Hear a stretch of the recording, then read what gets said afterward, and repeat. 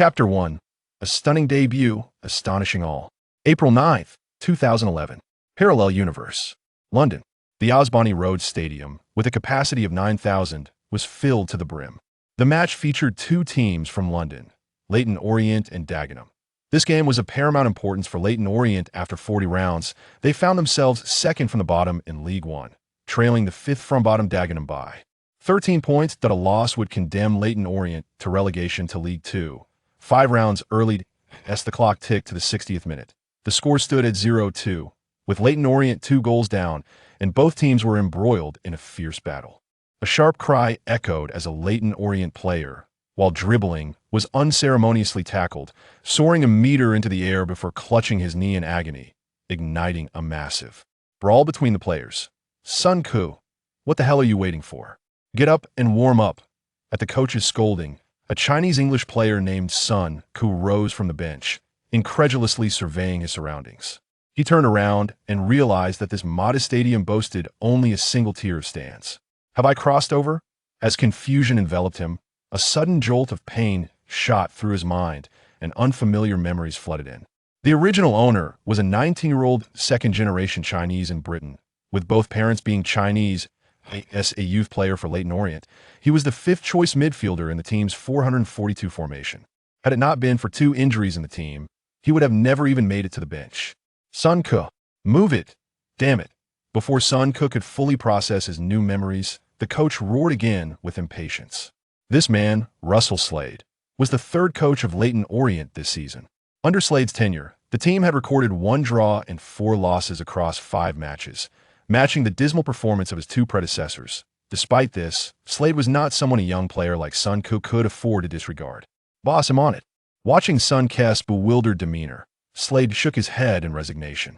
Had it not been for 3 midfield injuries, he would never have granted this young player a chance. 2 minutes later, Sun Ku was substituted onto the field. Upon his entry, Leyton Orient's fans erupted in a cacophony of boos. Why bring on an inexperienced Chinese player at this moment? I've seen the youth matches. That kid is useless. We're doomed. The fans vented their frustrations loudly. At that moment, a mechanical prompt echoed in Sun Ku's mind. Ding. System loading. Loading complete. Congratulations, host. You have acquired the British Empire Star System. Congratulations, host. You have attained maximum long-range shooting. Congratulations, host. You have attained maximum game prediction. Attribute allocation complete. Beginner's assessment task. Help Leyton Orient avoid relegation. Task reward. 10 attribute points. Note, if the task fails, the system will unbind. Stunned at the sequence of notifications, Sun Ku's face lit up with uncontainable joy. In his previous life, he had been a player eliminated from the Chinese football system, struggling to make ends meet after leaving the sport. He had once dreamed of becoming a professional player, toiling tirelessly for that ambition. Yet, after the harsh realities of life, his passion for football had been dulled. To his astonishment, he had transformed from a mediocre adult into a vibrant 19-year-old. With the system's blessing, he vowed to live a life of grandeur. Sun Ku sprinted onto the field, invigorated by the strength of his youthful body. He glanced at the electronic timer. The match had reached 62 minutes, and Leyton Orient trailed 0-2. With stoppage time considered, there were 30 minutes left to score 3 goals. Time was of the essence. Although Sun Ku was still unfamiliar with the original owner's capabilities, armed with maximum long-range shooting and game prediction, he felt confident he could alter the match's outcome single-handedly. That if he couldn't handle a League One match, what use was the British Empire Star? Beep. With the referee's whistle, the game resumed. The Leyton Orient players had lost their fighting spirit after the kickoff. A hasty long pass was easily intercepted by the opposing defenders. IT seemed relying on teammates. Was futile. He would have to score on his own. With a 2-goal lead, the Dagenham players appeared somewhat complacent, even sharing casual banter after completing their defensive duties. Still joking around during a match? How arrogant.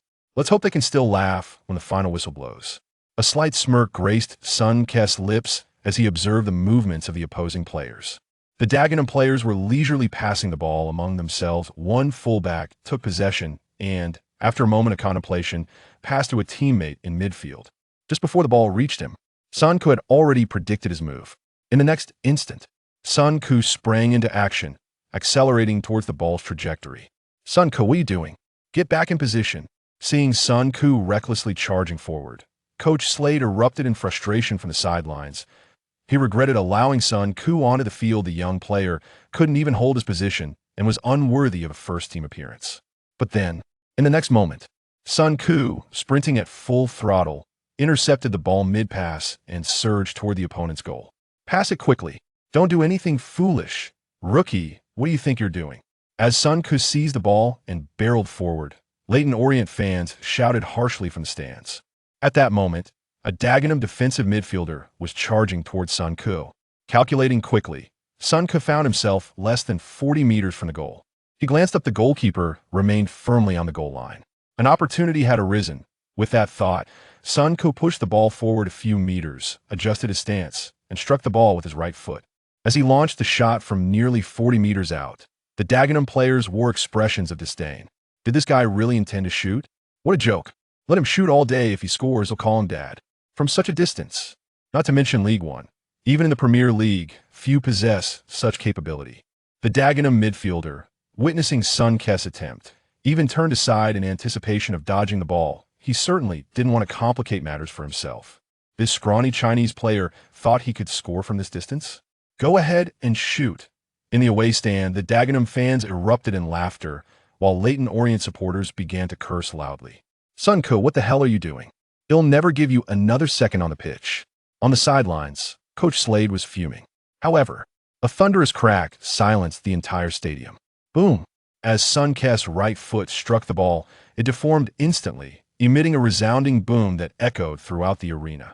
The ball transformed into a blurred streak of black and white, akin to a cannonball shot from a cannon, hurtling towards the goal at an almost imperceptible speed. At that moment, everyone in the stadium gasped in astonishment. This kid, seemingly not very robust, possessed such a fierce kick. The ball zipped past the Dagenham midfielder. He didn't even have time to see it, only hearing the whoosh as it tore through the air. The Dagenham goalkeeper, realizing the gravity of the situation as he spotted Sun Ku's shot, felt a surge of panic. Stay calm. It's far enough away. There's still time. The goalkeeper endeavored to quell the trepidation within, striving to execute the save with his customary methodical precision. However, as he lowered his center of gravity, preparing for lateral movement, the football, which had seemed distant from the goal, had already breached the penalty area. The goalkeeper's pupils contracted slightly, feeling his body stiffen, rendering him immobile.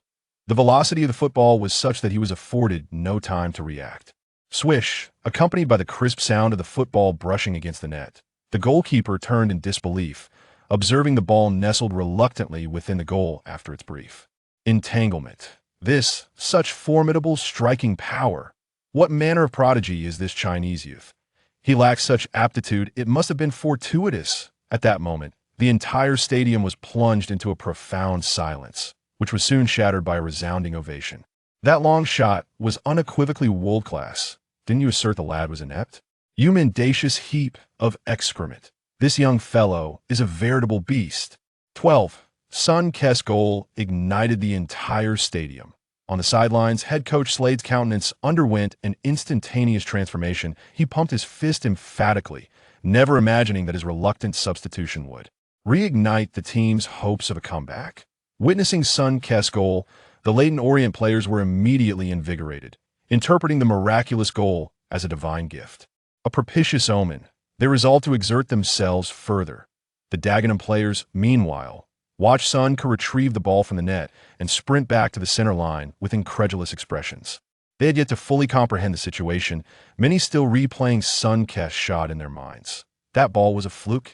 Indeed, it must have been. Chapter 2. Last-minute dramatic equalizer. A hat-trick on debut. Did you see that shot? No, it whizzed past in an instant. That lad must have been lucky. But his power is truly astounding. Alas, if I could score just one goal like that in my lifetime, it would be worth it. Mark him closely. He must not be allowed to shoot again.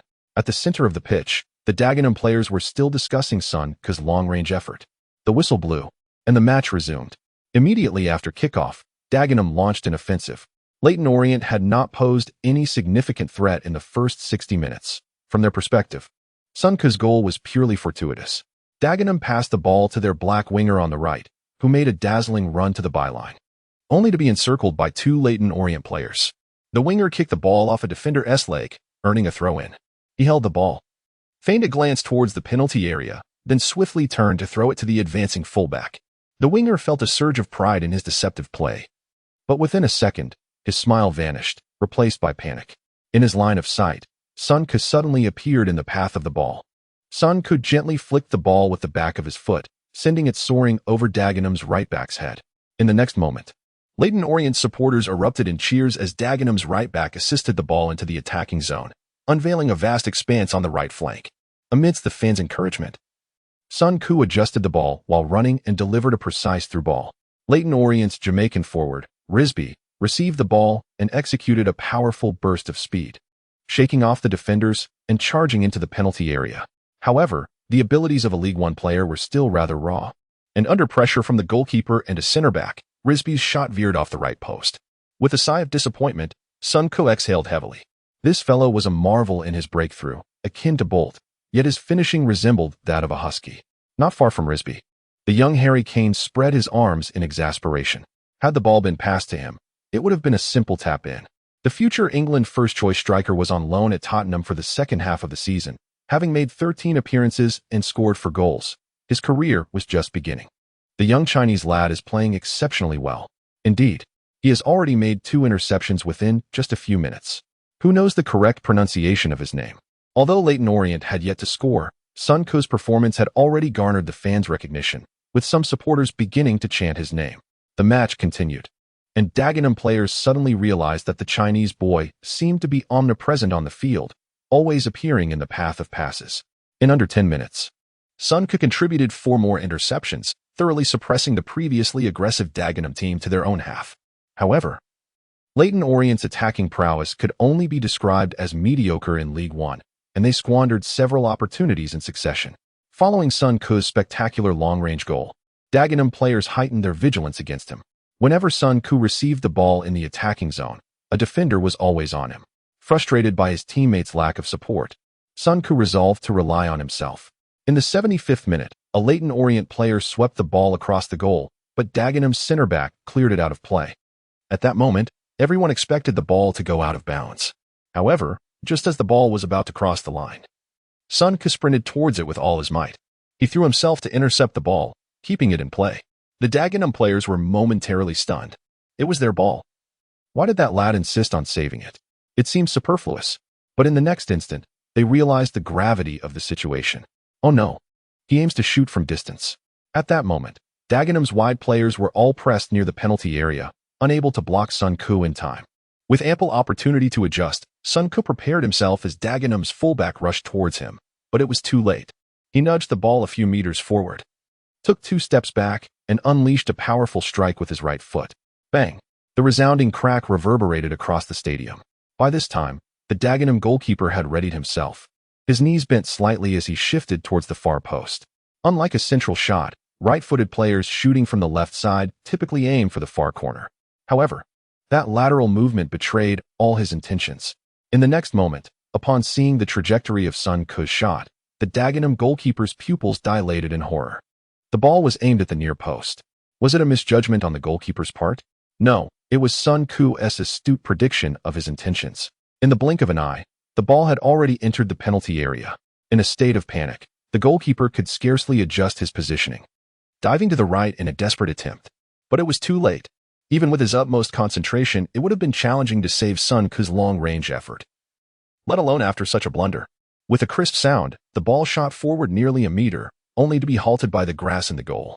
Yes, as Sun Ke celebrated his second goal with a long-range strike, the entire stadium erupted in exuberant cheers. Almost all Leyton Orient fans chanted his name. 2-2. Sun Ke clenched his fist in triumph. This shot was incredibly satisfying. His teammates rushed towards him, enveloping him in excitement and patting his back. Now, the admiration in their eyes was filled with astonishment and a newfound respect. This young man had rekindled Leyton Orient's hope for survival. If they could score 1 more goal, they could avert the dual humiliation of relegation and losing to their local rivals. In the penalty area, the goalkeeper lay helplessly on the grass. Such a shot quality was beyond his capabilities. There was simply no way to save it. Dagenham's defenders stood with their hands on their hips, overwhelmed by a sense of powerlessness. Such an audacious player emerged from a League One club? Not to mention, with this astounding long-range strike, this lad could command a handsome salary at any championship team. Coupled with his keen anticipatory skills, he would surely find a place in the Premier League in the future. With the score leveled, Leyton Orient players became entirely exhilarated. This time, there was no need for Sun Koo to retrieve the ball. His teammates eagerly dashed into the goal to collect the ball and turned towards the center circle. At this moment, their attitude towards Sun Koo had undergone a complete transformation. Teammates actively engaged with him, and Harry Kane even ran over to embrace him in excitement. Sun Koo glanced at the electronic timer. The match had entered the 76th minute. They still needed one more goal. On the sidelines, Coach Slade shouted loudly, "Time is running out. Press high as soon as we restart. Pay attention to Sun Koo's positioning. Pass to him whenever possible." Not far away, Dagenham's coach roared in fury, "Do not give him any shooting opportunities.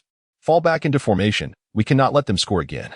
Dagenham currently sat fifth from the bottom, just 5 points above the relegation zone. Even if they could not win, they must not lose to a relegation rival. Following the restart, the demoralized Dagenham team adopted a defensive counterattack strategy.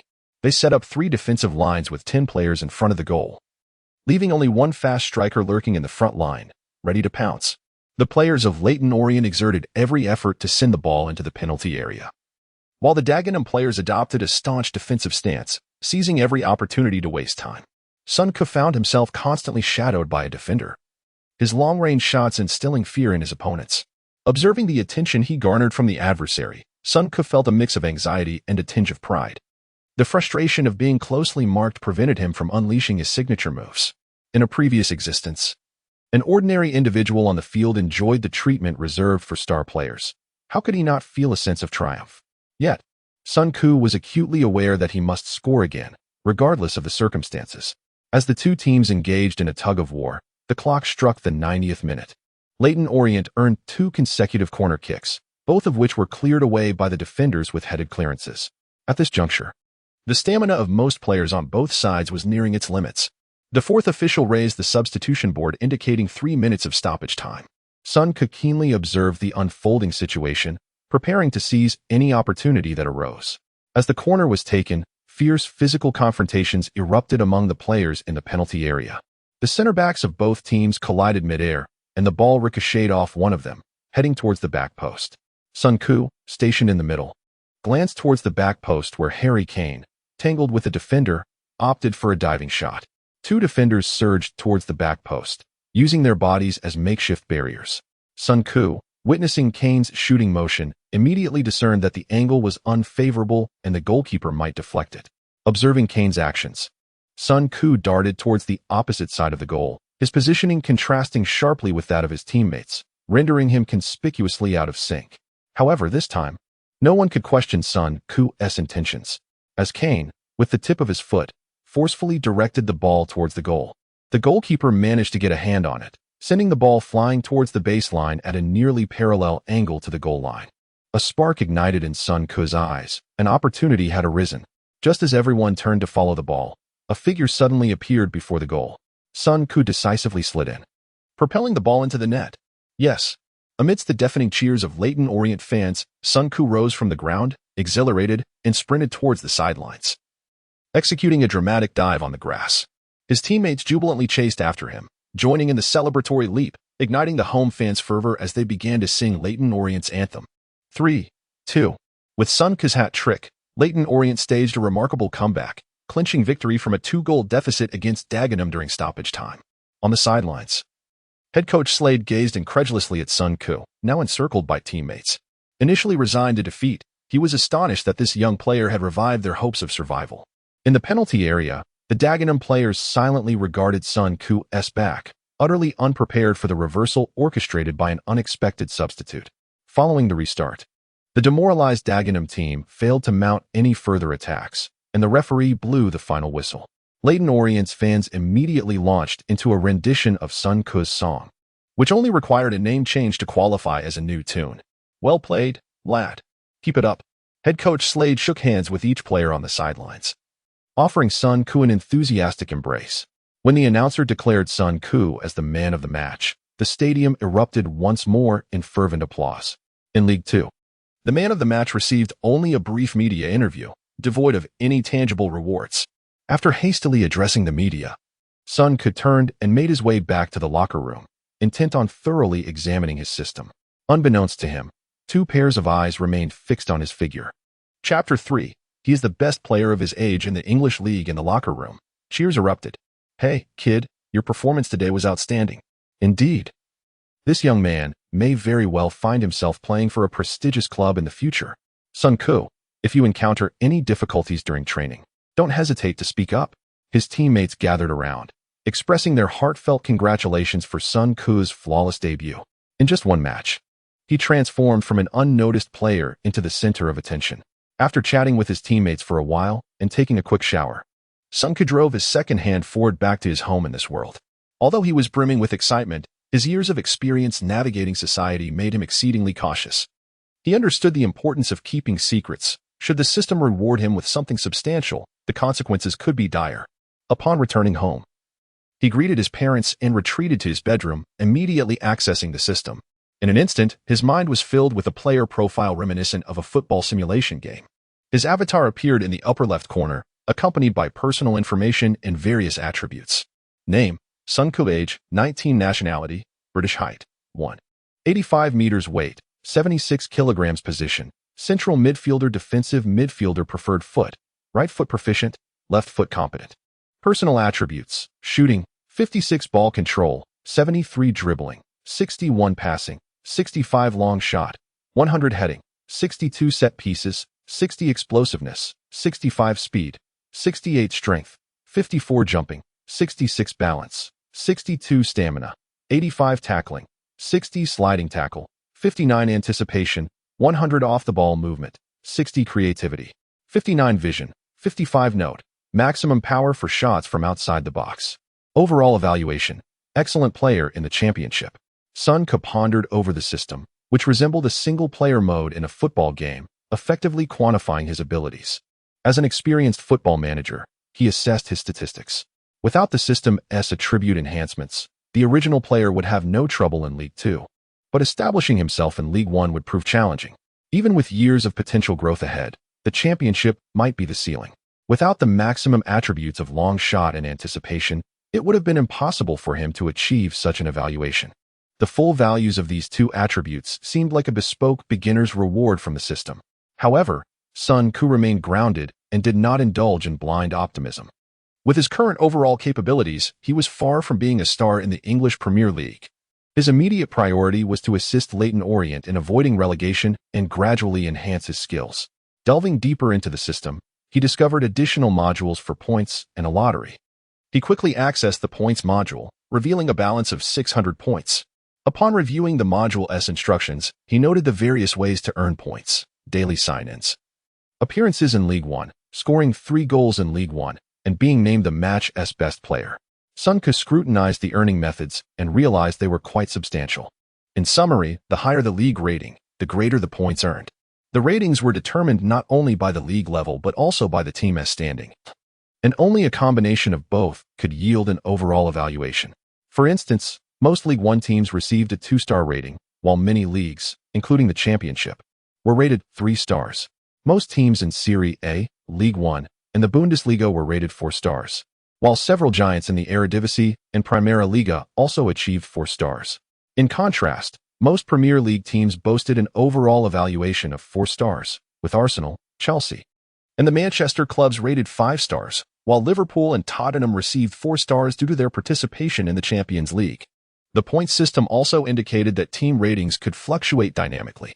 The stronger the team and the better the performance, the higher the points. Thus, aside from sign-ins, points could be earned through training, matches, goals, assists, and both individual and collective honors. The system served 2 primary functions. First, to enhance attributes, where increasing any attribute between 50 and 60 required 1,000 points, and the subsequent point allocation rules had yet to be unlocked. It appeared that the rewards for beginner tasks were worth at least 10,000 points, truly a generous beginner's incentive. Second, the points could be used for the lottery. Eagerly, Sun Ke entered the lottery system and examined the options. The lottery module featured 3 buttons: blue, orange, and red. The blue button required 100 points, the orange 1,000 points, and the red 10,000 points. offering a variety of rewards that would only be revealed upon trying.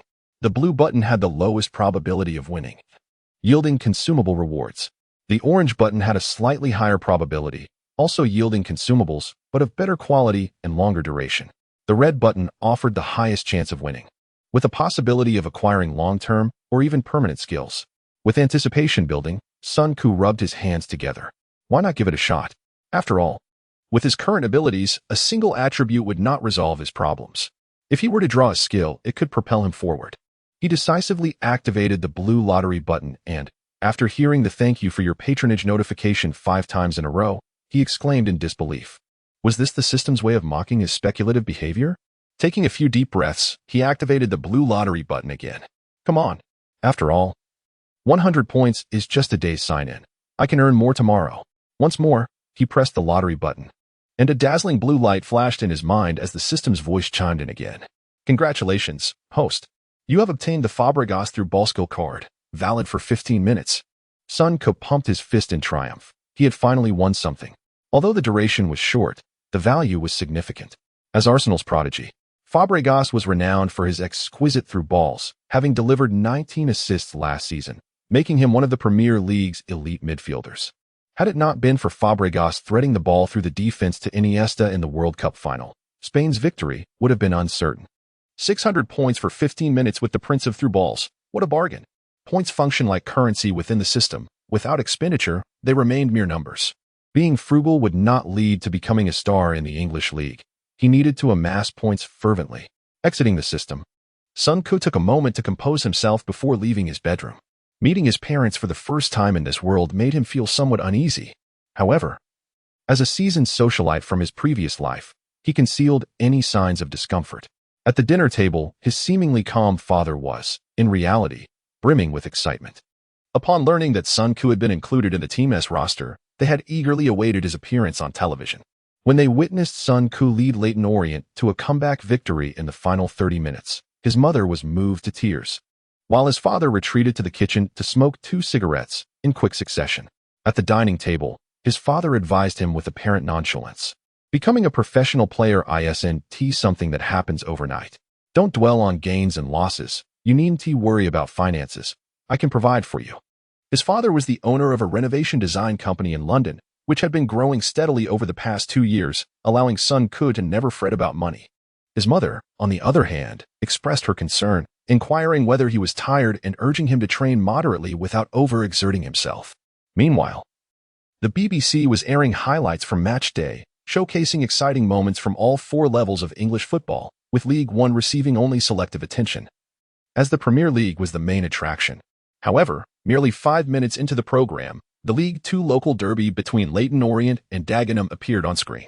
The renowned BBC football commentator, John Motson, remarked, "You might be surprised to learn that a young player of Chinese descent has become the game's standout performer." Accompanied by a resounding bang and the exuberant exclamation of "Yeah," Motson continued, "The long-range shot from this young lad is nothing short of astonishing." Leyton Orient's youth academy has indeed unearthed a remarkable talent. As the footage showcased Sun Ku's decisive goal, Motson paused the screen, stating, "Observe the boy's positioning. It is as if he possessed an innate foresight of the ball's trajectory." Notably, this young athlete executed 10 interceptions during the match, exhibiting an astute sense of awareness on the field. The program also featured an interview with Slade, where Leyton Orient's head coach unabashedly proclaimed to the cameras, "Sun Ku has transformed the dynamics of the game. I believe he is the finest player of his age in League Two." Prior to his appearance, we had discussed our expectations, and we were confident in his ability to handle the match. Evidence has proven us correct, and I am thrilled to witness this child's development. Although Sun Ku's appearance lasted only a few fleeting minutes, his parents remained elated. As a globally recognized television network, even a brief segment serves as a significant acknowledgement for Sun Ku. Under the same sky, in the coach's office at the Kearney training ground, Wenger was keenly engrossed in the match highlights. Upon viewing Sun Ku's goal compilation, Wenger developed an immediate interest in the young player. The Arsenal manager has a penchant for nurturing young talent, especially given the club's financial burdens following the construction of the Emirates Stadium, which has left them with a transfer budget consistently outmatched by rivals. This reality compels the professor to focus on promising young athletes. Upon learning that Sun Ku had achieved 10 interceptions in a single match, Wenger promptly sought out the game footage. Watching intently from Sun Ku's entry until the final whistle. After contemplating the match, Wenger swiftly sent a text to the club's scouts. I require a detailed report on Sun Ku from Leyton Orient. After dispatching the message, the professor smiled gently and remarked, a truly enigmatic young man. Chapter 4. The unbelievable explosion of the football. Early the next morning, Sun Ku arrived at the training ground an hour ahead of schedule. Slade had granted a day off to the starting 11, while the remaining players were required to attend a training session that morning. On the training field, Harry Kane was engaged in fundamental drills by himself. From the soaked jersey clinging to his body, it was evident he had been training for at least half an hour. Sun Ku had previously watched interviews with Tottenham players who claimed no one in the team could match Kane's training intensity, and it was indeed apparent. As the foremost striker for England a decade later, the 17-year-old Kane was not the primary focus of the coach's training, merely a promising youth player. Otherwise, he would not have been relegated to play in League Two for development. Faced with the bona fide star of British football, Sun Ku displayed a warm demeanor. For it was probable that in a few years, they would represent the England national team together, and it was prudent to foster a connection. After a brief conversation, they resumed their respective training. Sun Ku concentrated on medium-range passing and dribbling, for ball control was the lifeblood of a midfielder. Despite the support of the system, he understood that he could not afford to slack off during training. According to Wenger's philosophy, a player could enhance their abilities through training until the age of 24, and he still had ample room for improvement. Moreover, with the system backing him, he could not afford to underperform. Upon striking the football, the system immediately emitted a notification sound. Check-in successful, 100 points awarded. Congratulations, host, you have activated the training module. Sun Ku quickly accessed the system to review the module's description. The content was straightforward. He could earn points through training within the system. Points were awarded based on the club's rating, calculated hourly, with a daily training limit of 10 hours to prevent the host from overexerting themselves. Leyton Orient was rated 2 stars, allowing for 20 points per hour of training. Recalling his reckless expenditure of 3 days training rewards in mere seconds the previous day, Sun Ku felt a pang of regret. Had he been in a 3-star team, he would have earned 30 points per hour, in a 4-star team, 50 points, and in a 5-star team, an astonishing 100 points. It seemed that the path to greatness necessitated a move to a larger club. After alternating between 2 training subjects for about 40 minutes, Sun Ku noticed several players entering the training ground and decided to showcase his skills. To earn the respect of his teammates, he needed to make an impression. Thus, for the next 10 minutes, he unleashed powerful long-range shots every 20 seconds, reverberating across the training field. My heavens, this lad's kicking power is terrifying. He is like a beast. If struck, one might need 10 minutes to recover. Soon, the training ground became a spectacle for teammates and staff alike. The team's second-choice goalkeeper attempted to gauge the force of Sun Ku's long shots, but after 3 attempts, he left the goal, rubbing his arms and refusing to return to his position. Among the onlookers, Coach Slade's eyes sparkled with excitement. Although Sun Ku had dazzled with 2 remarkable long-range goals the day before, Slade worried it might have been a fleeting moment of brilliance. Witnessing Sun Ku's performance, he felt as if he had grasped a lifeline. He resolved to devise a strategy centered around Sun Ku's long-range abilities. Despite Leyton Orient's successful comeback the previous day, they were still 10 points adrift of 5th from bottom Dagenham, with 5 matches remaining in the league. Even a 5-match winning streak might not guarantee safety. So Slade had no choice but to place his hopes on Sun Ku. For the next 5 days, Sun Ku maintained a rigorous training schedule of 10 hours daily, returning home each evening, exhausted yet satisfied with the 300 points he had earned. Despite his relentless efforts, he could only match Kane's prowess. The latter was simply too exceptional. Destined for greatness. On April 15th, Leyton Orient faced Exeter City away from home. Exeter sat in 15th place, with neither promotion nor relegation concerns. The Leyton Orient players, teetering on the brink, exhibited considerable pressure, playing quite conservatively and hesitantly in defense. 10 minutes into the match, a defensive blunder allowed Exeter to capitalize and score 0-1. Following the goal, Leyton Orient found themselves on the back foot. Sun Ku made several crucial interceptions in the midfield, significantly alleviating the defensive strain. 30 minutes later, Exeter's vigorous play began to wane, and Leyton Orient's attacks started to show promise. In the 40th minute, an Exeter player fouled in the backfield, granting Leyton Orient a free kick from just over 30 meters away. Sun Ku confidently positioned himself at the ball, retreating to assess the goalkeeper's position. As the referee's whistle blew, he initiated his run-up. With one decisive step remaining, he lifted his right leg and struck the ball with ferocity. Bang! The sound echoed as the ball soared like a cannonball, finding the top right corner of the net. 1-1. Sun Koo exuberantly sprinted towards the sidelines, executing a celebratory slide as his teammates rushed to embrace him. The two teams concluded the first half in a stalemate. In the locker room, Slade passionately motivated the players. Though the impact was minimal, Sun Koo and Harry Kane conspired. If we fail to score in the second half, I will move forward in the last 15 minutes. When that time comes, you run into space, and I will deliver the pass. Kane, albeit uncertain of Sun Koo's strategy, nodded resolutely. Over the past week, the club's two most driven players had forged a camaraderie, with Kane deeply impressed by Sun Koo's remarkable long-range shooting and awareness. Meanwhile, Sun Koo perceived Kane's abilities as not yet outstanding, though his shooting skills were commendable, far surpassing those of Llorente. As the second half commenced, taking advantage of Exeter's slow start, Sun Koo seized a long-range opportunity. He adjusted his stance and struck the ball with all his might. A resounding boom reverberated across the pitch, followed by an even louder crack. The ball struck the intersection of the crossbar and post, eliciting gasps from the entire crowd. However, as the ball ricocheted back onto the field, a cacophony of murmurs erupted. Did I just see that correctly? He actually exploded the football.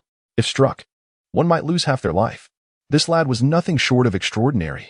On the field, the football, its outer casing in tatters, could only bounce twice on the ground before the referee picked it up and tossed it out of play.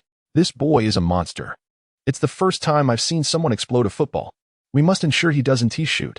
The Exeter players exchanged glances of disbelief at Sun Koo's prowess. With the brief interruption concluded, the match resumed. This time, whenever Sun Koo acquired the ball, an Exeter player would position themselves nearby, neither too close nor too far. Sun Koo attempted several forced shots, each veering off target due to insufficient preparation. The Leyton Orient players fought valiantly, gaining slight control in the second half, yet failing to create significant scoring opportunities. In the 75th minute, with the score still tied, Sun Koo decisively accessed the system and employed Fabregas's through-ball skill. With 1,500 points still in his account, he intended to use them all for a draw should the situation necessitate it. Upon activating the skill card, a countdown timer appeared below it. Sun Koo flexed his ankle. It was time to showcase his true abilities. Chapter 5. A precision pass like a scalpel on the pitch. The Exeter team retreated their formation, poised to exploit Leyton Orient's eagerness to score with a counterattack. The looming possibility of a devastating defeat rendered Leyton Orient's players somewhat hesitant. They opted for safer crosses rather than daring forward passes that might threaten the opposition. This was partly due to their limited skill levels, and partly a reflection of the training they had received since childhood. It is well known that traditional English football tactics emphasize long passes and aerial balls, a strategy ingrained in youth training manuals and subtly influencing English players over the years. While many Premier League clubs have begun to adopt a more ground-oriented style, lower league matches still retain a rather rudimentary and aggressive approach. Leyton Orient players executed lateral passes around their opponents from 40 meters out, but the results were often lackluster. They frequently struggled to maintain possession, resorting to hasty long-range shots. As the only reliable long-range shooter on the team, Sun Koo could only feel frustrated. Whenever he received the ball, defenders would swarm him within a 5-meter radius. Intent on preventing his shots, Sun Koo repeatedly reminded himself, stay calm. He needed to find a way to effectively utilize his skill card. In the 78th minute, Leyton Orient gained possession in the attacking third. The midfield linchpin, Dean Smith, received a pass from a teammate. Before he could react, a defender closed in rapidly. Dean Smith could only shield the ball while searching for an open teammate. At that moment, Sun Koo suddenly appeared at his side, and Dean Smith immediately passed the ball to him. No sooner had Sun Koo gained possession than a defender rushed forward, positioning himself directly in front of him. Upon receiving the ball, Sun Koo glanced at the goal, adopting a shooting stance, prompting the defender to instinctively close in. In the instant the defender lunged, Sun Koo deftly flicked the ball behind him to his left, then swiftly maneuvered around the defender, charging toward the ball. He separated himself from the ball. Sun Koo caught up to the ball, but Exeter's defensive midfielder hastily positioned himself in front of him. Sun Koo feigned a shot once more, then decisively changed direction, evading the defender again. The two pursuing defenders wore fierce expressions, ready to pounce at the slightest misstep. Just as everyone anticipated a forced shot from Sun Koo, he made a subtle wrist flick with his right foot. The next moment, To everyone's disbelief, the ball threaded through the gap between the two center backs, rolling diagonally toward the right side of the penalty area. As the ball slipped past Exeter's defensive line, Harry Kane surged forward. Without any adjustments, he effortlessly nudged the ball toward the lower left corner of the goal with his right foot. Everything transpired so abruptly that the goalkeeper had no time to react, watching helplessly as the ball soared into the net. 2-1. Following the goal, Harry Kane immediately rushed towards Sun Koo, both of them laughing heartily as they embraced. Harry Kane exclaimed, "Brilliant! What a pass!" On the sidelines, Leyton Orient's coach, Slade, pumped his fist vigorously. "We are still alive." In the away stands, Leyton Orient fans erupted into ecstatic cheers, while the home supporters fell into stunned silence, their faces reflecting disbelief. Was this the caliber of play that League Two players could produce? The quality was astounding. How did he manage that pass? That kid's delivery was simply extraordinary. There was no time to react in Exeter's penalty area. The goalkeeper and two center backs exchanged bewildered glances, each asserting that their positioning was sound. Their defensive line had been breached, and they could only concede that the Chinese player was exceptional. Following the goal, Coach Slade immediately called for the team to consolidate their formation. A one-goal advantage was ample. As the match resumed, Sun Koo glanced at the electronic timer. Just over 80 minutes had elapsed. With 10 minutes remaining, a one-goal lead was precarious. They needed to find a way to score again. The skill card still had time remaining. It must not be wasted. The trailing Exeter team, bolstered by the support of their fans, launched an offensive against Leyton Orient. In the ensuing 5 minutes, Exeter earned 2 scoring opportunities, but Leyton Orient's players valiantly thwarted the attacks. In the 86th minute, an Exeter player lofted the ball into Leyton Orient's penalty area. Leyton Orient's center back, Joel, leaped high to clear the ball out of the box. Leyton Orient players executed a series of quick passes, eventually placing the ball at Sun Koo's feet near midfield. Upon receiving the ball, Sun Koo swiftly changed direction. Evading the defender, he glanced forward and spotted a gap that was usually obscured, now glaringly apparent. In that moment, Harry Kane's off-the-ball movement became evident. Although Kane's abilities had waned from his peak, his shooting prowess and off-the-ball runs were beginning to reveal themselves. He always seemed to position himself in the most inconvenient spots for defenders. Seeing Sun Koo in possession, Kane instantly shifted laterally, creating space between the two center backs. At the same time, Sun Koo, in full stride, suddenly struck the ball. The football arced through the air, not with great curvature, but at a perfect angle, slicing between the two center backs. In an instant, a collective gasp echoed throughout the stadium. Among the English fans, many understood the essence of football. They knew the difference between mediocrity and excellence. Sun Koo's incisive pass surpassed the previous one in its penetration. Exeter players had been vigilant about their positioning, yet they were completely undone by Sun Koo's pass. The next moment, Harry Kane appeared behind the two center backs, skillfully controlling the ball with his thigh before calmly slotting it past the goalkeeper into the near corner. The future star of England executed his shot with seamless precision. Devoid of hesitation, the goalkeeper lunged in vain, left powerless as the ball sailed past him into the net. 3-1. Amidst the thunderous cheers erupting from the away stands, Leyton Orient players joyfully surrounded Sun Koo. Even the double scorer Harry Kane joined the jubilant circle around Sun Koo. With a 2-goal advantage, Exeter players, devoid of motivation, completely surrendered, and the match lost all suspense. After the final whistle, Leyton Orient players gathered around a radio, eagerly awaiting news from other matches. Upon learning that Dagenham had lost again to a relegation rival, Leyton Orient players erupted in celebration. With 4 fixtures remaining in League Two, Leyton Orient had ascended to third from the bottom, trailing Dagenham by just 7 points. In their last 4 matches, Dagenham would face the top-ranked Charlton, the third-ranked Huddersfield, and the playoff-chasing Plymouth, 3 formidable opponents, likely to falter. As long as Leyton Orient could hold their ground, they had a genuine chance to overtake. After the match concluded, Sun Koo was awarded the title of Man of the Match, accumulating a substantial total of 600 points, 100 points for attendance, 100 points for his appearance in League Two, 100 points for his goal, 200 points for 2 assists, and 100 points for being named the best player on the pitch. His account now boasted a total of 2,100 points, a testament to the generous rewards of match day. Sun Koo longed to allocate 2 points to his attributes, yet he refrained from hasty decisions. After all, enhancing combat effectiveness through lucky draws was the more prudent path. Whether to invest in attributes would ultimately depend on the outcome of the next match's draw. Unbeknownst to Sun Koo, a single action he took on the field would spark a significant uproar post-match. Chapter 6. The aftermath of the punctured soccer ball as the match between Leyton Orient and Exeter concluded. An unexpected wave of media scrutiny arose. What went awry in the manufacturing process that led to the soccer ball being punctured during the game? The article provided context for the match before detailing the sequence in which Sun Ke punctured the ball. Throughout the description, the narrative employed suggestive language, noting how a 6-foot-tall, 167-pound Asian player managed to explode a supposedly durable soccer ball with a mere standard shot, a scenario that elicited astonishment. Following this report, numerous newspapers featured similar narratives, with media outlets selectively presenting facts that serve their intended message.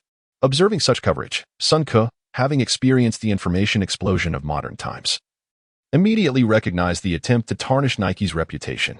As a titan within the sports industry, Nike has demonstrated its influence across various athletic disciplines. While Adidas had long dominated the realm of soccer, Nike gradually infiltrated this territory in the 1990s, leveraging its operational prowess. For instance, Adidas has been the designated brand for World Cup balls, whereas Nike has secured its position as the official ball supplier for leagues such as the Premier League, La Liga, Serie A, and Ligue 1. In recent years, both brands have emerged as formidable competitors, especially after Adidas's 2010 World Cup ball, the Jabulani, faced widespread criticism for its lightweight design and erratic flight path. In light of the Nike soccer ball's puncture during the match, Adidas could hardly remain passive, as this exemplified a commercial rivalry. Regardless of the truth, it was imperative to shape a dominant public perception. Within a single day, media interest in the punctured ball surged dramatically. Larger outlets maintained a relatively objective stance, while tabloids eagerly jumped into the fray, unearthing less flattering stories about Nike. Nike remained composed, initiating a product performance test to inform the public about the foundational capabilities of the new product, the Total 90 Tracer. Subsequently, Nike showcased a video of Sun Ke's explosive shot on its homepage, titled, "Is this a standard shot?" In an instant, Sun Ke's remarkable kick, along with footage of his previous long-range attempts, was compiled into a highlight reel that garnered immense viewership across global video platforms. Wow, this individual doesn't appear particularly robust, yet possesses such remarkable kicking power. Is he really a Chinese player? They call such a shot a standard kick. A long-range shot that leaves the goalkeeper utterly unresponsive is merely standard? Surely, this is a fabricated story. Nike, adept at leveraging video to amplify its influence, swiftly regained control of the narrative. The tide of public opinion shifted dramatically, prompting apologies from the initial provocateurs, while others faced legal repercussions. The discourse surrounding Nike's soccer brand quality soon reached a resolution. Nevertheless, Sun Ke's fame continued to soar, with media outlets reporting that the speed of his long-range shots exceeded 180 kilometers per hour. This revelation was indeed staggering. It is noteworthy that shots exceeding 150 kilometers per hour are already categorized as powerful strikes, and Sun Ke's attempts far surpassed this benchmark. Consequently, he ascended to the pinnacle of online soccer viewership. Why are Chinese players so formidable in the UK, yet the national team appears so lackluster? Without delving into specifics, the disparity in long-range shooting prowess is astonishing. It seems it's not that we Chinese cannot play football, but rather that our national training system is severely inadequate. As such sentiments circulated, Chinese football fans began to voice their concerns. The topic of long-range shooting is particularly sensitive among these fans. During the 2002 World Cup group stage, Roberto Carlos's long-range strike against the Chinese national team clocked in at precisely 150 kilometers per hour, with the goalkeeper offering little effective response. However, some expressed skepticism regarding Sun Ke's abilities. So what if he has a powerful shot? Football isn't solely about shooting strength. Overall capability matters. Besides, he's just a player in League 1. Must we elevate him so highly? In response to the critical comments, other fans began to circulate videos showcasing Sun Ke's interceptions and assists. Observing his performance on the field, many fans found themselves captivated. Goodness, how does he possess such extraordinary anticipation? His passing is quite impressive. He appears young. Is he truly Chinese or of mixed heritage? As discussions flourished, Sun Ke's domestic popularity surged, with even international students in London assisting in disseminating information about his background. Upon learning that Sun Ke held British nationality, many netizens lamented, "I knew it. If only he were truly Chinese. What a pity." Sun Ke took note of the fans' comments, with some expressing genuine sentiments. However, as a time traveler, he understood that the issues facing the national team could not be remedied by a single player. Joining the national team at this juncture would equate to jeopardizing his career. Presently, Sun Ku was merely a diligent football worker, dedicating 10 hours daily to training for 200 points, with his primary objective being to assist Leyton Orient in avoiding relegation through systematic evaluations. At this moment, Sun Ku's scouting report had already landed on the desks of numerous coaches. Finch Farm Training Base. Moyes sat in his office, perusing Sun Ku's scouting report. Name: Sun Ku. Nationality: British. Date of birth: March 13, 1992. Height: 185 centimeters. Weight: 76 kilograms. Club: Leyton Orient. Position: midfielder. Preferred foot. Both projected market value: 200,000. Agent: none. Contract expiry: June 30th, 2012. Technical attributes: strengths: the player possesses exceptional anticipation, A, and long-range shooting ability, A. Proficient in delivering threatening passes, A. Exhibiting outstanding mobility, B, and possessing the speed necessary for the Premier League, C. Weaknesses: lacking in physicality, D. Limited vision, D. And insufficient competitive experience, D. Potential rating, B. With prospects of becoming a rotational midfielder for mid-tier Premier League clubs. Template: Makelele Fabregas. Exceptional anticipation and adept at delivering threatening passes, yet has limited vision? The projected templates of Makelele and Fabregas seem quite disparate. Upon reviewing this scouting report, which clearly delineated strengths and weaknesses yet contained contradictory evaluations, Moyes couldn't help but furrow his brow. Had he not witnessed Sun Ku in action, he would have assumed this report was a mere copy-paste from another player's dossier. Nevertheless, Moyes recognized Sun Ku's abilities as accurately reflected. Limited vision might simply be attributed to a young player newly afforded playing opportunities, perhaps overly anxious. Not a significant issue. After a moment of contemplation, Moyes summoned the club's chief scout, stating, "I require all scouting reports for Sun Ku for the remainder of this season." Coney Training Base. Wenger inquired of the club's chief scout, Steve Rowley, "Is Sun a product of mixed British and Chinese heritage?" "He certainly doesn't appear to be." Steve Rowley promptly replied, "Boss, both of Sun's parents are Chinese. He was born in London." Wenger nodded with a smile. This young man embodies the diligence of the East, coupled with a rare gift for anticipation. I believe a player's awareness is more crucial than their current technical abilities. This child possesses the potential to establish himself in a high-level club, although Arsenal is renowned for its frugality in the transfer market. As a prominent club in the Premier League, acquiring a player from League Two is hardly a significant endeavor. The assistant coach, Bowden, inquired, "Should we inquire about Leyton Orient's valuation now?" Wenger chuckled and shook his head. "We merely need to stay vigilant. For the time being, let us refrain from disturbing him." Time swiftly passed, and 6 days later, Leyton Orient hosted Peterborough United, who were ranked 8th in League One, while their relegation rival, Dagenham, faced a formidable challenge against Plymouth. Currently positioned 6th, Peterborough was a mere 3 points shy of the playoff spots, ensuring that they would give their all in this match. In the locker room, Sun Ku activated the system, revealing a balance of 900 points in his account. In terms of capability, Leyton Orient was undoubtedly outmatched by their opponents. It seemed that to secure victory, considerable resources would need to be expended today. Chapter 7: Transformation into a Little Flying Hero in the Locker Room.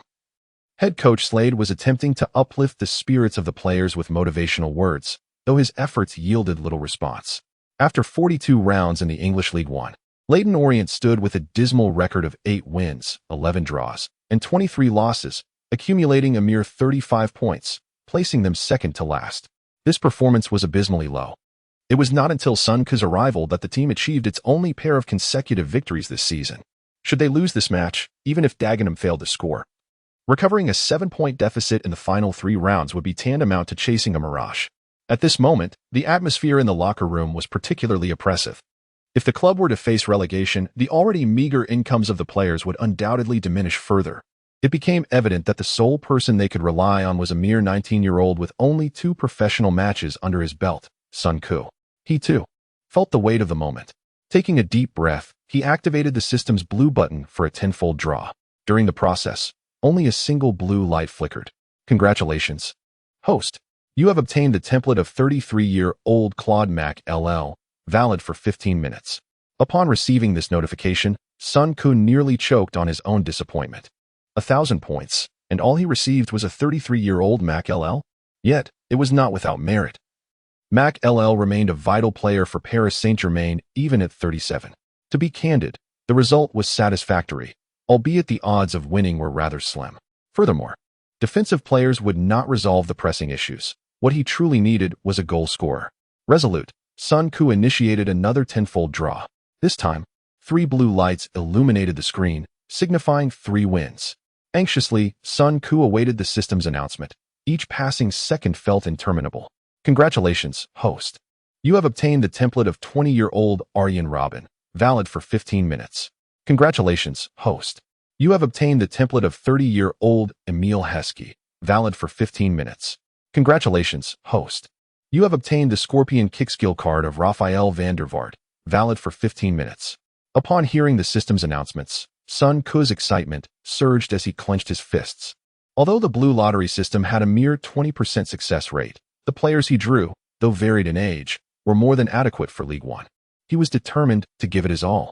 As the match commenced, Sun Ku rallied his teammates with fervor. Come on, lads, let's fight. His teammates bore heavy hearts. Save for Harry Kane, who responded with a glimmer of optimism. Realizing the gravity of the situation, Sun Ku steeled himself. He had to rely on his own abilities. Once the game began, Leyton Orient players exhibited great determination. Yet the disparity in strength between relegation-threatened teams and those vying for promotion was not something that sheer grit could overcome. 5 minutes into the match, Leyton Orient had yet to penetrate the opposing team's 30-meter zone. In the 7th minute, Sun Ku received the ball in midfield and decisively activated Robben's template. The moment the template was engaged, he felt an immediate surge of power in his legs, and his ball control improved dramatically. As he gained possession, a Peterborough midfielder charged at him, aiming to assert physical dominance. Instinctively, Sun Ku used his left foot to nudge the ball behind the approaching player, deftly evading the impending collision. His exceptional control drew a chorus of applause from the Leyton Orient supporters. With determination, Sun Ku surged along the right flank, drawing the attention of a defender. Coach Slade, anxiously observing from the sidelines, shouted, "Sun Ku, pass the ball." He was frustrated by the young player's solo endeavor, thinking, this kid has played just 2 decent games and already thinks he is the star. However, what followed nearly left Slade speechless. Faced with the defender, Sun Ku not only maintained his speed but continually changed direction. The defender, unable to keep pace, resorted to a sliding tackle. In that instant, Sun Ku abruptly halted, skillfully evading the challenge with a deft touch of his left foot. Accelerating once more, he left the defender in the dust. In mere moments, Sun Ku had elegantly maneuvered past 2 defenders, showcasing a breathtaking display of skill. The home crowd erupted, rising to their feet in astonishment. On the sidelines, Slade watched, astonished by how this young talent consistently outperformed expectations in matches compared to training. As the Peterborough left-back scrambled backward, urgently calling for assistance, he realized that if he were bypassed, Sun Ku would exploit the left flank with impunity. Sun Ku's dazzling footwork invigorated the Leyton Orient players, prompting the 2 forwards to reposition themselves, creating space for Sun Ku to advance. Sun Ku gestured for his teammates to move, all the while keeping the defenders on high alert. It is well known that Robben's signature move is the cut-in shot. Now that Sun Ku possessed Robben's template, he was determined to unleash all of the player's skills. Inside the penalty area, Harry Kane continuously adjusted his runs, seeking openings. He was now utterly convinced that if he could find space, Sun Ku would deliver the ball. The Peterborough players remained vigilant. Having tailored their defense specifically against Sun Ku after the previous match, Kane searched for an opportunity, and as Sun Ku approached the penalty area, he suddenly accelerated towards the point of origin. Now's the time to pass, he thought, growing impatient as Sun Ku hesitated. Just then, Sun Ku made a sudden diagonal cut into the box, catching the defenders off guard. The left center-back from Peterborough rushed out in a panic. But the next moment, Sun Ku swiftly accelerated laterally while maintaining possession, and, in a stunning display of skill, he swung his left foot to strike the ball towards the near post. Although capable with both feet, Sun Ku had predominantly shot with his right in previous attempts, leaving the defenders unprepared for such a sudden strike from this angle. As he launched the shot, the Peterborough goalkeeper instinctively assumed Sun Ku had overstepped, preparing for a wild attempt. Yet, upon observing the trajectory of the ball, the goalkeeper's pupils dilated. He realized the shot was on target. Sun Ku's effort was both unexpected and of remarkable quality, leaving the goalkeeper with no time to react. The sharp sound of the ball striking the net echoed across the field as the Peterborough goalkeeper turned in disbelief, watching the ball bounce within the net. How could this young player possibly score such a high-quality goal? He thought. From midfield to front, a seamless transition, a cut-in shot resulting in a goal. It was as if Robin had been reincarnated. A moment of silence was shattered by an eruption of cheers from the crowd. Leyton Orient fans celebrated with fervor, singing and jumping in jubilation. This young prodigy's goal was nothing short of spectacular. Our youth academy has produced such a remarkable talent. Sun Ke, well done. Take that, Peterborough. In that instant, the home crowd could no longer contain their exhilaration. 1-0. Sun Ke's goal reignited hopes for survival. As the match unfolded, Sun Ke raced toward the sidelines, executing a jubilant slide on his knees. His teammates, with expressions of sheer delight, rushed towards him, encircling their newfound hero. Sun Ke, seizing the moment, transformed into the miraculous figure in their eyes, leaving no room for doubts. Peterborough's head coach shouted from the sidelines, "Stay composed. That lad is merely fortunate." He firmly believed that Sun Ke's goal was a mere stroke of luck. Could the less fortunate not even savor the taste of dumplings? An accident. It must be an accident. The coach remained unperturbed, confident that in the face of true strength, everything else was but a fleeting illusion. As the match resumed, Sun Ke could distinctly sense that his teammates on the field were communicating with him more intimately. Now, whenever Sun Ke seized the ball, the defenders of Peterborough intensified their efforts, resorting even to fouls to restrain him. However, Sun Ke did not recklessly charge forward. He skillfully maneuvered past opponents when the opportunity arose and opted for passing upon encountering dense defenses, significantly alleviating the team's defensive burden. In the 18th minute, a Leyton Orient player intercepted the ball in the backfield, and it swiftly found its way to Sun Ke's feet. With only 2 minutes left on the clock, this attack-defense transition was a golden opportunity. The moment Sun Ke received the ball, he deftly evaded the defender beside him and, without hesitation, surged toward the right flank. Once he accelerated, the pursuing defenders could not keep pace with him. Sun Ke, while in motion, deftly changed direction, leaving the defenders bewildered, who were unable even to commit a foul. In an instant, the Peterborough defenders were thrown into disarray. Within mere seconds, Sun Ke had penetrated deep into enemy territory. The defenders were at a loss, unsure whether to tackle or foul. With unwavering determination, Sun Ke gazed toward the penalty area, resolved to seize this opportunity. The outcome of this shot was crucial to the match's result. Old Man Luo playing in League 2 is no trivial matter. Trust in Old Man Luo. Let us do this. Chapter 8. Up with Heskey, specializing in brutal men. The young man surged forward once more. Go for it. Score another goal. Sun Ke, charge ahead. In the stands, nearly 10,000 Leyton Orient fans leapt from their seats, their voices resonating in fervent unison. Within Peterborough United's penalty area, Risby and Harry Kane darted towards the far post, creating space for Sun Ke. Sun Ke feigned a shot before the left back, and the moment his opponent retreated, he decisively cut inside. In the next instant, Peterborough's left center-back lunged forward, blocking Sun Ke's path to goal, while their defensive midfielder rushed back, obstructing his route inward. Confronted by a double team, Sun Ke remained unfazed. He pretended to shoot, and at the very moment the midfielder advanced to block, he swiftly changed direction, evading his opponent. Witnessing this, the previously composed Peterborough coach panicked, shouting from the sidelines, "Don't let him shoot. Block him." Just as the coach's words faded, Sun Ke accelerated laterally, preparing to strike. The Peterborough center-back, without hesitation, leaped to intercept. Yet, in that fleeting moment of hesitation, Sun Ke deftly maneuvered past the defender's attempt. This time, no defenders remained before him. Only the Peterborough goalkeeper stood in his way. Amidst the deafening cheers of the home fans, Sun Ke decisively unleashed his shot. He glanced toward the left side of the goal, but aimed for the lower right corner. The goalkeeper, momentarily deceived, exerted all his strength to dive. However, that brief hesitation had already cost him dearly. The Peterborough goalkeeper strained every muscle, veins bulging, yet he could not thwart Sun Ke's goal. With a crisp sound echoing as the ball met the net, Leyton Orient supporters erupted in jubilant cheers. Our pre-match intelligence was utterly flawed. This lad is a master of breakthroughs. How could we have overlooked such crucial information? The Peterborough goalkeeper pounded the grass in frustration, cursing under his breath. On the sidelines, Leyton Orient's coach, Slade, clasped his head in disbelief, overwhelmed by the turn of events.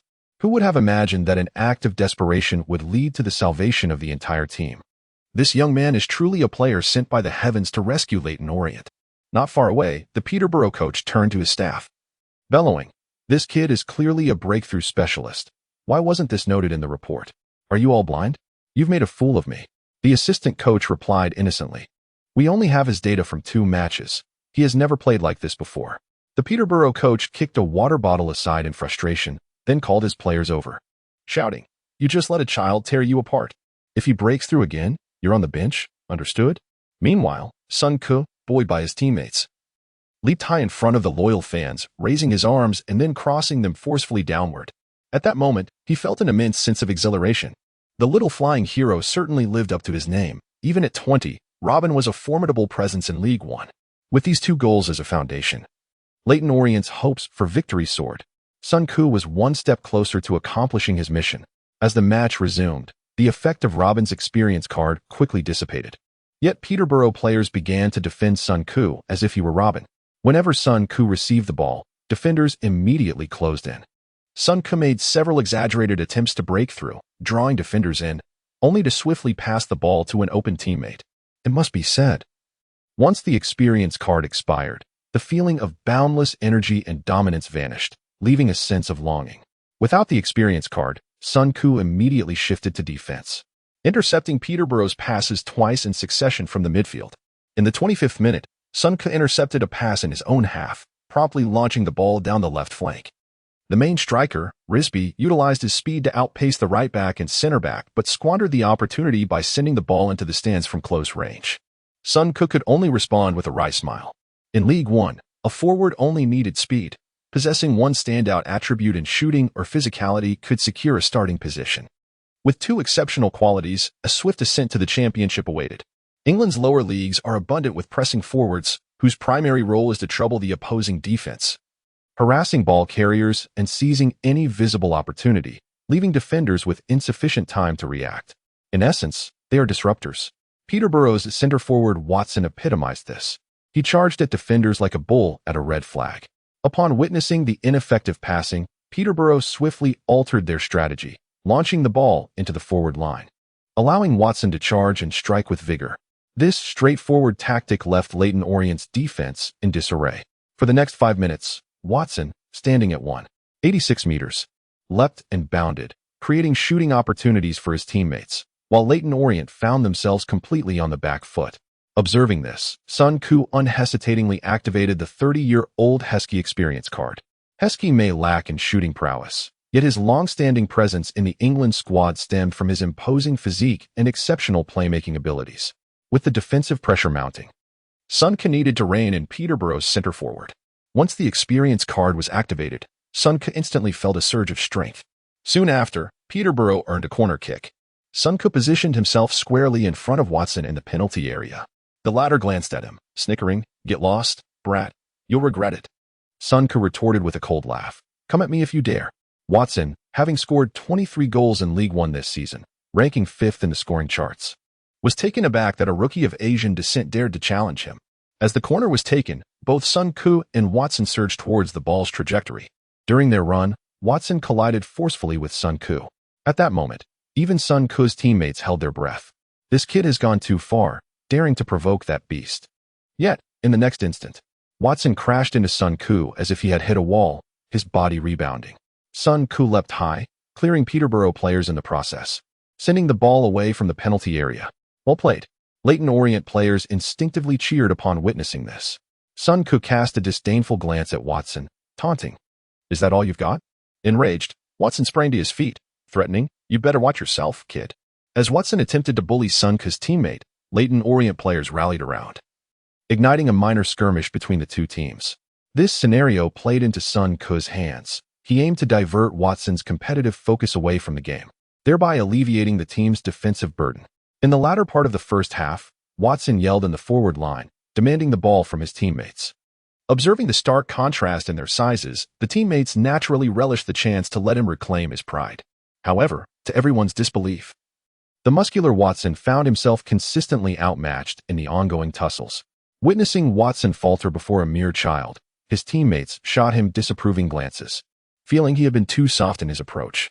Watson was utterly consumed by a frenzied state whenever he laid eyes on Sun Ke. He found it nearly impossible to rein in his emotions. Just before the conclusion of the first half, the Peterborough United team propelled the ball forward once again. Sun Koo and Watson were set to clash anew. Watson charged like a maddened bull, disregarding the football entirely, and exerted all his strength to collide with Sun Koo.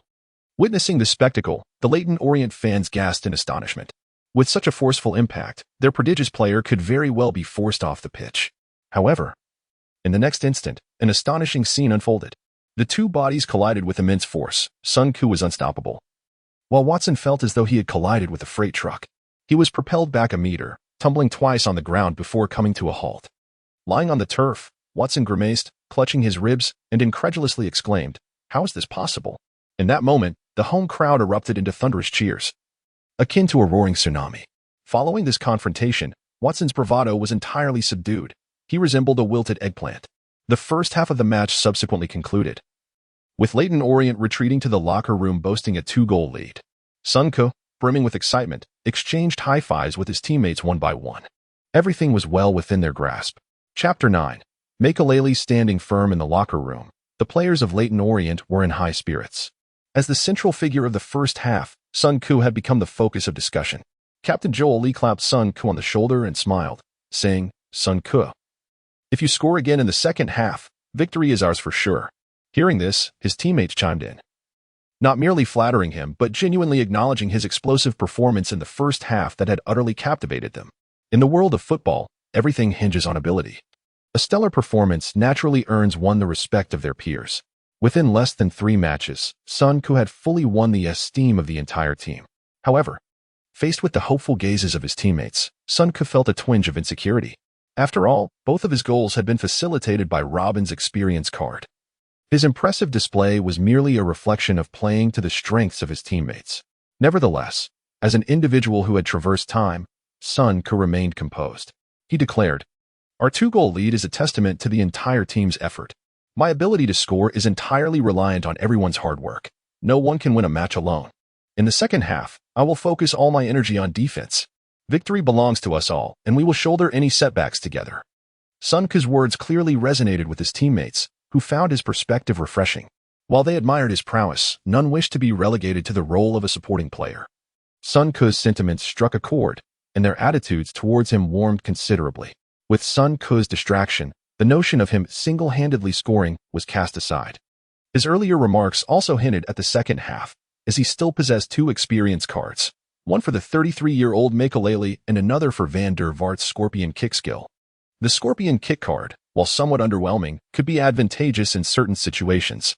Conversely, Makelele's experience card was poised to be invaluable in the ensuing half, which is why Sun Koo had claimed he would dedicate himself to defense. Currently, the system held 1,900 points, and should any issues arise in the second half, he could draw again. However, he hoped such circumstances would not materialize, given that Leyton Orient's final opponent was Southampton, ranked 2nd in League One. Southampton was renowned in England for nurturing talents like Alan Shearer, Bale, Walcott, Lalana, Ben White, Oxlade-Chamberlain, Luke Shaw, Chambers, Bridge, and the Premier League's top scorer Phillips. In Sun Koo's memory, Southampton had ascended from League One to the Championship and then to the Premier League within consecutive seasons. The storied legacy of such a club was beyond comparison for Leyton Orient. To secure survival, a fierce battle was inevitable in the final round, prompting Sun Koo to refrain from enhancing his attributes and conserve points for the last match. Meanwhile, in the visitors' locker room, the Peterborough United coach unleashed a tirade against his players. He raged, "Our performance in the first half was utterly abysmal. We were dismantled by a mere child.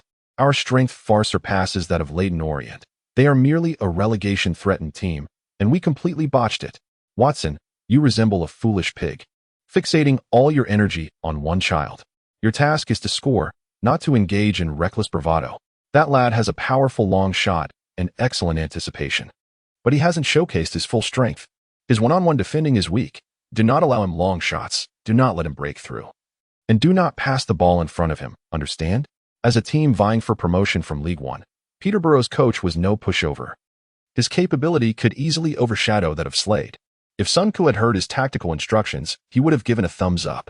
This coach had astutely assessed Sun Koo's strengths and weaknesses. However, he could never have anticipated that Sun Koo would soon morph into Makelele in the second half. As the second half commenced, both teams were brimming with determination, immediately engaging in an intense midfield battle. The effectiveness of the Star Experience card lasted only 15 minutes.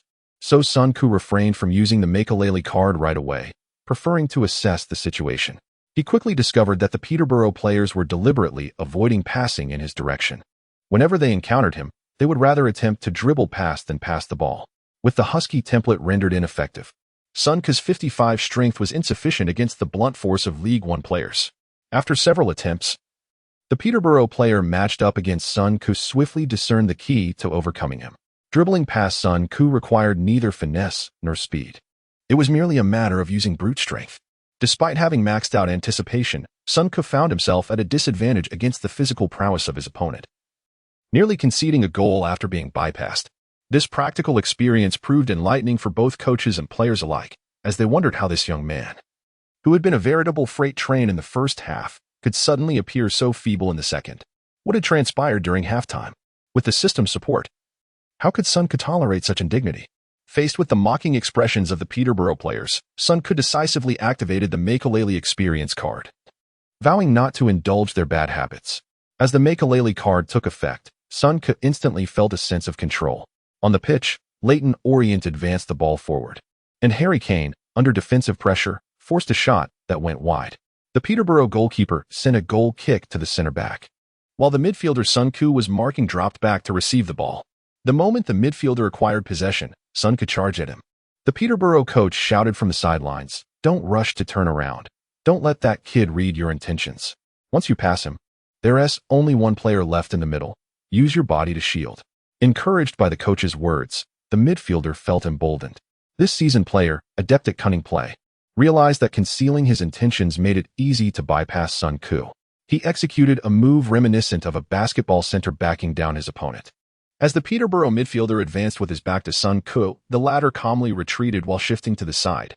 The midfielder, believing Sun Ku had faltered, turned with a grin, convinced his movements were fluid and effortless. Just as he prepared to pass, he suddenly felt an empty space beneath his feet.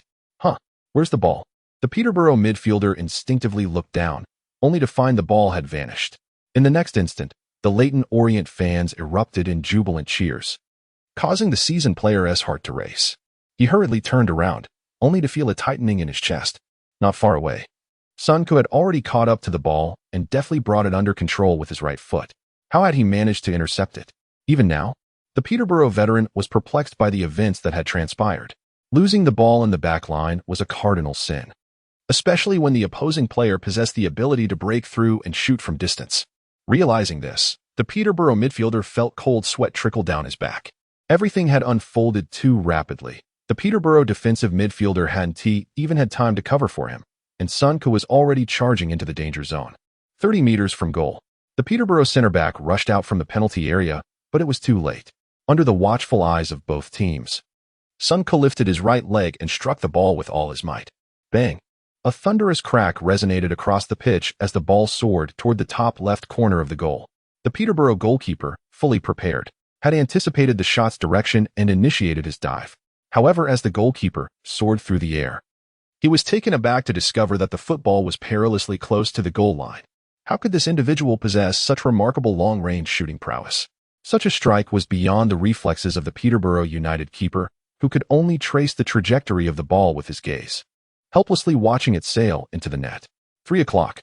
Yes, with Sun Ku's goal, the stadium erupted for the third time in a resounding cheer. Following his goal, Sun Ku dashed toward the opposing team's coaching staff, unabashedly raising his fists in triumph. He bellowed at the visibly agitated Peterborough United head coach, "Come on, use your body to challenge me. You're finished." Besides Sun Ku, the Leyton Orient players exuberantly waved their fists, releasing long-held tension.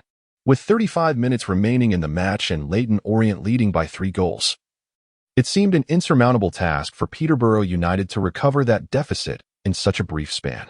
As long as Leyton Orient avoided significant errors, even the reigning Premier League champions, Manchester United, would find it impossible to overturn the scoreline.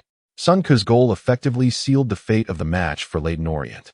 On the sidelines, Slade exuberantly roared with delight. This victory significantly bolstered Leyton Orient's hopes of survival. Once again glancing at Sun Ku, Slade's eyes gleamed with undisguised admiration. Who could have anticipated that his desperate measure would invigorate the team? In just 3 appearances, Sun Ku had scored 7 goals and provided 2 assists, almost single-handedly leading the team to 3 consecutive victories. What coach would not cherish such a player? Meanwhile, the veteran defender from Peterborough United, who was matched up against Sun Ku, wore a look of despair, as his blunder had extinguished the team as hopes of a comeback. He glanced fearfully towards the sidelines, where the Peterborough United coach forced a smile, attempting to rally the players. The defender's earlier maneuver had merely been a standard feint to evade. Yet it was he who had encouraged the veteran to physically confront Sun Ku, a burden he could not escape. As he made his way back to the halfway line, Sun Ku continually urged his teammates, "Stay focused, do not let up." This match was not only vital for Leyton Orient's survival, but also crucial for the assessment of the system's objectives. There could be no room for complacency. Chapter 10. The call from legend Pierce. As the match resumed, Sun Ku firmly established his position using Makelele's experience card. It must be said that even at the age of 33, Makelele's defensive prowess was not something the Peterborough players could easily challenge. For the next 10 minutes, Sun Ku truly experienced the essence of a solitary guardian, impenetrable by foes. Armed with Makelele's experience card, Sun Ku was invincible on the field, whether in defensive positioning or one-on-one confrontations, dominating the atmosphere of League One. After 2 futile attempts, the Peterborough players fell prey to Sun Ku's interceptions, successfully launching threatening plays. However, the joy was fleeting, as the 15-minute duration of the experience card slipped away. Upon reaching the 65th minute, the card expired, and Sun Ku had to resume his interception duties. The pressure from Peterborough intensified, yet the Leyton Orient players resolutely fortified their defense. It wasn't until the dying moments of the match that Peterborough managed to score a consolation goal. When the referee blew the final whistle, Sun Ku raised his arms in celebration amidst the cheers of Leyton Orient supporters. The final score was 3-1. Leyton Orient had claimed their 3rd consecutive victory, soaring to the penultimate position with 38 points. In a recently concluded match, the 5th from bottom Dagenham had succumbed to 6th-placed Plymouth, narrowing the points gap to just 4. As this news echoed through the stadium speakers, Leyton Orient fans erupted into thunderous applause once more. Sun Ku laughed heartily as he shared a firm embrace with Harry Kane. It was evident that Kane was a good-hearted individual. Typically, lone players tend to exhibit a lackluster performance, playing just enough to get by. However, this lad had displayed several reckless challenges during the match, truly giving his all. Many might deem such a playing style foolish, fearing that a serious injury at a young age could jeopardize a career. Yet, from the perspective of a time traveler, fate does not forsake the diligent. At that moment, the stadium's announcement system chimed again. Congratulations to Sun Ku for being awarded the man of the match. Instantly, Leyton Orient fans erupted in chants of Sun Ku's name. They then sang loudly, "Give this young man a substantial contract. He is our best player." Sun Ku smiled as he made a circuit around the field, expressing his gratitude to the fans. On his way back to the locker room, Sun Ku received a notification regarding matchday points, adding 600 points to his account, which now totaled 2,500 points. Only a Scorpion Tail skill card remained in the lottery system, leaving Sun Ku uncertain about how to utilize it. Opting to wait for the right moment, within the not-so-spacious press center, Leyton Orient's coach, Slade, was undeniably in high spirits. When questioned by reporters about relegation, Slade remarked with a smile, 3 matches ago, we were 13 points adrift of the 5th from bottom team, and now it's down to just 4. With 3 matches remaining in the season, the club is brimming with confidence in avoiding relegation. Another reporter quickly inquired, how would you assess Sun Ku's performance in the match? Upon hearing Sun Ku's name, a smile spread across Slade's face. Sun Ku was the pivotal factor in this match. He has been growing and improving with each game. There is no doubt he will enjoy a remarkable career. A third journalist asked, according to reliable sources, many clubs are monitoring Sun Ku's performances. Do you believe you can retain him? Slade responded with a grin. The player is happy at the club, and we certainly wish to keep our finest young talent. But our focus will remain on the upcoming matches. In contrast, Peterborough's head coach appeared rather uncomfortable when pressed by reporters to comment on Sun Ku's performance. He awkwardly smiled and stated, Sun Ku's performance was truly remarkable, largely due to our lack of understanding of him as a player. He scored all of the team's goals, and his performance is commendable. However, he quickly shifted gears. Yet, I must note that this player has displayed inconsistency in his performance during matches. If he wishes to advance in his career, he has a long journey ahead. Hearing this, a reporter instantly asked, I noticed there was a disagreement during the match. Will that affect your assessment of him? The image of the Peterborough coach blushing from the reporter's inquiries appeared in the evening's highlights.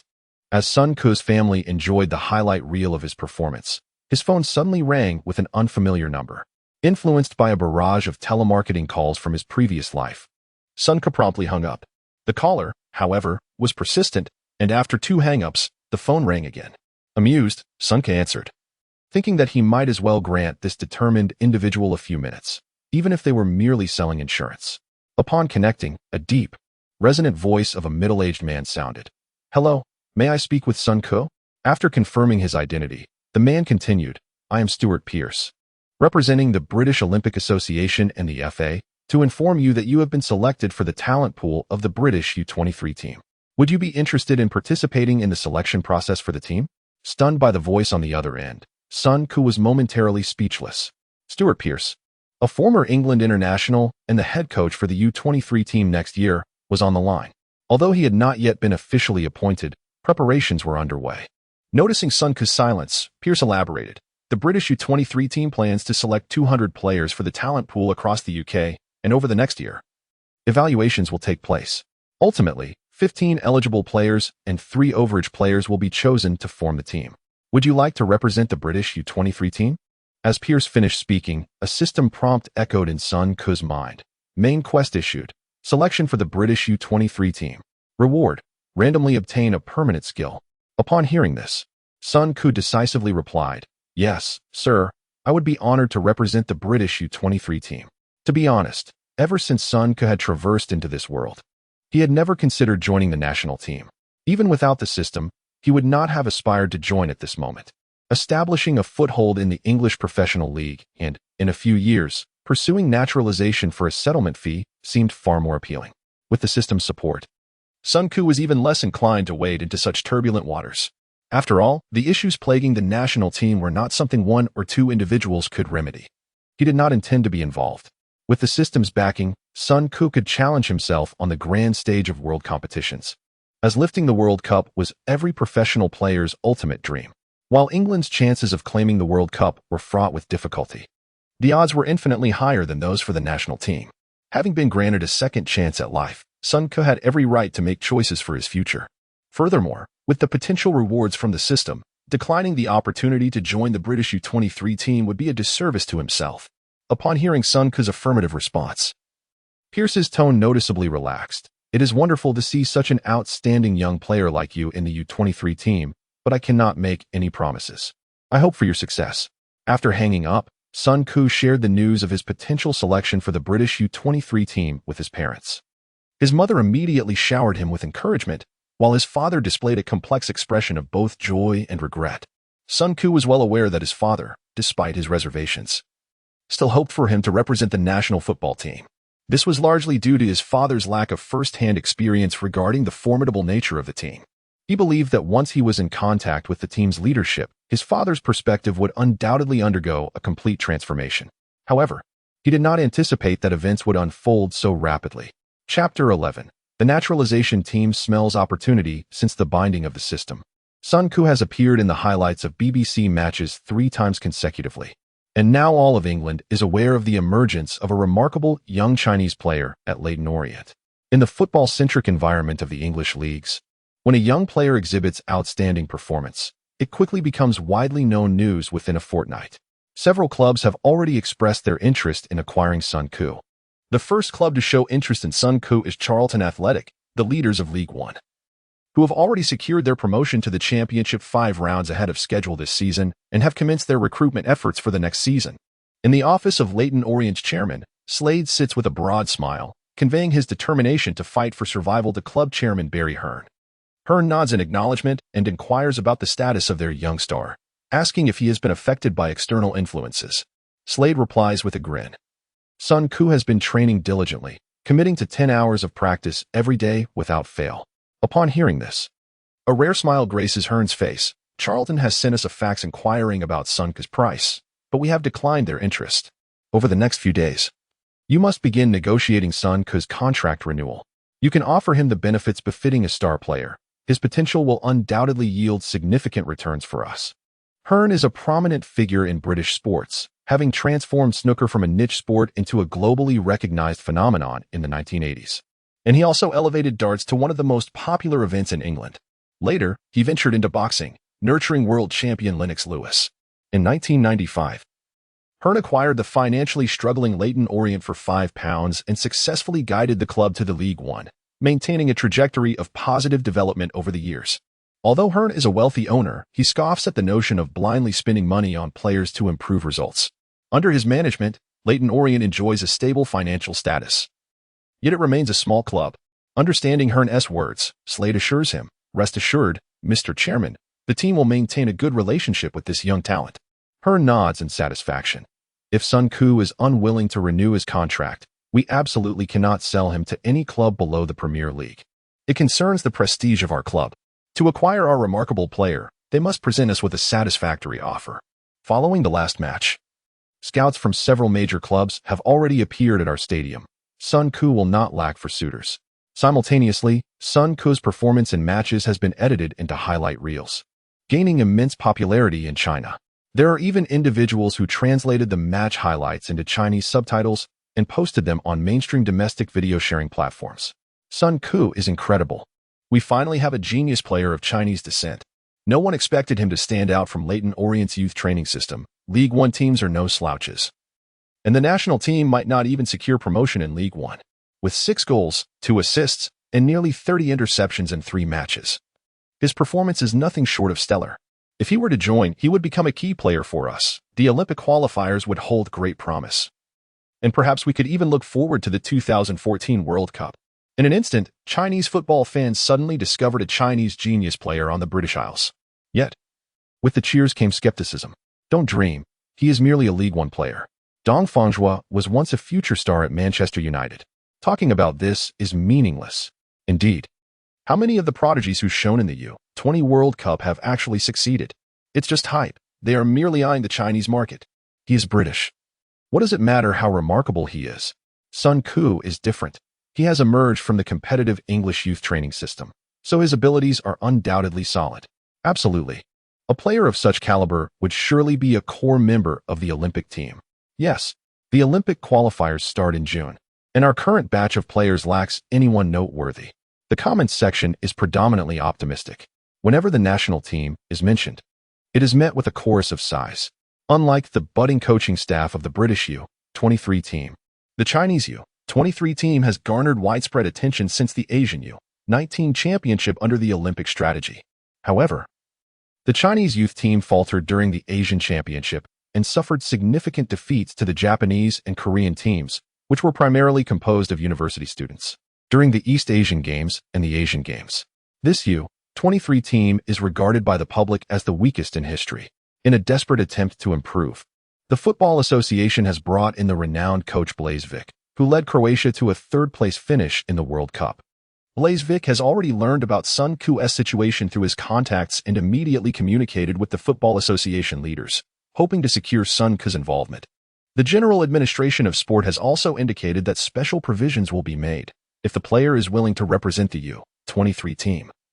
They will strive to finalize his naturalization by mid-May. In the Football Association office, General Manager Zhu Yij picks up the phone. Bo. The General Administration of Sport has assigned me a task to London to facilitate the naturalization of a Chinese player. Come with me. He adds, by the way, have the office prepare a press release in advance. Let's make it sound impressive, as this will count as our achievement. Lu Bo, on the other end of the line, replies with a tone of flattery, rest assured, leader. Is this player any good? I see a lot of hype online, but I'm unsure of his actual abilities. Zhu Yij chuckles lightly. His abilities are of little importance. As long as we secure what we need, that is all that matters. Lu Bo hesitates. Leader. This matter has garnered significant attention. If news leaks, it might complicate things. Zhu Yij snorts dismissively. He is just a player from a lower division. How complicated could it be? How much can he possibly earn in a month in England? Once his naturalization is successful and he returns to the Chinese Super League, he will have ample opportunities to earn substantial money. Of course, nothing comes without a cost. The usual terms will apply. If he can live in England, I'm sure his family doesn't lack for funds. They will weigh the pros and cons themselves. Lu Bo immediately begins to flatter. Your insight is admirable, leader. I will prepare right away. That evening, Sun Ku's father returned home early and awaited his son's arrival.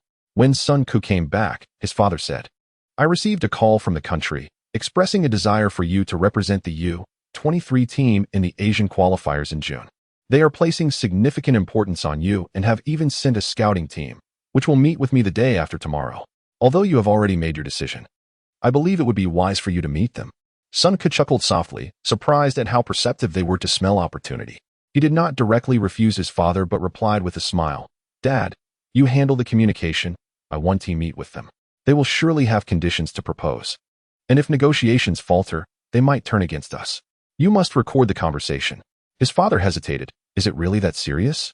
Sun Ku replied with a smile, "Dad, one must always be cautious." His father nodded, suddenly realizing that his son had matured. Chapter 12, Another Victory. Survival in sight the day after Leyton Orient's refusal to negotiate with Charlton. Media outlets abruptly reported that Sun Ku would be joining the local Charlton team for a fee of £1 million, set to grace the championship next season. Upon reading this news, Sun Ku couldn't help but exclaim how ruthless Charlton was at such a critical juncture for Leyton Orient's relegation battle.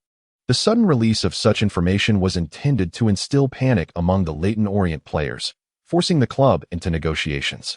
If Leyton Orient were to drop to League Two, they would undoubtedly lose their star player. After all, being a fellow London club, Charlton would surely find ways to hinder their local rivals. However, Sun Ku had long since transformed into a seasoned veteran, hardened by the harsh realities of society. Such news had no bearing on him. Moreover, what was Charlton really? Merely a yo-yo club oscillating between the Championship and League One.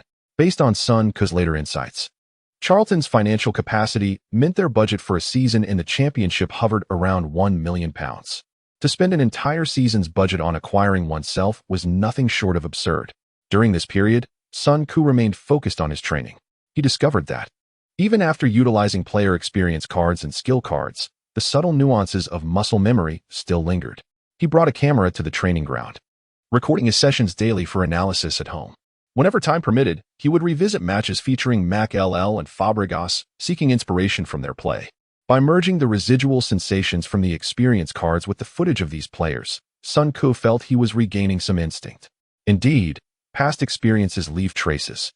He pushed himself to the limits daily, unwilling to relent. On April 25th, Leyton Orient faced Carlisle United, a mid-table team in League Two. Sun Ku had accumulated 4,000 points. But considering Carlisle's lack of relegation worries, he decided to observe the situation first. As expected, the Carlisle players exhibited a relaxed demeanor, clearly lacking the drive to compete. This was easily understood. Economically, League Two players could only be regarded as middle class, except for teams relegated from the Championship. Most League Two players earned weekly wages not exceeding 5,000. While such income allowed for a comfortable life, the average career span of professional athletes is around 10 years, and most players experience a drastic drop in income upon retirement. They must earn a lifetime's worth of income within a decade. Thus, when faced with Carlisle's situation, players would naturally prioritize avoiding injury. A long-term injury could lead to unemployment, and contracts in League Two typically last 2 years, making injuries in contract years particularly dire. As the match commenced, Leyton Orient's players exhibited a fierce determination, while the Carlisle players appeared to merely go through the motions. Consequently, Leyton Orient seized the initiative on the field. Carlisle's strategy revolved around defensive counterattacks, clearing dangerous balls without any psychological burden. After a tense 30 minutes without a goal from Leyton Orient, Sun Ku began to demand the ball more frequently in the midfield. Currently, long-range shots were his most reliable scoring weapon. He needed to safeguard this asset without using skill cards. In the 35th minute, a cross from Leyton Orient was headed out of the penalty area by a defender. Sun Ku steadied the ball just outside the box, deftly nudging it forward before raising his right leg high and striking the ball fiercely. Bang! The resounding crack echoed as the ball sliced through the crowd and nestled into the bottom right corner of the net. Yes, as Sun Ku scored, a wave of jubilant cheers erupted from the 2,000 Leyton Orient supporters who had traveled to the match. 1-0. After scoring, Sun Ku sprinted towards the away stand, pumping his fist vigorously.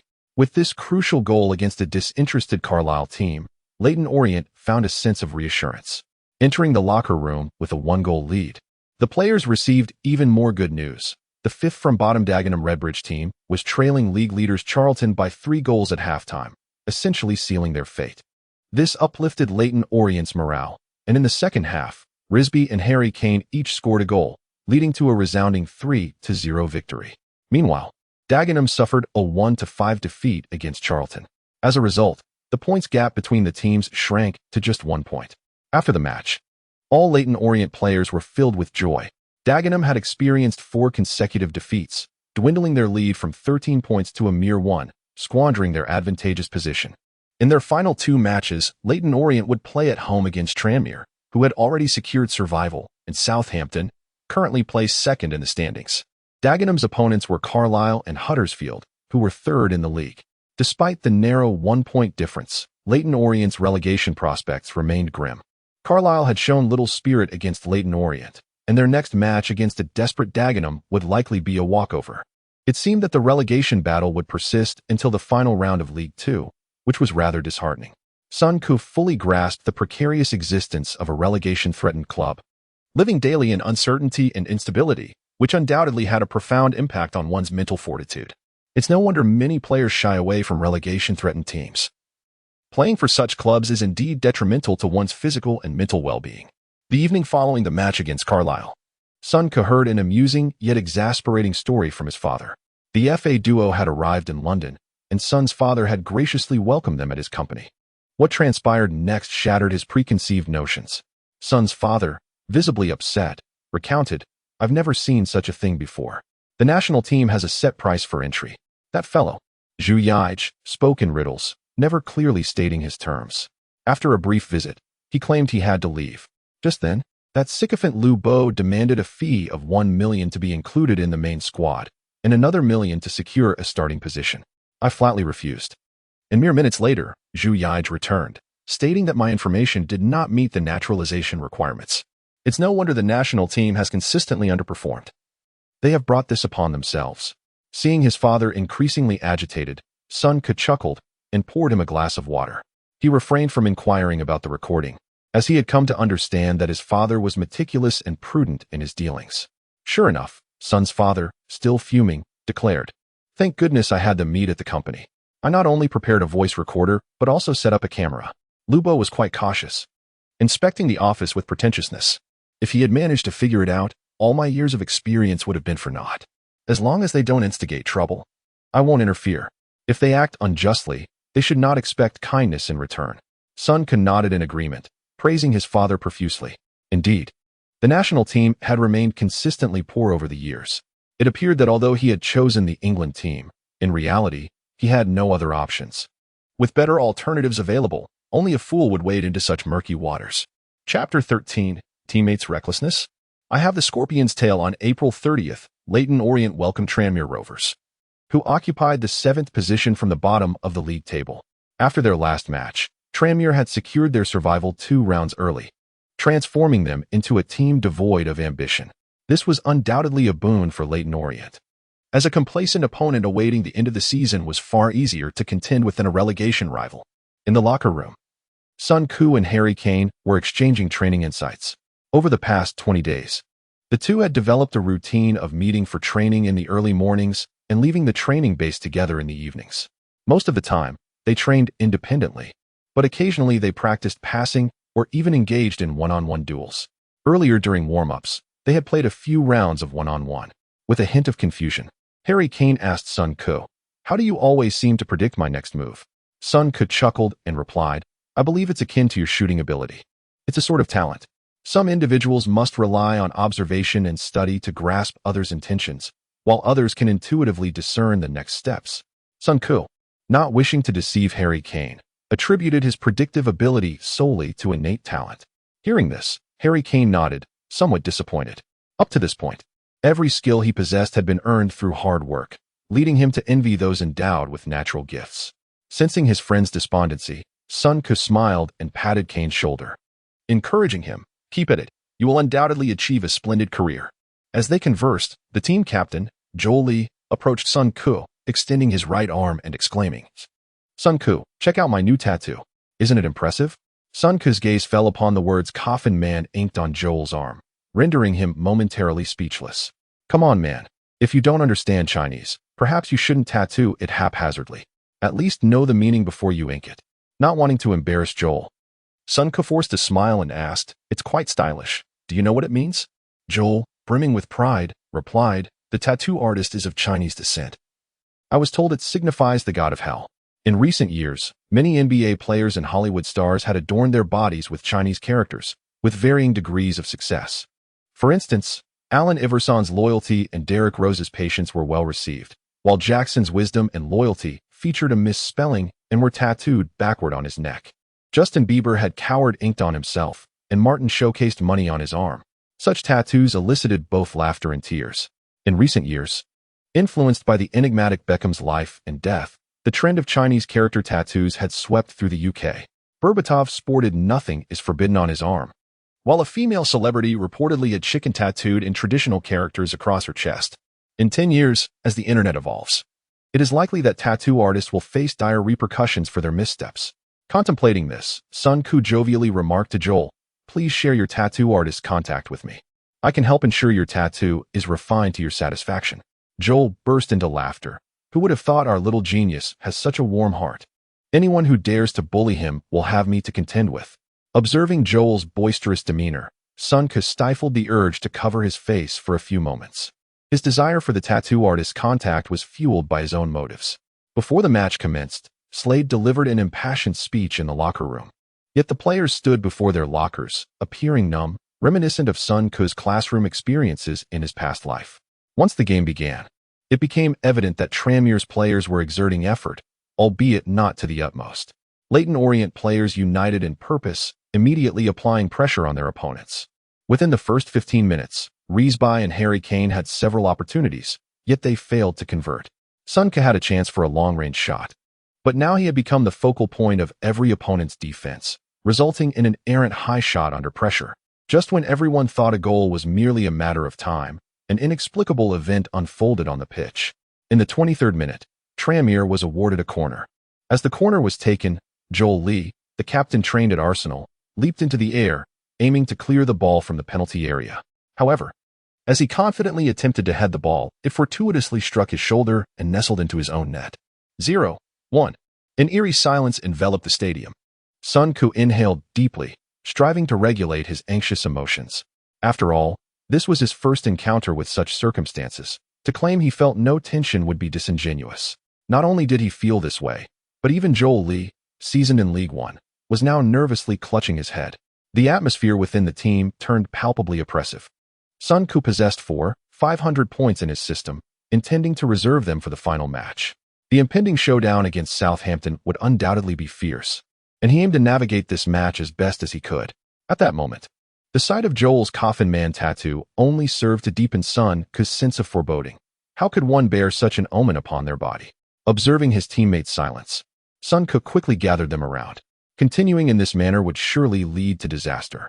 Initially taken aback by Sun Ku's rallying call, the teammates soon converged, forming a circle around him. Although Sun Ku was merely a junior in the squad, the nearly month-long camaraderie had fostered a favorable impression of this earnest and humble young man. More importantly, Sun Ku had almost single-handedly transformed the team's fortunes. Without him, Leyton Orient would likely have faced relegation 5 rounds early. In professional football, merit reigns supreme, and even if it was for their own livelihoods, players had to show respect to Sun Ku.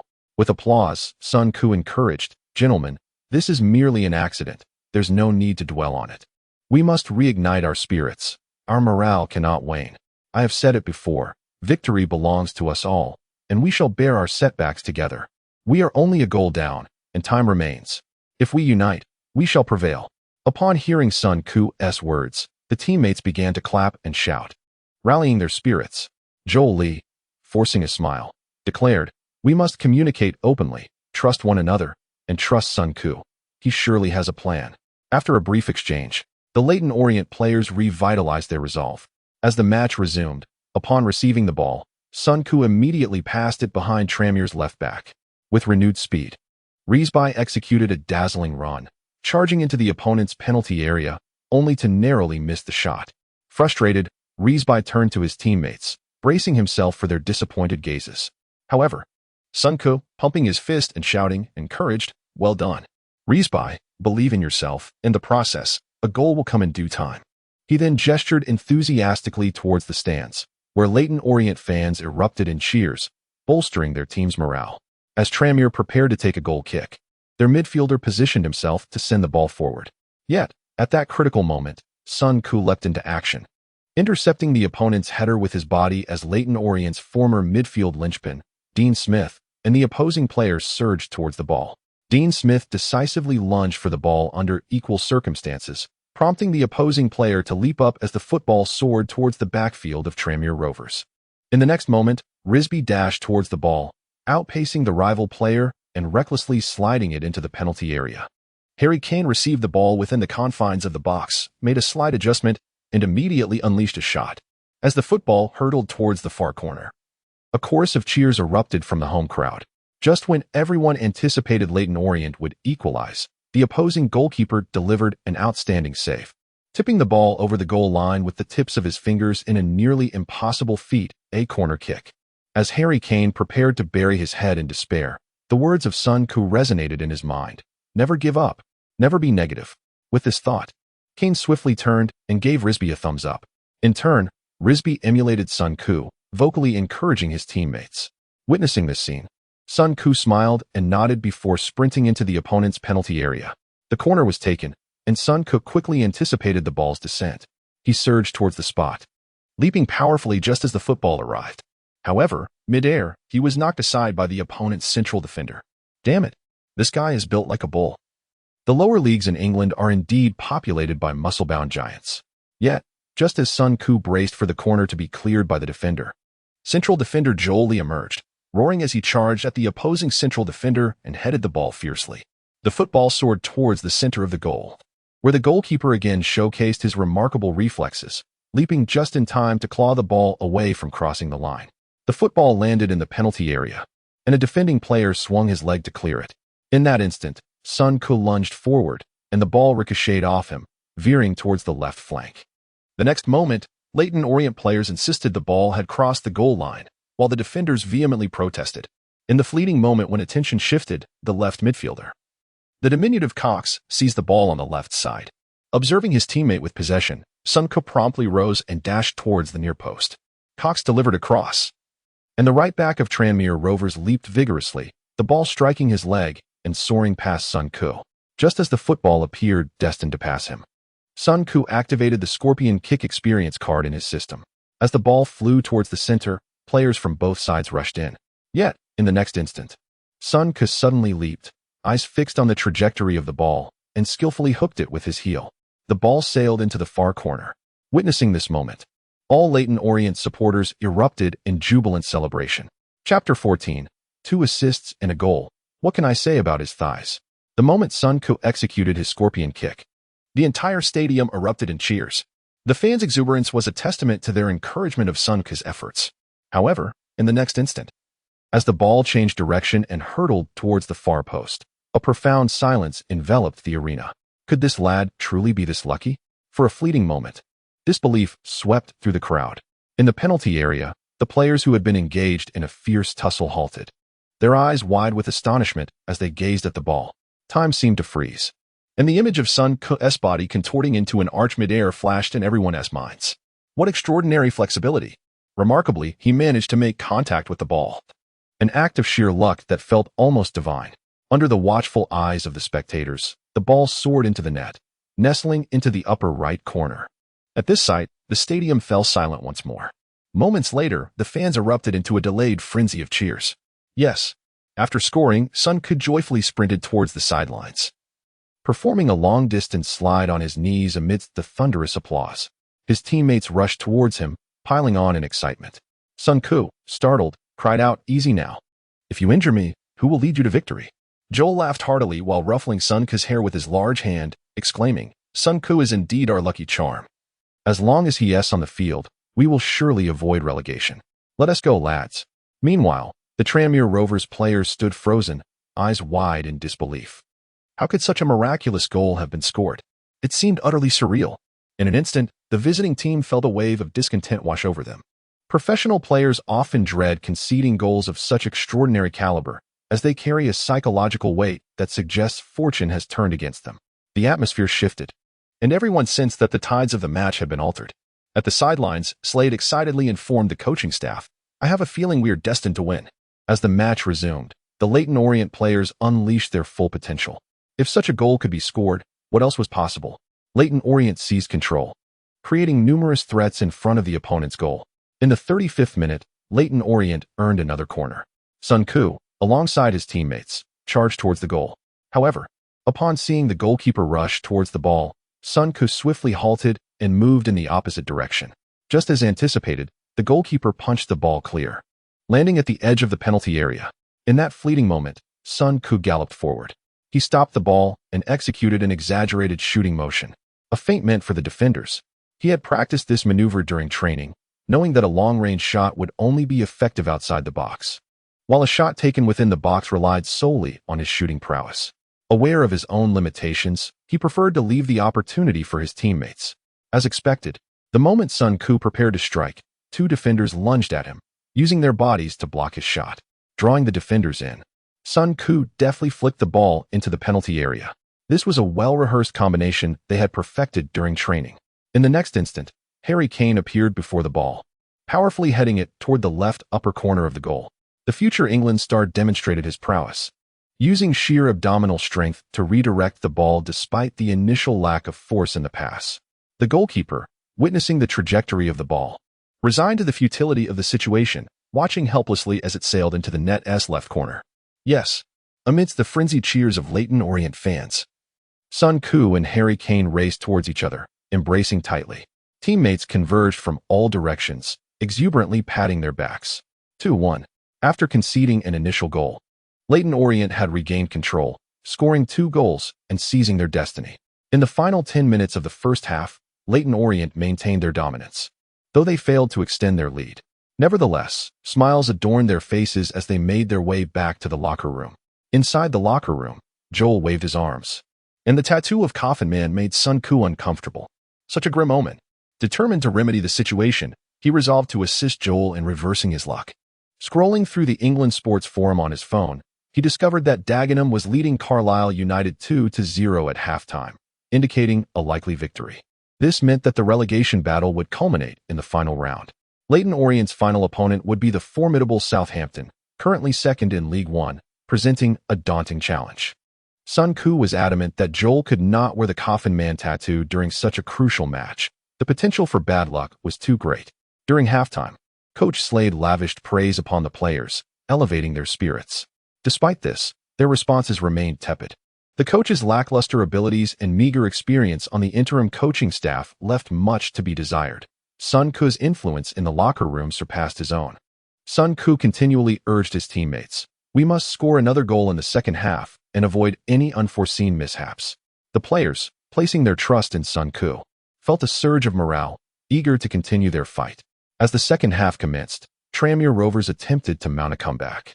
Yet they were swiftly forced into a defensive posture by Leyton Orient's relentless assault. Perhaps influenced by Sun Koo's incisive striking, the team's fastest forward, Risby, made consecutive inward cuts on the left flank, though none of his shots found the net. Nonetheless, his speed wreaked havoc on the opponent's defense. As the clock approached the 60-minute mark, Sun Koo realized that such tactics were insufficient.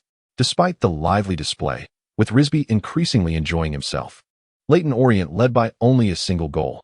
With just 15 minutes remaining and fatigue setting in, the risk of a counterattack from Tranmere Rovers loomed large. Seizing a moment during a stoppage in play, Sun Koo approached Risby and suggested, "On the next attack, you can opt for a significant inward cut, compressing the defenders towards the small box, then assess whether to pass to Harry or me. I believe this will create a greater opportunity. What do you think?" Risby patted Sun Koo's shoulder, replying, "Sounds good." In the 65th minute, Sun Koo received the ball in midfield and unhesitatingly passed it to Risby. Under pressure from defenders, Risby skillfully maneuvered the ball 5 meters ahead, using his speed to surge past. Confronting the opposing right back, he executed a decisive lateral dribble, leaving the defender floundering.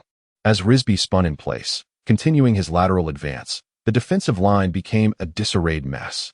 Just as everyone anticipated a forced shot from Risby, he unexpectedly used the outside of his foot to flick the ball out of the penalty area. Seeing Sun Koo sprinting toward the ball, the two defenders in the box scrambled out. Sun Koo, facing the defenders, made a broad kicking motion, prompting them to dive in for the block. Just when it seemed he would unleash a powerful shot, he swiftly changed direction to the right, evading the defenders and delivering a precise pass into the penalty area. Despite Sun Ku's modest passing statistics, they were more than sufficient for the high-stakes nature of League One matches. Upon witnessing Sun Ku's exquisite pass, the home crowd erupted in euphoric cheers.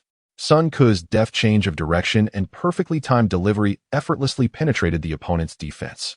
Inside the penalty area, Harry Kane, with his back to the center back, seized the moment to pivot right and unleashed a shot towards the near post. It was a quintessential striker's maneuver. The goalkeeper, in a frantic attempt, lunged across the goal, yet Kane's shot was executed with such precision that the ball grazed the post before finding the back of the net. 3-1.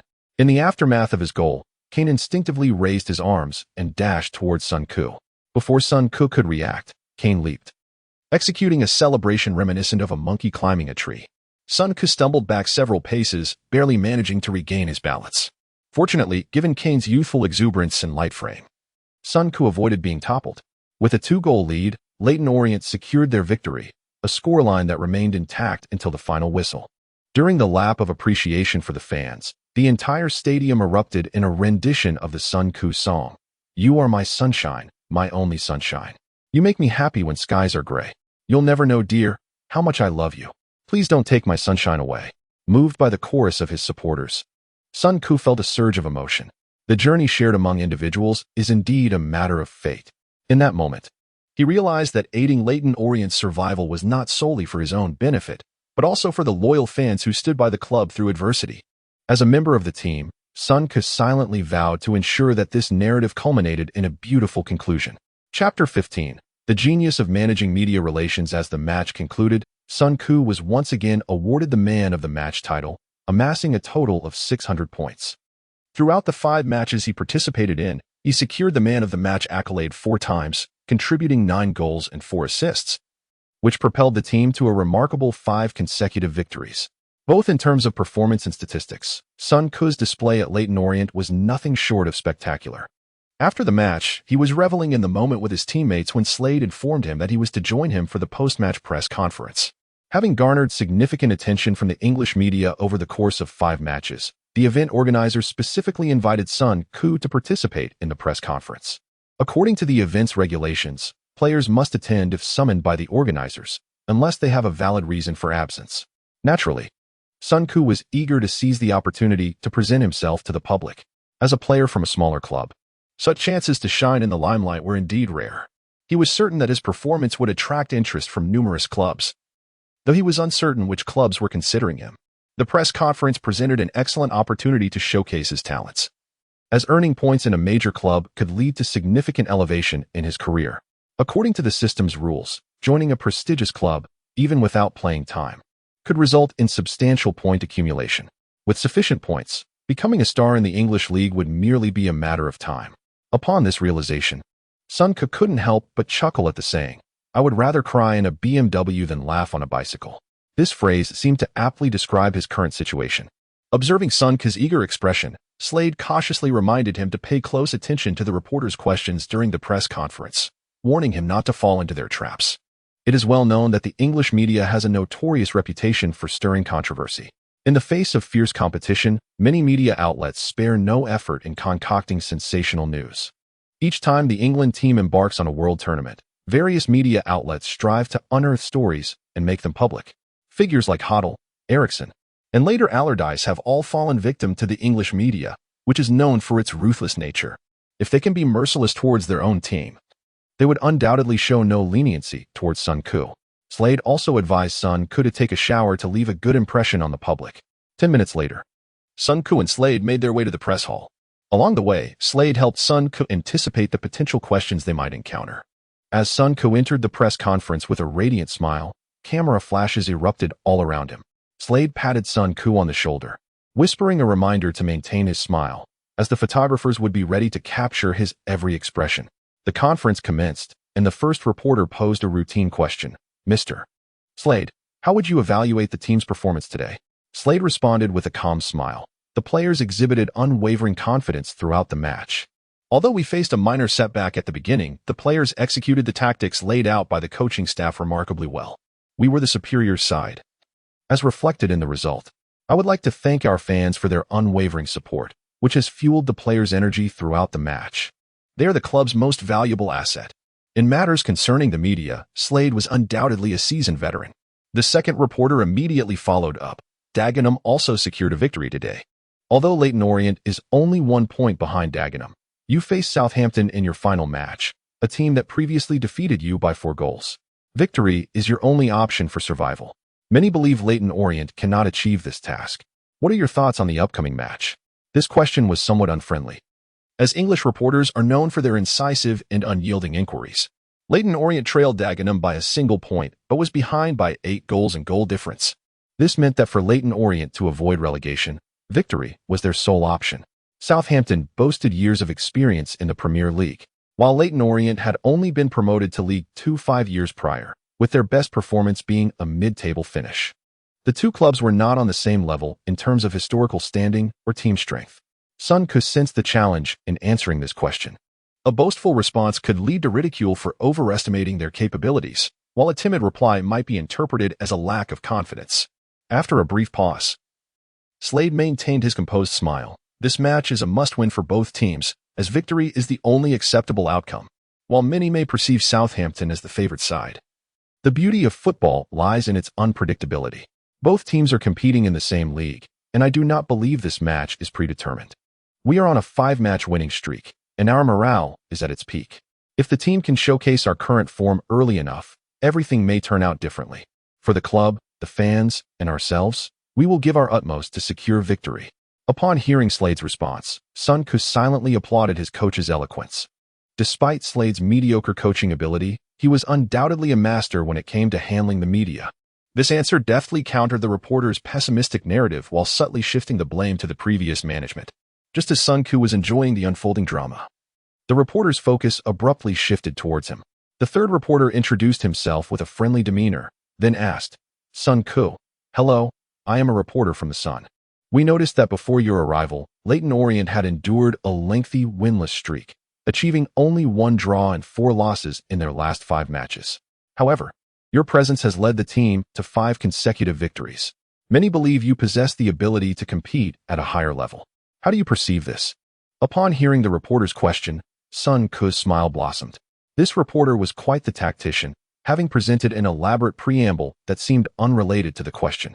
Yet, answering this inquiry would imply an acceptance of the preceding statements, that Leyton Orient's 5 consecutive victories were solely his doing and that Slade was incapable of managing the team.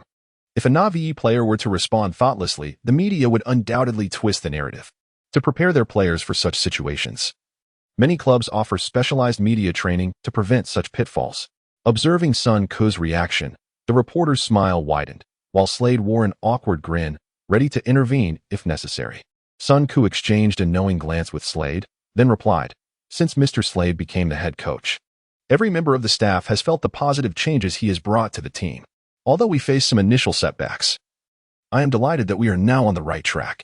Each player in the locker room is working diligently, and we are filled with confidence regarding our chances of survival. I am grateful to the head coach for recognizing my potential, which is vital for my career. I currently have a contract with the club, and all I can do is work hard."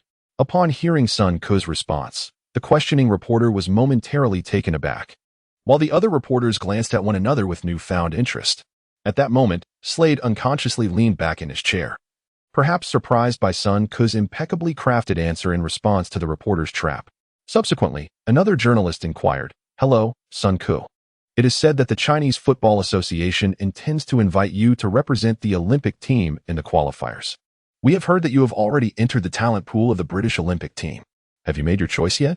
If the previous question was a subtle trap, this one was a blatant maneuver, compelling Sun Ke to express his stance. Faced with this inquiry, Sun Ke had little to conceal. He smiled and replied, "My father has met with representatives from the Chinese Football Association, and we have received notification from the British Olympic team.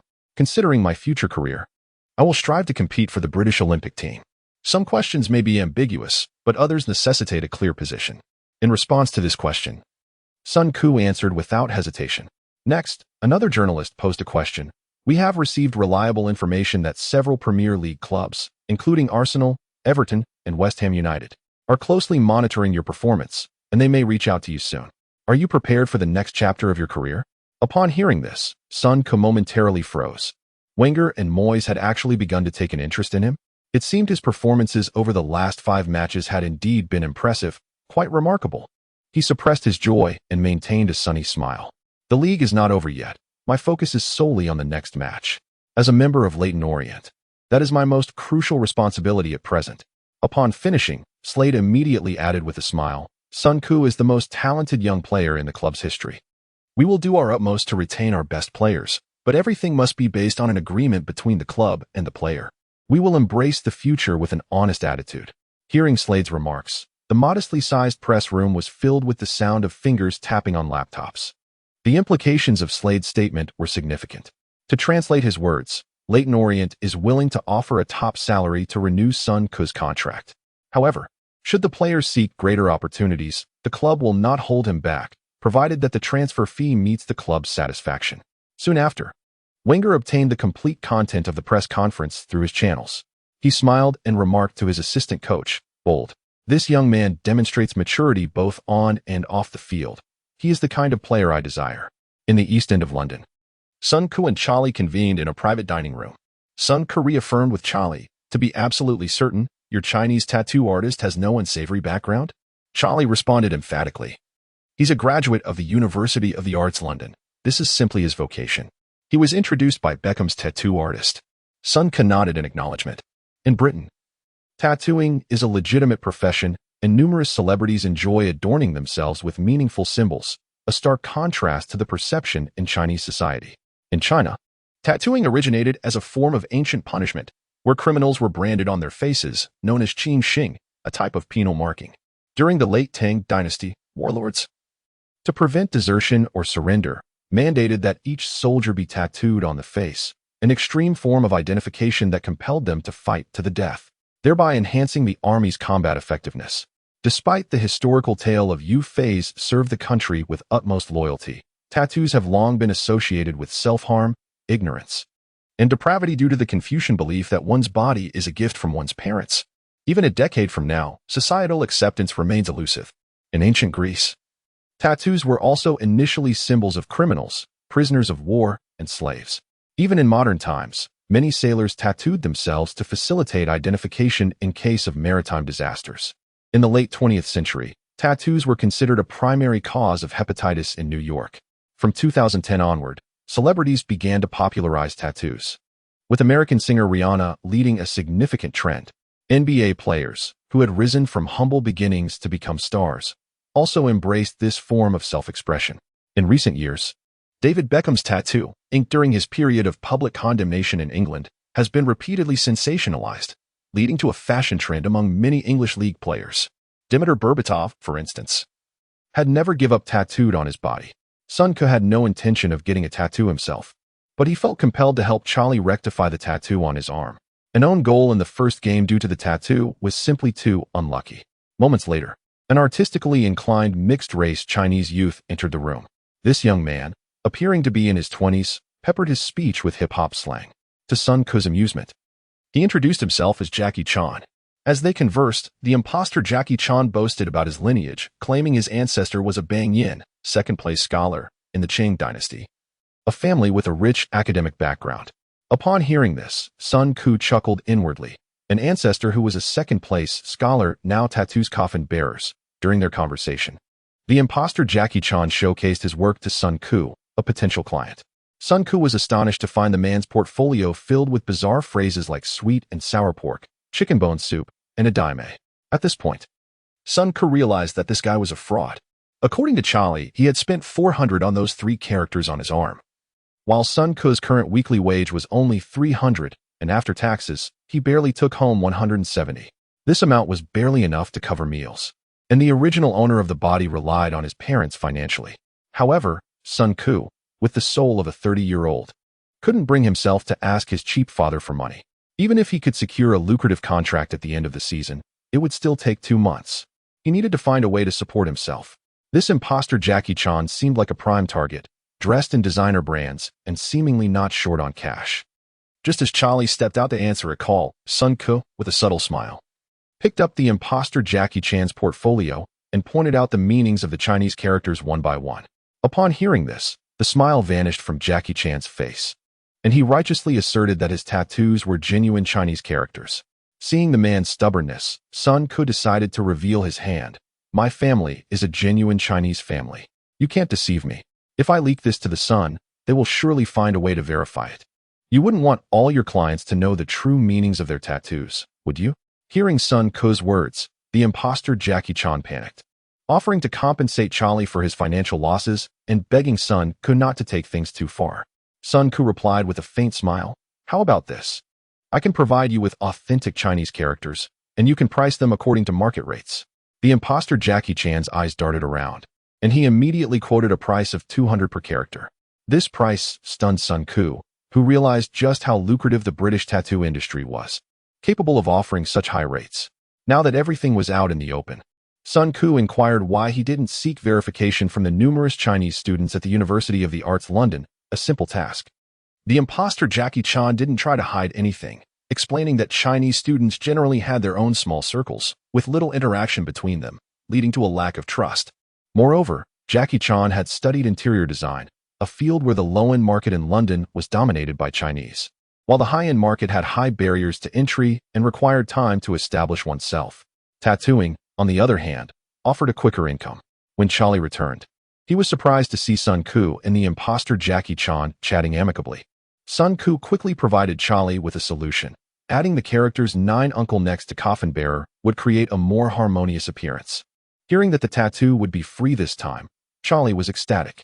Charlie's weekly salary was $3,500, which, with appearance fees and loyalty bonuses, amounted to around $2,500 after taxes. This income would make him middle class in most places, but it was insignificant compared to the wages in the Premier League or even the Championship. Therefore, the Leyton Orient captain was naturally delighted to save a few £100s. With Charlie's unlucky tattoo resolved and a stable income source secured, Sun Ke finally felt at ease. Furthermore, he learned from Jackie Chan that his cheap father's company was a major player in the low-end to mid-range real estate renovation market in London, explaining why his family owned a large house in the most prosperous area of Leyton. Cheap dad is awesome. Meanwhile, multiple English media outlets were reporting on Sun Ke's news. Chinese genius pursued by multiple Premier League clubs. 5 games, 9 goals, 4 assists. Sun Ke leads Leyton Orient to 5 consecutive wins. Chinese genius Sun Ke confirmed to compete for a spot on the British Olympic team.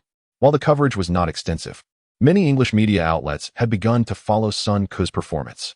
The primary reason for this attention was England's dearth of talent and the unreliability of its young players.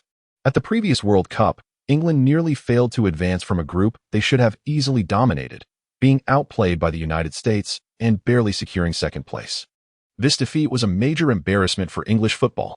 The fact that England could not beat the United States yesterday raised concerns that they might lose to Ireland and Wales tomorrow, and perhaps even Northern Ireland the day after, leading to a complete loss of face. In the first knockout round, England suffered a crushing 4-1 defeat to their arch-rivals, Germany, leaving them with no excuses. Moreover, the England team was still relying on a group of players over 30 years old. In the realm of football, the once dominant duo of Scholes and Gerrard has proven to be incompatible, leaving Barry and Milner as mere functional players, their contributions overshadowed by the legendary pair. Joe Cole, once heralded as the finest technical midfielder in England's history, has regrettably become a shadow of his former self. Up front, Rooney stands alone as the sole bulwark, while his companions Crouch, Heskey, and Defoe are relegated to the status of second-tier players on the global stage.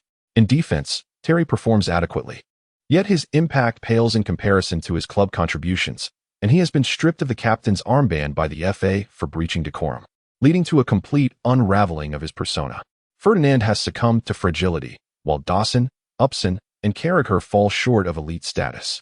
Once considered the future's ironclad defender, the central figure of Ledley King has been hampered by significant injuries, rendering him incapable of enduring high-intensity training. Between the posts, Green's performance in the World Cup opener was reminiscent of an aging veteran, conceding goals that even an elder could have thwarted. David James is merely a mediocre goalkeeper, while Joe Hart finds himself lingering in the Championship. England resembles a fallen aristocrat, clad in a decade-old, tattered suit, with a once pristine shirt now yellowed and frayed, and socks adorned with patches. Such sentiments emanate from the English media, which collectively harbors a pessimistic outlook regarding the national team's prospects in recent years. Nowadays, even the emergence of a single young talent is met with excessive fanfare by the English press. More critically, the Chinese heritage of Sun Ku opens the door to a vast market, akin to the phenomenon of a diminutive giant propelling the NBA's market dynamics, prompting a stir within English football. Despite Sun holding British nationality, an objective market still exists. Following Lin's astounding performance, the media's judgments regarding Sun's potential appear astute. Should Sun enter the Premier League, the broadcasting revenues alone could yield significant annual increases. Consequently, the English media's attention towards Sun's remarkable performances in League One will only intensify. Some outlets have even analyzed that Sun's tally of 9 goals in 5 matches greatly surpasses that of the leading striker on the scoring charts. For a midfielder to possess such prolific scoring efficiency speaks volumes about Sun's capabilities, which transcend the confines of League One. In the realm of sunlight, there exists no novelty. Hence, this news was swiftly disseminated by various Chinese media outlets. Prior to their trip to London, the Football Association even released a statement expressing their earnest desire to secure Sunday. However, upon returning home, they claimed that Sun's abilities did not meet their outlined expectations. The Chinese fans were incensed upon receiving this news. How could a young player, with 5 matches yielding 9 goals and 4 assists, and who had caught the attention of Premier League giants, fail to meet the standards of the Chinese U23 team? Initially, they expressed unwavering confidence, yet when plans falter, they resort to excuses. What a slap in the face. How can such a player be deemed inadequate for the U23 squad? One must question the FA's sense of dignity. Within merely an hour, the FA's official website was inundated with tens of thousands of comments, as fans vented their frustrations. By midday, the website crashed under the weight of overwhelming traffic. In the general manager's office, Zhu Yij, visibly agitated, reprimanded Lu Bo. What on earth are you doing? You cannot manage such a trivial matter. I am giving you 2 days. By any means necessary, resolve this issue. Lu Bo cautiously replied, Leader, I truly did not anticipate that young man would cause such a stir. I have prepared a draft, but I'm uncertain about the phrasing. I kindly ask for your guidance. Zhu Yij took the draft from Lu Bo, scribbling notes, and then scoffing derisively as he tossed it back onto the table. This Sun Ku, refusing to heed advice, scoring a few goals in League One, and he fancies himself a figure of significance. He wishes to join the England U23 team? I shall ensure he learns the consequences of his arrogance. Chapter 17. On the spectacle of manipulation, the national football team faces no rivals upon receiving directives from the leadership. Lu Bo promptly commenced sowing discord within the media. Despite his exceedingly lackluster professional capabilities, he exhibited a remarkable talent for underhanded dealings. Within a mere half-day, he had reached out to nearly every renowned media outlet in the country. The following day, prominent publications such as Sports Weekly, Football News, Southern Sports, and Sina Sports disseminated Lu Bo's explosive revelations. Insider, Sun Ku's planning failure due to players demanding enormous signing fees. Chinese player Sun Ku makes an outrageous demand for $50 million in signing fees. Does the English League One player deserve $500 million in signing fees? Character in question. Outrageous demands. The national team rejects Sun Ku's unreasonable requests. In an instant, Sun Ku was transformed in the eyes of the media into a mercenary of dubious character, shamelessly demanding exorbitant fees. The national team, having experienced a decline in recent years, was resolute in not tolerating such extortion-like behavior. $50 million was akin to robbery. We could not indulge in such self-destructive actions. The path to the national team's improvement was arduous, yet promising, and it must not be compromised by external coercion. The grandeur of a vast nation like ours should never be strangled by the unscrupulous acts of petty individuals. Within a mere day, the media's narrative shifted dramatically. Sun Ku, once a rising star filled with hope, was now branded as a player of ill repute, a pariah of sorts. Many fans, misled by the erroneous portrayal, expressed their indignation vehemently. Who is Sun Ku? I thought he was quite decent. Truly, one cannot judge a book by its cover. Indeed, his performance was mediocre. Yet his demands were audacious. This fellow seems to be banking on instant financial freedom, akin to those profit-driven players from Africa.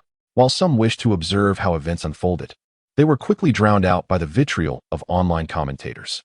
The next morning, Sun Ku awoke to the shocking headlines and nearly dislocated his jaw. 50 million in signing fees. How audacious. It was astonishing how easily someone's reputation could be sullied by mere words. Little did Sun Ku foresee the extent of the maliciousness exhibited by certain individuals who, in their greed, concocted such exaggerated tales without regard for the consequences. Interestingly, years later, anyone who entered that circle would inevitably morph into a similarly unscrupulous being. In such an environment, Sun Ku would not dare to associate. Even with 10 systems at his disposal, what of self-reliance? The influx of capital in football had merely funneled money into players' pockets. The league appeared vibrant, yet it was merely a facade of prosperity. Once the financial windfall receded, the so-called golden era would reveal itself as nothing more than a mirage, leaving behind naught but emptiness. The lies fabricated by the unscrupulous would, a decade later, manifest as reality. The mercenary army bought for over $2 billion had not aided the national team in reaching the World Cup. This was a true waste of funds. As a time traveler from the future, Sun Ku felt a surge of indignation at this realization. After adjusting his thoughts and finishing breakfast, he set off for the club at dawn. Life must go on, and Sun Ku intended to carve his own path, living for himself. These petty clowns would soon face their comeuppance. The greater the spectacle they created now, the harsher their downfall would be in days to come. If he could incite a storm for the national team, perhaps it would benefit the future. If not, so be it. However, just as he sought tranquility, trouble was relentless. Early that morning, Slade approached Sun Ku, handing him a newspaper. To his astonishment, the Sun had extensively reprinted reports from Chinese media. The focus of the Sun's article was worlds apart from that of the Chinese outlets. It was unexpected that a young player from League One could ignite such a significant uproar in China. The article concluded with a cheeky remark. If a mere £5 million could secure China's entry into the Olympics, it might just be worth considering. Upon reading the Sun's unique take, Sun Ku could not help but chuckle. Slade, concerned, implored, "Child, please tell me this isn't true. If it is, my advice is to sever ties with China. You have a bright future ahead. There's no need to sacrifice your career for a mere pittance." Joining a Premier League team would yield income far surpassing that amount within 5 years. After spending over a month together, Slade held a favorable impression of Sun Ku and spoke directly from the heart. Sun Ku, both amused and exasperated, replied, "Boss, would you believe me if I said this is all fabricated?" Upon hearing Sun Ku's words, Slade's expression shifted from surprise to nodding in understanding. "I believe you. I know you are an ambitious young man. The description in this news piece does not align with my perception of you. You must clarify this situation swiftly. Being perceived as money-hungry could hinder your career." Sun Ku nodded, assuring, "Boss, worry not. The truth will soon emerge." Before training commenced, Sun Ku noticed his teammates regarding him with peculiar expressions. Joel, holding the Times, inquired, "Sun Ku, why would you forsake the chance to represent England for less than £5 million? Changing nationality would significantly diminish your market value in England. This isn't like you. Are you really so petty?" Sun Ku, taken aback, took the newspaper, noting that the Times, as one of the top 3 media outlets in England, had its own distinctive angle.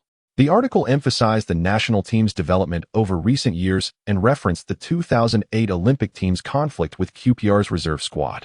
Instead of passing judgment, it objectively stated, clearly, the Chinese Football Association failed to grasp the current state of English football, allowing their team to face one of the most aggressive reserve squads. This reflects a lack of understanding of global football dynamics. The article further posited, such an approach is unlikely to benefit the development of Chinese football.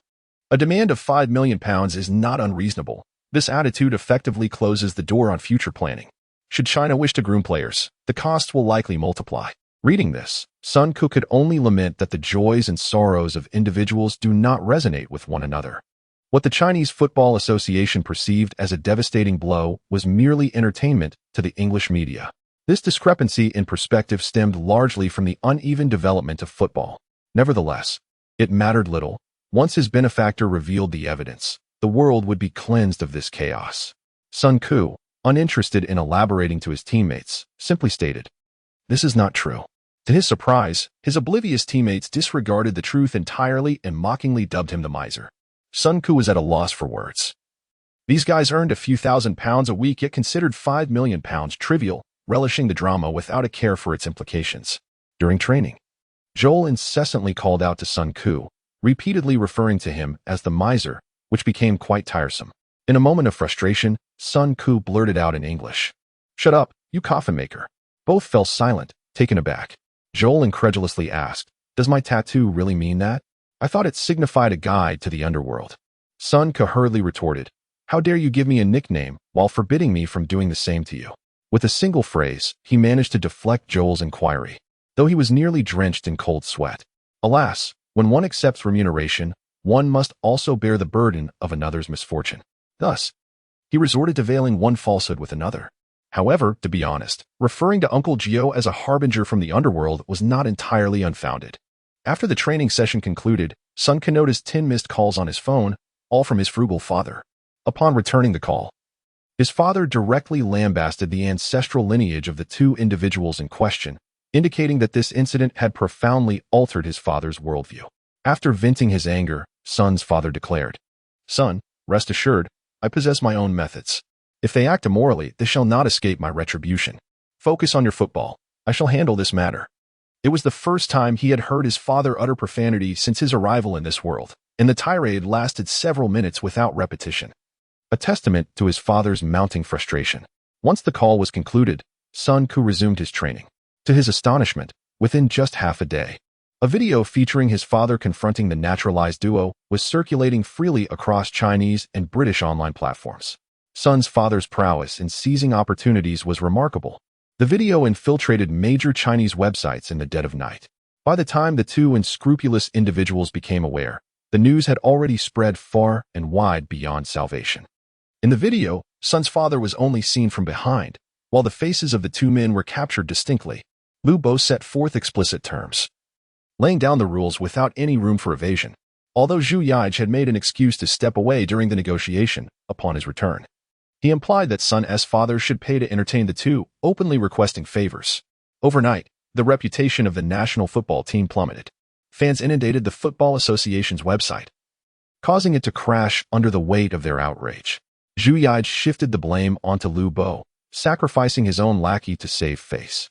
Yet, he could not extricate himself from the situation, and soon enough, his involvement was thoroughly exposed. 3 years as a clear governor, 30,000 taels of silver. This man was anything but transparent, his actions so muddied they left one speechless, and he quickly found himself entangled with Lu Bo in a scandalous web. This globally sensational farce would later be dubbed the Naturalization Gate. The English media provided extensive coverage, all adopting a tone that suggested this outcome was inevitable. The Sun embellished the narrative, framing the incident as a thrilling mystery. In the concluding remarks, they extolled Sun Ku's father as a formidable character and humorously cautioned other clubs against crossing boundaries with Sun Ku, lest they meet a similar fate. That evening, after training, Sun Ku received a call from an impersonator of Jackie Chan, whose tone was exceedingly courteous, almost obsequious, as he informed Sun that a 10,000 advance had been transferred to him. This left Sun Ku utterly bewildered. It seemed the British indeed possessed a culture of widespread literacy. For Sun Ku, 10,000 was an immense sum, liberating him from the need to solicit funds from his parents. With all trivial matters resolved, he could finally dedicate himself wholly to preparing for the life-or-death relegation battle ahead. Chapter 18, The Life and Death Battle. This opponent is remarkable. May 7th, Osbani Road Stadium. The venue, capable of accommodating 10,000 fans, filled to capacity 2 hours ahead of schedule. Nearby residential buildings teemed with activity, with many families even displaying the Red Dragon flag of Leyton Orient. Leyton Orient faced the most formidable match in their relegation battle against Southampton, a club with a long history in the Premier League that had nurtured talents like Alan Shearer, Gareth Bale, and Theo Walcott. Inside the home team's locker room, the atmosphere was profoundly tense. Confronted with a team of such caliber in their fight for survival, anyone would naturally feel a sense of unease. Upon glancing at Southampton's starting lineup, Sun Ku couldn't help but inhale sharply. There was Font, the future Portuguese centre-back who had lifted the European Championship trophy alongside Pepe in 2016. Schneiderlin, a French midfielder who represented his nation in the 2014 World Cup and the 2016 European Championship. Lalana, a future England international, had spent 7 seasons at Liverpool. These 3 players were in the prime of their careers, and their presence in League Two was nothing short of a significant downgrade. However, The most formidable player on the Southampton roster was none other than the illustrious Ricky Lambert, a goal-scoring machine whose inspirational journey rivaled that of Jamie Vardy. Lambert began in amateur leagues, juggling a job in a canned goods factory, and spent the majority of his career in England's lower tiers, successfully ascending through League Two, League One, and the Championship. He was a three-time League One Player of the Year and the league's top scorer for 3 consecutive seasons, already netting 35 goals that season. Even in the Championship, he maintained a scoring rate of around 30 goals, earning the title of the league's best player. Upon reaching the Premier League, Lambert's goals continued to place him among the top scorers, and at the age of 31, he was selected for the England national team. The fact that such a player devoted most of his career to lower leagues is a testament to the notion that anyone can become a legend at any stage of life. As a time traveler from 12 years in the future, Sun Koo possessed a deeper understanding of this opponent than anyone else. When it came to player assessment, Southampton had undoubtedly established itself as one of England's premier clubs over the years. Sun Koo had amassed 7,200 points within the system specifically to contend with this formidable entity. Even now, the prowess of these players was sufficient to instill fear in Leyton Orient's ranks.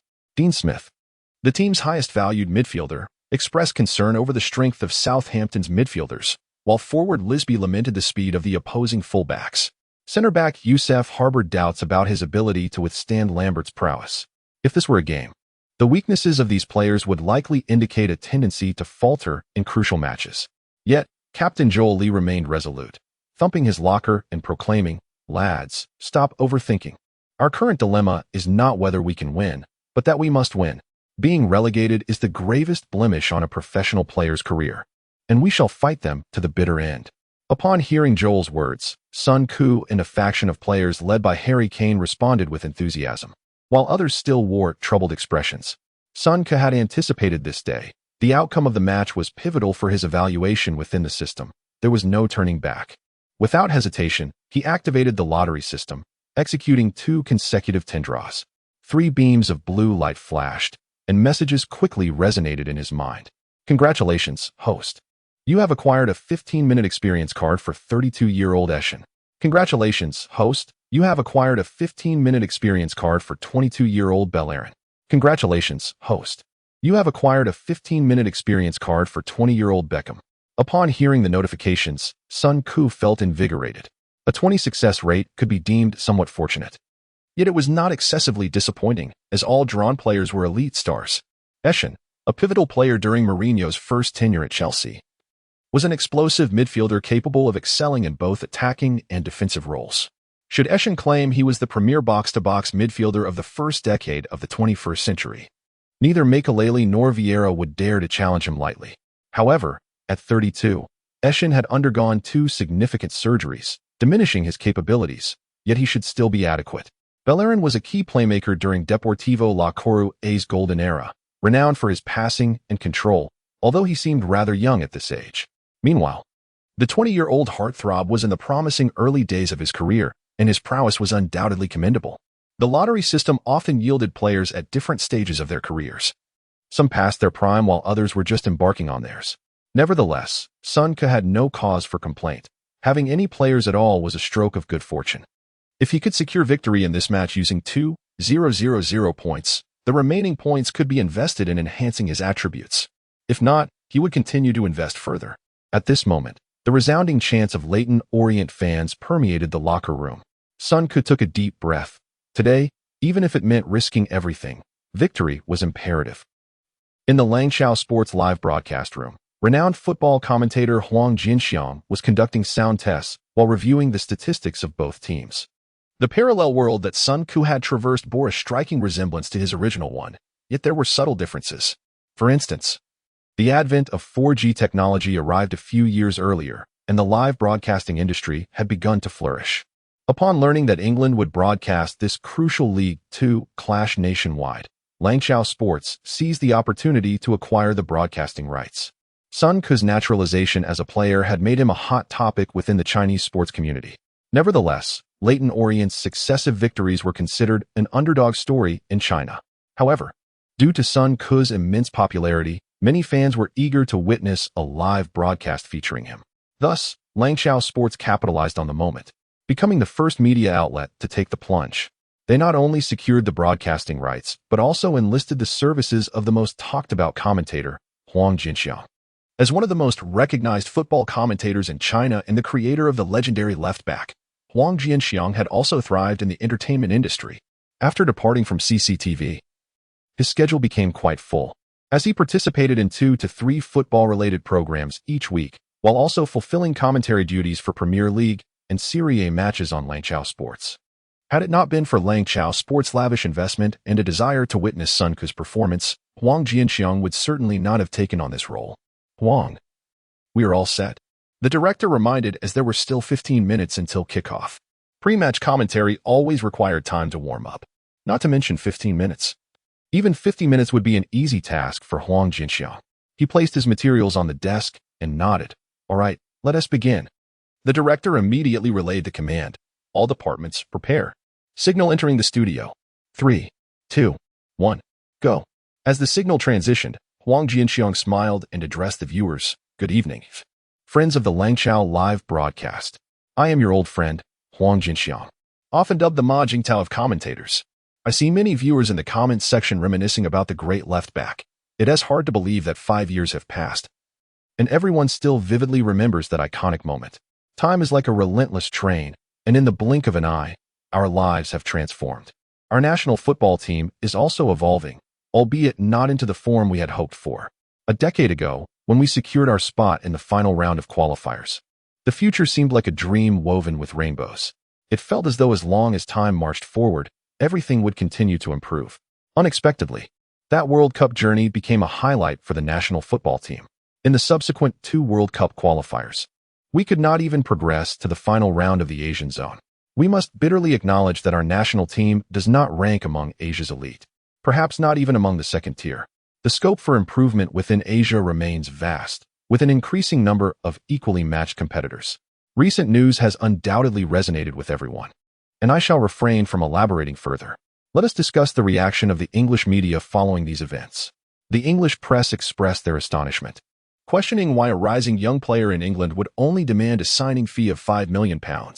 From their perspective, investing £5 million for the potential of a world-class player seems rather unwise. At this juncture, I believe many, like myself, are eager to discern the true capabilities of this player named Sun Q. I am certain that the vast majority of viewers have never watched an entire English League One match and possess little understanding of this level of competition. They are solely here to witness Sun Q. Many were drawn to watch championship matches back in the day, captivated by the likes of Van Gaal and Jai. This tier of competition lacks allure for the general public. However, in England, numerous clubs boast tens of thousands of devoted supporters, with some fans having supported the same club for generations. In the collective consciousness, League One is perceived as a rough-and-tumble league. Some fans have even coined a catchy phrase, suggesting that League One players merely kick the ball when they see it and tackle forwards indiscriminately. This notion, to some extent, mirrors the misunderstandings held by the English regarding us. England features a total of 12 levels of competition, with the top 4 being professional leagues, each club possessing a comprehensive youth training system. The competition within these 4 tiers is exceptionally fierce. Many teams relegated from the Premier League risk falling again if their mindset is not properly adjusted. Wimbledon and Leeds United are prime examples. And even Southampton faced relegation last season. Assessing the strength of League One teams, Charlton, Southampton, and Huddersfield could easily advance to the World Cup finals if placed in the Asian qualifiers, with even a strong chance of reaching the top 8. Sun Q's club, Leyton Orient, is a medium-sized club with a home ground that accommodates only 10,000 spectators, nestled amid residential areas. Since Sun Q joined the first team, Leyton Orient has achieved 5 consecutive victories, rising from second to last to 4th from the bottom. A win in their next match would significantly bolster their chances of survival. However, there remains a considerable gap between Leyton Orient and Southampton. When the 2 teams first clashed this season, Leyton Orient suffered a 1-5 defeat away from home. Prior to the match, the English media overwhelmingly favored Southampton, estimating the probability of victory for the 2 teams at 30-70. We will primarily observe Sun Q's performance in this match, as it is rumored that Arsenal and Everton have taken an interest in him. Regardless of the outcome of this match, it is highly likely that Sun Q will not remain with Leyton Orient next season. We have received signals from the match venue, allowing us to watch the game while engaging in discussion. Chapter 19. Battling with Font's header at Osborne Road Stadium. Nearly 8,000 Leyton Orient fans simultaneously raised their club scarves, passionately singing the team anthem. The 2,000 Southampton supporters, having traveled from afar, found their voices drowned out by the Leyton Orient fans who amplified their cheers. Witnessing this fervor, the Leyton Orient players felt their spirits soar, as the tension in the dressing room was swept away by the enthusiasm of the crowd. In the broadcast room, Huang Jinxiang presented the starting lineups for both teams. Let us examine the lineups of the two teams. Leyton Orient deployed a traditional 4-4-2 formation, common in English football. The goalkeeper, Jamie Jones, hails from Everton's youth academy. The four defenders were Odubajo, Jorley, Yusuf, and McSweeney. The midfield comprised John Spring, Dean Smith, Sun Koo, and Cox, with Smith being a product of Chelsea's youth system. Notably, Cox, the left midfielder, stood at just 1.63 meters, a rarity in English football. The two forwards, Risby and Harry Kane, the latter still shy of 18, was on loan from Tottenham. This young talent had made 18 appearances for Leyton Orient this season, scoring 9 goals, an impressive feat at such a tender age. Southampton, too, adopted a 4-4-2 formation. Their goalkeeper was Kevin Davis, with defenders Ryan Dixon, Font, Rashid Jed, and Richardson. The midfield featured Gooley, Schneiderlin, Hammond, and Lalana, while the forwards were David Connolly and Ricky Lambert. Among the starting lineups, only 6 players stood below 180 meters, underscoring the emphasis on physical prowess in English leagues. On paper, Southampton's players appeared to possess a distinct advantage, with Lalana being a regular in England's youth squads, Gooley having had a brief stint with Fiorentina in Serie A, and Schneiderlin having represented France's U19 team. Connolly had played for West Ham, Wigan, and Sunderland, scoring 15 goals in the Premier League. As the referee's whistle pierced the air, the match, destined to be etched in history as a battle for promotion and relegation, commenced. Leyton Orient swiftly passed the ball to the left flank. The diminutive yet agile Cox and the speedy Risby were the team's fastest players. Aiming to assert dominance on the left side, Risby received the ball and, facing right-back Dixon, decisively surged towards the penalty area. However, Dixon proved to be a formidable opponent, skillfully intercepting Risby's path with his speed. The two collided, with Dixon maintaining his ground while Risby stumbled and veered towards the center of the box. Unexpectedly, as Risby maneuvered the ball, Southampton's central defender Font rushed in, deftly clearing the ball forward. Cox and Raymond sprinted towards the ball simultaneously, colliding in the process, with the sturdily built Cox being sent flying. Upon gaining possession, Raymond accelerated, prompting Leyton Orient's Dean Smith to rush in for an interception. In a split second, Raymond sent a pass behind him. Observing Southampton's assertive play from the outset, Sun Koo activated his Eschen experience card. Upon receiving the ball, Schneiderlin did not hesitate. Recognizing that Sun Koo was still nearly 3 meters away, the French midfielder quickly altered his direction and accelerated. The Southampton coaching staff had conducted meticulous research on Sun Koo, concluding that he possessed excellent interception and one-on-one abilities, yet deemed his speed and coordination as average, thereby questioning his defensive capabilities during high-speed situations. However, the moment Schneiderlin initiated his run, Sun Koo positioned himself between Schneiderlin and the ball. Without a moment's pause, Schneiderlin charged towards Sun Koo, colliding with force. Sun Koo responded instantaneously, engaging in a fierce confrontation. Schneiderlin felt as if he had been struck by a rampaging bull, losing his balance and tumbling to the ground. Rising in frustration, Schneiderlin vocally protested to the referee, insisting that Sun Koo had committed a foul. In his view, the somewhat slender Asian player could not possess such formidable physicality and must have engaged in foul play. The referee shook his head and gestured for Schneiderlin to rise. The home crowd erupted in laughter at the scene. Sun Koo seized the opportunity, advancing the ball forward. Schneiderlin, now incensed, charged at Sun Koo, unable to swallow the humiliation of their previous encounter. With the Eschen experience card activated, Sun Koo stood his ground, meeting Schneiderlin head-on once more. As they collided, Schneiderlin suddenly felt an overwhelming force emanating from Sun Koo. In the next moment, the French midfielder staggered backward, barely managing to maintain his balance. The Leyton Orient fans erupted in jubilant cheers at this display. Sun Koo continued his forward surge, using his body to shield against the advancing Raymond, pressing ahead relentlessly. Raymond, exerting all his strength, could only watch helplessly as Sun Koo barreled forward. As Sun Koo approached the edge of the penalty area, Southampton's central defender Jed quickly moved to support his teammate, attempting to double-team Son Koo. In that instant, Son Koo deftly sent the ball into the box. Harry Kane appeared timely in the path of the pass, and without hesitation, turned to shoot. Just as Kane struck the ball, Font launched himself forward, valiantly blocking the shot to send it out of play. A collective sigh of disappointment arose from the Leyton Orient fans, followed by applause. Son Koo lamented as he entered the opponent's penalty area, acknowledging that Kane was still too inexperienced. Had it been a decade later, Font would have found himself overwhelmed. The young player still had time to grow. In the broadcast room, Huang Jinxiang remarked, "From the performance in these first 2 minutes, Son Koo has exceeded my expectations. I had no idea the boy possessed such tenacity on the field. His interception predictions, individual advancement capabilities, and timing for passes were all impeccably executed. This lad is remarkable."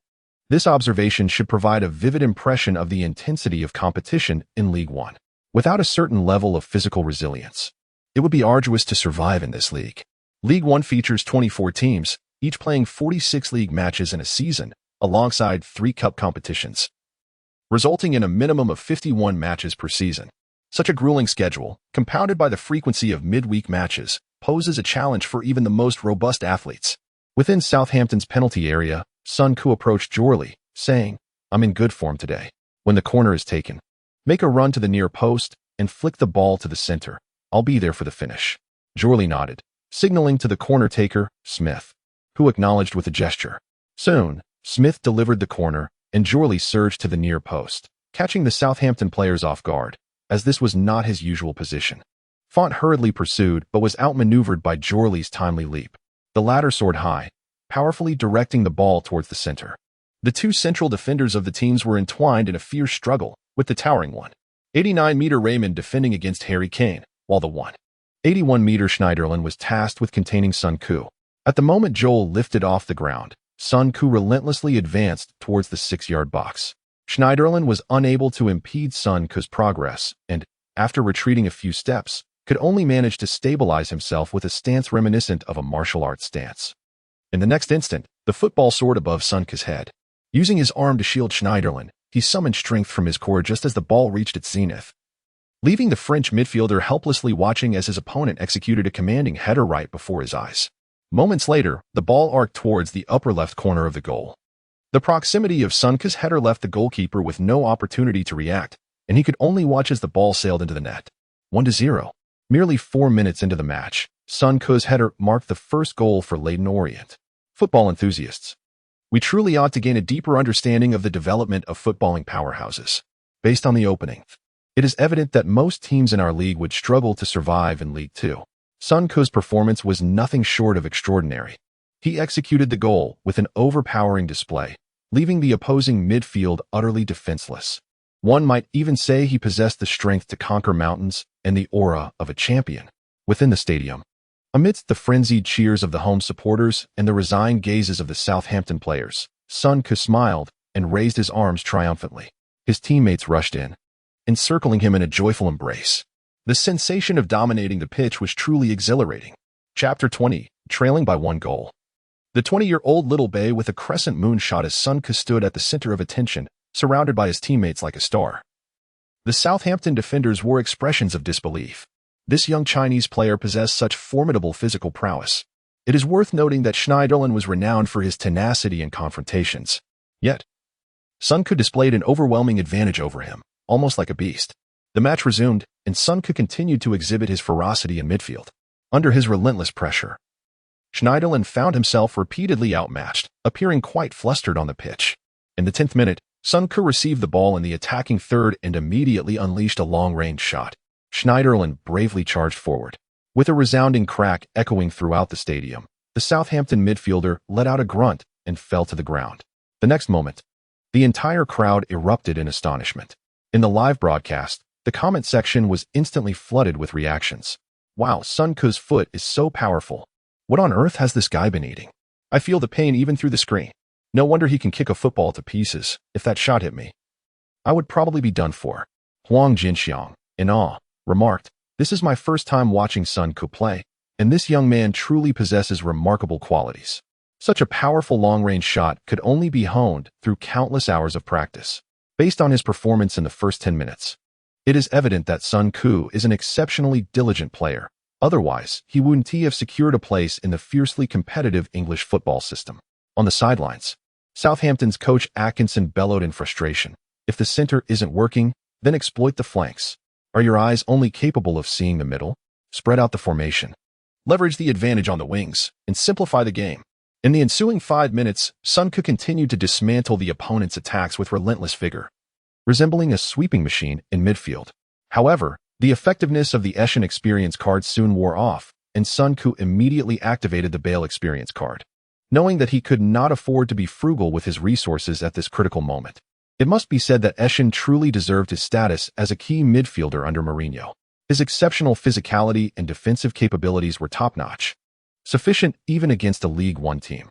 The Bale Experience card was perfectly suited for the current scenario, enabling Sun Koo to orchestrate the midfield seamlessly. When Sun Koo regained possession, he began to methodically organize the midfield, quickly transitioning the ball after receiving it.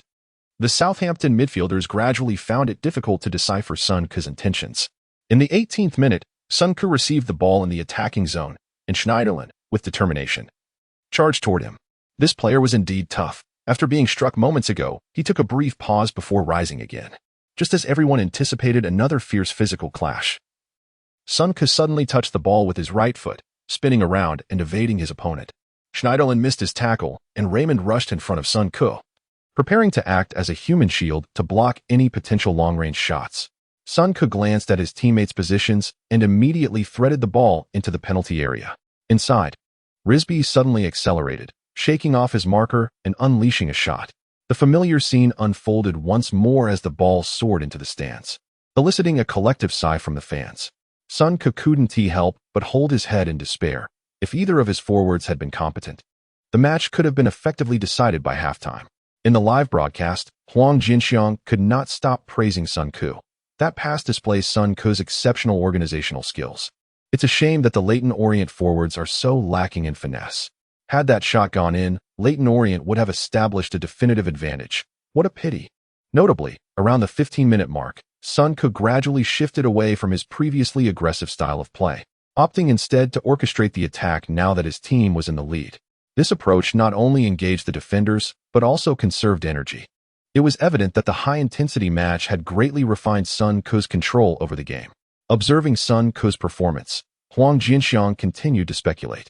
On the pitch, the Southampton coach realized that their pride in ball possession tactics had been fragmented by Sun Koo's individual prowess, prompting them to abandon ground play entirely. Under his command, Southampton swiftly reverted to traditional English football, launching direct attacks from the backline. In the 25th minute, Southampton executed a goal kick directly to the front line. Lambert outmuscled Joel and flicked the ball to the left side of the penalty area. Lalana, receiving the ball on the left, faced simultaneous pressure from two Leyton Orient players. The future Liverpool star, under duress, keenly observed his teammates' movements before deftly slipping the ball between the two defenders. Lalana surged into the penalty area, where defenders hesitated to challenge him, opting instead to block his path. However, Lalana's individual ability was formidable. Even by Premier League standards, he could not be easily contained. After a sudden stop, Southampton's left winger accelerated, outpacing his defender and charging toward the 6-yard box. Spotting Leyton Orient's goalkeeper Jamie Jones rushing out, Sun Koo silently cursed to himself. This guy was going to pass. Indeed, the next moment, Lalana skillfully flicked the ball with his left foot towards the center.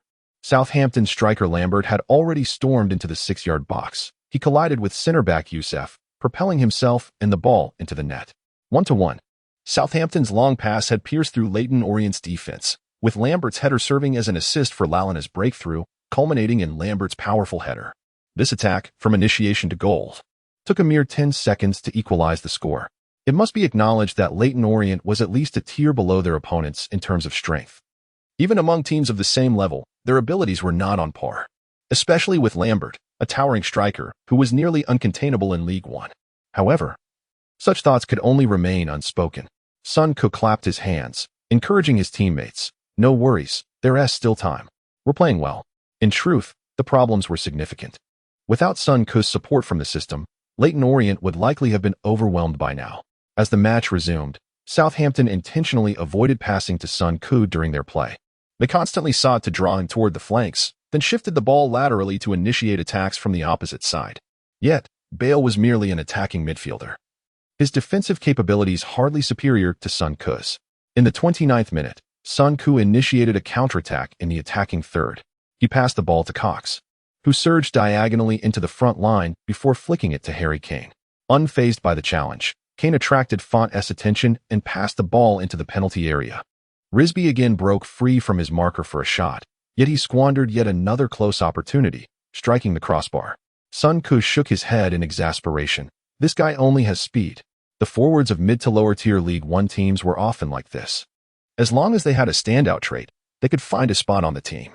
With the Bale experience card expiring, Sun Ku promptly activated the 20-year-old heartthrob experience card. As the match resumed, Southampton sent the ball into the penalty area from the flank. In the box, Lambert received the ball while holding off Joel, preparing to shoot. In a moment of panic, Joel tugged at Lambert. The experienced striker fell dramatically, prompting a chorus of shouts for a penalty from Southampton players. The referee, unwavering, awarded the penalty and issued a yellow card to Joel. Sun Ku now finds himself utterly exasperated, as his English League teammates are simply unmanageable. If only Ninth Uncle could somehow suppress the misfortune of the Coffin Man. How much better it would be if this fellow had been born without hands. Lambert stood at the penalty spot, and as the referee's whistle pierced the air, he surged forward, striking the ball with precision into the upper left corner of the goal. 1-2. Southampton, after conceding an initial goal, had remarkably equalized and then taken the lead. In an instant, the atmosphere around Leyton Orient grew tense. Sun Ku continuously reminded himself to remain calm and composed. Beckham, a master of long passes and free kicks, possessed evident strengths. If utilized properly, opportunities would surely arise. He approached the glum Risby and said, "Once the match commences, I will pass the ball forward. You engage the central defenders for the aerial duel. If you are fouled, do not resist. Ensure you earn a free kick." Risby, mustering his spirits, nodded affirmatively, "No problem." As the match began, Southampton's offensive onslaught was relentless, effectively pinning Leyton Orient within their half. The danger loomed near Leyton Orient's goal, yet the players gritted their teeth in determination. If victory eluded them in this match, most players would face pay cuts and relegation to League Two. They were all acutely aware of this reality. In the 36th minute, Lalana received the ball on the left flank. Faced with a double team, he refrained from forcing his way through and opted to pass back to a teammate. At that precise moment of his pass, the already sprinting Sun Ku dashed into the path of the ball, diving to intercept it beneath him. He glanced up at the field, made a quick adjustment, and immediately sent the ball forward. The football arced gracefully, bypassing Southampton's midfielders, landing just outside the penalty area. Font and Risby surged toward the ball simultaneously. The Southampton center-back anticipated the landing spot and lunged in. However, at the very moment he executed his tackle, the sprinting Risby unexpectedly extended his leg, propelling the ball ahead. Font, unable to halt his momentum, inadvertently collided with Risby's foot. With all his might, Risby let out a pained scream, rolling several times on the ground. The referee's whistle sounded instantly, brandishing a yellow card at Font. Sun Ku patted Risby, who was struggling to rise, and took a deep breath. "Oh, Beckham, surely your legendary bending free kick at 20 should still be reliable?" Chapter 21. The fluctuating fortitude of this player in the penalty area of Southampton. Leyton Orient was awarded a free kick. Judging by the course of the match, Leyton Orient was clearly the underdog. To triumph against a superior opponent, seizing opportunities from set pieces was imperative. As a side note, despite Leyton Orient's apparent struggle against Southampton, our national team may not necessarily fare better against them. The player Risby, unable to score in such a critical moment, simply faced an overwhelming opponent. Encountering such a player would likely prove daunting for our national team. Freed from the constraints of the system, Huang Jinxiang's commentary style has become increasingly bold. He now shows no mercy towards the national team. Huang is brilliant. I watched the live stream just for the jokes. Huang, be even bolder. Unleash yourself. Huang, why do I feel that Sun Ku fluctuates between strength and weakness? Can you provide a diagnosis? Can we refrain from side comments? Huang, please elaborate on this issue of strength and weakness. Huang Jinxiang glanced at the comments, chuckling as he shook his head. Let us discuss football seriously, shall we? I understood the intent of that commenter, who seemed to convey that Sun Ku initially appeared robust in his physical confrontations, but later seemed to shy away from them. As a young player, I believe Sun Ku's core strength is undoubtedly sound. However, at just 19 years old, maintaining a high level of physical engagement throughout the match is challenging. This is a reasonable choice to avoid fatigue in the second half. Let us witness which player from Leyton Orient will take this crucial free kick. Sun Ku and Smith stood over the ball, and after a brief discussion, it was decided that Sun Ku would take the free kick. This decision subtly underscores Sun Ku's established core status within Leyton Orient. It appears that Sun Ku aims to pierce through the opponent's defense with a powerful long-range shot. As Sun Ku prepared to take the kick, the Osborne Road Stadium fell into a hush. The free kick was positioned slightly to the left yet perfectly distanced.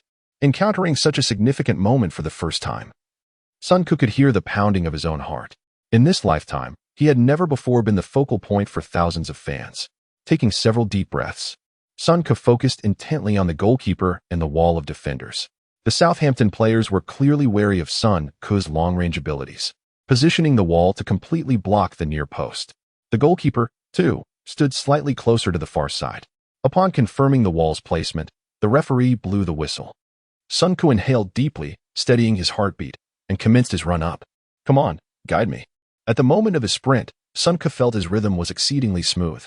The Southampton players, grimacing, stood ready to shield against Sun Ku's impending strike. As he approached the ball, Sun Ku firmly planted his left foot on the ground, leaning his body significantly to the left, raising his left arm high, and forcefully swinging his right leg. Upon contact with the ball, Sun Ku distinctly felt his foot strike the precise area. With a resounding thud, the Southampton players in the wall leapt instinctively into the air. The ball traced an exaggerated arc, curving around the wall, veering off towards the corner flag. Observing this, the Leyton Orient fans in the stands let out a collective sigh. From their perspective, the free kick had veered absurdly wide. The Southampton goalkeeper, taking a breath, bore a bemused smile, not anticipating that Sun Ku would forego his most reliable scoring method at such a critical juncture. Does this kid wish to showcase his skills? However, the Southampton goalkeeper's amusement was short-lived. In the next moment, his pupils dilated in alarm as he frantically shifted towards his left. The ball, spinning violently in the air, dramatically altered its course towards the goal. Realizing the trajectory, the goalkeeper, now in a panic, took a step forward, diving towards the goal. Yet, as he extended his body, he suddenly lost all strength, realizing the angle of the free kick was simply too acute for him to reach. All of this transpired in the blink of an eye. The fiercely spinning ball entered the goal frame, barely grazing the right post. Yes, amidst a cacophony of jubilant cheers, the players in the Southampton wall simultaneously turned to gaze at Sun Ku. This free kick is utterly extraordinary. This kid possesses such skill. How could he resemble a mere young player just stepping into the first team? He seemed to embody Beckham himself. They were not mistaken. At this moment, Sun Ku truly channeled the spirit of Beckham. 2-2.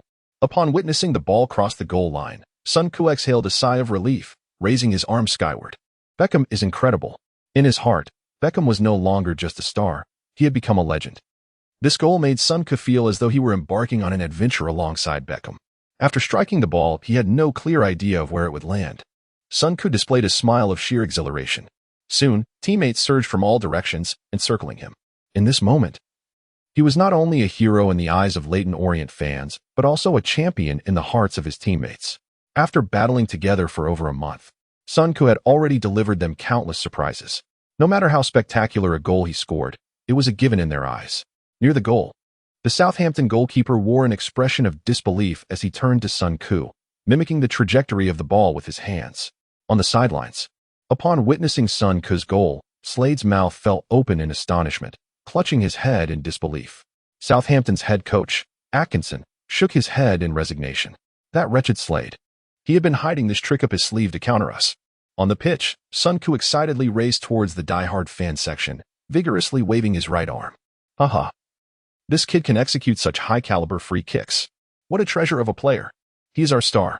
At that moment, the fans in the stands erupted into a frenzy, unleashing deafening cheers once more.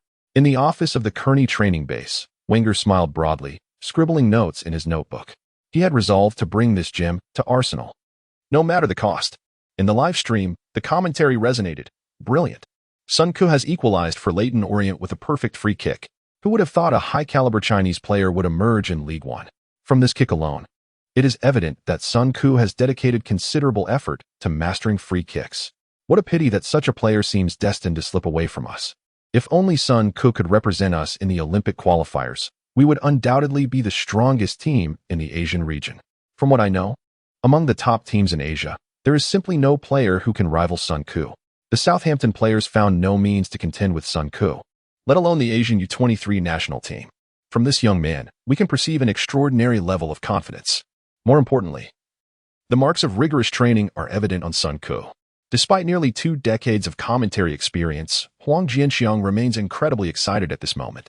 In his view, among players of pure Chinese descent, Sun Ku is the first with the potential to evolve into a top-tier star. Wow, Sun Ku is amazing. That free kick was simply phenomenal. Why do I feel Sun Ku's free kick resembles Beckham's? Just seconds after Sun Ku scored, the live chat room was flooded with nearly 10,000 comments, leaving many in astonishment. Most had only seen videos of Sun Ku. This was their first encounter with his performance. It was evident that Sun Ku's prowess had far surpassed the level of League 2. If he continues to develop, he might truly establish himself as a key player in a major club.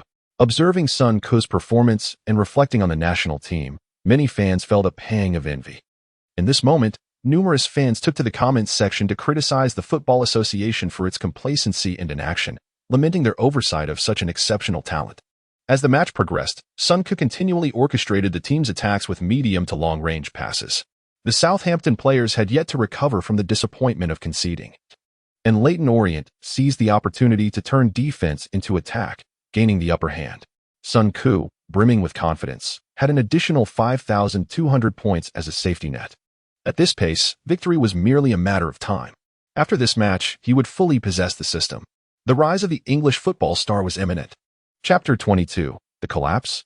We must rouse these incompetent allies. The match was still in progress, with Leyton Orient surging ahead while the Southampton players appeared utterly disheveled. Within a mere 10 minutes, Leyton Orient had 2 prime scoring opportunities, yet both slipped through their fingers. As the game approached the 40th minute, Sun Ku exchanged positions with a teammate, moving to the right flank.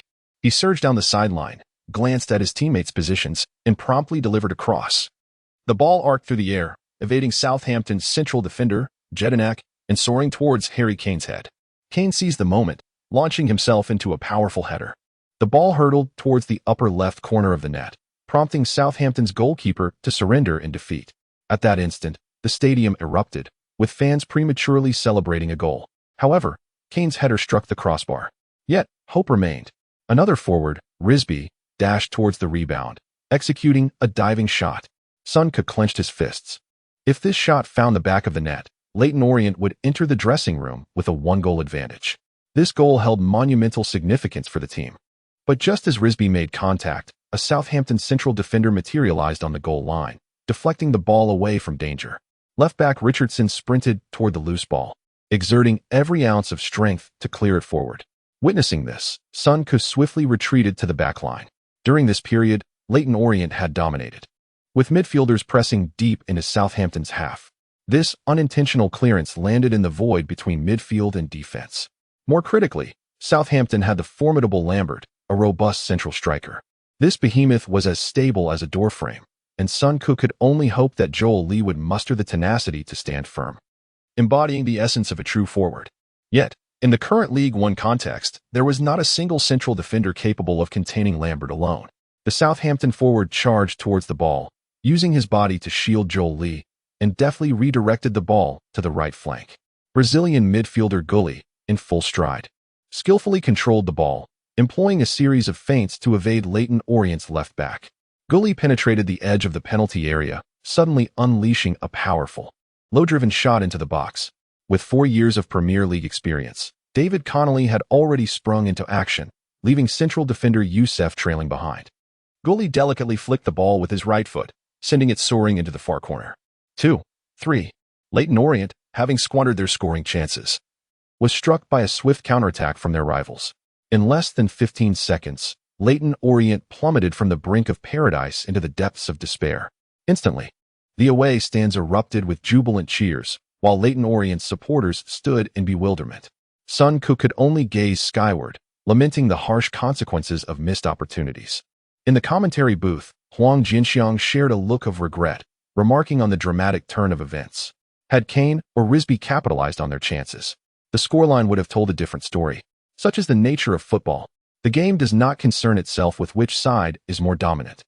It only cares about which side finds the net more frequently. Sun Ku's passing was impeccable. It was merely a lack of decisive players within Leyton Orient that hindered them. Yet, with the first half still ongoing, it was premature to draw conclusions. As Leyton Orient trailed, the commentary section erupted in division. Some believed Leyton Orient merely needed to apply themselves a bit more, while others insisted that the overall team strength was too feeble, reliant solely on Sun Ku. Many questioned the decision to field a striker under 18, and some chastised Kane. There were even those who deemed Sun Ku's positional exchanges with the wide midfielder as overly casual, suggesting he was too eager to showcase his skills and should bear responsibility for the conceded goal. In life, people often conform to the majority to mask their own insecurities. Yet online, they aspire to be opinion leaders. Only when everyone chooses to express their true feelings can the rare virtues of rationality and perspective be acknowledged in this world. Huang Jianxiang had grown accustomed to such reactions. He chuckled softly and remarked, "Football matches unfold in this manner, as long as victory is secured, even through sheer luck. Their shortcomings are often overlooked by the masses. However, once defeat strikes, they must face the wrath of the fans." Yet, during the previous offensive sequence, Sun Ku's choices were sound. Football is inherently a tapestry woven from countless unforeseen events. There remained ample time. A definitive judgment would be rendered only upon the conclusion of the match. On the field, the game continued. Sun Ku glanced at the electronic timer. The match had reached the 42nd minute. Just a single goal separated them. Once they returned to the dressing room, he would consult the system for guidance. It seemed manageable. However, his teammates soon made him realize that the true challenge of the system's evaluation lay not within himself, but rather with his fellow players. As the two teams remained locked in a stalemate during stoppage time, Leyton Orient's defenders suddenly appeared to malfunction, passing the ball directly to Schneiderlin in the center. Schneiderlin, momentarily stunned, had not anticipated receiving such a gift at this juncture. The French midfielder wasted no time, advancing a step to the right before unleashing a decisive long-range shot from outside the box. The strike was powerful, yet the angle was straightforward. Observing the trajectory of the ball, Sun Ku breathed a sigh of relief. However, what transpired next nearly dislocated his jaw. Goalkeeper Jamie Jones lunged to grasp the ball, yet it inexplicably slipped from his grasp and rolled into the net. A colossal, egregious blunder. In an instant, Sun Ku nearly lost his composure, ready to unleash a torrent of expletives. Witnessing goalkeeper Jamie Jones clutching his head, his facial muscles contorting in despair, Sun Ku recalled a statement he had made previously. He could only suppress his fury with great effort. In the stands, Leyton Orient supporters were rendered speechless. This calamity struck them like a bolt from the blue. Within the English football system, club chairpersons, coaches, and players change annually like a flowing river, yet fans invest their entire lives into a single club. Hey, did you lot drink too much last night? This is the most crucial match of the season, and you play like a pile of rubbish. If you can't secure your place in the league, you imbeciles should all get lost. As the first half concluded, Leyton Orient's players trudged down the tunnel amidst the furious shouts of their supporters. Their heads hung low. In stark contrast, the Southampton players, now 2 goals ahead, strutted with their heads held high, laughing boisterously. Upon returning to the dressing room, Leyton Orient's players resembled a puddle of despair, slumped in front of their lockers. Jolie smashed anything within reach onto the floor. Dean Smith, recently signed from Arsenal, sat weeping in agony. The goalkeeper, having just committed a grave error, sat despondently on the ground. The expressions of the other Leyton Orient players mirrored despair. It was evident that they had completely lost confidence. Meanwhile, the lone Harry Kane attempted to rally his teammates, but to the others, he was merely a naive youth. Who would heed his words? Sun Ku fell into contemplation, reflecting on how the team had devolved into such a pitiful state. Not even the likes of Messi could uplift this team. The most pressing matter was not card-pulling, but rather rekindling the team's fighting spirit. In his previous life, he had never encountered such an experience. This was beyond what he had anticipated. He thought the evaluation task would be a mere formality. Instead, the opening challenge was of hellish proportions. Sun Ku continuously recalled the inspiring scenes he had once witnessed in motivational films. We must rouse this group of individuals. Unbeknownst to us, nearly 10 minutes of halftime have elapsed. Slade incessantly claps his hands and exclaims, "Gentlemen, lift your heads. We are warriors, and we must bravely confront the current predicament." Before we embark on our grand resurgence, allow me a moment to speak. Sun Ke is the first to raise his head. The team's fighting spirit hinges upon Slade's words. After more than a month of interaction, he has come to realize that the head coach possesses a remarkable ability to galvanize morale. Yet, at that moment, Captain Joel Lee bellowed, "Shut your mouth, and to hell with the grand resurgence. I just want to sit quietly for a while." Witnessing his captain's despondency and the blatant interruption of the coach's motivational address, Sun Ke could no longer contain the fire within. As the self-proclaimed toughest man on the team, Joel Lee now appeared nothing short of a puddle of despair. There could be no reliance on anyone else. It was time to depend solely on oneself. With this thought, Sun Ke immediately stood up and shouted, "Joel Lee, it is you who should be silent." Upon hearing Sun Ke's words, the entire locker room fell into an eerie silence, as if a pin could be heard dropping. Chapter 23, The Lucky One, Encountering Aliens. Little one, mind your own business. Otherwise, don't blame me for being rude, Joel Lee exclaimed, casting a startled glance at Sun Ke, his face contorted with ferocity. In an instant, all eyes in the locker room were riveted on the two. Observing Joel Lee's demeanor, Sun Ke couldn't help but chuckle inwardly. At this critical juncture, the internal strife was directed at the so-called coffin dweller, a fade of bravado masking cowardice. The stakes of this match were too high for Sun Ke to allow for team self-sabotage. Sun Ke pointed emphatically at Joel Lee and declared, "You may be rude to your own in the locker room, but on the field, you act like a coward. If this is your attitude, you are unworthy of being the captain of Leyton Orient." Joel Lee was momentarily speechless, left dumbfounded by Sun Ke's words. Sun Ke continued, "Joel Lee, at 29 years of age, you have probably forgotten that you hail from Arsenal's youth academy. When you were 19, you could scarcely believe you would be languishing in a League One team a decade later. Arsenal did not retain you, not because of the prowess of Guillaume and Campbell, but because you simply weren't good enough. You trained diligently, clocking in and out, carefully preserving your career, fearing change and challenge. Today, your only pride is your history at Arsenal's academy. In truth, you have been teetering on the periphery of the football world." Upon hearing Sun Ke's words, Joel Lee stood frozen, while everyone, including Slade, stared at Sun Ke in disbelief. Sun Ke moved to the center of the locker room and continued, "At this moment, we are all in pain. But if we simply give up, you will pay a far greater price for today's cowardice. Relegation is the greatest stain on a professional player's career.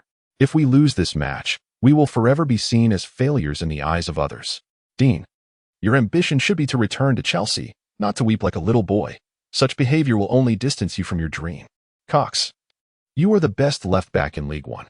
If you play as you did in previous matches, I dare wager you will join a championship club within 3 years. Jamie, countless goalkeepers make mistakes every week, and 90% of them crumble. You must become part of the other 10% if you wish to return to Everton.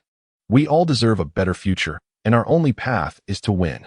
When the final whistle blows, only one team will suffer, and I hope it is Southampton. Winning is not just for the club, but for ourselves. Southampton is the best team in League One. If we can defeat them, all teams will take notice of us. This is another opportunity in our lives. Joel Lee, you are 29 years old. If you cannot contend with a League One striker, no club beyond League One will ever take notice of you. You are the captain. You must muster the courage to suppress and conquer him. This is your last chance in your career. Tell everyone what you plan to do in the second half." At this moment, Joel Lee, stirred by Sun Ke's words, pounded on the locker and shouted, "I swear by my name, I will not allow him to score again. Hey, everyone, did you hear that? We have been humiliated by a young brat, but he speaks the truth. We must rally and fight to the end." Suddenly, the previously silent locker room erupted with fervor. The players of Leyton Orient roared with unrestrained passion. Sun Ke, straining his voice, shouted with all his might, "I swear, as long as you give it your all, I will ensure the team's survival. I swear. Let's return to the field and crush them." In the live broadcast room, Huang Jinxiang expressed regret, saying, "From the first half, we have witnessed the fierce intensity of League One. Leyton Orient trails Southampton 2-4, with both teams locked in a fierce battle. In the final 5 minutes of the match, Leyton Orient displayed signs of collapse. If they lose, they will regrettably be relegated to League Two, a massive blow for the club. From this half, we can clearly see that Sun Ke is a player with tremendous potential. Regardless of the outcome of this match, Sun Ke will undoubtedly not remain with Leyton Orient next season. As fans, we all hope this match does not lose its suspense too soon. However, it will be a significant challenge for Leyton Orient to turn this match around. Let us see if Sun Ku can maintain his impressive performance in the second half amidst such adversity. As the match was about to resume, both teams emerged from the locker room almost simultaneously. Observing the smug Southampton players laughing as they entered the pitch, Sun Ku wore a faint, cold smile. Opening champagne. Are we? Let us see whose fate is stronger. Sun Ku accessed the system, discovering he had 5,200 points remaining. After a month of saving, he finally arrived at this moment of abundance. Without hesitation, he pressed the orange lottery button 5 times. There was no time for second-guessing.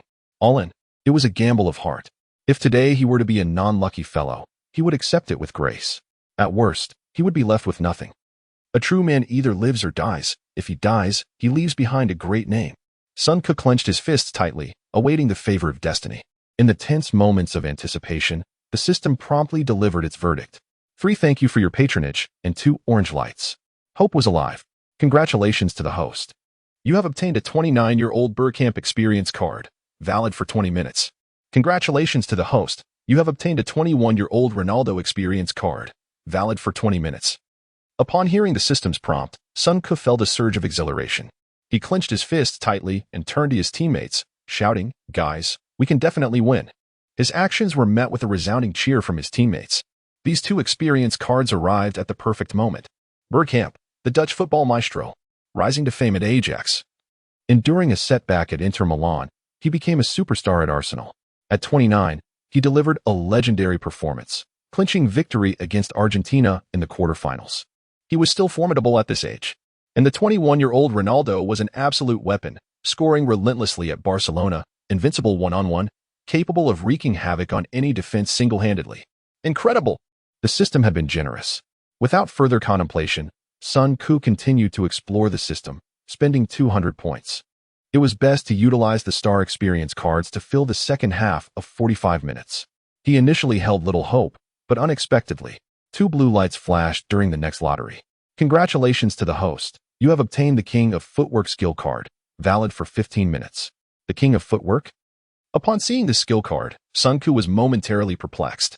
He hurriedly accessed the system to view the skill's instructions. King of Footwork skill card can elevate power to 90 during a half volley. Upon reading the instructions, Sun Ku couldn't help but exclaim in astonishment. He believed this could potentially be the top reward from the blue lottery. With the King of Footwork, he could not guarantee victory during half-volley situations, but he would certainly hold a significant advantage. As the referee's whistle blew to commence the match, Sun Ku immediately activated the King of Footwork skill card.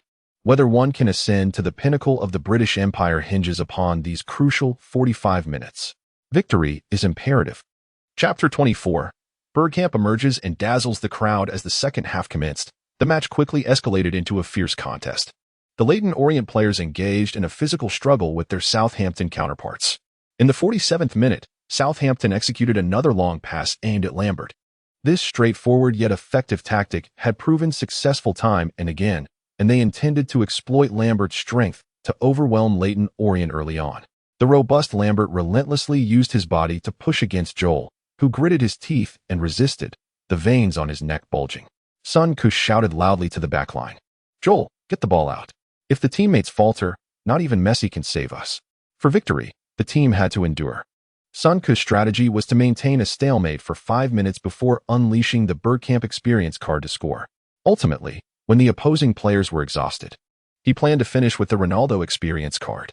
With a fierce expression, Joel roared and summoned all his strength, pushing Lambert forward a few staggering steps. The ball fell between them, and Joel leaped high to gain the advantageous position, powerfully heading the ball towards midfield. The coffin-maker's header sent the ball flying toward the center, where Sun Ku and Schneiderlin both charged for it. Just a meter away, they both lunged in without hesitation. Their feet struck the ball simultaneously. Schneiderlin exerted all his strength, yet a tremendous force emanated from the ball. In the next moment, Schneiderlin's body twisted drastically, and he collapsed onto the grass.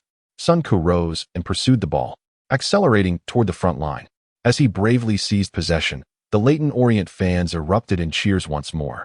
However, facing Sun Ku, Southampton's other midfielder, Raymond, hesitated to challenge too aggressively.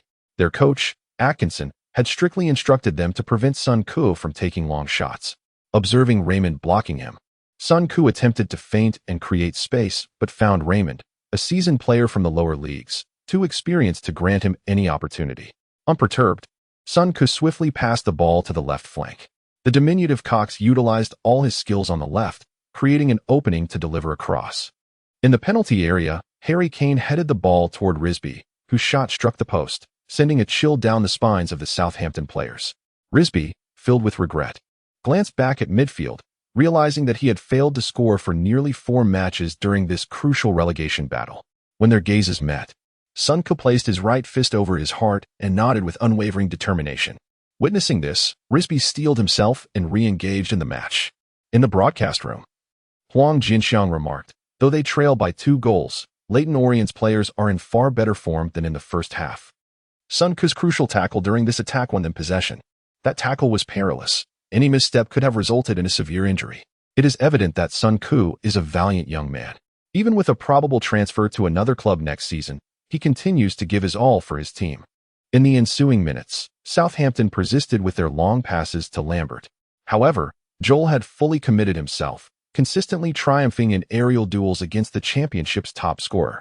As the clock struck 50 minutes, Sun Ke activated the Bergkamp experience card. The system allowed for the simultaneous use of player experience cards and skill cards. At that moment, Sun Ke was akin to a fortified Bergkamp. Upon activating the skill card, his first action was not to charge forward recklessly, but to ensure his teammates were well positioned. Seizing the dead ball moment, he called 3 midfielders over, instructing them to tighten their formation if he advanced into the front line. After ensuring his teammates were attentive, Sun Ke began orchestrating the midfield. He noted a remarkable change. Since activating the Bergkamp experience card, his vision had significantly expanded. Furthermore, numerous passing strategies flooded his mind, many of which he had never contemplated before. Was this the creativity of a football maestro? In the following minutes, Sun Ke continually crafted opportunities for his teammates. Within mere moments, Southampton players suddenly realized they had completely lost control of midfield. They were left with only the option of long passes to the front line. Yet, in the face of Joel's newfound determination, Lambert's first-half prowess proved elusive. Even if he won the initial header, Southampton's limited attacking players could not capitalize on the situation. The lack of attacking numbers stemmed from Southampton's comfortable 2-goal lead, allowing them to focus on maintaining their advantage until the final whistle. Additionally, Sun Ke's presence in the midfield exerted immense defensive pressure on them. Confronted with Southampton's defensive posture, Sun Ke did not rush his approach. Southampton was no pushover, and he lacked the luxury of a stellar midfield behind him. The hopes of victory rested solely on his shoulders. As long as they maintained their pressure, a goal was inevitable. Once a goal materialized, the match's equilibrium would be disrupted. At the 58th minute, Leyton Orient mounted another counterattack.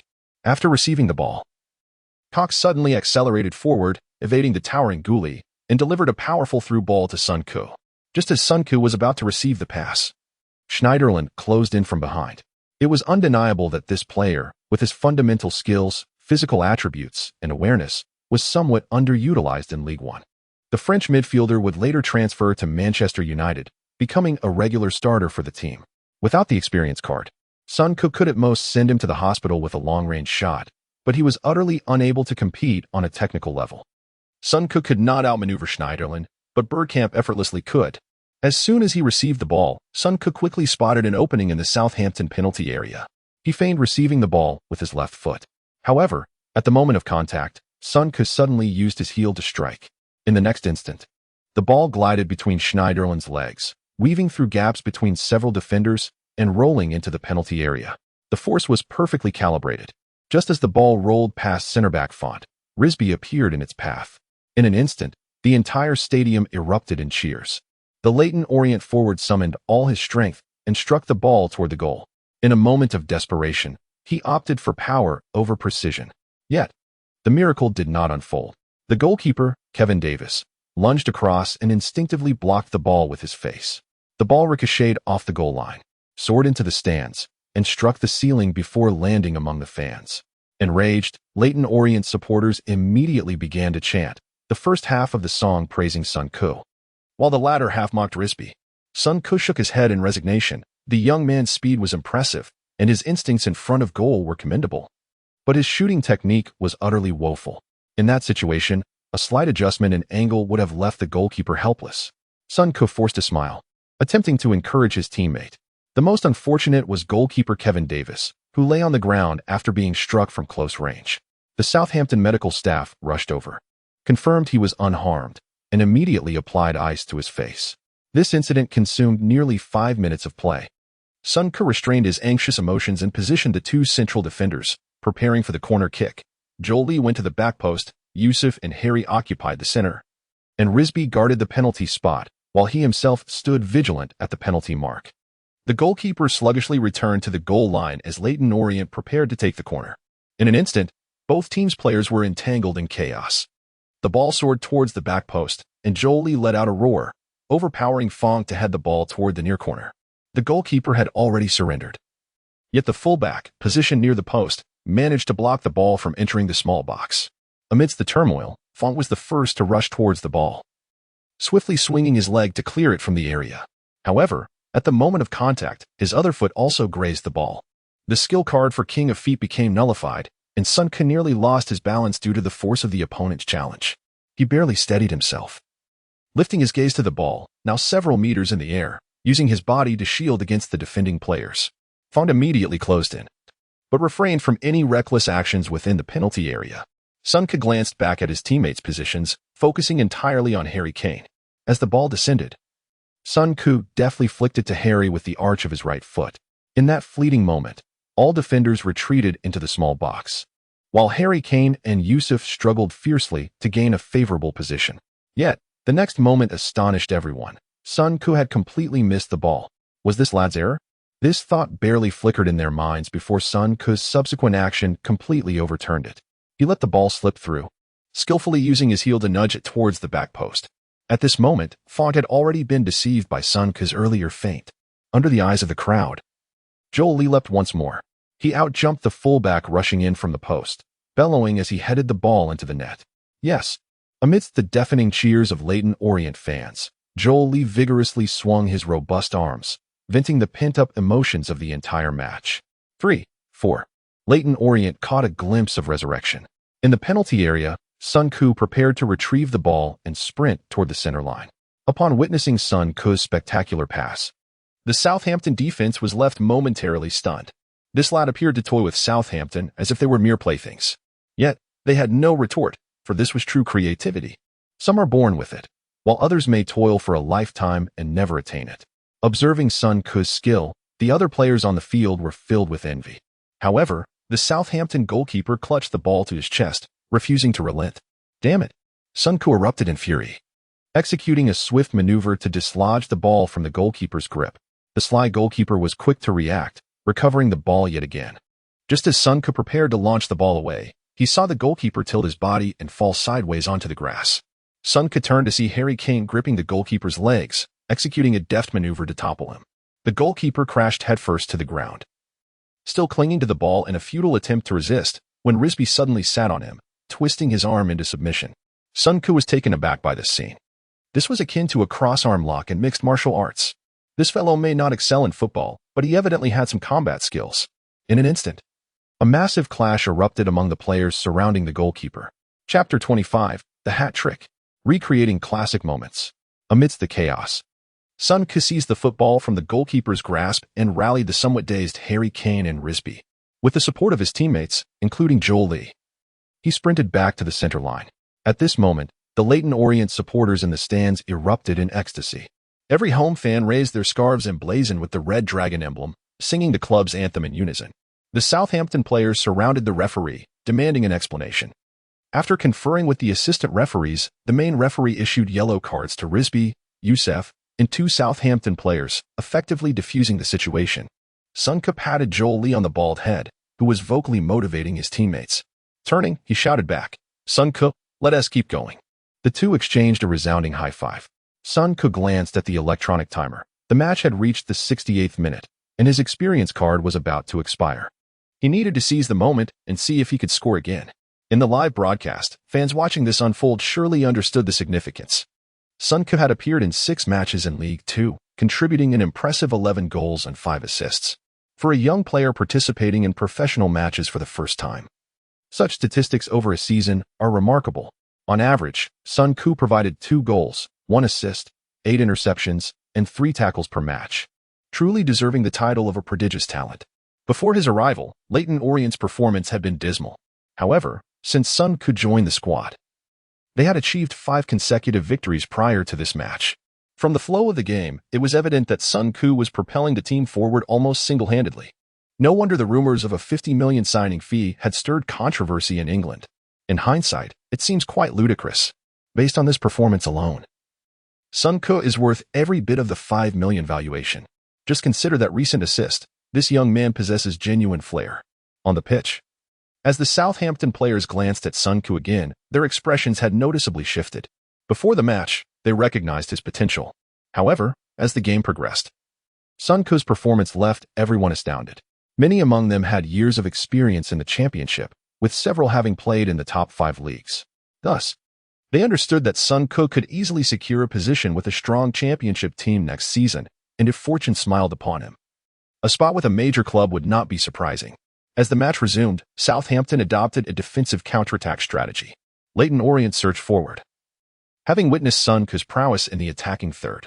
With a draw sufficient for Southampton to secure promotion to the championship, they faced no pressure to score. Engaging in an open contest could risk conceding a goal, which would be disastrous. If they could fortify their defense and seize a chance to score, the match would lose all suspense. Upon restarting the game, Southampton focused on defense, deploying only 3 to 4 players in the attack.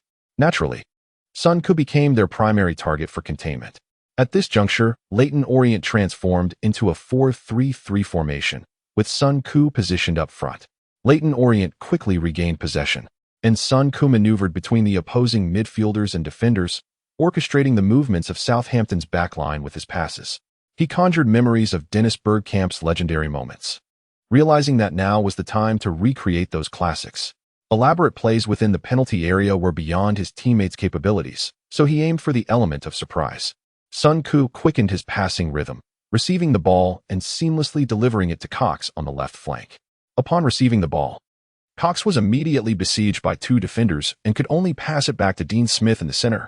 As Smith controlled the ball, a spark of inspiration ignited in Sun Koo's mind.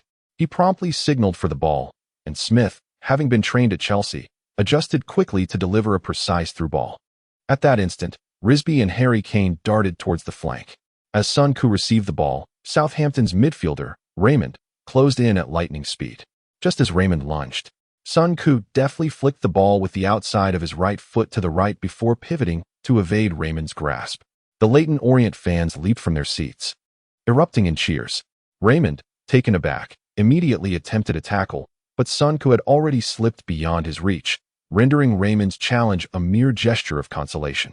Seeing Sun Koo charge into the penalty area, 2 Southampton center-backs abandoned their marked players to converge on him.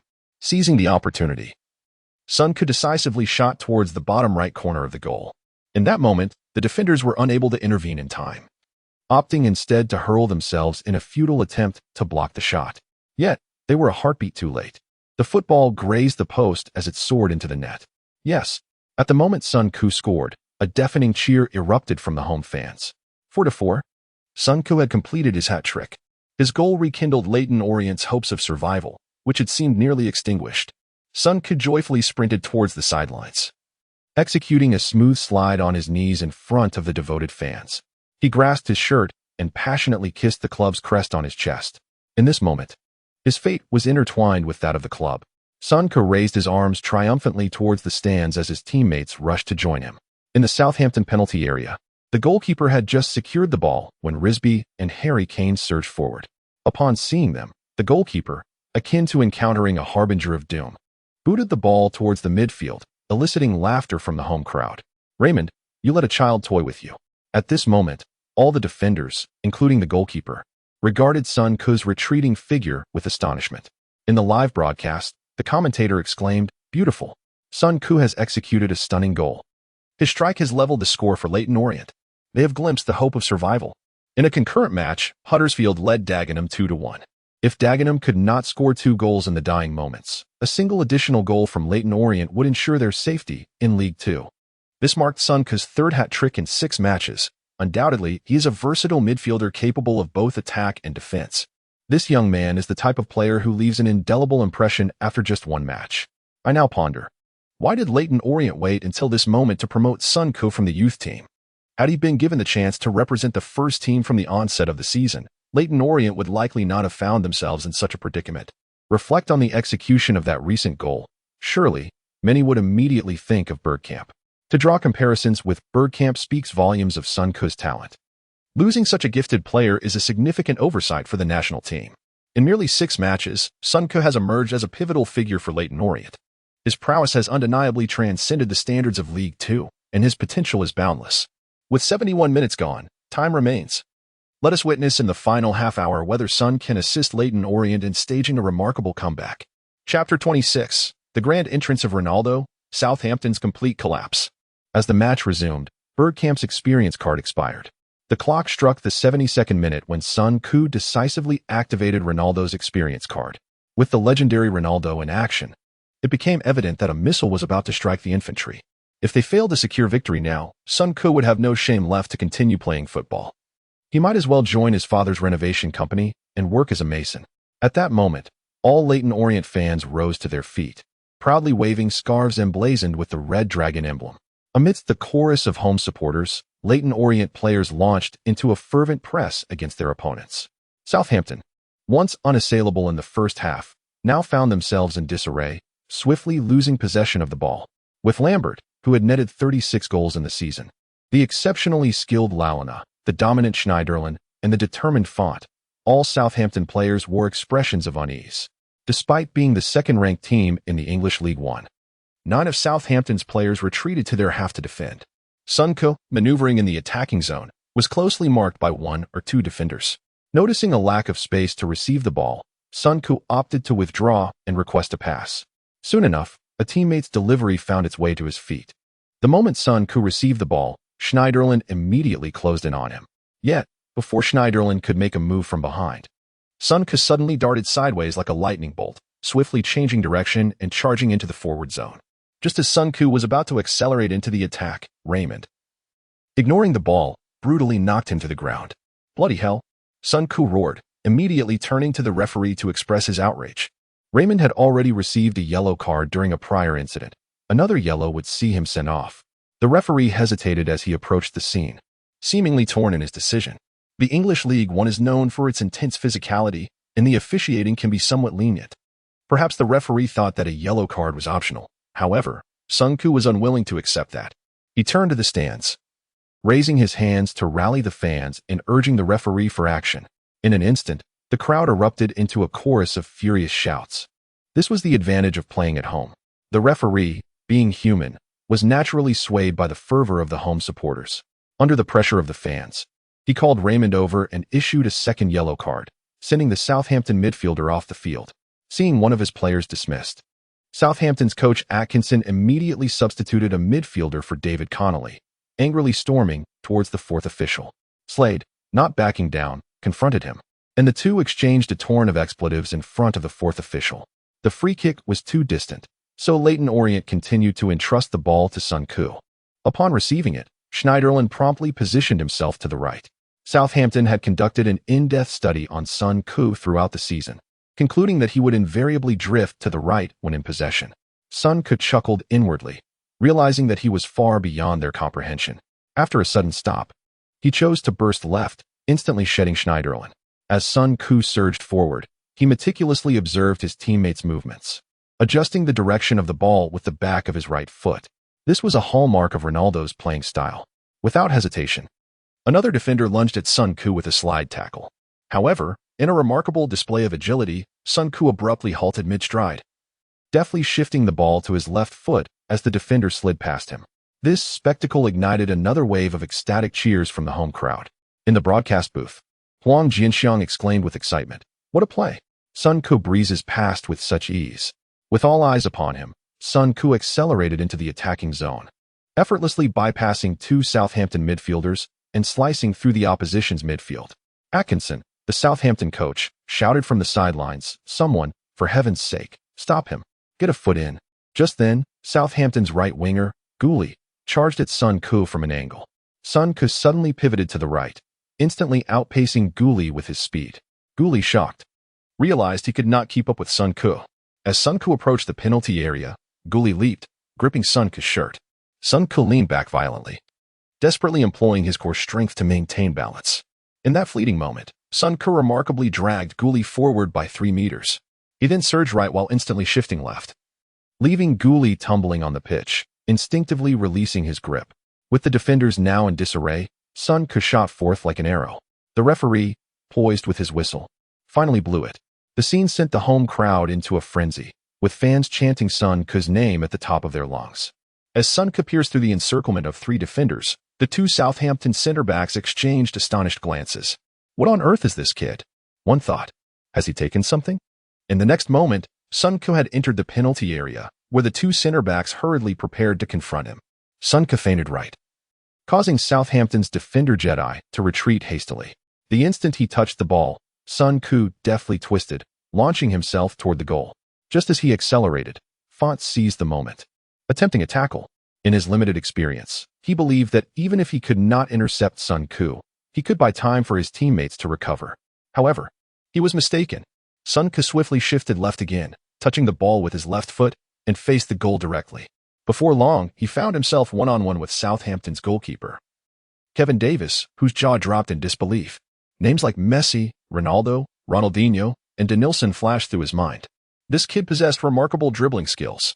Although Kevin Davis was a professional, his capabilities were only sufficient to admire those stars from a distance on television. Sun Ke's dazzling display left Kevin Davis flustered, relying on muscle memory from years of training. He attempted to defend, but mentally, he was already in disarray.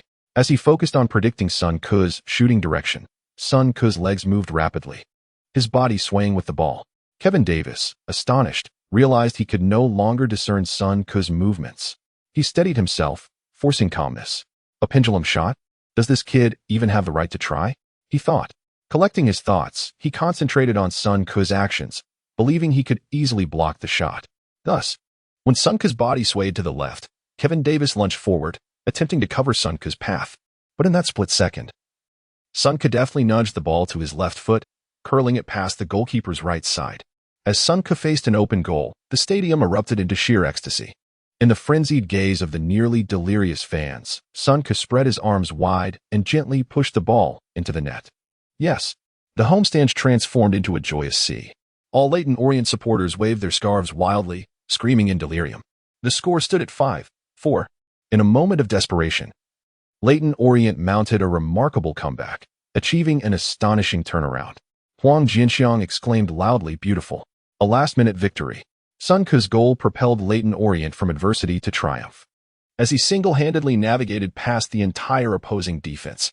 Had I not witnessed it with my own eyes, I would scarcely have believed it. With rapid movement, swift direction changes, and a pendulum-like dribble, Sun Ke embodied the spirit of Ronaldo in that instant. On the field, every Leyton Orient player, including the goalkeeper, surged from every corner to surround Sun Ke. They jubilantly cheered and jumped in celebration. After executing the turnaround, Sun Ke exhaled deeply. Initially, he had assumed that the system's assessment task would involve seasoned players ruthlessly dominating the novice village. Unexpectedly, the experience of relegation battle proved to be so tumultuous. As the tension in his mind eased, Sun Ke suddenly felt a wave of exhaustion. His knees and ankles throbbed with intense pain. To secure the victory, he had already exerted himself to the utmost, and with the use of the Ronaldo experience card, his stamina was nearing its limit. It appeared that his petite frame was ill-equipped to handle the demands of such a formidable entity as Ronaldo. Noticing Sun Ke's weary expression, his teammates expressed their concern. Sun Ke smiled and patted Joel on the shoulder, saying, "I've done all I can. Now it's up to you to persevere." Joel thumped his chest and shouted, "Fear not. Even if it costs me my life, I won't let them score." The brothers rallied, for the club, for Sun Ke. "We will fight until the very last moment." As the group turned to return to the center of the field, they suddenly saw Guli animatedly shouting at the referee. The fans in the stands erupted in cheers. The referee's expression was stern as he pointed to the sidelines, signaling Guli to exit the pitch promptly. With Guli sent off, Southampton found themselves down 2 players while trailing by a goal. Sun Ke thought, could it be? Did that scoundrel have additional antics behind my back? To his astonishment, the difficulty of the task had suddenly diminished after gaining the lead. In the live broadcast, Huang Jianxiang, who had just delivered an impassioned commentary, could barely contain his volume.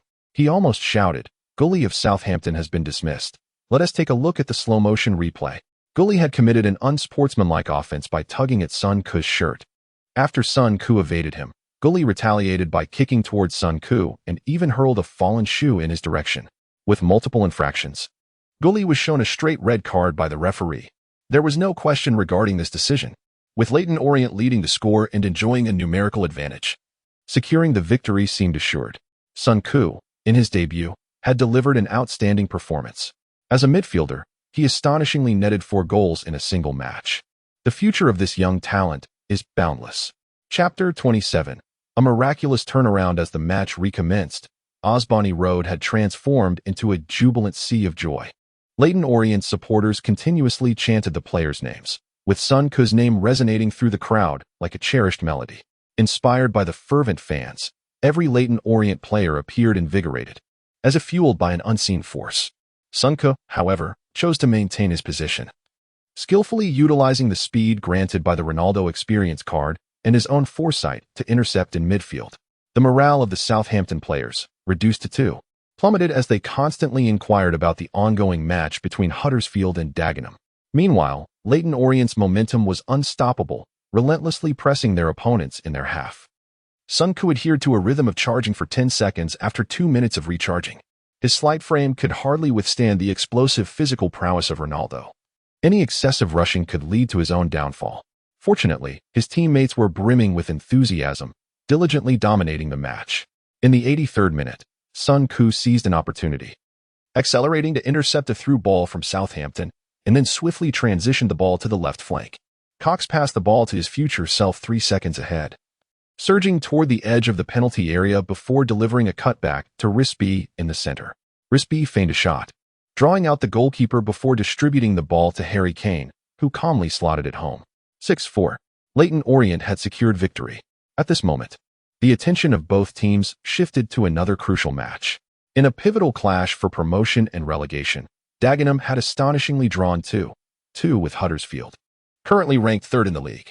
This scoreline would ensure Southampton's direct promotion to the Championship and Leyton Orient's safe relegation. Should Huddersfield score, Southampton would be pushed to 3rd place, facing playoff matches for promotion. Conversely, if Dagenham were to win, Leyton Orient's dramatic comeback would become meaningless. As time elapsed, both teams appeared disinterested in continuing the battle, and the referee hastily concluded the match after a mere minute of symbolic stoppage time. The moment the final whistle blew, the fans erupted in fervent applause for the players. Subsequently, the stadium broadcasted commentary from the unfolding match. The viewership of League One could hardly compare to the Premier League. Hence, only select pivotal matches were broadcast live, while others resorted to the traditional audio commentary format. The match between Huddersfield and Dagenham had entered stoppage time. From the commentary, it was evident that both teams were fully committed to attacking, with the commentators' animated cries echoing frequently. Each time Dagenham initiated an offensive, Sun Ku felt his heart leap into his throat. To be honest, the preceding match had not felt this tense. This was Sun Ku's first experience of the helplessness that comes with having one's fate in the hands of others. The few minutes felt interminable, and he was startled into a cold sweat by the commentators' exaggerated tones. Could he not speak normally? Finally, after an agonizing wait, the match concluded. Leyton Orient, having executed a remarkable turnaround, narrowly escaped relegation. Sun Ku excitedly waved his fists toward the stands. What a harrowing experience. Almost simultaneously, players from both sides celebrated, and fans sang their team anthems in unison. At that moment, a notification sound resonated in Sun Ku's mind. Congratulations to the host for successfully passing the assessment. Task rewards have been credited to the system. Hearing the system's notification, Sun Ku laughed heartily, finally emerging from the novice village. Though still inexperienced with the system's support, there was a possibility of achieving greatness in the English Premier League. In the next instant, Sun Ku's body suddenly lost balance. What was happening? In a daze, he realized he was being lifted by his teammates, tossed into the air repeatedly. At that moment, the entire stadium erupted in exuberant cheers. Once his teammates set him down, Sun Ku embraced each one of them. The bond he shared with them would likely reach its conclusion here. Although Leyton Orient was not a powerhouse club, it was the place where Sun Ku's professional career began. Despite the team's modest strength, during their desperate struggle against relegation, everyone had exerted tremendous effort. Sun Ku had delivered salvation for the team, while they had helped him unlock his future. This was a treasured memory. In the stands, Both sets of fans encouraged one another with songs. After a life-and-death battle, the stadium displayed a heartwarming scene of camaraderie. Mr. Slade emerged from the crowd, embraced Sun Ke, and said, "Kid, go take a shower. We need to attend the press conference together." In the live broadcast, Huang Jinxiang exclaimed, "Dear viewers, today we witnessed an unforgettable match. Thanks to Sun Ke's extraordinary performance, with 4 goals and 1 assist, Leyton Orient achieved an astonishing turnaround and secured their safety." Many viewers were likely watching Sun Ke for the first time. His performance in this critical match was impeccable. If all goes as expected, Sun Ke is likely to appear in the Premier League next season. We wish him all the best in his career. A beautiful life awaits him just around the corner. In the press room, Southampton's head coach Atkinson was in good spirits. Despite the loss, Southampton had safely advanced to the championship. When asked by reporters to comment on Sun Ke, Atkinson smiled and shrugged. "This kid's performance is truly remarkable. I'm at a loss for words. But I can assure you, he will be a hot commodity in the next transfer window."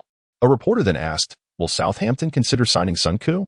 Atkinson replied with a smile, "If circumstances permit, we would certainly pursue Sun Ke. His abilities are more than capable of securing a place in the championship. However, given the current situation, we might struggle to compete." When Sun Ke and Mr. Slade entered the press room, his face began to flicker with excitement.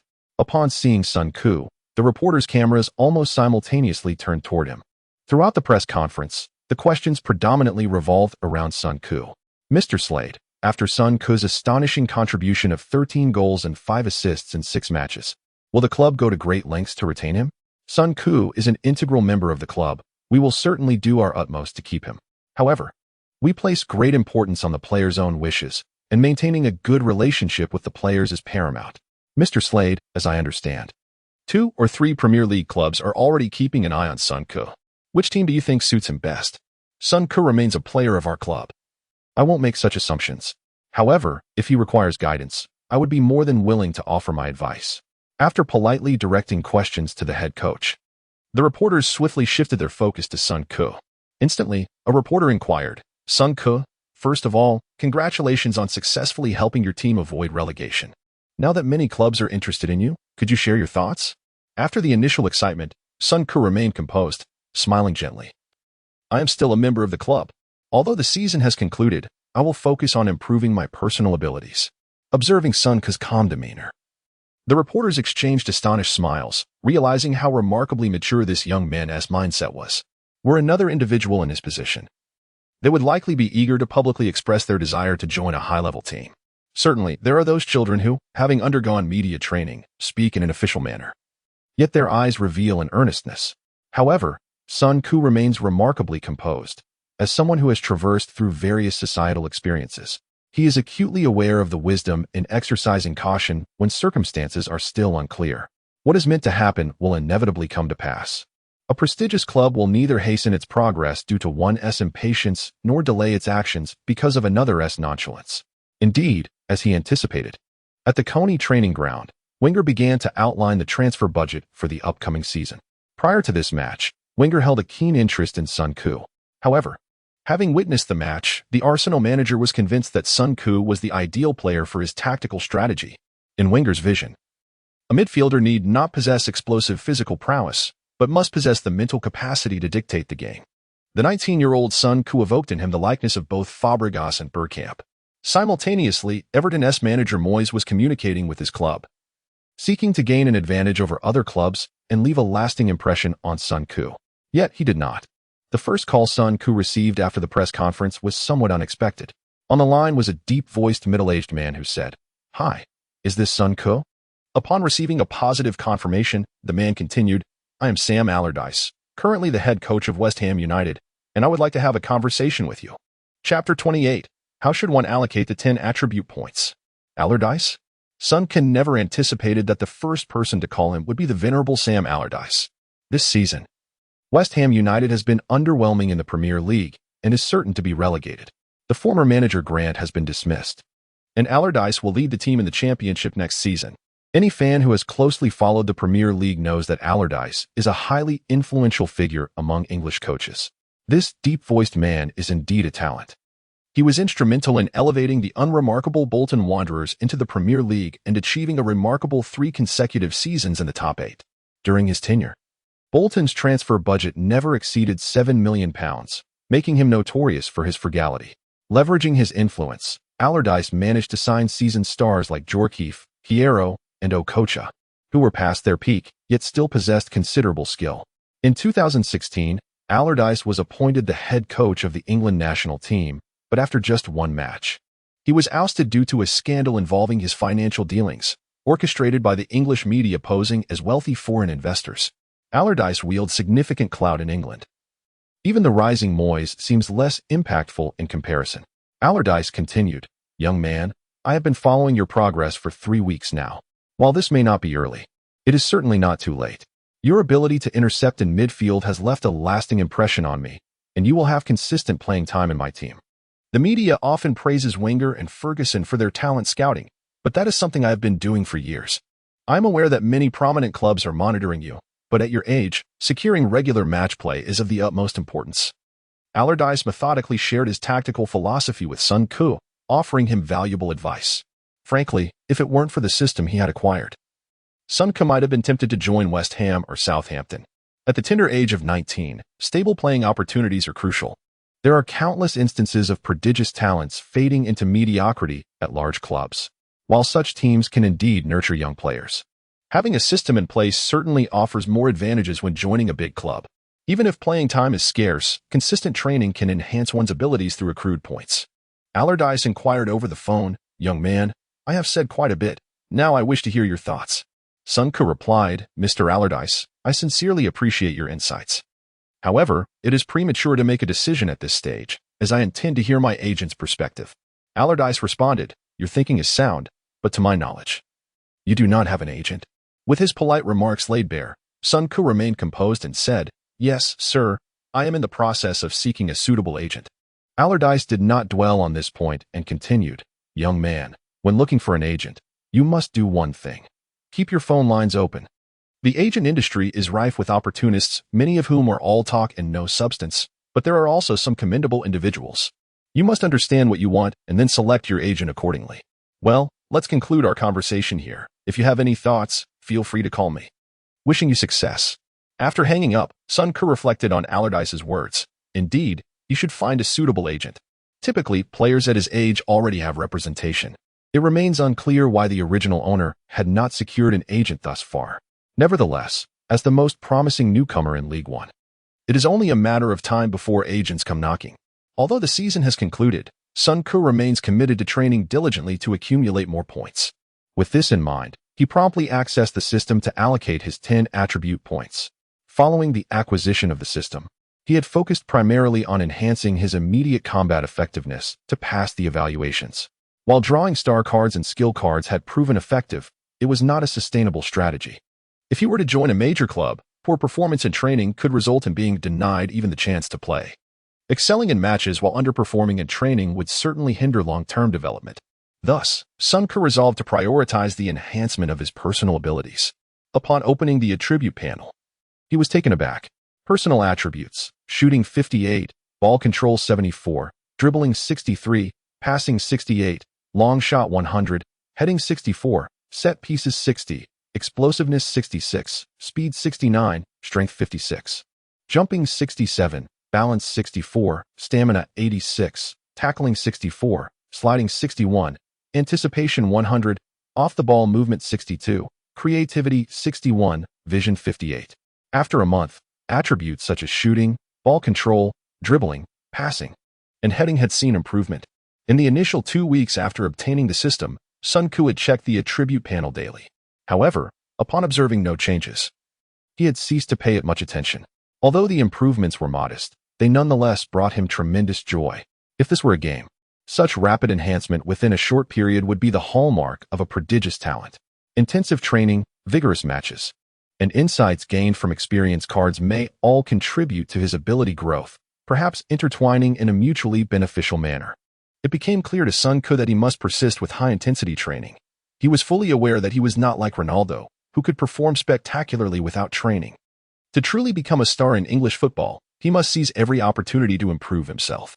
Gazing at the 10 attribute points at the bottom of the panel, Sun Koo found himself at a crossroads.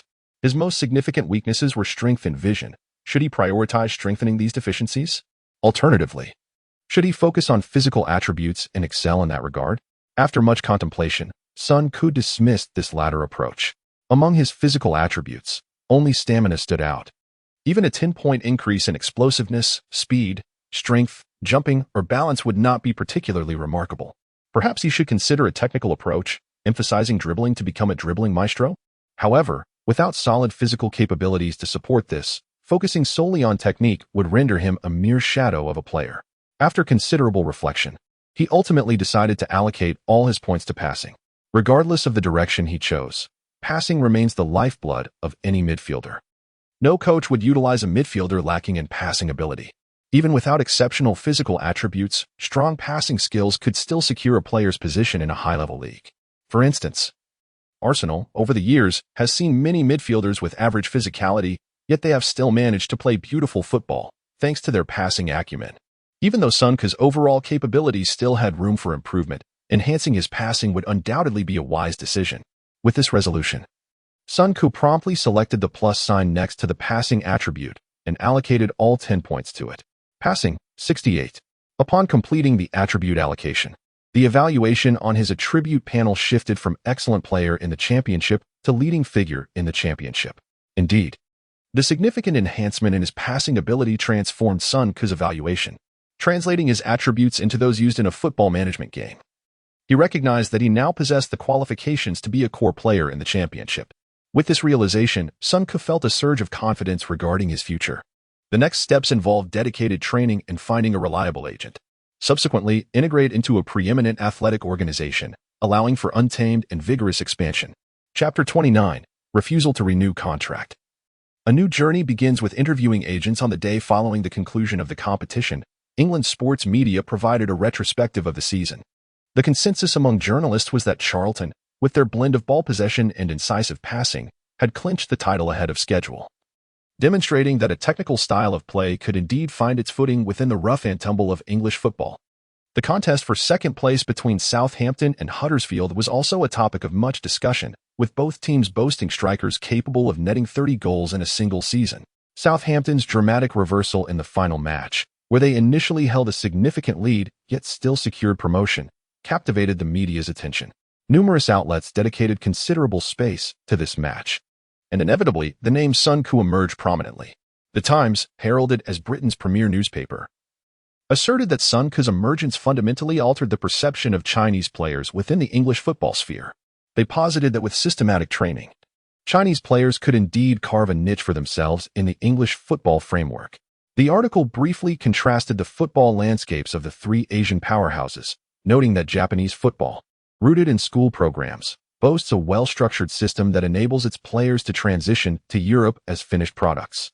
Conversely, both Chinese and Korean football face challenges due to insufficient league structures to support the development of a footballing superpower. However, the compact nature and intense survival pressures in Korea mean that players, from the moment they embark on their professional journeys, have no option but to strive relentlessly, leading to a culture of fierce competition. Coupled with Korea's notable achievements in Asian football, parents are generally supportive of their children's aspirations to play the sport if they exhibit talent. Consequently, Korean players often find themselves able to establish themselves in Europe with only a semi-finished skill set. In contrast, only a handful of Chinese players manage to secure a foothold in Europe, as most lack the physical attributes necessary to thrive in the European game. The optimal age for Chinese players to come to Europe is during their youth training period, when they can compete on equal footing with their European counterparts. The specialized football outlet 442 offered a more focused analysis of the match, emphasizing Sun Ku's formidable mental strength. While his physical attributes may not be extraordinary, he displayed an astonishing level of energy during matches. The article highlighted his breathtaking long-range shooting and exceptional anticipatory skills, suggesting that his ideal position would be a defensively inclined role in a three-man midfield. To solidify his place in the Premier League, he must enhance his passing accuracy and consistency. The article detailed Sun Ku's erratic passing percentages across 6 matches, identifying this as a technical shortcoming he must address moving forward. The Daily Mail remarked upon the extraordinary statistics of 13 goals and 5 assists over 6 matches, underscoring Sun Ku's considerable attacking potential. They noted that such a phenomenon is rare in the Premier League, asserting that Sun Ku must establish a stable role in the upcoming season to secure consistent playing time. The Sun, with its more tabloid approach, compiled a list of clubs that had scouted Sun Ku based on their gathered intelligence. Upon receiving this data, Sun Ku was taken aback to discover that 11 Premier League teams had observed his performances, while 16 championship clubs had sent scouts to assess him. Ultimately, about half of those clubs withdrew from the competition upon realizing they could not outbid the larger teams. This revelation was indeed shocking, with the Sun estimating Sun Ku's market value to be between 3 million and 5 million. However, should multiple clubs engage in bidding, his transfer fee could potentially soar to approximately 8 million. After a half-day of rest at home, Sun Ku returned to the club's training ground in the afternoon. The aspirations of becoming a British football star were indeed enticing, yet the reality was stark. Despite the systematic training, Sun Ku found himself as nothing more than a laborer in the footballing world, given his current abilities. Even a move to the Premier League would likely see him relegated to the bench, with starting opportunities arising only during cup matches. To secure regular playing time, he could only hope for injuries to competitors in his position. This was evidently not the outcome Sun Ku desired. He was determined to fight for more appearances in the next season. Failing to do so would not only hinder his progress, but also jeopardize his chances of being selected for the Olympic team. Although the quality of this generation of young English players is somewhat lacking, it is only relative. Sun Ku could not afford to languish without proving his worth in his youth, and he was resolute in not squandering time. What surprised Sun Ku was the arrival of a dozen individuals at Leyton Orient's training ground. However, upon reflection, it became clear that the earnings of League One players in England equate to a middle-class income, which is hardly sustainable long-term. Moreover, League One contracts are typically signed for 2-year terms, and a dip in form could result in a significant pay cut. Under such circumstances, most League One players are cautious about their spending. While they undoubtedly enjoy vacations, it is unlikely they indulge in extravagant lifestyles akin to their Premier League counterparts, such as renting yachts and frolicking on the beach with their partners. During training, Sun Ku heard whispers of several unmarried players contemplating a trip to a Southeast Asian beach, planning to rent a motorcycle and a black pearl as a temporary girlfriend for a few weeks of leisure. Well, one could only say that different individuals have their own ways of living, and as long as they find joy, that is what matters. It must be said that the coaching staff at Leyton Orient is commendably dedicated. Even though the season has concluded, they continue to earnestly organize training sessions for the players. According to the club's regulations, the break begins on May 30th, with the current schedule comprising 3 days of training followed by 1 day of rest. Following the training session, Coach Slade eagerly summoned Sun Ku to his office. Sun Ku, considering your current abilities and outstanding performance this season, I am pleased to offer you a contract renewal on behalf of the club. This is the best package we can provide, as we hope to retain our finest player. Sun Ku perused the contract, finding the terms quite appealing. A weekly salary of 6,000, a signing bonus of 200,000, along with substantial match and goal bonuses were included. The new contract spans 4 years, with a 10 annual salary increase, should Leyton Orient achieve promotion to League One. Sun Ku's weekly salary would rise to 12,000. For a club in League One, this represents a star player's remuneration, unequivocally the top tier. Leyton Orient is a well-structured club. However, Sun Ku already harbored a clear vision for his future. Mr. Slade, I am unable to provide you with a definitive answer at this moment, but I appreciate your trust in me during this time. Sun Ku refrained from being overly blunt, opting for a courteous farewell without ill words. Communication among adults need not be fraught with hostility. I understand, Slade replied with a hint of regret. If you wish to remain with the club, we will always welcome you with open arms. Should you have any questions during your club selection process, do not hesitate to reach out to me. I believe you should seek a seasoned agent, as this decision is of great significance for you. While the renewal negotiations yielded no immediate progress, they concluded on a harmonious note. Sun Ku recognized the necessity of securing a reliable agent. Professional endeavors warrant professional expertise. In the following days, Sun Ku's phone was inundated with calls from championship clubs and various agents. When approached by the myriad of clubs, Sun Ku consistently deferred discussions until his agent was in place. His primary focus was to interview a dependable agent. Indeed, the process of interviewing was paramount. Sun Ku compiled a list of agents who had contacted him, seeking input from his coach and teammates. After careful selection, 10 individuals emerged from a lengthy list. Advancing to the interview stage.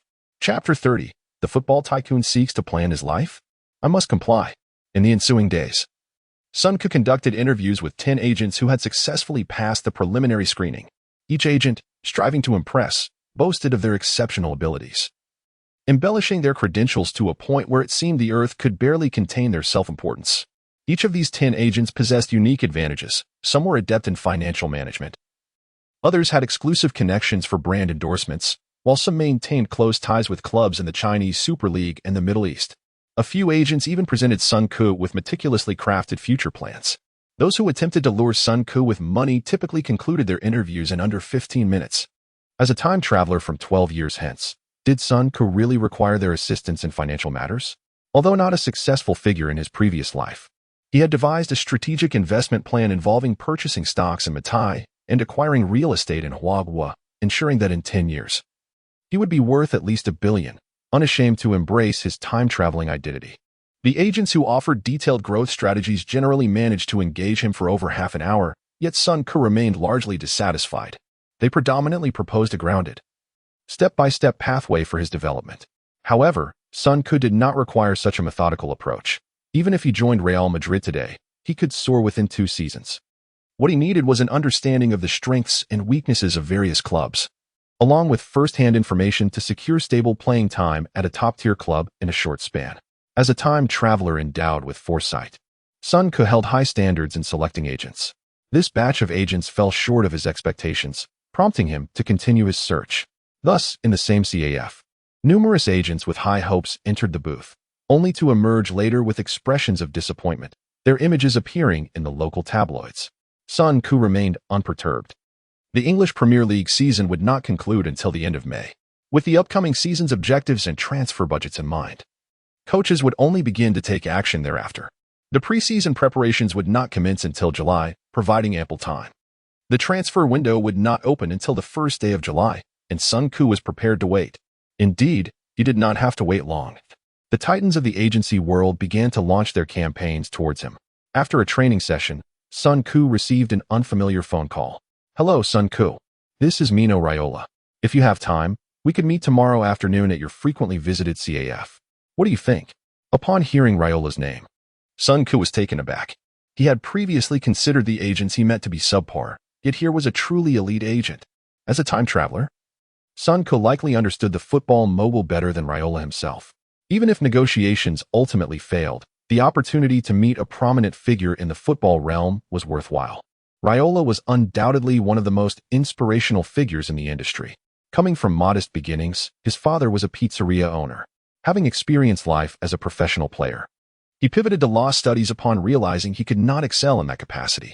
While in university, he mastered 7 languages and, at 19, purchased a nearby McDonald's, later selling it to a real estate developer for a profit of $1 million. At 20, Raiola decided to enter the football world, abandoning his 2 years of law studies. Using his persuasive abilities, he engaged in discussions with the president of a local club at a bar about club management, mocking those who lacked football knowledge. Perhaps intoxicated by ambition, the club president challenged him, saying, "If you think you can do better, then go ahead." Consequently, Raiola became the technical director of that club, tasked with scouting suitable staff. Though this initial role did not create a significant stir, it solidified his belief in his potential to thrive in the agency realm. For years later, at the age of 25, Raiola completed his first major transfer. The subsequent chapters of his story are well known. He represented a host of star players and orchestrated numerous high-profile transfers. He helped Dennis Bergkamp find a place at Arsenal during his career's plateau, brought Pavel Nedved to Serie A, and facilitated Zlatan Ibrahimovic's journey through Europe's elite clubs. Years later, Raiola would manage Paul Pogba's transfer to Manchester United, which fetched over €100 million, earning him a staggering commission of €25 million from that deal alone. His keen eye for talent led him to represent future stars such as Erling Haaland, Gianluigi Donnarumma, Matthijs de Ligt, and Marco Verratti. A common individual without a distinguished background, he continually refined his life path, ultimately becoming a formidable force in the football world. Such a person is undeniably among the elite of today's society. Sun Ke's interest in Raiola far surpassed mere contractual agreements. The next day, he sat down with the stout Raiola. At a glance, Sun Ke could tell that the agent likely suffered from fatty liver disease. Raiola began with an exaggerated self-introduction, then looked into Sun Ke's eyes and said, "Kid, I've watched all your matches, and perhaps you don't even realize it, but you possess a potential that most professional players lack. I know you have been training diligently. You aspire to achieve greatness. You long to showcase your talents to the world. In this regard, we are remarkably similar. You should also recognize the vast market of Huaguo behind you. This is your tremendous advantage. In my view, you should opt for Serie A. The kickoff times align perfectly with Huaguo's evening schedule. I will select a mid-tier team for you, allowing you to quickly gain visibility among the Huaguo audience. Just one season. And you could secure endorsements worth millions. After that, we can target a wealthy Premier League club where you will undoubtedly receive top-tier treatment. And we can remain there for 3 years. If your performance is commendable, I can arrange for you to move to Madrid, perhaps Real Madrid, perhaps ATL Tico. But it will be a lucrative opportunity. Sun Ke listened quietly as Raiola painted a vivid picture of the future, mentally marking its beside it. Although Raiola was enthusiastic and his proposals seemed actionable, Sun Ke sensed that he did not approach the situation from Sun Ke's perspective. Raiola viewed him as a child, eager to control his life. How could that be possible? An hour later, Sun Ke smiled politely and shook hands with the visibly embarrassed Raiola as they parted ways. Raiola had not anticipated his swift dismissal. He wished to find another time to discuss matters with Sun Ke, but the latter gently declined. Kid, could you enlighten me on the reason for my rejection? Raiola asked helplessly before leaving. Sun Ke flashed a sunny smile and replied, Sir, this has nothing to do with you. It is my own reason. Soon, news of Raiola being turned down by a young player spread swiftly. Then came Mendes, who could only endure for 20 minutes at the CAF, perhaps seeking to demonstrate his determination to his client. This equally formidable agent exhibited an overtly assertive demeanor. Mendes evidently did not intend to allow Sun Ke the autonomy to make his own decisions. Their meeting concluded on an unsatisfactory note. It was clear that neither of the prominent agents considered Sun Ke an equal partner in their discussions. Sun Ke gleaned nothing of value from either of these aspirational figures. It was rather awkward. Subsequently, Sun Ke also received calls from Lucy in Italy and Struth in Germany. His communications with these two did not even progress to the stage of a meeting. Among the 5 prominent agents in the world, Sun Ke has already interacted with 4. Yet the outcomes have been less than satisfactory. Perhaps he should consider seeking a lesser-known agent, one with genuine expertise. It may be that, as merely a player in the English Football League, he is perceived by the elite as unworthy of a reciprocal relationship. This, however, is destined to be their loss. Just as Sun Ke was contemplating selecting a compliant puppet from the agents he had encountered, he received an unexpected phone call. The caller introduced himself as Barnett. And after a moment of reflection, Sun Ke suddenly realized this was none other than Jonathan Barnett, the future pinnacle of football agents in the UK. Chapter 31. Choosing the future in the contemporary football landscape, Raiola and Mendes can be likened to the Cristiano Ronaldo and Lionel Messi of the agent world. Raiola is proficient in multiple languages and has established a foothold in every footballing powerhouse. Mendes, deeply entrenched in the Portuguese market, has also signed many Brazilian players due to language ties. Lucci, the Italian mogul, has seen his influence wane as Serie A's prominence has diminished alongside the decline in the caliber of Italian players. Struth, prominent in the Bundesliga, is similarly constrained by the limitations of his business scope. In England, Barnett is regarded merely as an influential agent. The rich heritage of English football has fostered a well-established agent industry over the years. Among the notable players represented by Barnett are Bale, Ashley Cole, Joe Hart, Lalana, and Luke Shaw. It would take 2 more years for Barnett to achieve fame, orchestrating Bale's high-profile transfer to Real Madrid, thus entering the ranks of the elite. From what Sun Ke gathered, Barnett is a cunning and formidable negotiator, known for his incisive language and unwavering attitude, embodying a fierce commitment to his players' interests. His style is akin to that of Raiola, both prioritizing the welfare of their clients. However, while Raiola prefers transfers that elevate players' financial standing, Barnett leans towards fostering long-term associations with a single club. In a private room of a CAF, Sun Ke found it amusing to see the impeccably dressed Barnett, who appeared somewhat anxious. As they sat across from each other, it was surprising to see Barnett, with his Mediterranean demeanor, being the more reserved of the two. In an effort to establish rapport, Barnett inquired about the CAF's finest coffee. Sun Ke placed a bottle of mineral water on the table and replied with a smile. I only drink water.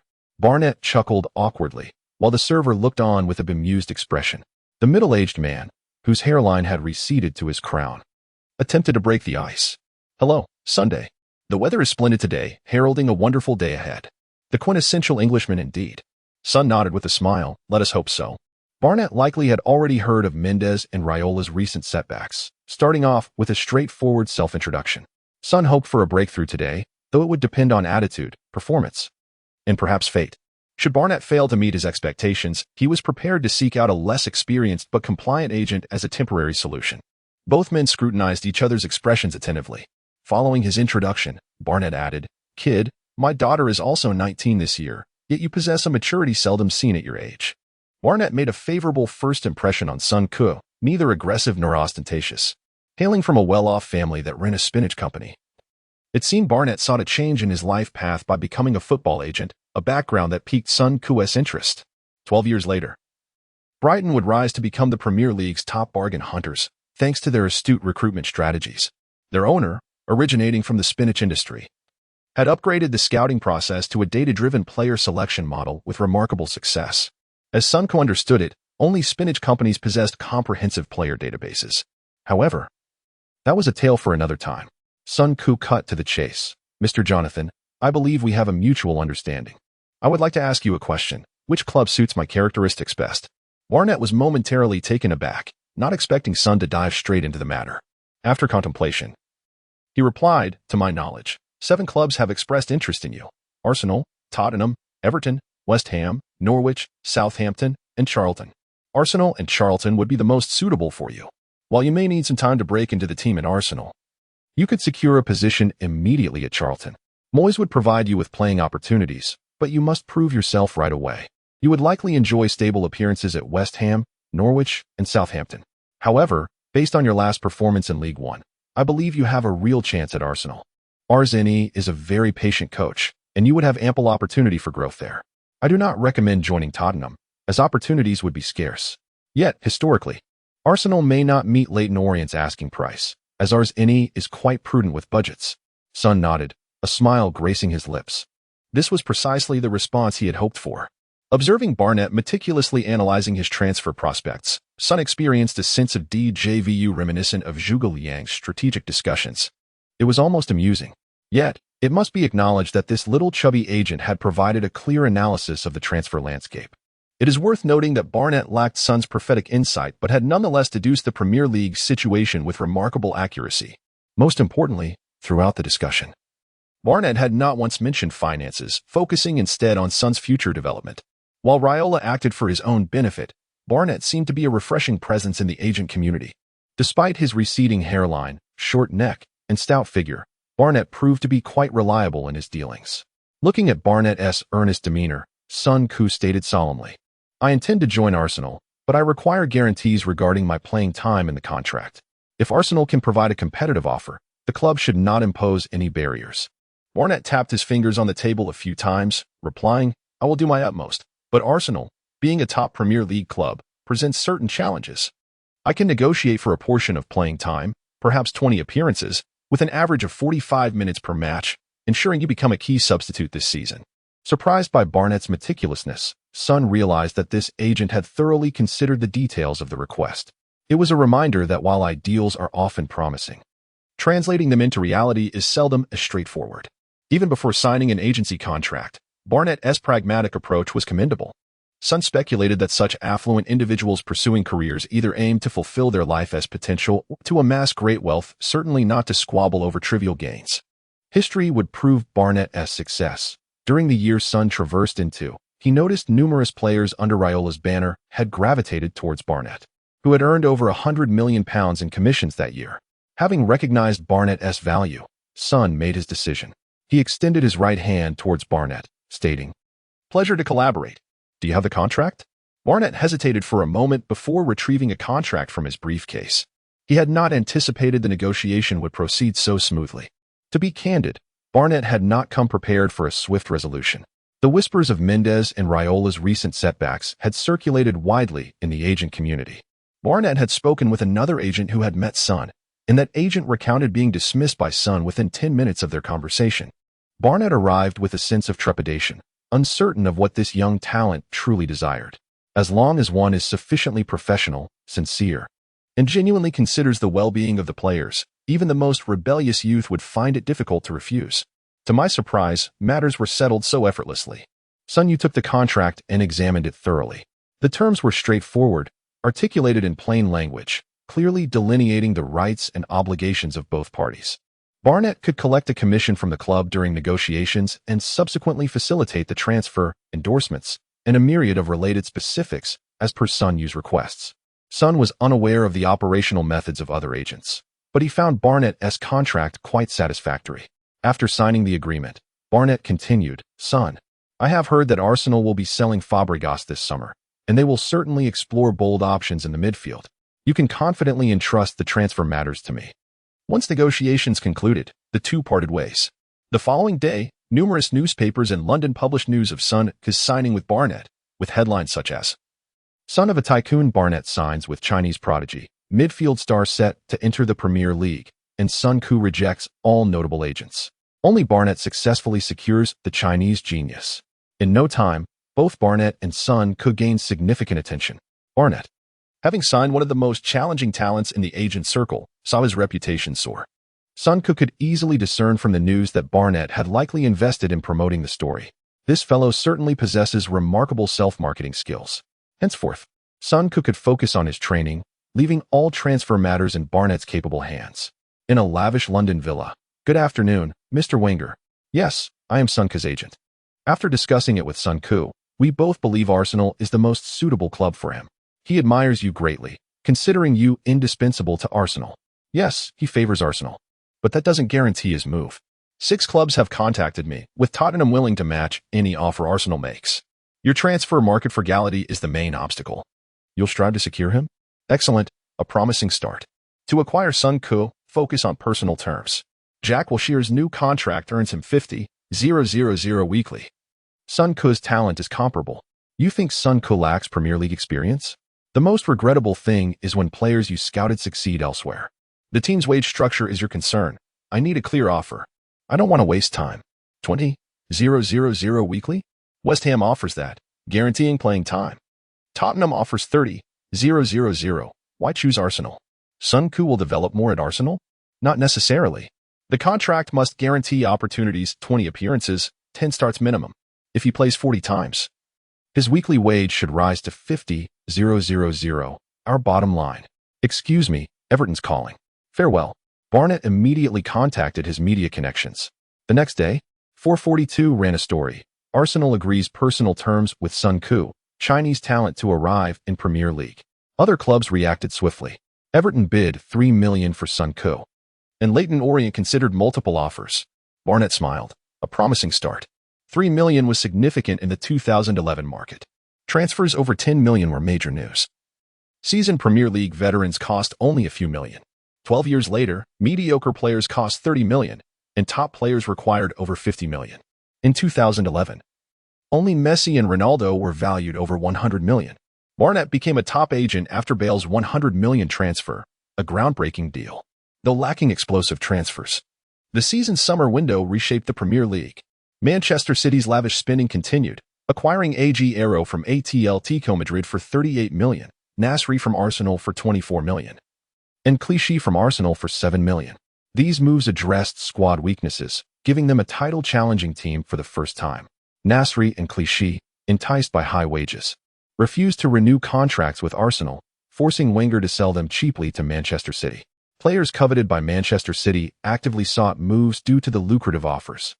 AG Aero's transfer marked a turning point, attracting many top players to Manchester City, transforming them from a ridiculed team into the Premier League's most successful club in the next decade. Arsenal suffered significantly, losing Fabregas, Nasri, Clichy, and Ibu, entering an era of struggling for 4th place. Liverpool signed their captain, Adam, from Sunderland for $16 million, and Chelsea signed the 18-year-old Lukaku for $20 million. Tottenham resisted Real Madrid's advances, retaining Modri.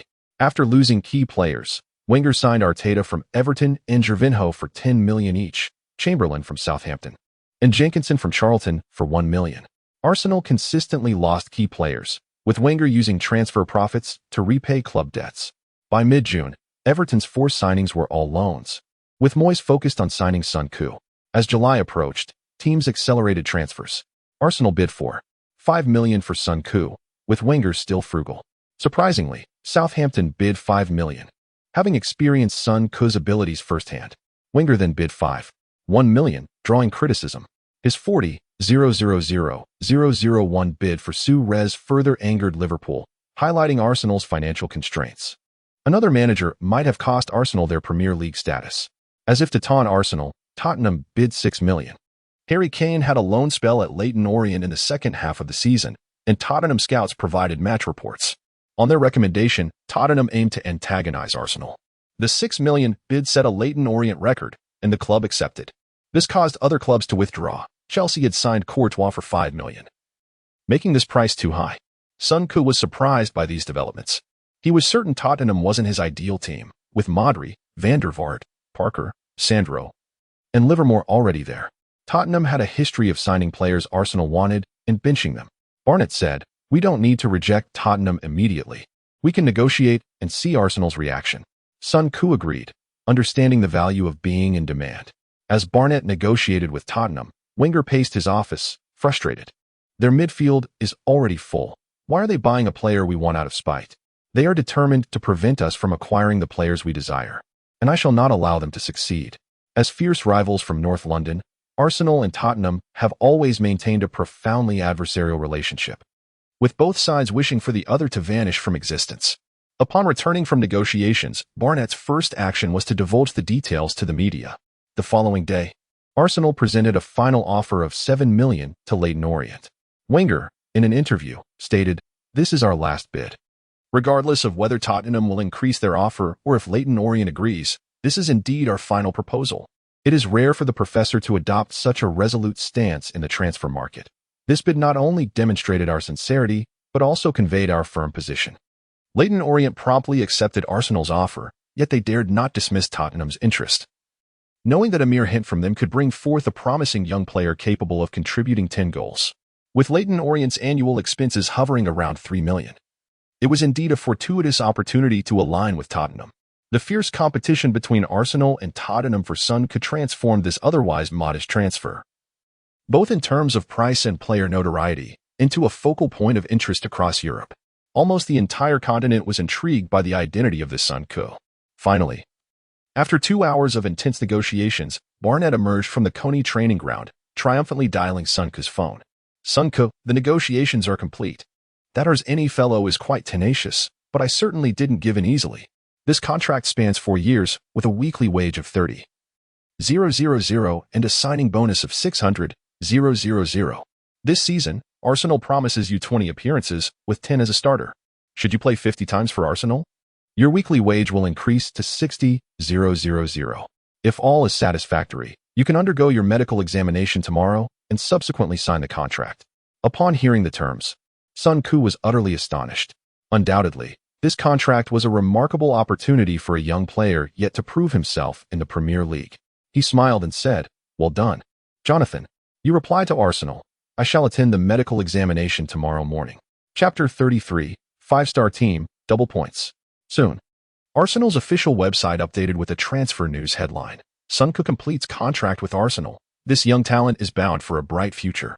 Accompanying this announcement was a photograph of Sun Ku signing alongside Wenger. Below the news, highlights of Sun Ku's performances at Leyton Orient showcased his explosive shots that evoked great anticipation among Arsenal fans. His handling of the ball against Southampton harkened back to the memories of the Ice Prince for many longtime supporters. Although Sun Ku had yet to prove his prowess on a grander stage, Arsenal fans remained optimistic about him. After all, Fabregas's departure was not his fault, and Wenger had no choice in the matter. Moreover, Arteta was the one replacing Fabregas, making it unjust for Sun Ku to shoulder any blame for fan discontent. The only concern among the supporters was whether this young player could adapt to the rigorous intensity of the Premier League. After all, the Championship and the Premier League are worlds apart. While the Championship boasts remarkable physicality, the quality of play in the Premier League is on an entirely different plane. In the Premier League, players must execute technical maneuvers amidst high speed and intense competition. Every player possesses exceptional talent. In the English league system, only 1 in every 200,000 can reach the Premier League. Each player is, therefore, an elite among a vast multitude. Meanwhile, the Chinese Olympic team faced a disheartening defeat in the second stage of the Asian Olympic qualifiers, losing to Oman with an aggregate score of 1-4. Failing to even reach the final 12 teams was a dismal reflection of their performance. The Asian qualifying rounds consist of 3 stages, with the first being a series of lackluster matches. This outcome incited another wave of outrage among Chinese fans. If the national team could merely allow Sun Ku to join the Olympic squad, surely they would not have performed so poorly. Sun Ku's individual prowess had helped Leyton Orient stave off relegation. Was it not possible for him to aid the Olympic team in qualifying? Countless fans flooded the website, expressing their frustration with the national team as in action. This time, the Football Association completely disabled comments, retreating into silence. While Sun Ku was frequently featured in match highlights in England, his popularity soared back home. The Football Association strategically managed media coverage, opting for a low-profile approach regarding Sun Ku's transfer. If they could avoid reporting on it, they would. In dire cases, they would merely issue a brief statement. They believed that by turning a blind eye, they could prevent the public from learning about Sun Ku. A group of individuals, entrenched in the era of print media, naively assumed that the absence of coverage from authoritative sources would diminish public interest. They regarded the youth as the primary demographic of the internet, underestimating their fervor, which, while fleeting, could not be easily quelled. They believed that by inciting a few trolls, they could make the public overlook Sun Ku. Most of them had not even watched a single video of him. Thus, when fans expressed their outrage online, the only recourse was to disable the comments section. Throughout the summer, Sun Ku dedicated himself to training at Leyton Orient's training facility. By mid-June, Joel Lee returned early from vacation to the training base. Upon seeing Sun Ku, he rushed over and embraced him without hesitation. "Sun Ku, my agent informed me that Everton is looking to sign me." Moyes had meticulously reviewed Leyton Orient's matches before setting his sights on Joel Lee, intending to recruit him as the team's 4th center-back. Leyton Orient approved the transfer, selling him to Everton for £1.5 million. Southampton, on the other hand, eyed the agile Cox, acquiring him for £1.6 million. Harry Kane's performance garnered recognition from Tottenham, leading to his loan to the newly promoted Norwich for the upcoming season. Sun Ku had not anticipated that his actions would alter the destinies of many. Joel Lee received a substantial signing bonus, with his weekly wage rising to $15,000. If all went as planned, Cox would join Southampton in their Premier League ascent. Hard work would certainly be acknowledged. The entire summer, while others indulged in leisure, Sun Ku poured all his energy into training. Within 2 months, he amassed 16,000 points in the system. On the last day of June, Leyton Orient fans gathered at the training base to bid farewell to Sun Ku. Fabregas departed Arsenal under a cloud of betrayal, while Sun Ku left Leyton Orient amid blessings and applause. His presence had netted Leyton Orient £1 million in transfer fees, a sum equivalent to 3 years of the club's operational costs.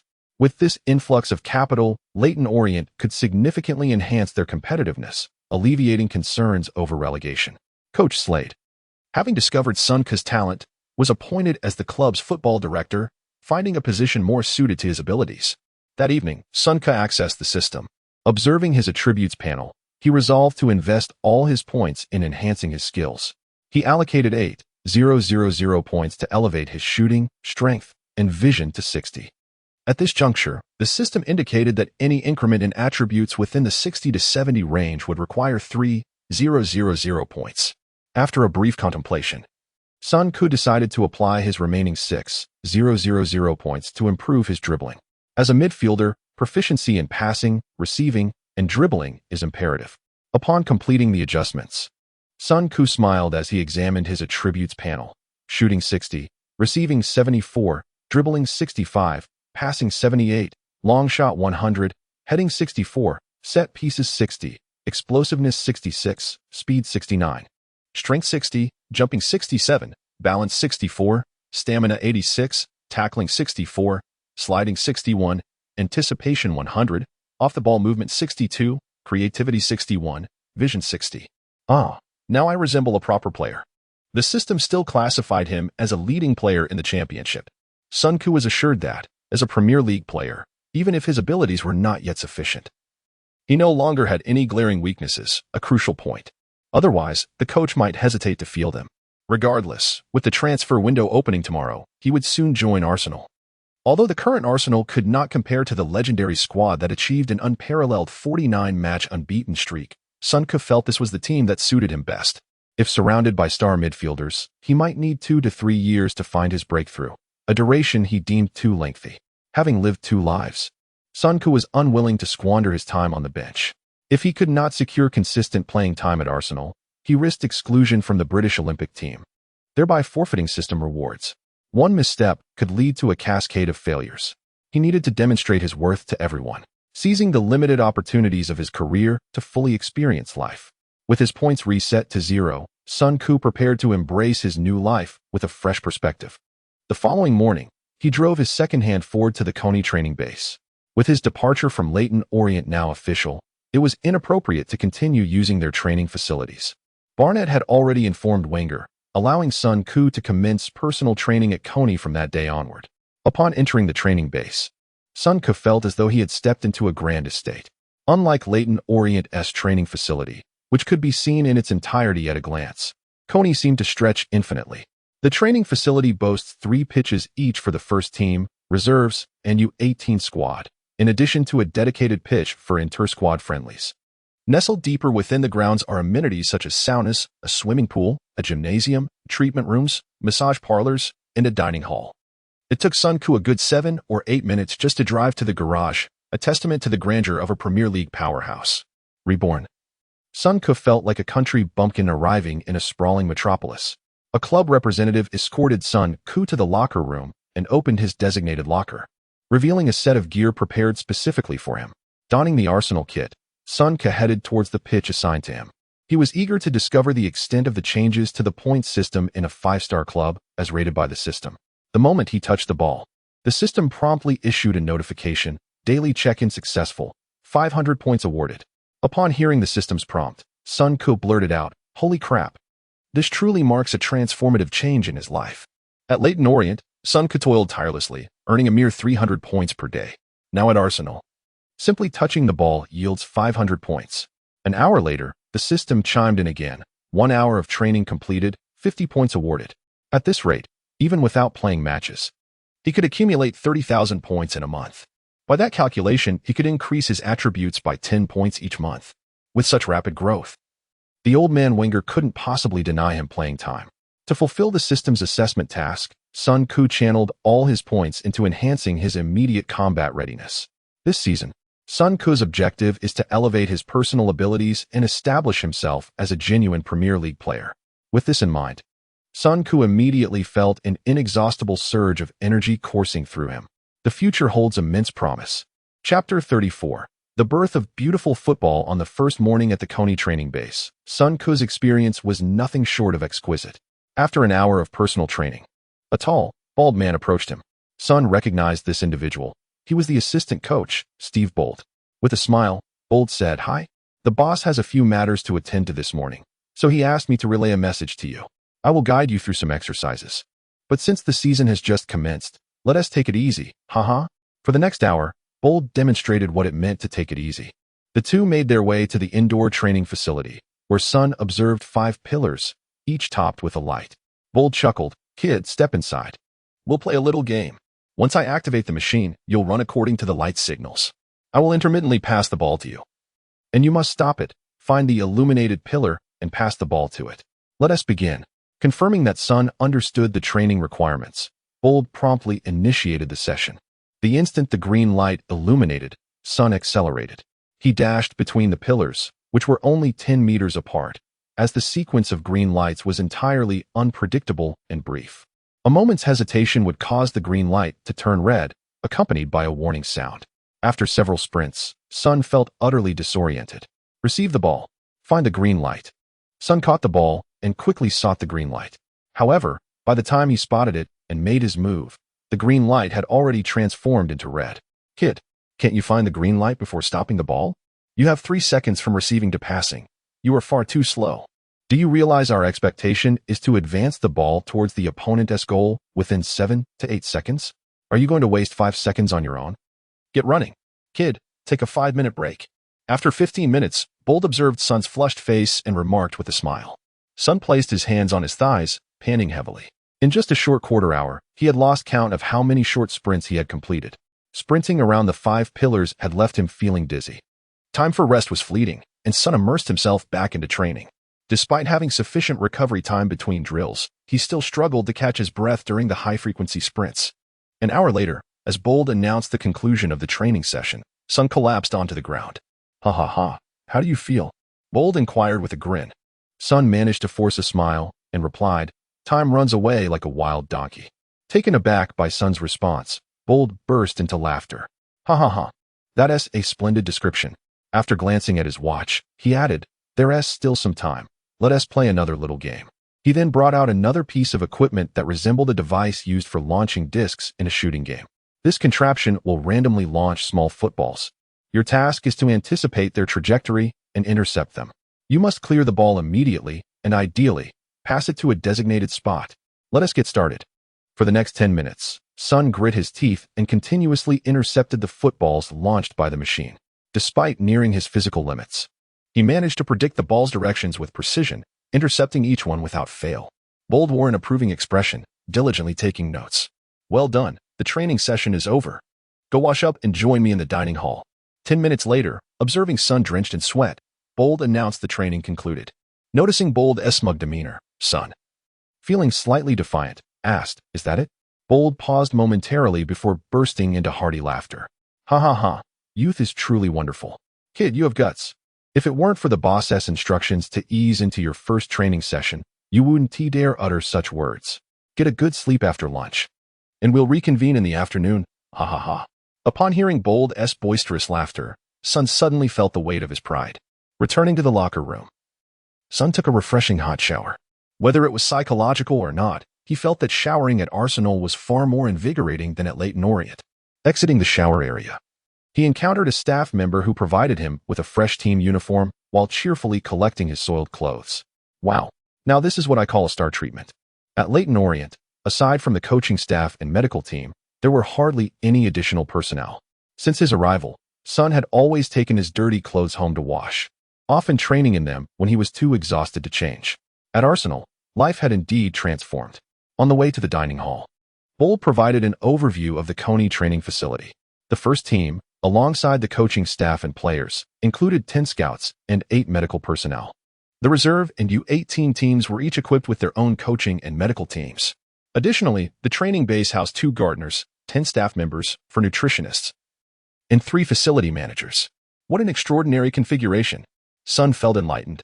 At the entrance of the training base stood a dedicated news building, open to the public, featuring 10 interview rooms and a press hall that could accommodate 100 media personnel.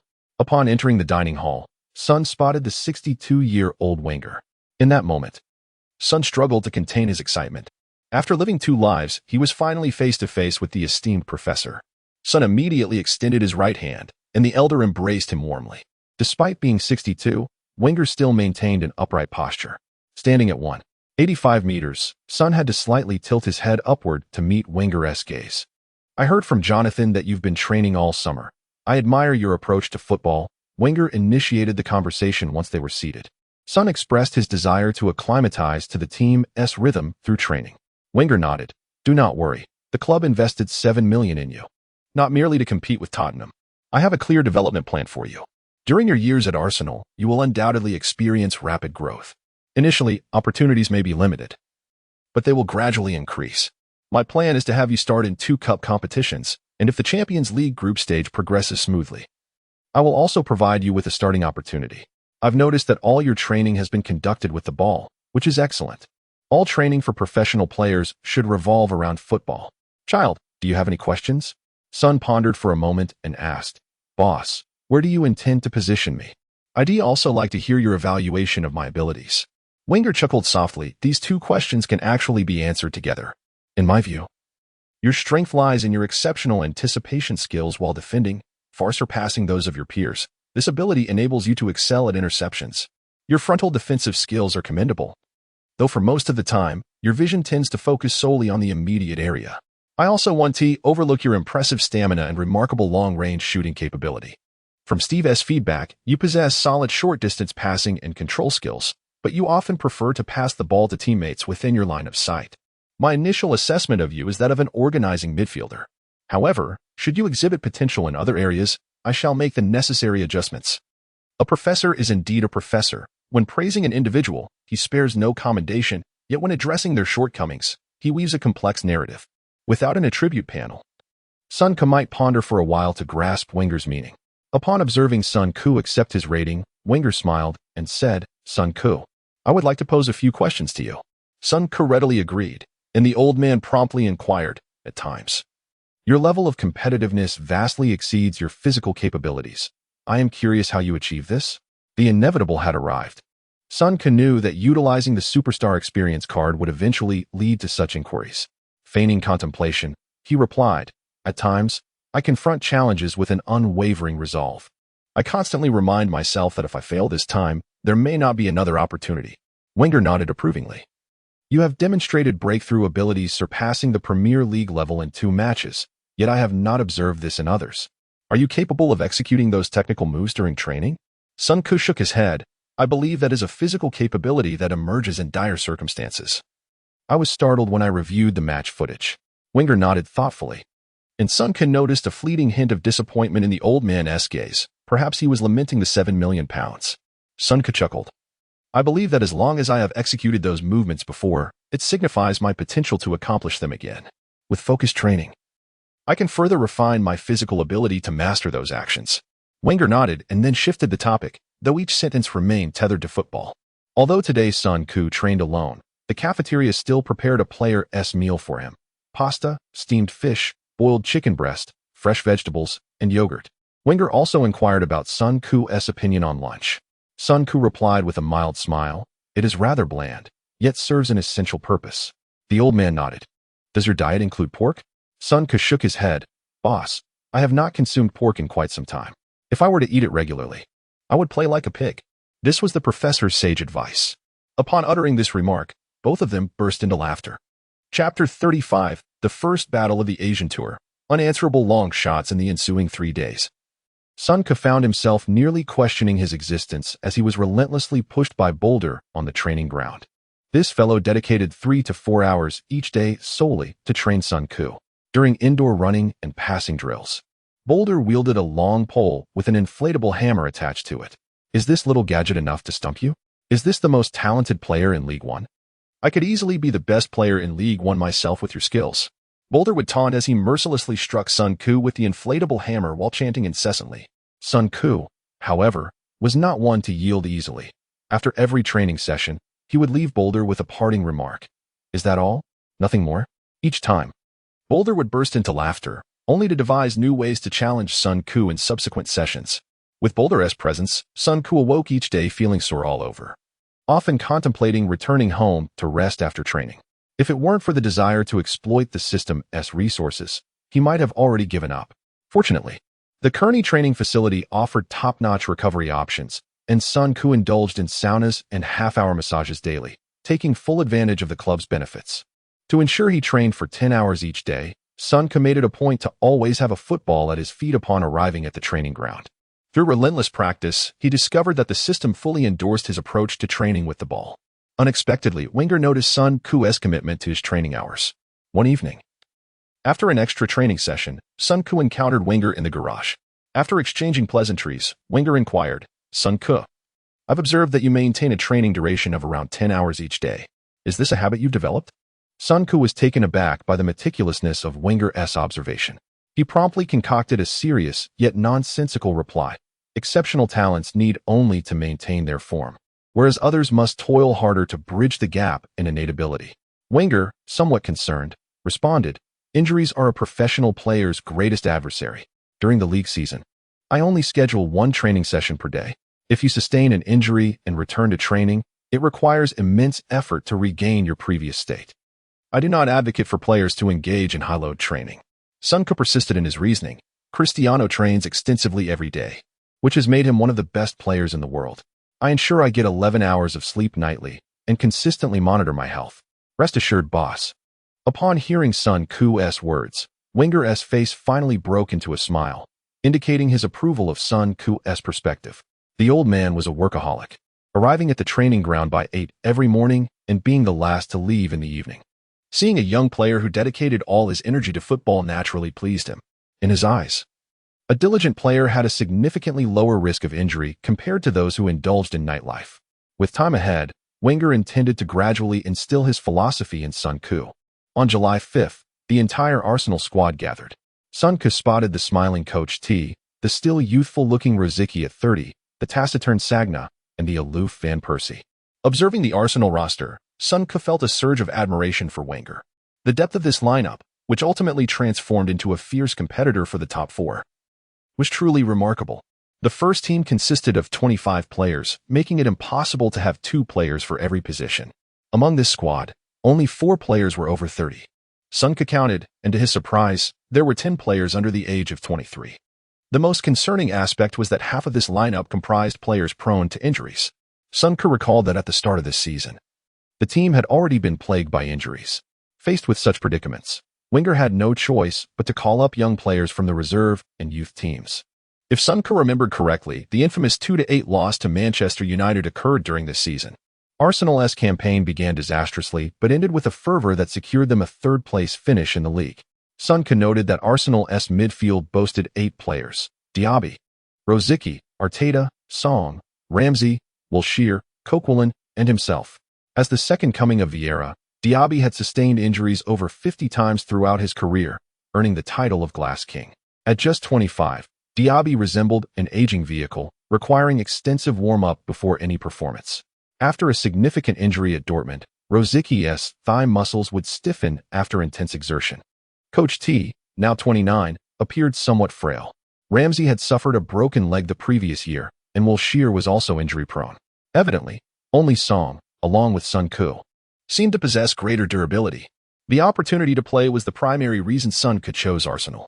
As long as he continued to improve, he was certain to secure ample playing time this season. On the first day of training, Wenger announced the summer preparation plan in the conference room.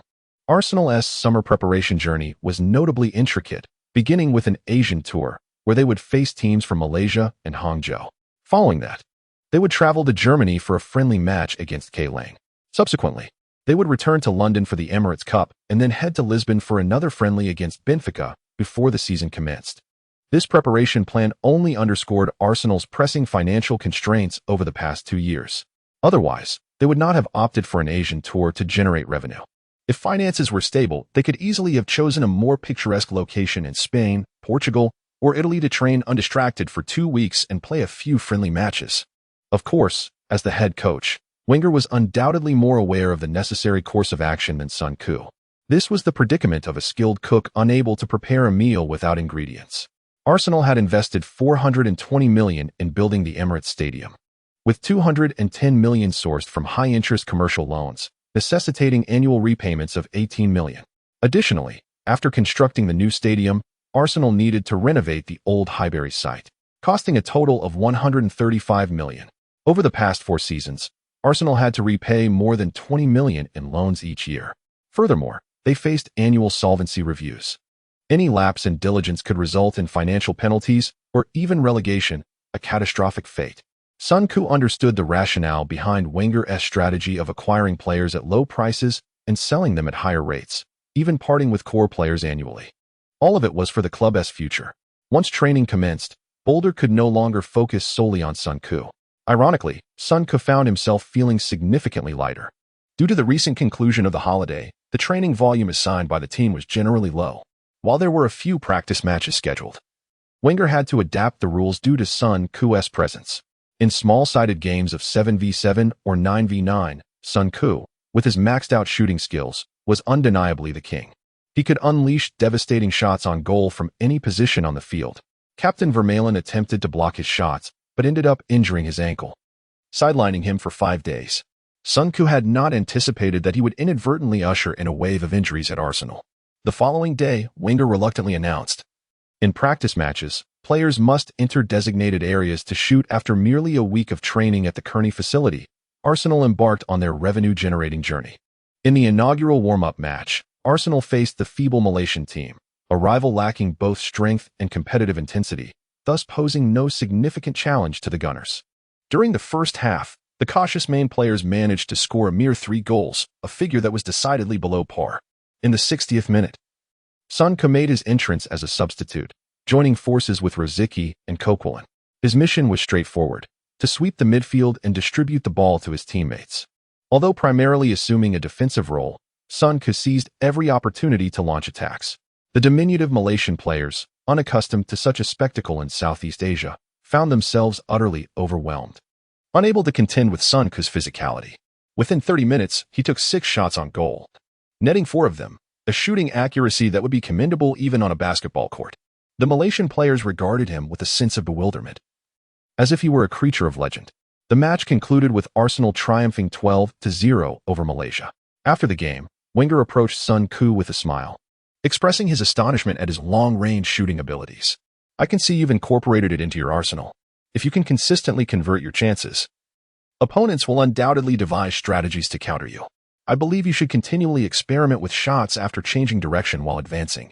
This will ensure you maintain an imposing presence." Sun Ke realized that the coach was particularly fond of engaging players in tactical discussions. Within the team, some players were eager to experiment, while others remained unchanged despite countless repetitions. For instance, he perceived that Gervinho and Walcott were, at least in intellect, almost entirely unyielding. Following this, Arsenal would journey to the Middle Kingdom for the second leg of their Asian tour.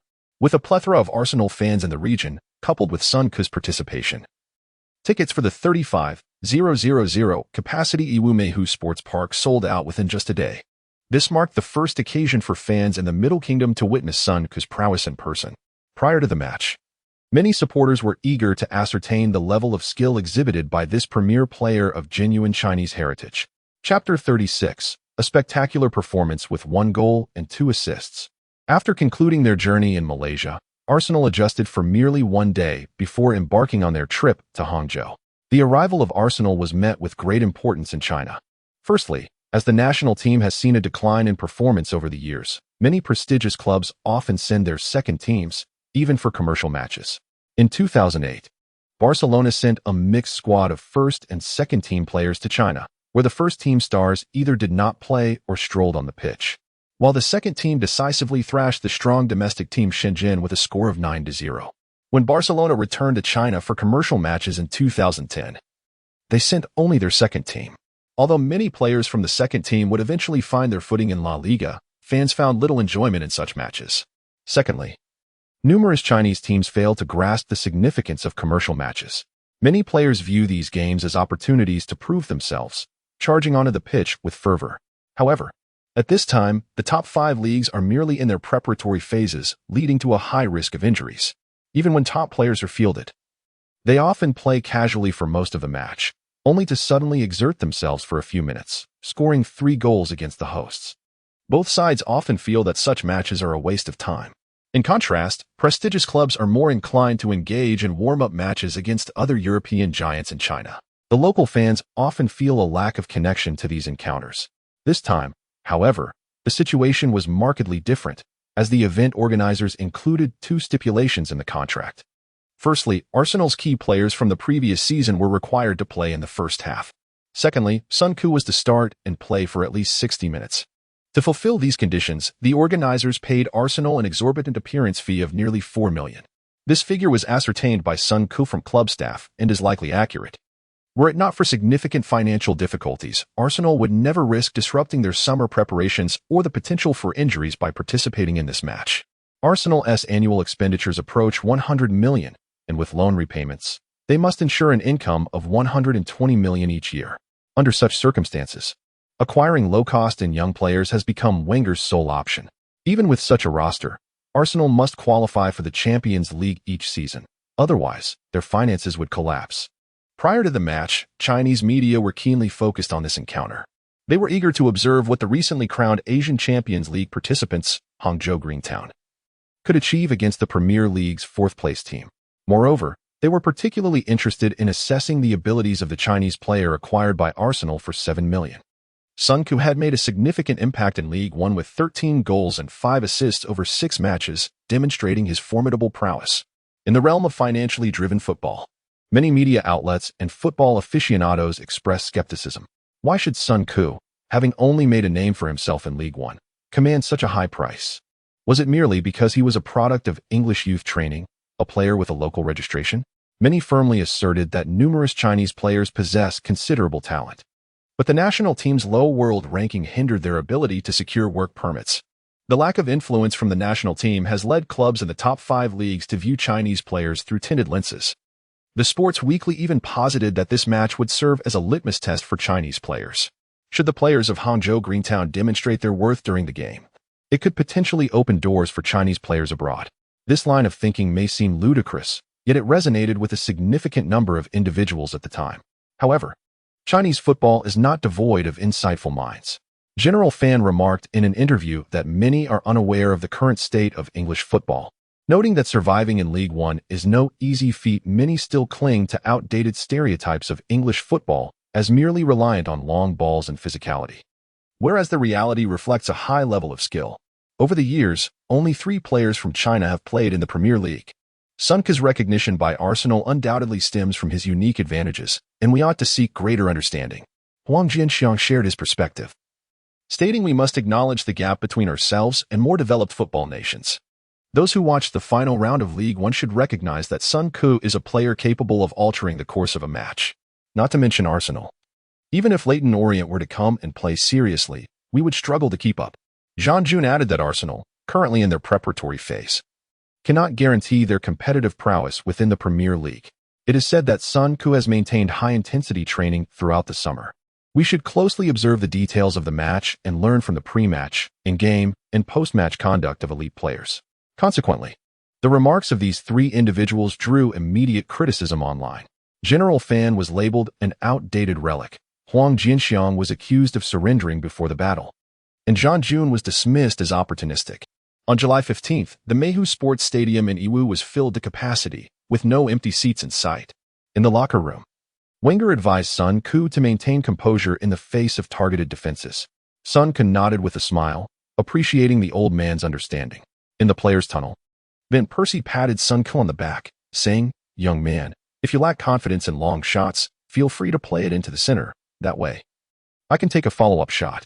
During internal practice matches, Sun Ke particularly enjoyed passing to Van Persie, and the Dutch striker held a favorable impression of him. The two often exchanged opinions during passing drills. To be precise, anyone who could assist Van Persie in scoring would earn his attention. Sun Ke was grateful that he had allocated all his attributes to passing. Otherwise, he would have been overlooked entirely. In the previous season, Van Persie had an explosive performance, single-handedly propelling a depleted Arsenal side to great heights and securing a Champions League spot. To put it bluntly, Van Persie was the indispensable leader of Arsenal that season. As the match commenced, Hangzhou Greentown positioned 4 foreign players along the central axis, 1 center-back, 1 midfielder, and 2 forwards. The remaining Chinese players fulfilled peripheral roles, with Sun Ke recognizing only Du Wei among his teammates. Some players appeared familiar, yet their names eluded him. Once the match began, Sun Ke suddenly found himself the focal point of the opponent's defense. Whenever Arteta or Song received the ball, the Greentown players treated them with respect. However, the moment Sun Ke gained possession, he was immediately subjected to tight marking. The defending player would kick and push from behind, while another defender would launch a reckless 2-meter tackle without hesitation. Within 5 minutes, Sun Ke was brought down 3 times. Witnessing this, Wenger expressed his fury to the referee from the sidelines, but the referee merely blew his whistle without issuing a card. Observing the eager Greentown players, Sun Ke's first impulse was to unleash a powerful shot to resolve the issue. However, as this was his first opportunity to integrate with the first-team players, reckless actions would undermine the essence of the match. Sun Ke steadied himself, recalling the moment spent honing his skills with Bold. As the match resumed, he consciously reduced his dribbling, opting to release the ball with a single touch upon receiving it. This adjustment allowed Arsenal's attack to flow seamlessly, while the defenders struggled to find opportunities to commit fouls. Greentown players resorted to constant fouling in a bid to disrupt Arsenal's offensive momentum. Arsenal continued to rely on swift passing to penetrate Greentown's defenses.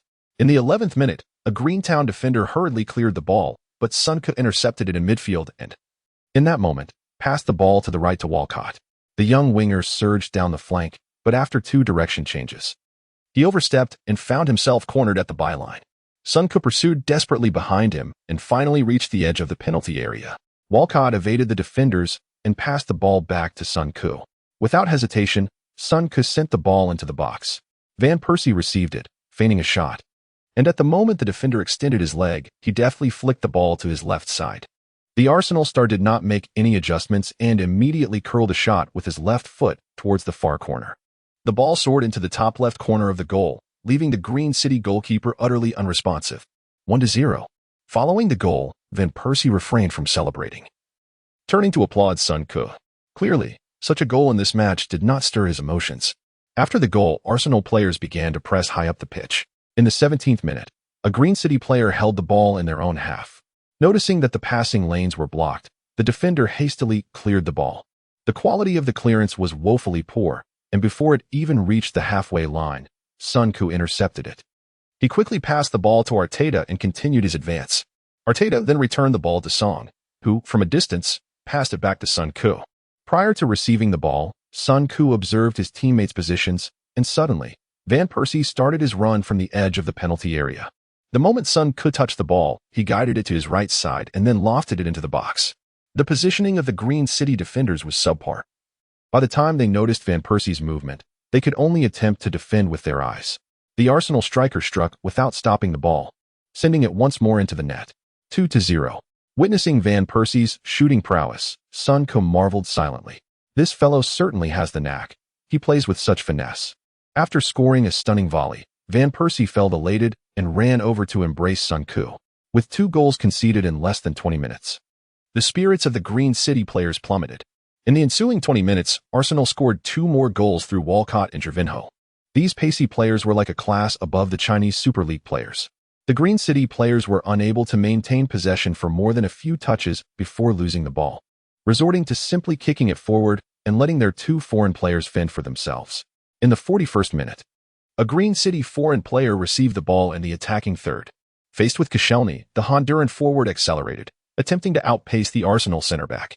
Ultimately, he charged into the penalty area, only to have the ball poked away by Koscielny. Sun Koo immediately dropped back to support, receiving the ball and transferring it to the right flank without hesitation. Sagna advanced a step and passed to Arteta, who promptly fed the ball to Walcott on the right. The little tiger immediately cut inside, swiftly shaking off his marker. This time, he did not dwell on the ball. Instead, he laid it off across the edge of the penalty area to Van Persie. Upon receiving the ball, Van Persie noticed 2 Green City center-backs converging on him. He considered taking them on, but, out of the corner of his eye, spotted a teammate at the edge of the penalty area and quickly passed the ball out of the box. Turning around, he saw it was Sun Koo receiving the ball, and he quickly dodged. During training, Van Persie had witnessed Sun Koo's powerful strikes and feared being struck by one of his cannon-like shots. This was no trivial matter. In the next moment, Sun Koo lifted his right foot high outside the penalty area and struck the ball fiercely. Bang! The sound reverberated. The ball pierced through Green City's defense, flying into the bottom left corner of the goal. Wow! The entire stadium gasped at the shot. 5-0. At this moment, the Green City players looked at Sun Koo with incredulous expressions. Many players did not even see how it happened. The ball simply flew into the net. The Green City goalkeeper did not make any attempt to save it, standing awkwardly on the goal line as if nailed to the grass. Arsenal players surrounded Sun Koo, laughing and patting him on the back. Observing Sun Koo's performance, the Sports Channel commentator remarked somewhat bitterly, "Today, the fans in Hangzhou should be quite satisfied. Arsenal has delivered a visually pleasing exhibition of beautiful football." In the face of Arsenal's collective brilliance, the Green City players were utterly powerless to resist.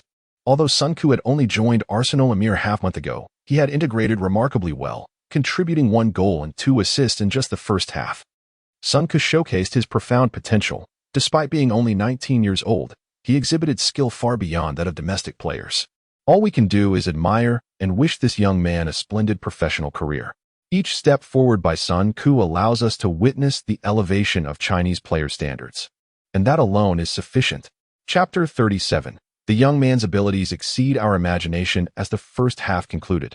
Sun Koo and Walcott walked arm in arm for a short distance before joining Van Persie to discuss passing routes, a scene that was repeatedly highlighted by the host during halftime. At that moment, nearly 10 million fans across Huaguo were informed about this friendly match through various channels. In the highlights shown on sports channels, Sun Koo was depicted sprinting across the field, evading defenders with remarkable ease, a scene that was played on loop. In the locker room, substitutes like Arshavin, Squillaci, Chamberlain, and Janmat were preparing to take the field. Sun Koo noticed that Arshavin seemed to take a liking to him, often seeking him out for a chat. This diminutive yet tenacious winger had once made a significant mark at Arsenal. Wenger had attempted to convert the Tsar to a central role, but after a few matches, Arshavin returned to the flanks, disliking the feeling of chasing the ball. This fortunate turn of events allowed Van Persie to shift his position to the center, where his performance skyrocketed, propelling him into the ranks of elite strikers. In the locker room, Van Persie approached Wenger, inquiring if he could play for another 15 minutes. Strikers often harbor a fervent desire for hat tricks, and he was just one goal shy. Moreover, with the chemistry he had developed with Sun Ku, he was eager for another chance to collaborate. Wenger nodded, cautioning him to avoid injuries. As the second half commenced, Wenger outlined the tactics and indicated that Sun Ku should make forward runs, with Ramsey and Wilshere alternating to cover. Upon hearing this, the teammates instinctively glanced at Sun Ku. It appeared that Wenger aimed to cultivate Sun Ku into a box-to-box midfielder, granting him ample space to maneuver. His extensive movement was attributed to his commendable stamina. However, there was a lingering sentiment among the players that Sun Ku had somehow inherited Fabregas's playbook. Despite the presence of several midfielders in the team, it seemed the old man was particularly fond of Sun Ku. When the second half began, Arshavin and Coquelin replaced the players flanking Van Persie. Arsenal's wingers surged into the attacking third, but their rapid advance was thwarted. Conversely, Arsenal executed lateral ball movement, stretching the opponent's defense. Within just 5 minutes, most Green City players instinctively retreated to their half. Their offensive efforts had completely faltered, forcing them to park the bus in defense. Even this defensive effort resembled a bus with shattered windows, allowing the wind to whistle through. In the 53rd minute, Arsenal continuously shifted the ball around 30 meters from Green City's penalty area. Sun Ku received the ball on the right side of the box, and after having been toyed with throughout the first half, the defenders were hesitant to close in. Seizing on their psychological shift, Sun Ku adjusted the ball slightly and unleashed a powerful long-range shot. Bang! With a resounding crack, the goalkeeper barely leaped in time, as the ball found its way into the net. 6-0. Amidst the jubilant cheers, Sun Ku was encircled by his teammates, who playfully patted him, hoping to share in his luck. Only Van Persie, in a rush, exclaimed that time was running out, urging them to make the most of the moment. He needed one more goal for his hat trick, while Sun Ku could assist him for his own. Sun Ku grinned and nodded. No problem, just wait. For minutes later, Sun Ku received the ball again on the right flank. He glanced at the goal, prompting the defenders to rush toward him. Sun Ku deftly nudged the ball past the approaching opponent, feigning a shot. This time, the defender maintained composure, not rushing forward. Sun Ku, possessing exceptional anticipation, discerned the defender's intentions with clarity. The defender spread his legs wide, inching closer to Sun Ku. If Sun Ku shot, he would promptly block it. If Sun Ku chose to dribble, he could shift sideways to obstruct his path. It was a display of patience and poise. Noticing the defender's reaction, Sun Ku's lips curled into a slight smile. The defender had some sense, but his own limitations and perspective confined him. In the next instant, Sun Ku's calf muscles tightened, and he slipped the ball through the defender's legs into the box. The defender reacted quickly, attempting to close his legs, but he was no match for Sun Ku. Despite his efforts, he failed to make contact with the ball and ended up sprawled on the grass, serving as a mere backdrop for Sun Ku. Green City players often judged Sun Ku's actions through the lens of Huagua's playing style, never anticipating that he could deliver such a cunning pass. His leg movement was subtle, yet the power behind his pass exceeded the defender's expectations. The ball glided along the grass, entering the penalty area from the right. The defenders instinctively turned to locate the ball, but Van Persie was already on the move, cutting in from a diagonal angle, appearing in the ball's path. Without any adjustments, he lifted his less dominant right foot and effortlessly guided the ball towards the far corner. The defenders, including the goalkeeper, were rendered motionless, helplessly watching as the ball rolled into the net. 7-0. After completing his hat trick, Van Persie was visibly elated. He dashed towards the sidelines and performed a small slide kneel in front of the Arsenal-clad fans. Rising, he turned and pointed towards Sun Ku, who was sprinting towards him. The two shared a warm embrace, prompting a roar of joy from the crowd. The Sports Channel commentator exuberantly exclaimed, "What a beautiful play." Sun Ku's assist was nothing short of spectacular, enabling Van Persie to secure his hat trick. Sun Ku's handling of the ball resembled that of a Latin American player, catching the Green City defenders unprepared. It was hard to fathom that a player emerging from the English lower leagues could showcase such high levels of technical and tactical prowess. 1 goal, 3 assists. This was Sun Ku's remarkable contribution in less than 60 minutes, as he began to find his place at Arsenal. As the match reached the 60-minute mark, Wenger promptly substituted both Van Persie and Sun Koo. Watching them depart the field with their arms around each other, Wenger couldn't hide his smile. In the final 30 minutes, Sun Koo engaged in light banter with his teammates while observing them dominate Green City's goal. Influenced by Sun Koo and Van Persie's performance, the substitutes earnestly delivered beautiful football to the fans of Huahua.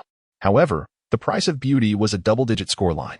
After the match, Wenger appeared at the post-match press conference alongside Sun Koo. This was part of a commercial event. The media's inquiries primarily revolved around three topics. First, how Arsenal planned to fill the void left by Fabregas's departure. Second, what other recruitment plans Arsenal had. And third, how Wenger evaluated Sun Koo's performance and whether he could guarantee sufficient playing time for him. Wenger, often referred to as the professor, once again showcased his linguistic finesse. Cesc is our captain. It is exceedingly difficult to find a replacement for him, aside from Barcelona. We accepted this transfer based on the player's personal wishes. Our midfield boasts both experienced players and young talents with tremendous potential, enabling us to continue playing the football we desire.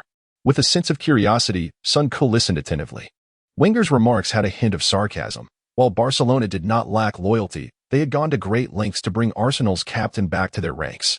When questioned about potential signings, Wenger began to adopt a non-committal stance, stating that the transfer window has yet to close, which suggests that anything is possible. If there are players in the transfer market who can enhance the team, we will certainly evaluate them, but the prices will remain within reasonable expectations. As it stands, the assistance players can provide to the team surpasses the value of the players available in the market. Upon hearing this, Sun Koo nearly chuckled. The implication was that the best players had already been integrated into the squad. Regarding Sun Koo, Wenger did not hesitate to sing his praises. Sun Koo has just joined the club, and his ability to acclimatize to the team has exceeded our coaching staff's expectations. He is a remarkably pure player, and his work ethic is commendable. Thus, I am not surprised by the rapid pace of his progress. Sun Koo will have opportunities to play this season, but it is premature to discuss this further. Our acquisition of him is primarily based on the potential he has demonstrated on the competitive level. His market value is merely an ancillary consideration. It is akin to not purchasing a book solely for its exquisite bookmark. Everything depends on the content of the book. In a subsequent interview, when the media discovered that Sun Koo could respond to questions in authentic Mandarin, they were immediately charmed. Although Sun Koo lacked extensive experience with the media, he understood well what they were eager to hear. After answering several questions, the media developed a fondness for this sunny-faced young man who spoke with precision. The following day, the media finally acknowledged that Sun Koo was a player unattainable for the national team. As the summer training camp continued, Arsenal engaged in friendly matches against Cologne, Boca Juniors, and New York Red Bulls. Over the course of a month, due to the continuous injuries among his teammates, Sun Koo was compelled to acquire a significant amount of medical knowledge. For instance, the hamstring, a muscle group at the back of the thigh, had incapacitated Diaby, Rosicky, and Wilshere in one fell swoop. The injury crisis of 2011 arrived earlier than ever before. Chapter 38. Promotion to Premier League Qualified Player. Selected for the opening match roster after a preparation period of over a month, Arsenal gradually stabilized amidst the turbulence of losing Fabregas, Nasri, and Clichy in 7 friendly matches. Regardless of Wenger's tactical arrangements, Arsenal consistently exhibited overwhelming dominance. Naturally, the caliber of these warm-up opponents was not on par with Arsenal. Following his appointment as captain, Van Persie appeared significantly more mature. Sun Koo recalled that last season, this individual suffered a severe injury after just 3 league matches. New signing Chamakh initially performed exceptionally well, causing Arsenal fans to momentarily forget Van Persie's existence. In the eyes of many, Van Persie had been labeled as a player who squandered his immense talent, caught in a limbo of moderate success. However, after his recovery, he scored 18 goals in the remaining league matches, setting a new personal record for goals in a single Premier League season. At this juncture, the sentiments of most Arsenal fans towards Van Persie were conflicted. They yearned for him to excel but dared not harbor excessive expectations, especially considering the forward was already 28 years old, an age at which one cannot anticipate a sudden surge of brilliance. As the cornerstone of Arsenal, Van Persie's presence was crucial for maintaining stability both within and outside the club. It was likely that even Wenger did not expect his fiery captain to dominate the field unchallenged. In this environment, Sun Koo and Van Persie grew closer, an association that some viewed as an unconventional alliance. Despite the midfield's fragility due to injuries, the abundance of players compensated for it. Following their tour in Asia, Arsenal was linked with numerous players: Jadson from Shakhtar Donetsk, Chelsea defenders Alex and Cahill, Blackburn Samba, Hamburg winger Elia, Costa Rican international Ruiz, Everton's Jagielka, and Birmingham's Dan. Viewed from the perspective of 2011, these players seemed commendable. Sunco understood that, at best, they could only serve as rotation players for Arsenal. Subsequent developments validated that these players did not make significant impacts. At this time, the world was aware that Wenger had sold 3 key players and had funds at his disposal. It was also evident that he desperately needed reinforcements. Consequently, potential target players were marked with inflated price tags, as selling them would incur no losses. Sunco heard that Wenger had approached Shinji Kagawa, Marek Hamsik, and Eden Hazard, but ultimately had to abandon these pursuits due to exorbitant asking prices. Thus, with only 3 days remaining before the league commenced, Arsenal had yet to secure any new signings. This status quo was bound to displease Arsenal fans, who composed a rap lamenting their plight. The song began in the voice of Chairman Kroenke, lamenting, "Cest's departure was justified. And now you've lost Nasri. It seems you plan to make some purchases, likely players named Squalasi. It has been 6 years without a trophy. You cannot even secure the Emirates Cup. You are losing my trust. If Arsenal does not improve, you should call your friends at PSG." The song concluded with lyrics sung in Wenger's voice. "I am too busy. The rain in London dampens Gervinho's hair. I know you are reluctant to let Nasri depart for free. In truth, finishing 4th is better than winning the title. Do not forget we still have Sun Ku and Frimpong. Do not worry, I have a long-term plan." The song quickly garnered a multitude of views. Yet many fans still believed Wenger remained the best choice for Arsenal. Sun Ku found himself bemused when he became the subject of mockery aimed at Wenger. Some individuals' worth is only recognized as time passes. Of course, bearing the weight of the English Empire star system, Sun Ku understood the importance of early recognition. According to the system's inherent logic, better performance naturally leads to quicker advancement. With the burden of a system on his shoulders, any notion of delayed success would be deemed futile. During this month, Sun Ku exerted all his efforts, striving daily to accumulate 10 hours of training. Even on match days, he sought to maximize his training time. In the 7 warm-up matches, apart from the game against Hangzhou Greentown, Sun Ku only started in the match against New York Red Bulls. In other fixtures, Wenger typically brought him on in the second half. After a month, Sun Ku exchanged his efforts for an increase of 10 attribute points. With only 2 days remaining before the first round of the Premier League, all first-team players of Arsenal gathered in the conference room. After a month of lively matches, everyone had played extensively. However, the time for serious competition was approaching. During the training camp, Wenger's demeanor was affable towards everyone, yet no one was certain who would emerge as his favorite starting players following the recent upheavals. Although the core of the starting lineup was largely established for many young midfielders, with Arteta, Wilshere, and Diaby absent, failing to secure a spot on the bench would cast doubt on their futures at Arsenal. Even though Sun Ku had mentally prepared himself, he felt a wave of trepidation. Indeed, when Wenger entered the conference room, his face bore no trace of a smile. Upon hearing several French players conversing in their native tongue, Wenger immediately chastised them. "I will say it again. Everyone in the team must speak English." This admonition made Sun Ku feel somewhat anxious.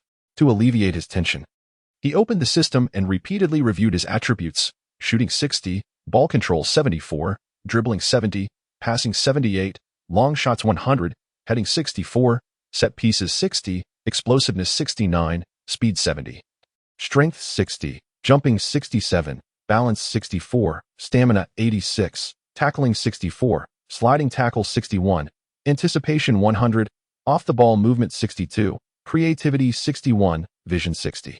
Overall evaluation, qualified Premier League player. In a span of 4 months, Sun Ku's abilities had progressed from being excellent in the Championship to being deemed qualified for the Premier League.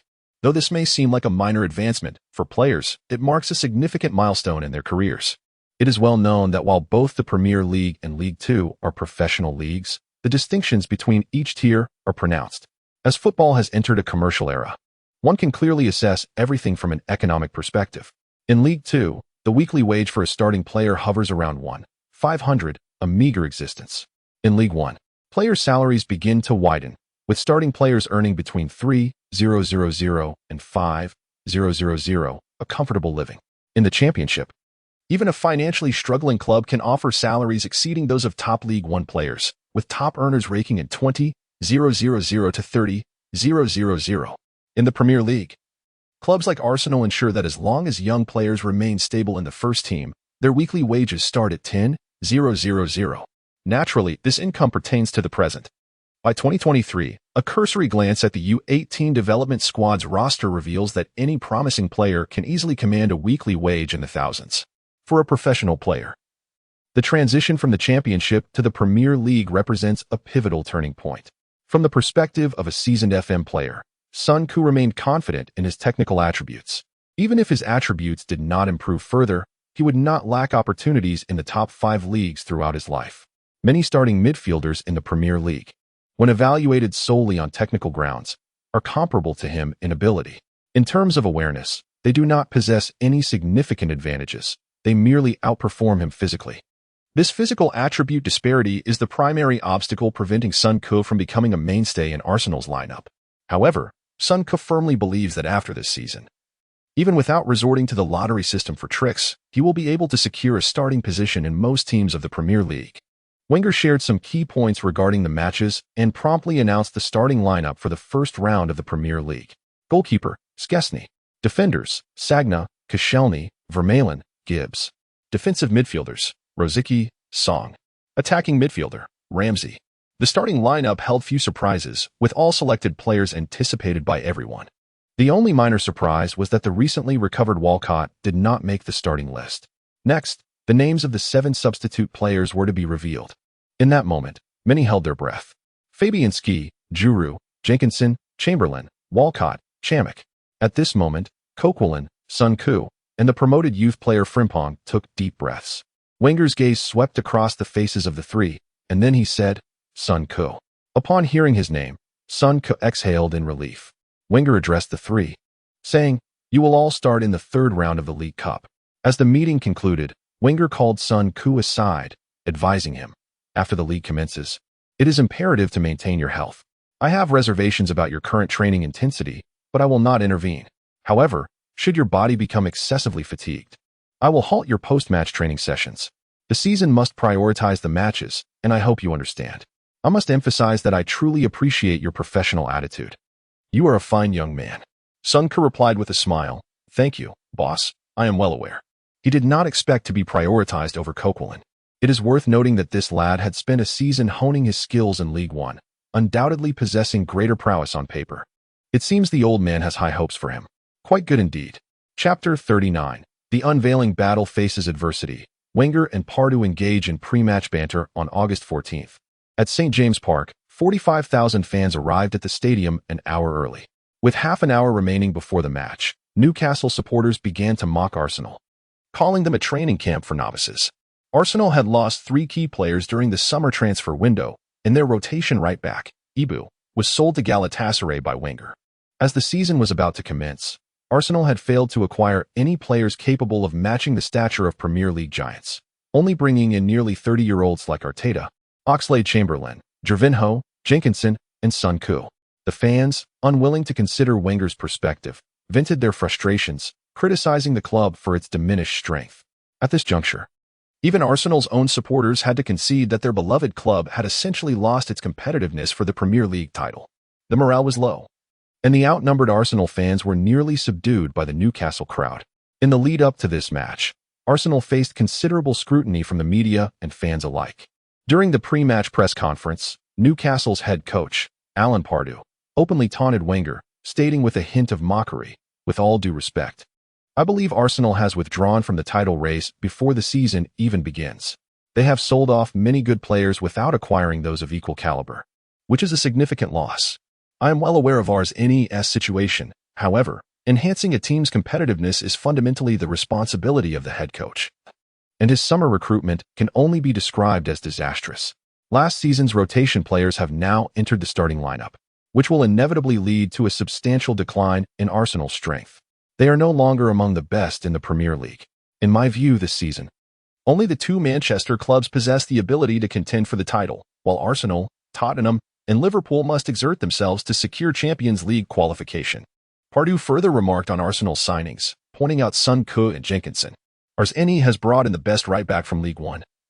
Yet his ability is evidently insufficient to cope with the intensity of the Premier League. If Sagna cannot play, that young lad will have to start.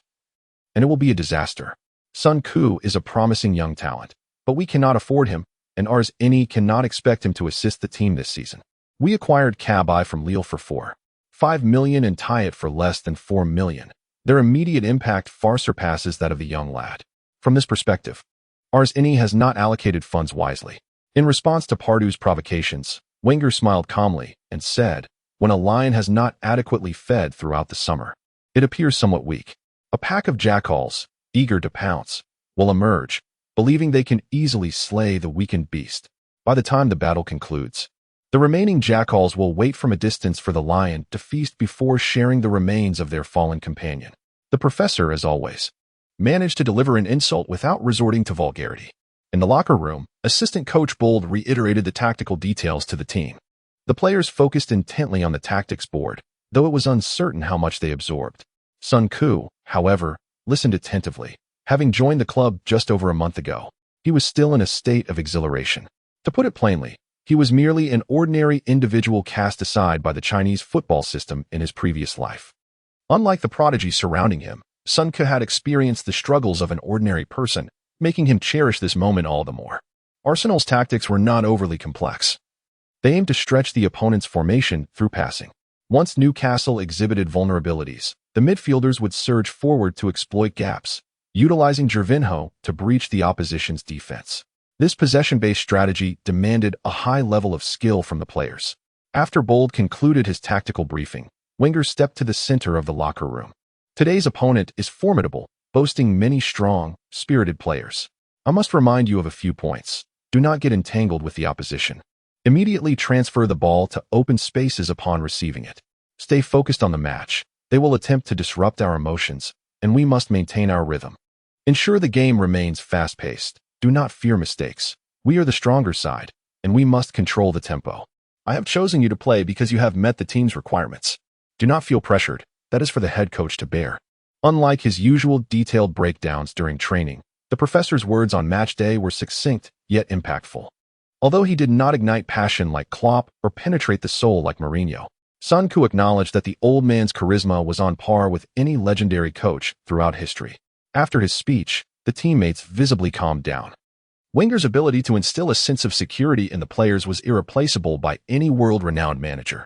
In the ESPN broadcast studio, the commentator, Jean Jun, spoke with a resonant and vibrant voice. "Hello, dear viewers. I'm Jean Jun. Welcome to the live coverage of the 2011 to 2012 Premier League season. After nearly 3 months of anticipation, we have finally arrived at the new season of the Premier League. During the off-season, the transfer market has been bustling.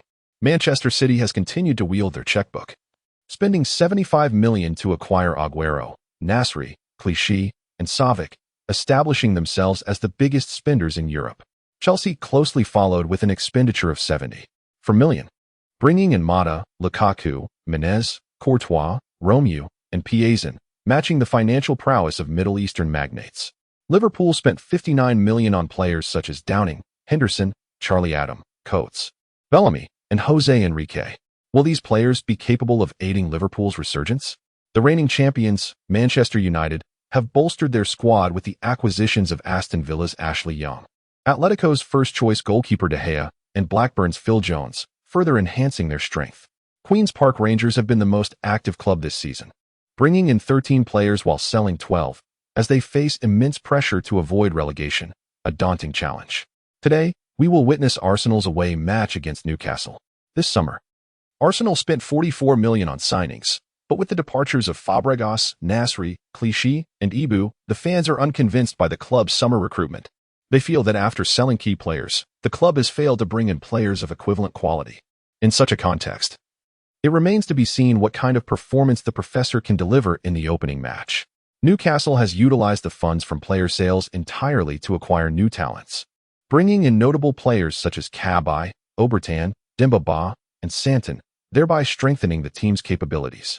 Prior to the match, both coaches engaged in a verbal sparring, with Alan Pardew challenging the traditional powerhouses of the Premier League, to which the professor responded with equal sharpness. Now, let us examine the starting lineups. Arsenal deployed their customary 4-4-2 formation, In goal, we have Szczesny. The four defenders, from right to left, are Sagna, Koscielny, Vermaelen, and Gibbs. The two holding midfielders are the seasoned Rosicky and Song, with Ramsey positioned ahead of them. The left winger is Gervinho, while the right winger is Arshavin. Leading the attack is Van Persie, who rediscovered his scoring touch in the latter half of the previous season. Newcastle United also fielded a 4-4-2 formation. In goal, we have Krul. The defenders are Simpson, Colaccini, Stephen Taylor, and Ryan Taylor. In midfield, we find Barton, Cabaye, Tyote, and Gutierrez. The forwards are Amiabai and Dembaba. There is a keen interest in Sun Ku's situation. This young talent, who has dominated in commercial matches in China, has made it to the 18-man squad. Will Arsenal alleviate the pressure on the club with a victory? The answer is soon to be revealed. The new season has commenced. Are you ready? Let us ignite the excitement together. Chapter 40. A missed opportunity. Experience cards in play in the stands. Sun Ku sat in a row with 6 other teammates. The stadiums of the Premier League are standard football arenas, devoid of integrated sports facilities for substitutes. In such venues, the players on the pitch can distinctly hear the roars of the fans, while those on the bench are almost indistinguishable from the crowd.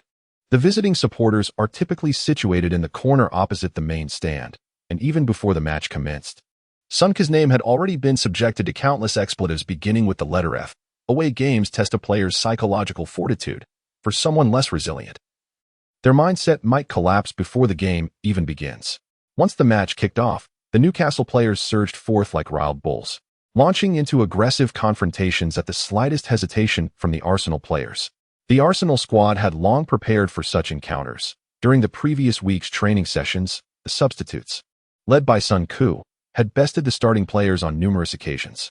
Whenever Van Persie received the ball outside the penalty area, Sun Ku would often take down both the opponent and the ball, leaving the Arsenal captain to struggle with his emotions through deep breaths.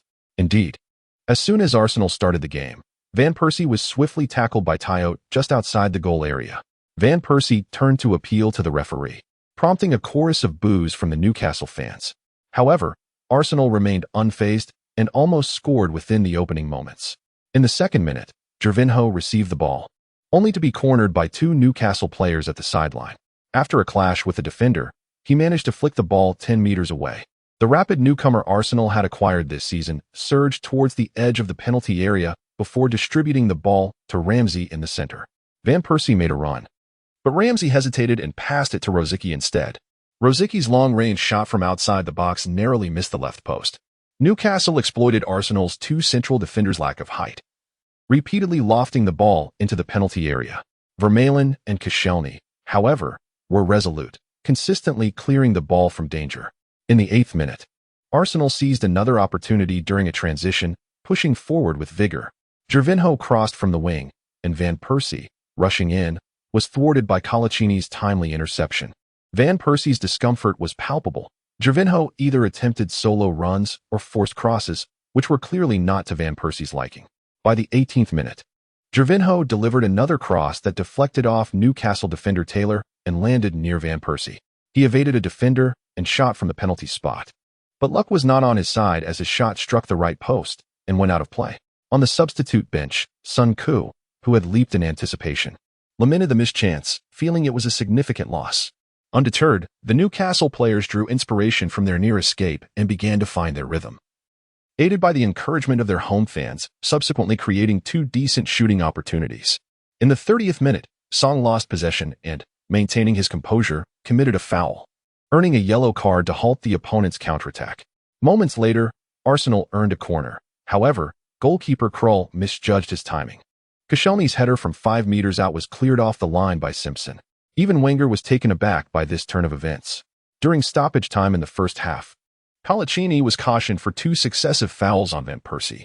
At halftime, Arsenal had squandered 3 golden opportunities to score, while Song had also received a yellow card. Despite Newcastle's aggressive play, their seasoned players managed to navigate the boundaries of fouling effectively. In the locker room, Wenger focused on encouraging his players, who remained in good spirits. With 2 key attacking players missing, the uncertainty of their performance lingered. Nevertheless, in those 45 minutes, even against a formidable opponent like Newcastle, Arsenal had managed to assert their dominance, a commendable feat considering Newcastle's reputation as a tough adversary. Last season, Arsenal had led the match 4-0 at halftime, only to witness a stunning comeback by Newcastle in the second half, ending in a draw. As the second half commenced, Newcastle resorted to fouling to disrupt Arsenal's passing flow. Alan Pardew, observing that the physically less robust Dembaba was ineffective up front, substituted him with former Manchester United winger Obertan. The match progressed with both teams exchanging offensive thrusts. Newcastle's notorious enforcer Barton began to unleash his disruptive tactics on the right flank, committing fouls while hurling insults. He adeptly gauged the referee's leniency, making his fouls appear innocuous while employing underhanded techniques. It was only a matter of time before Arsenal's young players fell prey to Barton's tactics.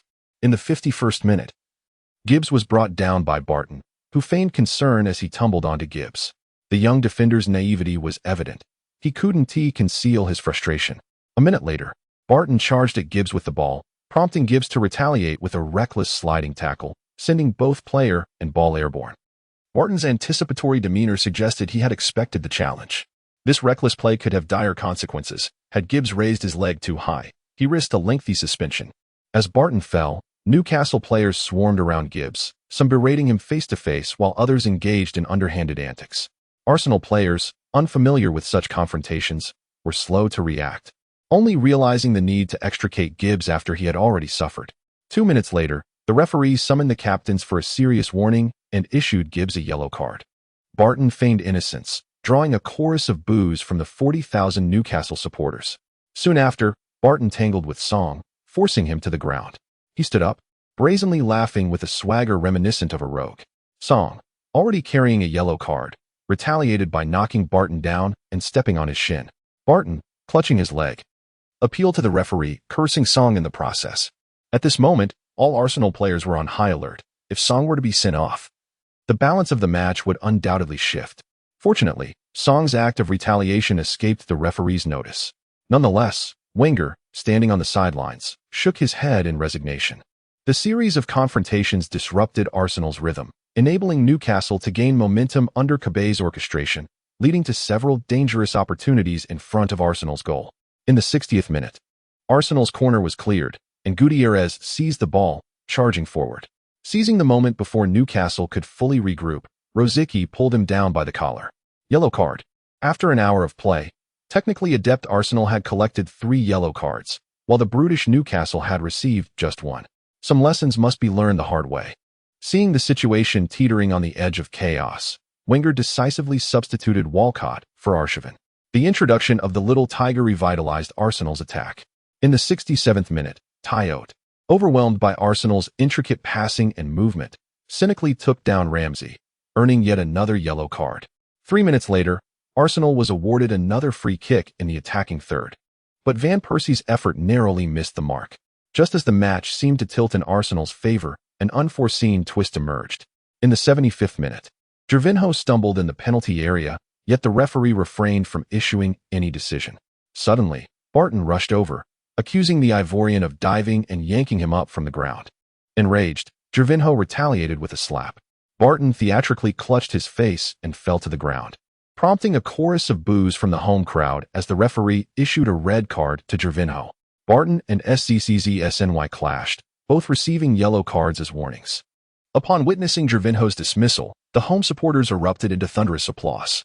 In the broadcasting room, it was evident that Arsenal's players were somewhat unsettled. Prior to this red card, they had established a commanding presence, and Gervinho's ejection was utterly unwarranted. To date, Arsenal had received 1 red card and 4 yellow cards, while Newcastle's players had only accumulated 3 yellow cards. In their last 3 encounters, Arsenal had seen a player sent off in each match. They ought to have gleaned some lessons from this pattern. Arsenal initially held the upper hand, but playing a man down could easily reverse the situation. Observing this scene, Jean-June felt a twinge of regret. He understood all too well that with 1 man less, Arsenal's chances of victory were severely compromised. To win, they could only hope for the favor of Lady Luck. At this juncture, Sun Ka hastily descended from the stands to warm up.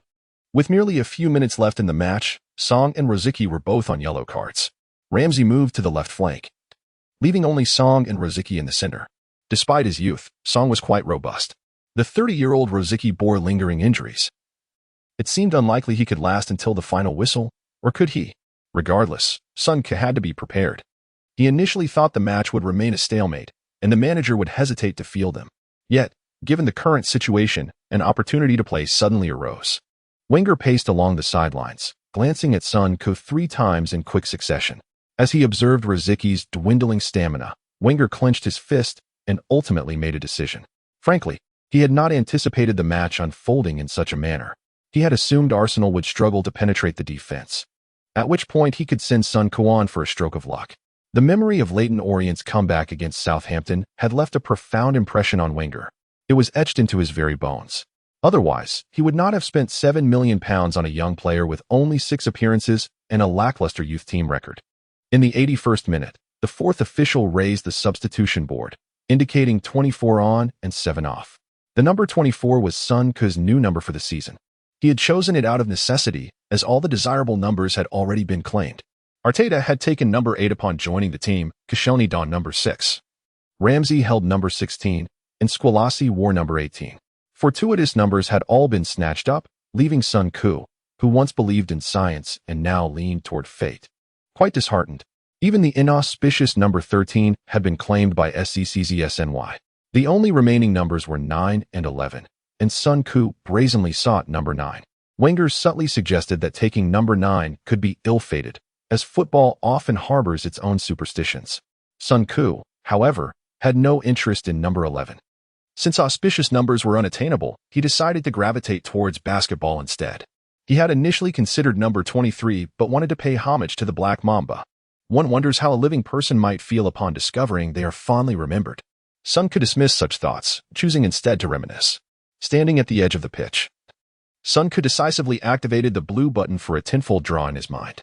The points were hard-earned, so he opted to use the blue button for a stroke of luck. For matters that could be accomplished with minimal expense, he aimed to avoid extravagance. Not a single success emerged. He pressed the blue button once more for another tenfold draw. 9 times he received a polite thank you, but he managed to secure the peak form of Wule. Sun Ko tried again with another tenfold draw and achieved the pinnacle form of Ochoa. No, system brother. Please do not toy with me.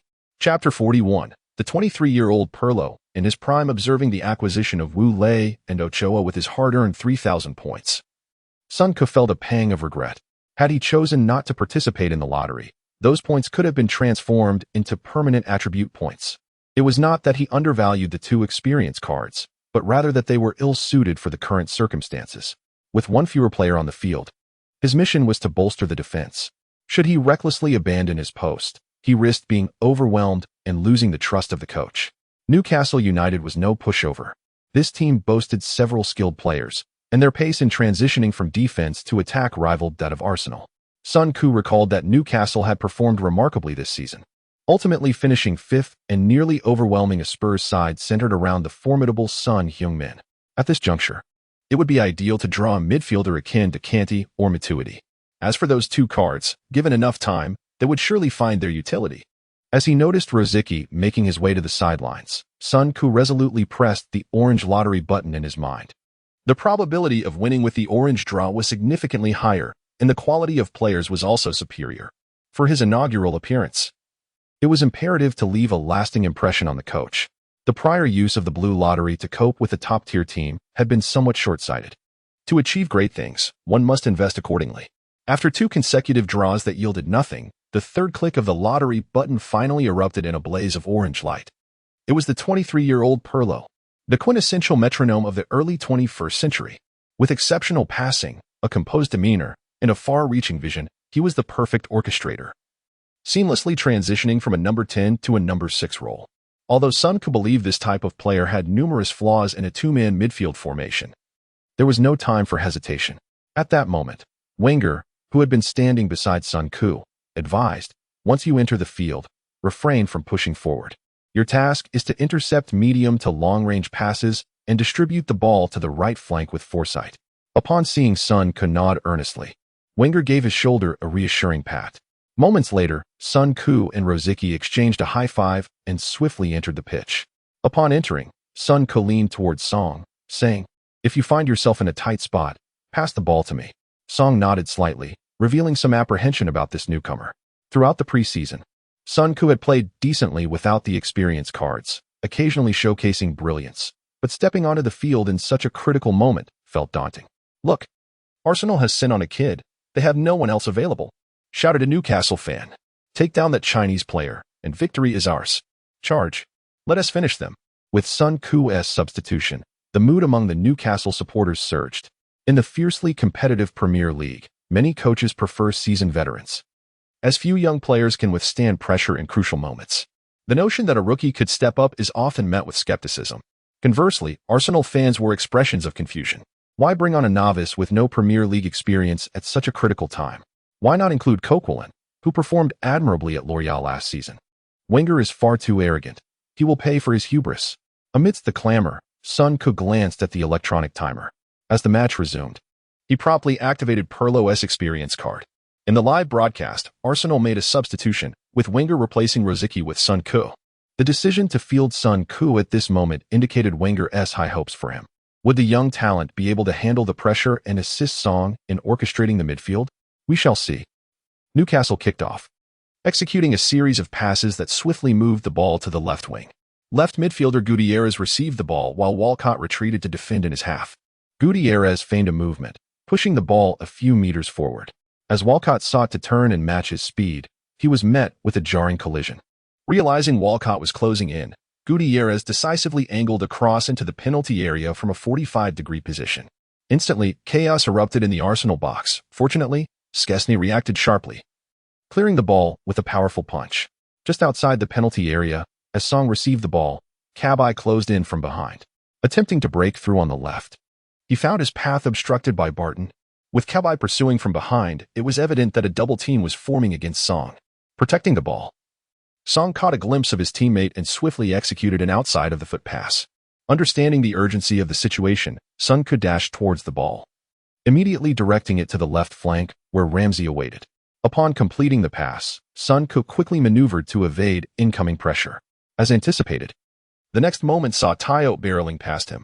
The tackle was fierce, and Sun Ku felt the rush of wind as Tayot charged by. Following the pass, Sun Ku surged toward the midfield. After receiving the ball, Ramsey was confronted by Newcastle's right-back Simpson, who closed in rapidly. Without hesitation, Ramsey distributed the ball to Sun Ku before the defense could fully settle. Upon gaining possession, Sun Ku noticed that Ramsey, Song, and Sagna had all found space. Just as everyone expected Sun Ku to take a measured approach to maintain possession, he unexpectedly shifted his body slightly to the right, raising his right leg high. With a crack, his foot struck the ball like a whip, sending it soaring in a graceful arc towards the Newcastle penalty area. Observing Sun Ku's decision-making, Wenger's brow furrowed immediately. With the team a man down, controlling the pace was crucial. Sun Ku's action seemed to relinquish possession back to the opponents. Van Persie's skill set was not suited for aerial battles. Expecting him to score against two center-backs and a goalkeeper was an unreasonable demand. At that moment, Wenger regretted his instinctive decision. However, in the next instant, the ball appeared to be guided by an unseen force, altering its trajectory mid-air and veering slightly to the right. As the ball traversed the air, astonishment spread across the faces of Newcastle's two center-backs. This young player's long-distance pass was both swift and unpredictable, seemingly capable of bending in mid-flight. Could it be that he possessed the ability to execute a knuckleball? In that moment, left-back Taylor found himself in a precarious position. Just as he turned, Walcott had already bolted into action. The two quickly found themselves separated by a few meters. Taylor grimaced, desperately trying to close the gap, but the distance only widened. As Walcott surged forward, the away supporters erupted in rapturous cheers. In the next heartbeat, the football Sun Ku had sent forth landed perfectly before Walcott. The young striker deftly controlled the ball with his right foot, made a quick adjustment, and unleashed a shot. The sound echoed. A collective sigh followed. The ball narrowly missed the far post. On the sidelines, Wenger raised his hands in disappointment before offering Sun Ku a round of applause. To be candid, Sun Ku's brilliant pass exceeded Wenger's expectations. For reasons unknown, Wenger always felt that Sun Ku's performance in matches far surpassed his training levels. It seemed his intuition was indeed correct. At this moment, Wenger suddenly experienced a premonition. Perhaps this young lad could assist the team in securing an away victory. Chapter 42, Surgical Passes, Thrilling Last-Gasp Goal Studio Broadcast. A near miss. Sun Ku's long pass traced a serpentine path, beguiling the entire defense. It nearly culminated in a goal for his teammate. Alas, Walcott's first touch steered the ball too far, and his subsequent adjustment proved unsuccessful, squandering Sun Ku's exquisite delivery. Observing the trajectory of Sun Ku's pass, the phrase ethereal flight springs to mind. Do you concur? If Sun Ku can maintain this caliber of distribution, it will prove exceedingly difficult for Newcastle to mount an uninhibited assault on Arsenal, exclaimed a suddenly animated Jean Jun, his voice reaching a fever pitch. On the pitch, Walcott knelt in disappointment. After a moment, he swiftly rose and applauded in Sun Ku's direction. Van Persie, in turn, offered a resounding thumbs up. This single pass served to allay much of the apprehension his teammates harbored regarding Sun Ku. They feared he might be overwhelmed upon entering the fray, committing a costly blunder in the defensive third. Contrary to their expectations, Sun Ku not only neutralized Song's perilous ball but also delivered a sublime pass to the forward line. This lad, making his Premier League debut, displays no stage fright and possesses the audacity to execute such maneuvers. Little wonder the manager deemed him worth the $7 million outlay to acquire him from League One. The match resumed, with Newcastle undeterred, emboldened by Alan Pardew's emphatic gestures. The Newcastle players surged toward Arsenal's heartland like a herd of bulls. However, with Sun Ku and Song anchoring the Arsenal midfield, and the indefatigable Ramsey providing cover on the flanks, complemented by a still energetic Walcott, Newcastle found their offensive efforts stifled by Arsenal's resolute defensive posture. Despite enjoying a numerical advantage, Newcastle struggled to gain purchase whenever the ball fell to Arsenal. No matter the intensity of their pressing, they could not wrest possession. Sun Ku, in particular, drove the Newcastle players to distraction. Each time he received the ball, he would invariably release a pass while in motion, dispensing with any need for adjustment. How could one possibly intercept such a play? Anticipate his movements? Surely, the Newcastle players understood the concept of preemption. Yet, on each occasion, Sun Ku seemed to possess prescience. He would accelerate with alacrity, nudging the ball to a teammate, ever so slightly altering its trajectory, leaving the Newcastle players grasping at thin air. At such moments, the Newcastle players felt like mere buffoons. 89th minute, Newcastle launched an attack down the left flank, aiming to ensnare Walcott in a defensive quagmire, relentlessly draining his stamina. Gutierrez, in possession, opted to charge directly at Walcott along the touchline. This time, however, Walcott refused to be a passive target. After nearly half an hour of dueling on the wing, the little tiger was aflame with competitive spirit. He executed a sliding tackle on Gutierrez, dispossessing him of the ball. But as he rose, Gutierrez, leveraging his superior physicality, reclaimed possession. The two grappled for nearly 10 seconds, but Gutierrez, having played for nearly 90 minutes, was nearing exhaustion. He shielded the ball and passed it back to Cabaye, who had dropped deep. Just as Cabaye was about to receive the pass, Van Persie materialized from behind. The Newcastle midfielder, in a panic, leaned on Van Persie and passed the ball forward to Tayot. But at the precise moment of the pass, Cabaye's expression contorted in alarm, and he turned to pursue Van Persie. Even before Cabaye's foot made contact with the ball, Sun Ku had already sprung into action. Witnessing Sun Ku's successful interception, Tayot frantically turned to retreat. Observing the porcupine-like figure of Tayot, Sun Ku surmised that he would be overtaken before reaching a suitable shooting range. He took a decisive stride forward and gestured for Walcott to advance. Walcott was now Arsenal's premier counter-attacking threat. The Newcastle players knew the pass would be directed his way, but they were powerless to catch him. Sun Ku caught up with the ball, made a subtle adjustment to the right, and then deftly curled it toward the right flank. Walcott had already initiated his run before Sun Ku's pass. Sun Ku's delivery landed perfectly between two Newcastle players on the left flank, preventing either from immediately impeding Walcott's progress. The little tiger took a touch, accelerated, and left Newcastle's left back, Taylor, in his wake. Taylor's attempts to foul him were futile, before sheer velocity. So-called technique and awareness are mere illusions. However, Walcott, engrossed in his own performance, failed to notice the well-positioned Van Persie. The little tiger carried the ball all the way to the edge of the 6-yard box before unleashing a shot. Krull parried the ball with his right leg, and Colaccini hoofed it back into midfield. Another sigh escaped the Arsenal faithful, and Wenger, on the sidelines, spread his arms in a gesture of resignation. Van Persie, having waited in vain for the pass, was incandescent with rage, unleashing a torrent of invective at Walcott. Walcott, head bowed, pretended not to hear. His performances are mercurial, oscillating between moments of brilliance and periods of ineptitude. At his best, he can terrorize opposing defenses.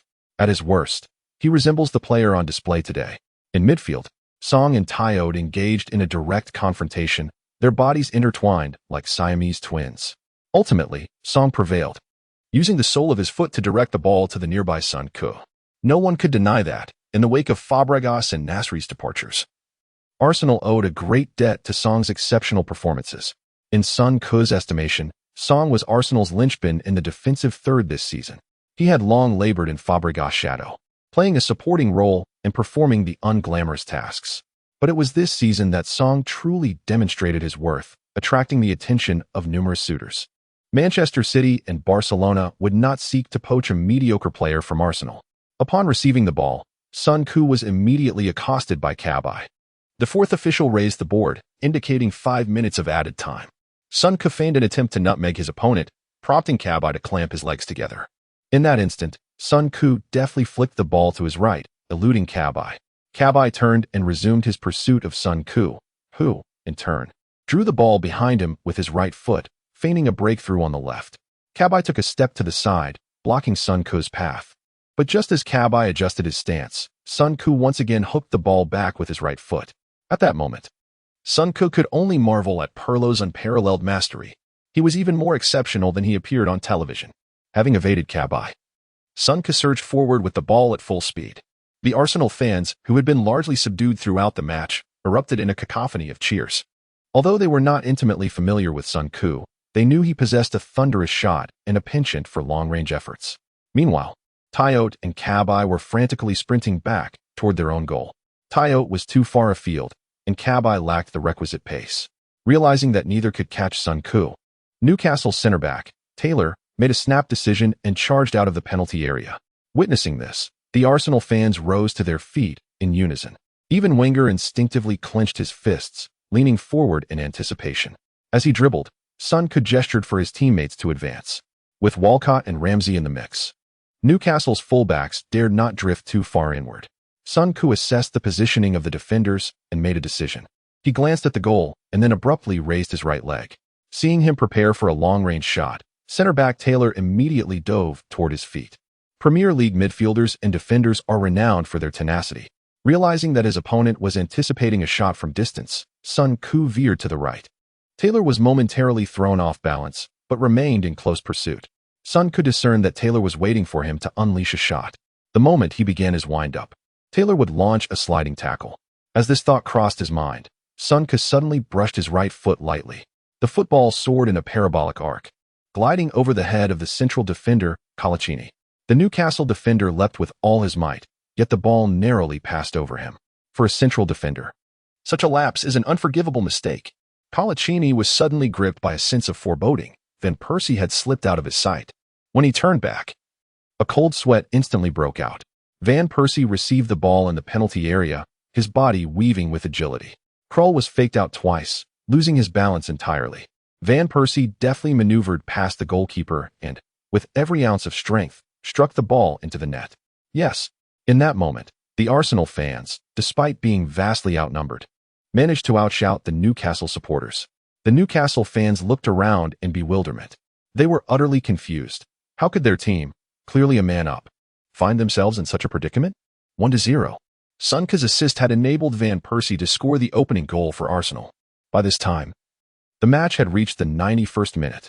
After scoring, Van Persie jubilantly sprinted several meters before executing a long-distance slide on his knees along the sideline. On the sidelines, Wenger raised his fist in exhilaration, his previously furrowed brow finally relaxing. In the penalty area, the Newcastle players stood, bewildered, with their hands on their hips. They gazed in disbelief at Sun Ku's retreating figure, astonished that this young man could deliver such an exquisite pass in a confined space. A singular thought crossed the minds of all the Newcastle players. Their team was faltering because of this lad. What a splendid play.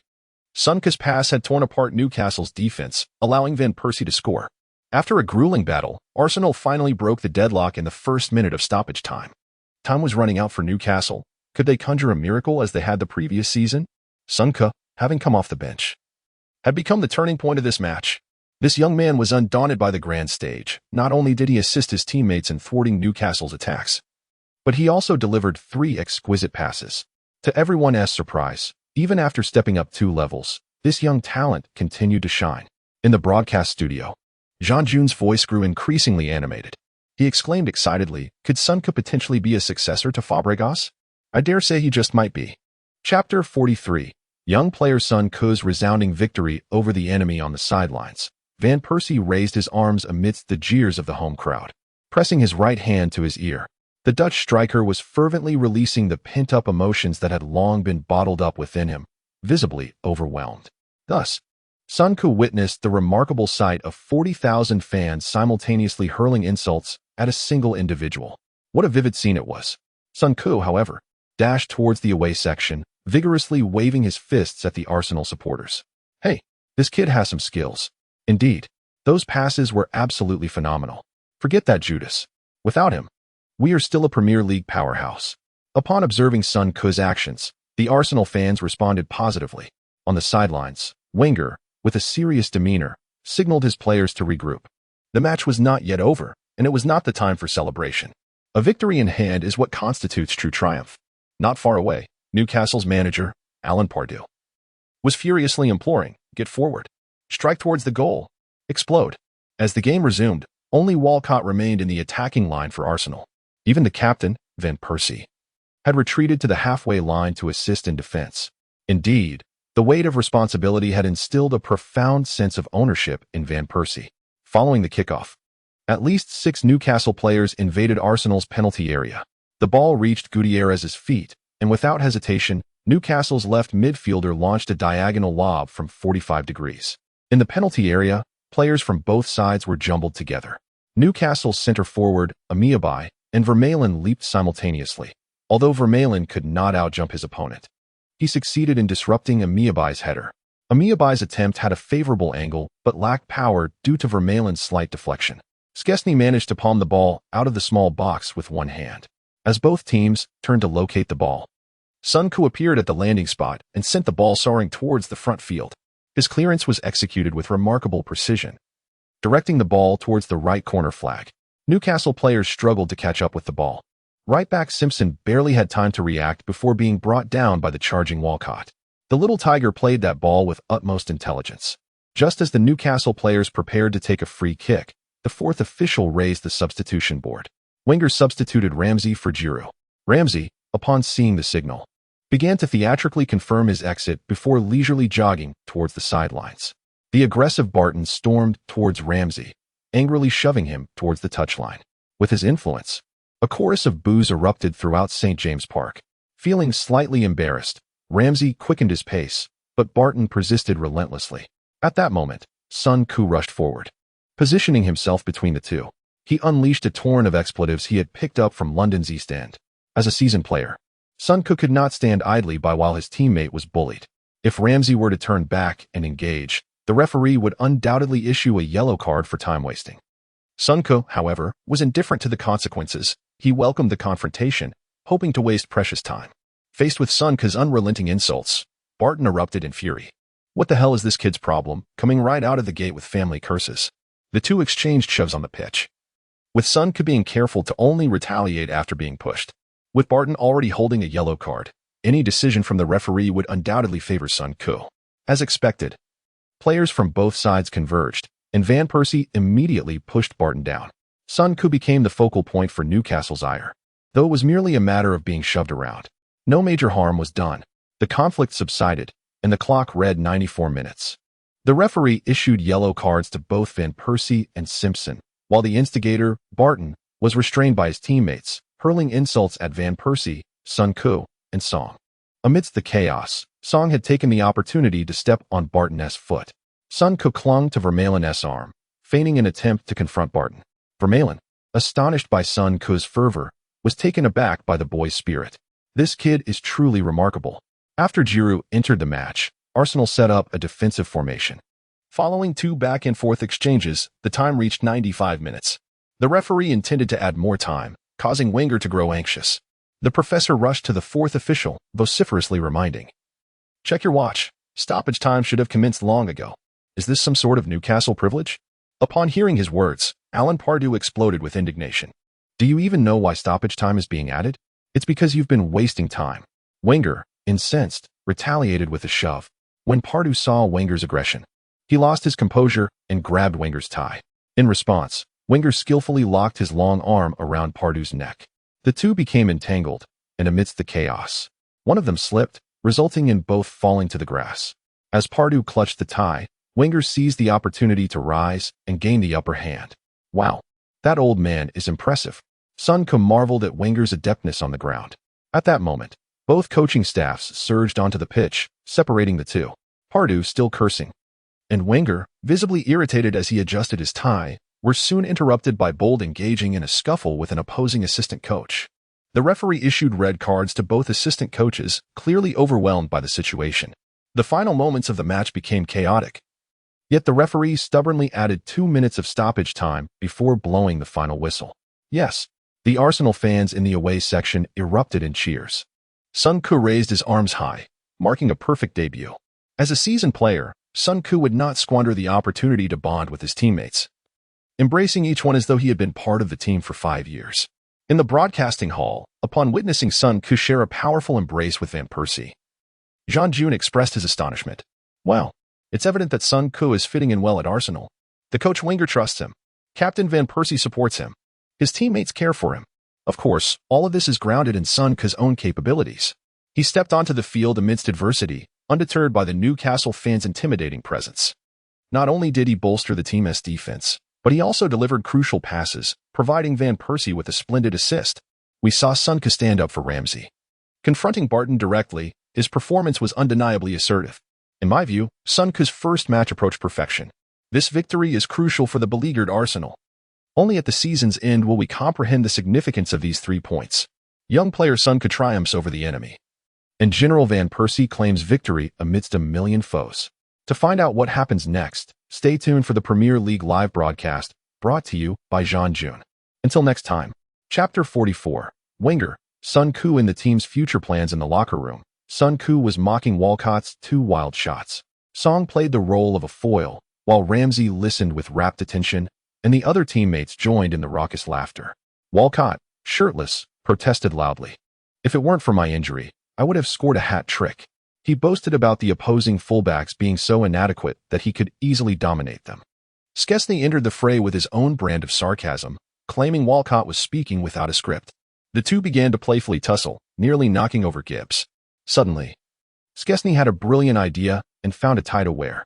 Walcott instantly understood, and the two reenacted the conflict between their respective coaches, causing the locker room to erupt with laughter. At that moment, Van Persie walked into the locker room holding the trophy. The Dutch striker had been awarded man of the match for his last-minute heroics. As the team captain, Van Persie motivated everyone once again, delivering an array of uplifting remarks. Sun Koo sensed that this man had been carrying a significant burden for quite some time. On the pitch, Wenger and Alan Pardew exchanged symbolic handshakes before turning away. In English football, the pre- and post-match handshake between coaches is regarded as an essential courtesy. Refusing to shake hands without any explanation would lead to media scrutiny and, in severe cases, disciplinary action from the FA. Despite their long-standing rivalry, Wenger and Ferguson still adhered to this ritual. After the match, both coaches attended the post-match press conference. Many years ago, these conferences seemed to feature both coaches simultaneously, transforming them into arenas for memorable exchanges. Disagreements often led to verbal sparring, and when reason failed, it sometimes devolved into a more aggressive form of engagement. It was rumored that during that period, many coaches would change into sports attire and even warm up before attending the press conference. This approach evidently hindered the development of the sport, which led to the current practice of each coach giving separate interviews. Given the atmosphere between Wenger and Pardew today, a joint interview would likely spark another round of conflict. After the match, Pardew stormed into the press hall, visibly upset. When asked to comment on the game, he expressed his dissatisfaction. "We lost. But I don't believe the result reflects the match's dynamics. We had a numerical advantage in the closing moments and were in control, yet that conceded goal ruined everything. This is football. We must look ahead, but I believe a draw would have been a more just outcome." Soon after, a second reporter inquired about the altercation between Gervinho and Barton, noting that Gervinho was sent off with a red card while Barton received no punishment. Pardew replied flatly, "First of all, Gervinho dove. There is no doubt about it, and that infuriated the opposing players. The incident stemmed from deception. He feigned a foul and then struck Barton. I believe the referee's decision was correct." The third reporter quickly followed up, "You previously stated that Sun Koo was not worth $7 million. After this match, do you still hold that view?" Pardew chuckled awkwardly and shrugged. What I meant was that it is difficult for us to compete with top clubs for such players. We cannot afford the risk of a failed investment. Based solely on this match, he performed well. However, the season has just begun. Who knows what the future holds? When asked to assess Arsenal's chances of winning the league this season, Pardew scoffed. It's challenging. They spent some money this summer, but they did not adequately fill the void left by departing players. From today's match, I believe both teams are on a similar level. One could argue that our strength has improved, while Arsenal's has diminished. I lean towards the notion that both phenomena are occurring simultaneously. They sold their best player to a rival, handing their top talent to the competition, and they lack the squad depth to secure the title. When questioned about the conflict between the two coaches, Pardew claimed that Wenger initiated the altercation. I did not expect him to act that way. His players were wasting time. And thus the referee's added time was justified. His behavior was aggressive, and I believe he lacks decorum. A few minutes later, Wenger entered the press conference with a smile. The first reporter asked for his thoughts on the match, relaying Pardew's comments to him. Wenger replied with a calm demeanor. Judging the strength of teams solely by the scoreline is quite absurd. We had a 10 advantage in possession, attempted 8 more shots than our opponent, and had 5 more clear scoring opportunities. I find it hard to agree with such assertions. The opposition's efforts were primarily aimed at avoiding conceding a goal. Their objective was merely to secure a draw. Their attacking opportunities came in the last 15 minutes, at which point it was a match fought for victory. You could interpret it as our 10 Arsenal players being capable of scoring against Newcastle every 15 minutes, disregarding stamina. He continued, we frequently encounter similar situations in most matches, which perhaps reflects our standing in the league. Parking the bus? That is merely one of many defensive tactics. Our opponents played that way for the first 75 minutes, while we only utilized it for 5 minutes, and that is a fact. Regarding Gervinho's red card, Wenger staunchly defended his player. I believe I saw more than the referee did. Either both players should have received yellow cards or both should have been sent off. That action was not severe enough to warrant 2 minutes on the ground. Was it a dive? I cannot say. Some claim he was touched, while others deny it. But I trust my player. Will I appeal? I will carefully review the footage and will indeed appeal. Responding to earlier questions, Wenger maintained a professional smile. However, when discussing Son Koo, his expression brightened with evident pride. You might think it was a reckless decision to field a young player who has never played in the Premier League at such a crucial moment. I have faith in him, but that does not guarantee he would perform well. Football is an unpredictable sport. Had I not played him, the team might have missed out on a victory and he would have lost a chance for growth. Every decision can yield different outcomes. And I am delighted that Son Koo showcased his potential, fulfilling his role admirably and providing 3 world-class passes. Such a performance was a pleasant surprise. He will certainly have more opportunities to play, though starting positions are not guaranteed. I will adhere to a gradual approach. Importantly, he is part of my future plans. Son Koo returned home and later viewed the press conference content online. It must be said that Wenger's eloquence is impressive.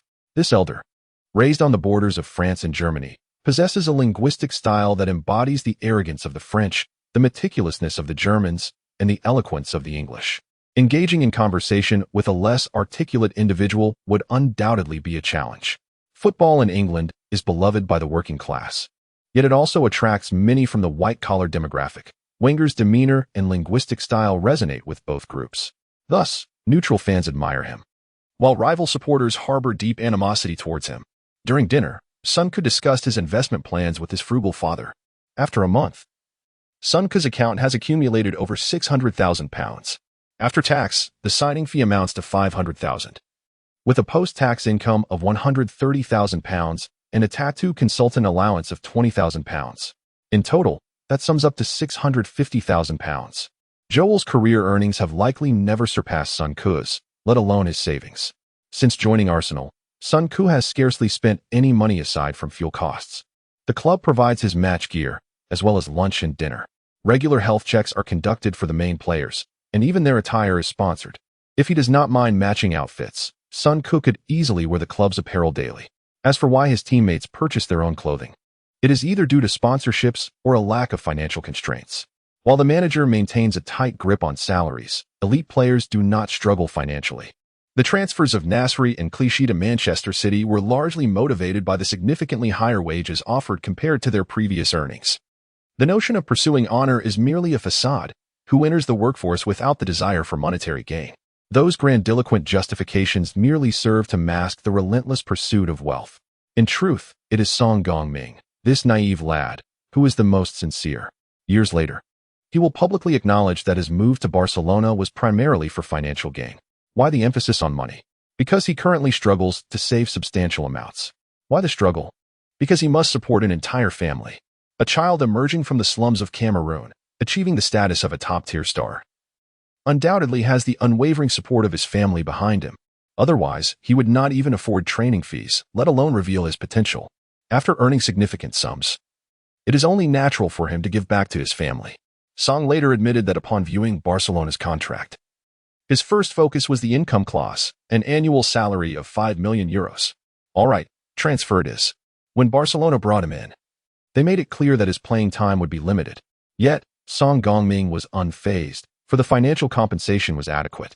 Given Arsenal's current situation, it was evident that Wenger would not allocate such a salary. This individual may not be particularly noble, but his intentions are transparently self-serving.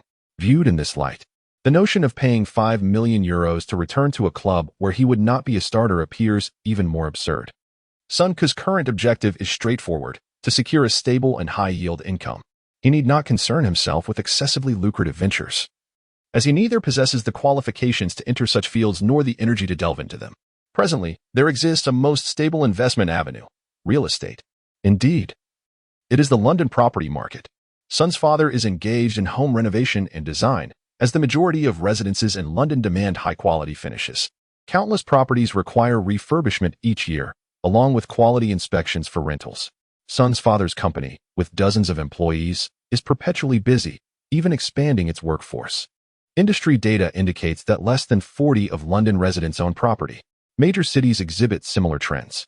Aside from local natives, most newcomers cannot afford the exorbitant costs of homeownership.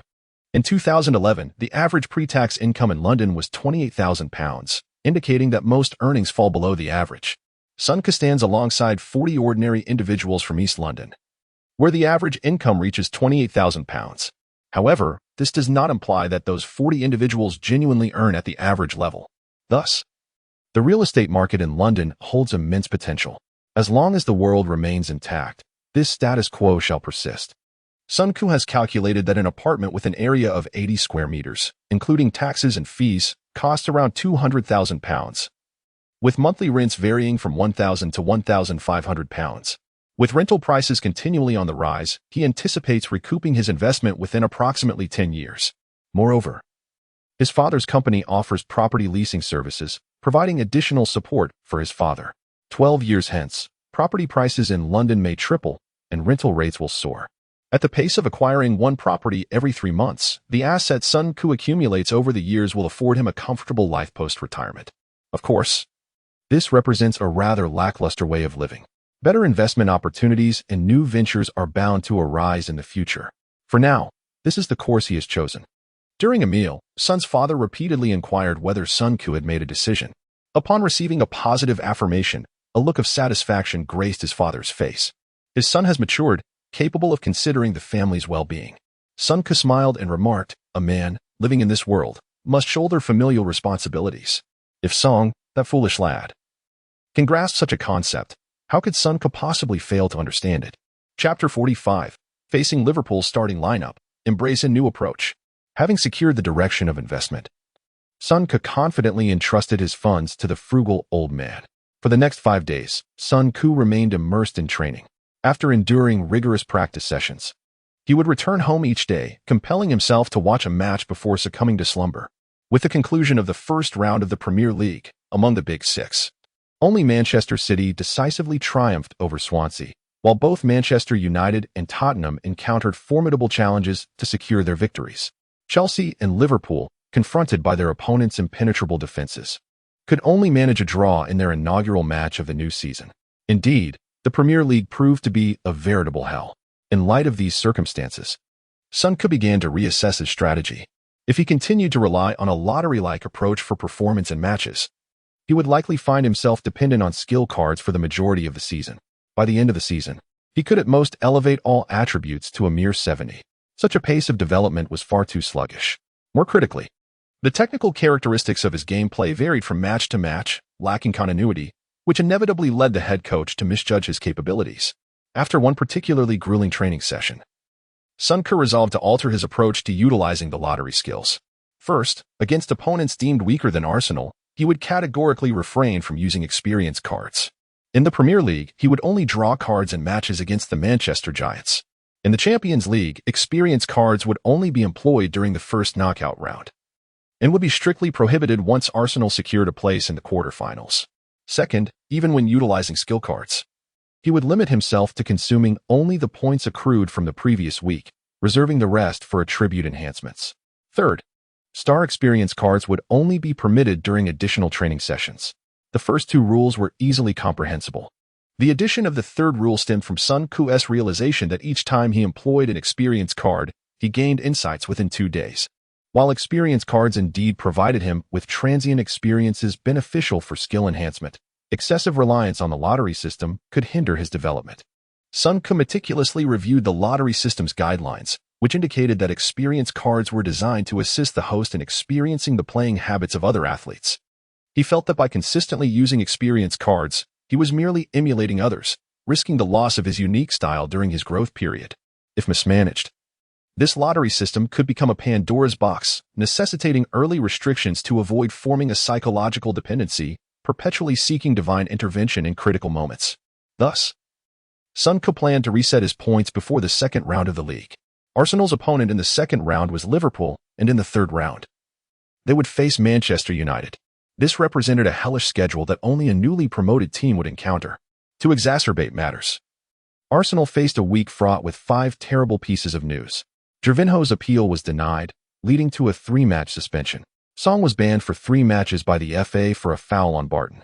First-choice left-back Gibbs sustained an injury in training, with an optimistic recovery timeline extending to late September. Rosicky suffered a hamstring injury, with recovery time yet to be determined. Additionally, Koscielny was injured during training. Alongside the injured Arteta, Wilshere, and Diaby, Arsenal's midfield was left with only 4 available players. Wenger had initially prepared 9 midfielders for the season, but by the end of the first round, over half were sidelined. Even worse, the left flank was left solely to the young Traore, while the right flank was limited to Jenkinson. In central defense, Arsenal now had 4.5 centre-backs. With Squillaci already injured, should Vermaelen or Koscielny sustain an injury, Wenger would be compelled to field the 18-year-old Spanish centre-back Miguel. This was the current state of Arsenal. Both the team's internal dynamics and the schedule had transformed into a nightmarish challenge. The old man had been wearing a frown for days. Sun Ce heard from Barnett that Arsenal had been frantically engaging with players in the transfer market. Wenger sought to loan Kak, but Real Madrid demanded an exorbitant loan fee. It was reported that Arsenal made an offer for Ren Villa, which was accepted, but the player requested a weekly wage of 100,000. The player Wenger intended to bring in, Mata, ultimately transferred to Chelsea for 26 million. Additionally, the old man inquired about the price of Hazard from Lille, who quoted 33 million. The price disparity was indeed notorious. Barnett also revealed that Arsenal was preparing to sign a left-back named Santos and was keeping an eye on Mertesacker. Rumor had it that the old man had also set his sights on Monaco's striker Park Chu-young.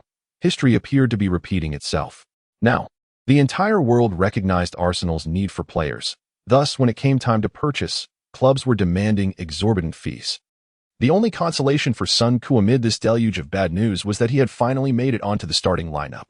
Within a week, Arsenal had been linked with numerous players. However, distant water could not quench immediate thirst. The old man had to rely on the existing squad to confront the upcoming 2 arduous battles. At the pre-match press conference, Wenger faced repeated inquiries regarding transfers, with the most pressing questions revolving around Fabregas and Nasri. These transfers were not finalized until the summer training, leaving Wenger to recruit players while other clubs had already established their seasonal plans. Wenger lamented, "This has been a challenging summer. We have lost 2 of our most influential players, but thankfully, it is all over now. I do not wish for any player to be playing for Arsenal while contemplating where to go next, but regrettably, that is beyond our control." When asked about Sun Ce's presence in the starting lineup, the old man remarked, "After the last match, he has grasped the dynamics of the Premier League, and I believe he is capable of fulfilling his role. Our current objective is to maximize the potential of our existing squad. We must focus on the present and look ahead." August 20th, Emirates Stadium. When Sun Ce noticed that Suarez was absent from the starting lineup in the dressing room, he exhaled in relief. That chap was truly formidable. If he were to play, he would likely orchestrate countless breathtaking moments. Even if Arsenal were to be utterly dismantled today, Sun Koo would be powerless to alter the outcome. The previous night, he had expended a substantial 15,000 points from his account, enhancing 5 attributes. Explosiveness, 69/70. Balance, 64/68.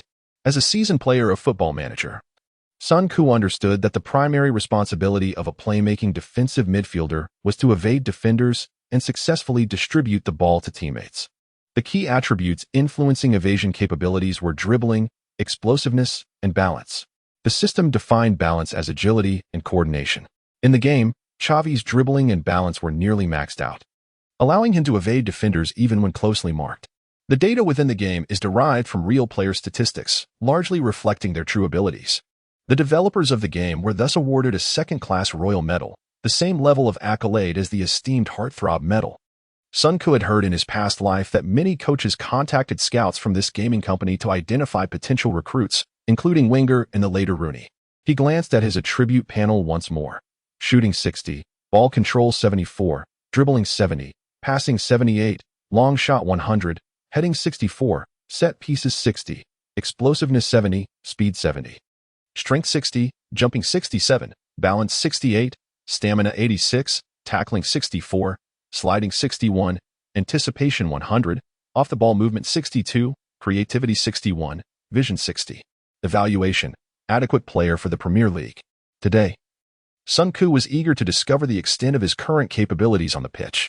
As the moment of entry approached, Wenger insisted that the players maintain possession of the ball. Sun Koo felt a sense of dread, realizing that controlling the game against Liverpool would be a formidable challenge, as their squad's paper strength surpassed that of Newcastle. The atmosphere was tense. In the broadcasting hall, the magnetic voice of Jean June resonated once more. The players from both teams had stepped onto the pitch. Let us examine the starting lineups. Liverpool deployed a 4-5-1 formation with the following lineup. Goalkeeper, Reina. Defenders, Kelly, Carragher. Adger, Enrique. Midfielders, Quit, Henderson, Lucas, Charlie Adam, Downing. Center forward, Carroll. Arsenal, on the other hand, set up in a 4-3-3 formation. Goalkeeper, Szczesny. Defenders, Sagna, Koscielny, Vermaelen, Jenkinson.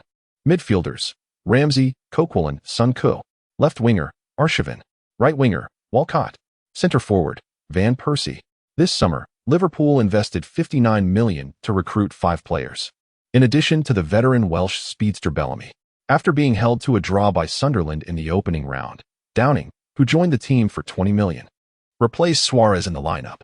Arsenal's starting 11 saw 5 positional changes. Last round starters Gervinho and Song were suspended, while Rosicky and Gibbs were sidelined due to injuries. For Sun Koo and Jenkinson, this marked their first career starts. At the onset of the season, Arsenal faced a wave of injuries, leaving uncertainty about whether their 3 young midfielders could withstand the onslaught from Liverpool's trio of English-style midfielders. The Emirates Stadium, with a capacity of over 60,000, was nearly full, aside from a few extreme fans brandishing banners questioning the team. The majority of supporters expressed their unwavering support through cheers. As the match commenced, Arsenal barely strung together a few passes before Ramsey, after receiving the ball, was promptly dispossessed by Lucas, the Brazilian defensive midfielder. Following the interception, Lucas swiftly directed the ball to the right flank. Observing Liverpool's direct approach, Sun Koo felt a pang of despair. How could Jean, with his limited capabilities, compete against Quit? Indeed, Quit, with his relentless energy, received the ball and made quick stops and starts, finding an opportunity to deliver a cross. Inside the penalty area, the towering Carroll, standing at 193 meters, outmaneuvered 2 defenders and fiercely headed the ball towards the goal. A collective gasp filled the air as the ball skimmed the crossbar and went out of play. Sun Koo exhaled in relief. That was close. It was evident that this season, Liverpool embodied the essence of traditional English football. With 2 industrious wingers and a central forward stationed in the opponent's penalty area, this tactical setup posed a natural counter to Arsenal's current lineup. Koscielny and Vermaelen, both standing at 183 meters, were at a significant height disadvantage against Carroll. The 19-year-old Jenkinson, who had played in League One last season, had no time to acclimatize before facing Quit, making him a prime target for Liverpool's offensive strategy. The outcome of the match seemed to hinge on fate. Szczesny executed a short goal kick to Sagna, who was immediately pressured by Downing. Sagna glanced left and saw Carroll blocking Koscielny's position. Fearing a back pass to the goalkeeper, Sagna opted to play the ball to Sun Koo, delivering a low pass. Just as Sun Koo received the ball, Henderson closed in from behind. The future legendary captain of Liverpool, though only 21 years old, had already spent 2 seasons as a starter for Sunderland. Henderson approached and used his body to nudge Sun Koo. Sun Koo planted his feet firmly, bracing against the impact. Observing this, Wenger clenched his right fist. Sun Koo sensed that Henderson's physicality was manageable. He had been cautious, fearing a collision, but now he was ready to test Liverpool's future star. Sun Koo shifted his body to the left, then turned to carry the ball towards the center with his left foot. At that moment, Henderson lunged forward, attempting to intercept the ball.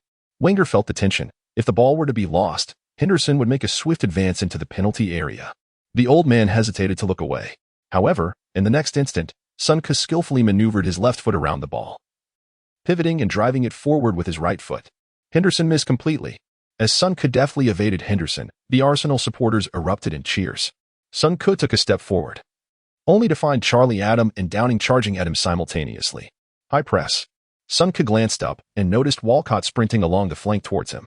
Without a moment to spare, he delivered a powerful through ball to the right. As Walcott approached the midfield, Liverpool's left back Enrique closed in on him. The instant Walcott touched the ball, he propelled it nearly 10 meters forward. Without hesitation, Enrique lunged at Walcott, ready to collide. Just as the two were about to clash, Walcott deftly sidestepped to the right, narrowly avoiding the fierce tackle. Amidst the cheers of the Arsenal fans, Walcott surged toward the ball. Meanwhile, Liverpool's Lucas also rushed towards it. As Walcott was poised to make contact, Lucas decisively slid in from 2 meters away. In a flash, Walcott managed to touch the ball first, leaping just in time to evade the opponent's challenge. Watching Walcott charge towards Liverpool's penalty area, all the Arsenal fans rose in excitement. Sun Koo eagerly looked ahead, wondering if they might secure an early advantage. Chapter 46. Trailing by a goal. This time we must battle relentlessly amidst the jubilant cheers of home supporters. Walcott made a diagonal run into the penalty area. Drawing out centre-back Adger, he deftly flicked the ball over Carragher's head. Van Persie, capitalizing on the moment, sprinted towards the goal, directing a parabolic header that, regrettably, missed the target by mere inches. A collective sigh echoed through Emirates Stadium, soon followed by a wave of applause as Wenger leaned back in disappointment, yet found the strength to smile and applaud, seeing Van Persie send the ball soaring. John June's tone carried a hint of amusement. Oh dear, what a pity. Van Persie almost opened the scoring for Arsenal, thanks to Walcott's astute pass. This offensive surge was orchestrated by Sun Koo, who evaded Henderson in the backfield, successfully igniting the attack. Following the confrontation between Sun Koo and Henderson, Arsenal supporters swiftly began to chant derisive songs aimed at Henderson. Sun Koo was perplexed by the fans' rapid reactions. After Arsenal's lightning counterattack, Liverpool players hesitated to press forward recklessly, opting instead to engage in a more cautious battle. Vermaelen and Koscielny quickly devised a strategy to counter Carroll. Whenever Liverpool's wingers sent high balls into the area, they would coordinate their efforts, one obstructing the opponent while the other contested for the header. Carroll, after all, was not of elite caliber and had suffered a significant knee injury. As a center forward weighing around 80 kilograms, he possessed decent mobility. Sun Koo had some insight into Carroll, knowing that throughout his career, he had only managed to exceed 10 goals in a single season in the Premier League. He was one of Liverpool's most disappointing transfers in history. Frustrated, Carroll failed to secure the first touch and resorted to yelling in the penalty area, only to provoke laughter from Arsenal fans. The match soon entered a stalemate, with Henderson desperately vying for the second ball against Sun Koo. After several confrontations, Henderson was astounded to discover that Sun Koo consistently managed to anticipate the ball's landing spot and his own movements. In the 15th minute, Arsenal was awarded another attacking opportunity. This time, the ball underwent 7 passes, initially reaching Arshavin, then being switched to Ramsey on the right flank.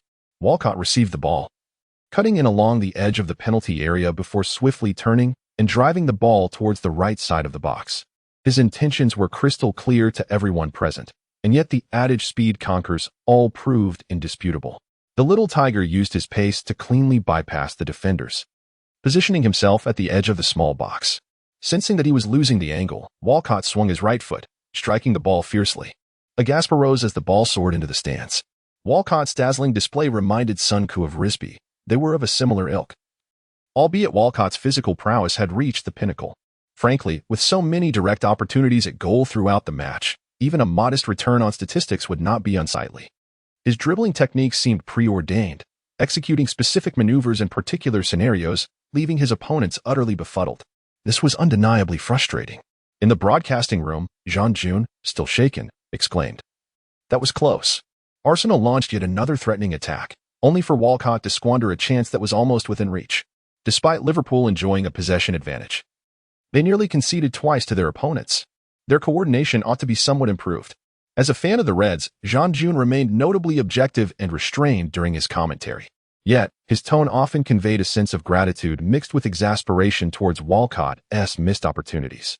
In the opening 15 minutes, Liverpool operated like a mortar team, relentlessly sending the ball to the flanks and then attempting to push it towards the goal, allowing Carroll to unleash his volleys. Meanwhile, the Arsenal players adhered to a defensive crouch, seeking opportunities on the right flank. If two players surrounded Walcott, they would shift to the center to find Van Persie. Arsenal's counterattacks had Liverpool thoroughly vexed. Sun Koo and his teammates aspired to control the ball, but found themselves overwhelmed. Upon realizing that their crossing strategy was ineffective, Liverpool players began frequently sending through balls into the penalty area. In the 20th minute, Liverpool encircled Arsenal, passing the ball around. Charlie Adams suddenly delivered a diagonal pass towards the right side of the penalty area, where Quit broke free from Jenkinson and sent a through ball toward the small box. Koscielny and Carroll both surged towards the ball, with Koscielny having established position. However, Carroll suddenly exerted all his strength to crash into Koscielny, who was taken by surprise and collapsed to the ground. Carroll disregarded the foul and lunged for the ball, striking it into the net. Sun Koo and his teammates immediately turned to signal to the referee, indicating that Carroll had committed a foul from behind. The referee decisively ruled the goal invalid, as the foul was glaringly obvious. However, as everyone turned back to the penalty area, they discovered Koscielny lying on the ground, clutching his ankle in agony. The team physician rushed to Koscielny's side, inquiring about his injury. The French center-back attempted to rise but, after a brief attempt, collapsed back onto the grass. Observing this scene, Sun Koo thought to himself that the old man's mind must have been racing at that moment. This was because only Miguel, a defender younger than Sun Koo by a year, remained on the Arsenal bench. Soon, Miguel timidly entered the field. At this point, Sun Koo and Coquelin withdrew to the vicinity of the penalty area. Sun Koo assisted Miguel in covering, while Coquelin supported Jenkinson against Quit. During the dead ball situation, Sun Koo took note of his teammates. Sagna appeared slightly perspired, while Jenkinson's shirt was nearly soaked through. Quit demonstrated to Sun Koo what it meant to possess relentless stamina, as he continuously made short sprints, nearly exhausting Jenkinson. To put it bluntly, in terms of physical endurance, Quit surpassed even the most formidable adversaries. The first half felt interminable, akin to a harsh winter, yet Arsenal managed to prevent their opponents from scoring, which was no small feat. Among Liverpool's starting lineup, apart from newcomers Henderson and Kelly, the rest were seasoned players. Conversely, Arsenal's starting 11 featured 7 players all under the age of 23, evoking a sensation of being manipulated. In the locker room, Wenger could only provide psychological support to his team. He was at a loss for how to adjust. The substitutes included Chamakh, Oxlade-Chamberlain, Fabianski, Traore, Frimpong, and Jenkinson. What more could be achieved? Any adjustments might lead to further complications. Sun Koo leaned against the locker, taking 5 minutes to regain his composure. The most arduous moments of the first half were during set pieces, as Liverpool's rough-and-tumble players surged into Arsenal's penalty area, pushing and shoving. By halftime, Sun Koo felt his arms more fatigued than his legs. As the second tallest player aside from the goalkeeper, Sun Koo had to mark Carragher during set pieces. This fellow was a relentless trash talker, possessing considerable strength and a notoriously foul temper. In short, it was quite a challenge. For Sun Koo, the value of this match as a learning experience far exceeded that of previous encounters.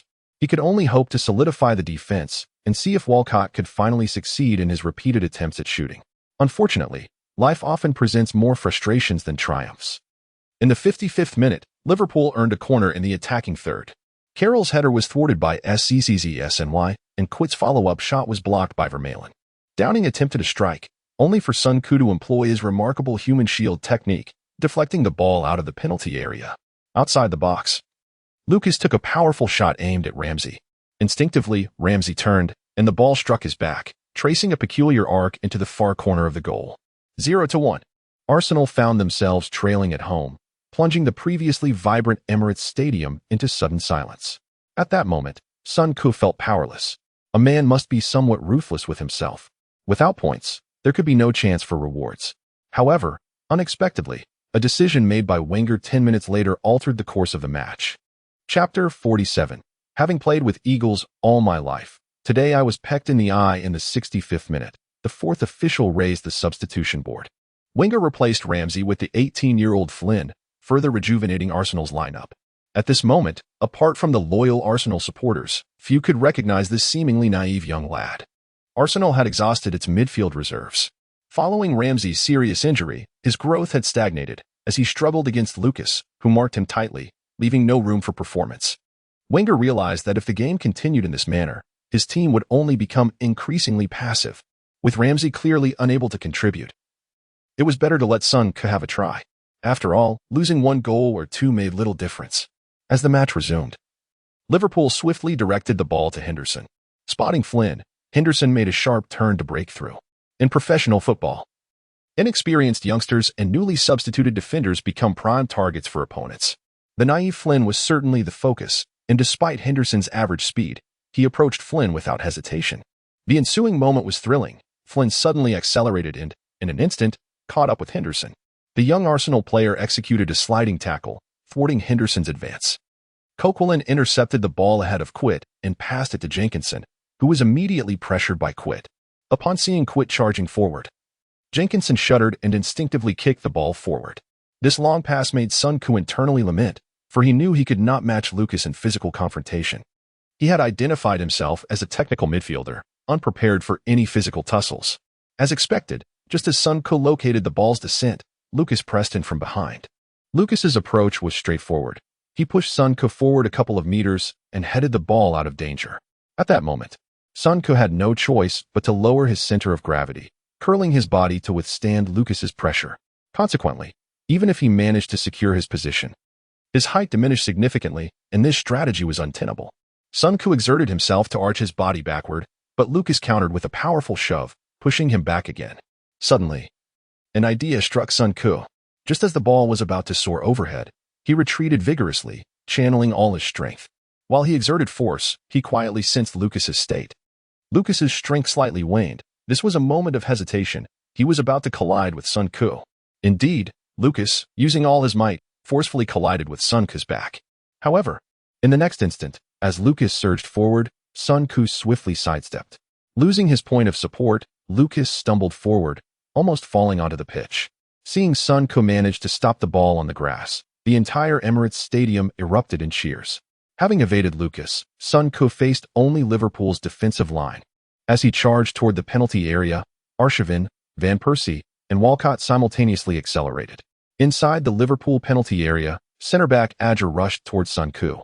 Just as everyone speculated about Sun Ku's next move, he suddenly slowed down, adjusting just under 30 meters from the goal. He lifted his right leg and struck the ball fiercely. With a resounding boom, the ball deformed under the impact and flew toward the goal at an almost imperceptible speed. Adger, reacting instinctively, missed the ball, while Carragher positioned himself to intercept it. Despite being formidable defenders, they failed to make contact with the ball based on their professional judgment. Reina reacted the moment Sun Ku shot, but as he spread his body, the ball had already approached the goal line. Reina could only watch helplessly as the ball sailed into the net. Yes, as Sun Ku's long-range shot found the left side of the goal, the Emirates Stadium erupted in jubilation. After scoring, Sun Ku excitedly raced toward the sidelines. Under the watchful gaze of Arsenal fans, he leaped high, vigorously pumping his fists. 1-1. At that moment, all the Arsenal players rushed toward Sun Ku, enveloping him in a jubilant embrace. Some tousled his hair, others patted his back. On the sidelines, the professor smiled for the first time during the match, clapping and raising his fist in celebration. Nearby, Dalglish, with his head in his hands, gazed skyward before violently kicking a water bottle away. In the broadcast room, Jean-June observed the awkward expression on Lucas's face and smiled wryly. Lucas's error had led to Liverpool's concession. He should have been more vigilant. Frankly, even if Sun Ku had managed to challenge for the ball, he shouldn't have been left unmarked in the 30-meter area. The Liverpool coaching staff should have repeatedly emphasized the need to deny Son Heung-min any long-range opportunities. Arsenal had found it challenging to create scoring chances in the second half, and this goal stabilized the situation for the Gunners. Oh, Lucas. Having played with Eagles all his life, today he got pecked in the eye. Son Heung-min glanced at the electronic timer. The match had reached the 69th minute. If the current score could hold until the end, Son Heung-min felt entirely satisfied.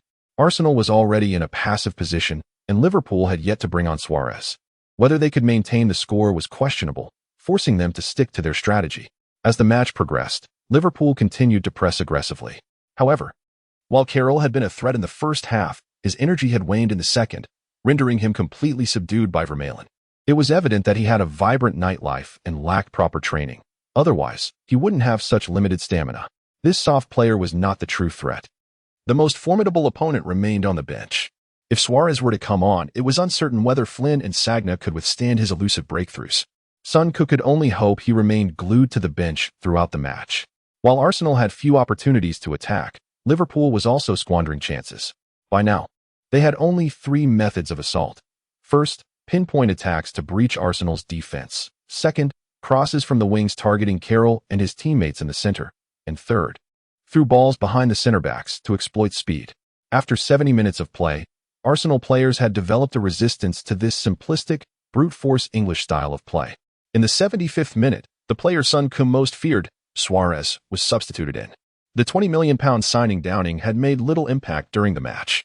In Son Heung-min's view, this was an unsuccessful acquisition.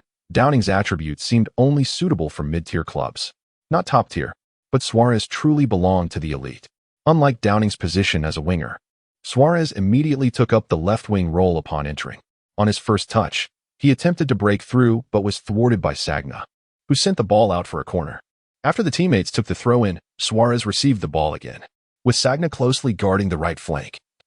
Suarez opted to cut inside. Just as he brought the ball toward the center, Flynn surged in from the side and executed a sudden tackle on Suarez, leading to a sharp cry as Flynn brought him down on the grass. The referee signaled for a free kick in the attacking half, refraining from issuing a card. Liverpool was awarded a free kick from 30 meters away from the goal. Charlie Adams stood over the ball, vociferously expressing to the referee, "That foul by that lad was undeniably a red card offense. He ought to receive his due punishment." After uttering these words, Charlie instinctively touched his nose. Observing the expressions of his opponents, Son Heung-min felt a sense of unease. Luis Suarez was out of sight. Realizing this, Son Heung-min, who had retreated into the 30-meter area within the penalty box, swiftly moved to the right, glancing sideways to ascertain Suarez's position. Just at that moment, Charlie Adam unexpectedly struck the free kick. Chapter 48. A goal and an assist. Overcoming Liverpool amidst the astonished gasps of Arsenal supporters, Charlie Adam abruptly shifted his calf, delivering a remarkably discreet through ball from a distance. Upon witnessing this pass, the Arsenal players faltered in alarm. Following the trajectory of the ball, they saw Suarez slicing into the penalty area. Should he receive the ball in that position, the outcome seemed inevitable. When anxiety sets in, one's vision narrows. And Arsenal's players found themselves in a state of panic upon realizing the situation. However, in the next moment, Son Heung-min emerged within their line of sight. Charlie Adams' pass was swift and urgent. Son Heung-min was unable to position himself in time. In a moment of desperation, he lunged forward 2 meters from the passing line.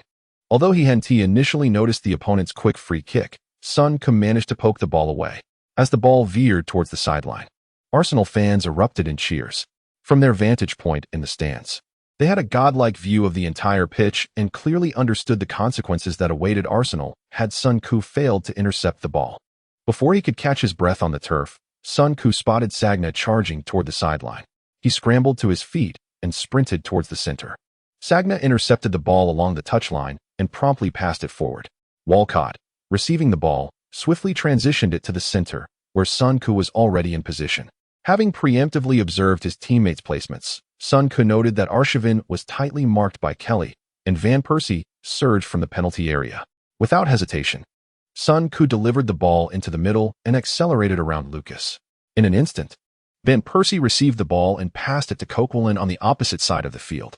Coquelin paused briefly before sending the ball towards the right side of the penalty area. At that moment, Son Heung-min held a slim lead over Lucas. He positioned himself strategically, receiving the ball with his left foot and gently nudging it into the penalty area. This seemingly effortless pass lacked sufficient foresight, prompting Walcott to execute a sudden turn, retrieving the ball with a deft flick. This unexpected turn of events caused considerable disruption among Liverpool's defenders. Left back Enrique leapt 2 meters into the air, while Adger hesitated midway in his attempt to cover. Torn between pressing and fearing Walcott's potential cross into the middle, Reina crouched low, fixated on Walcott's every move. Under the gaze of the entire stadium, Walcott feigned an inward cut before suddenly striking towards the near post. Reina, almost squatting, was wholly unprepared for Walcott's shot, which struck the sole defensive blind spot. The ball sailed over Reina's head, and before he could even raise his arms, it found the back of the net. 2-1. The goal was scored. With Walcott's strike, Arsenal turned the tide in the 78th minute of the second half. Prior to this goal, Liverpool had been awarded a free kick, which Charlie Adam opted to take quickly.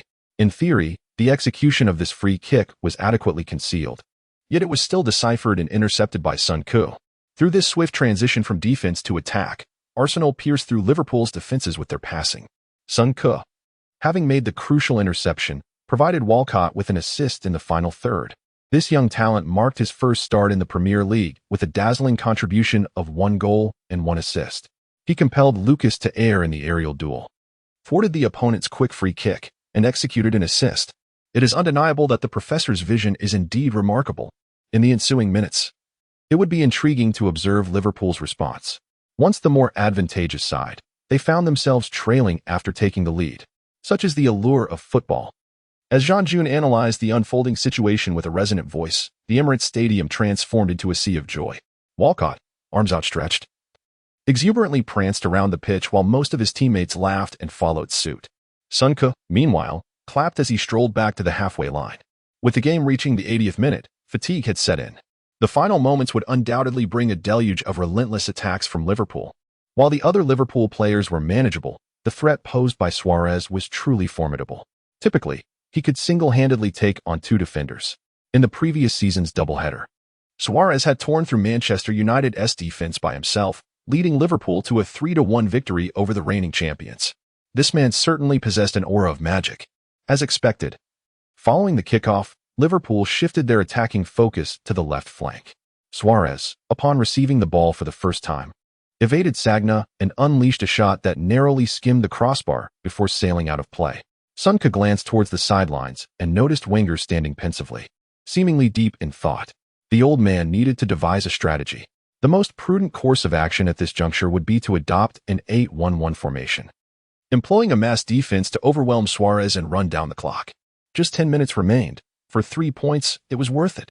However, the issue was that without Wenger's directive, the players were unable to adjust their formation freely. Even a defensive blockade required the coach's approval. On the pitch, Suarez continued to wreak havoc on the duo of Sagna and Flanagan. He moved with a fluidity akin to rubber, capable of sudden changes in direction amidst heightening pressure. In the 82nd minute, after a series of feints along the flank, Suarez made a sudden cut, prompting Flanagan to chase him down with a fierce tackle, bringing the forward crashing to the ground. Suarez, without a doubt, had not simulated this fall, as he landed face-first on the grass. Suddenly, the Liverpool striker sprang to his feet, charging at Flanagan and shoving him forcefully. Sun Koo and Sagna rushed over, positioning themselves between the two. Liverpool players clamored for a red card from the referee, who summoned both Suarez and Flanagan, issuing yellow cards to each.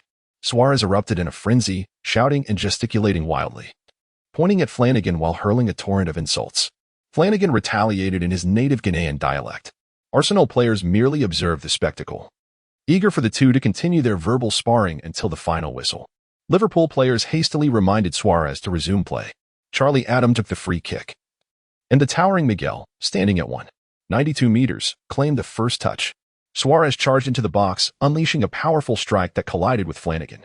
The referee signaled a foul against Suarez, and the disgruntled Flanagan confronted him, both exchanging a barrage of insults in their respective dialects.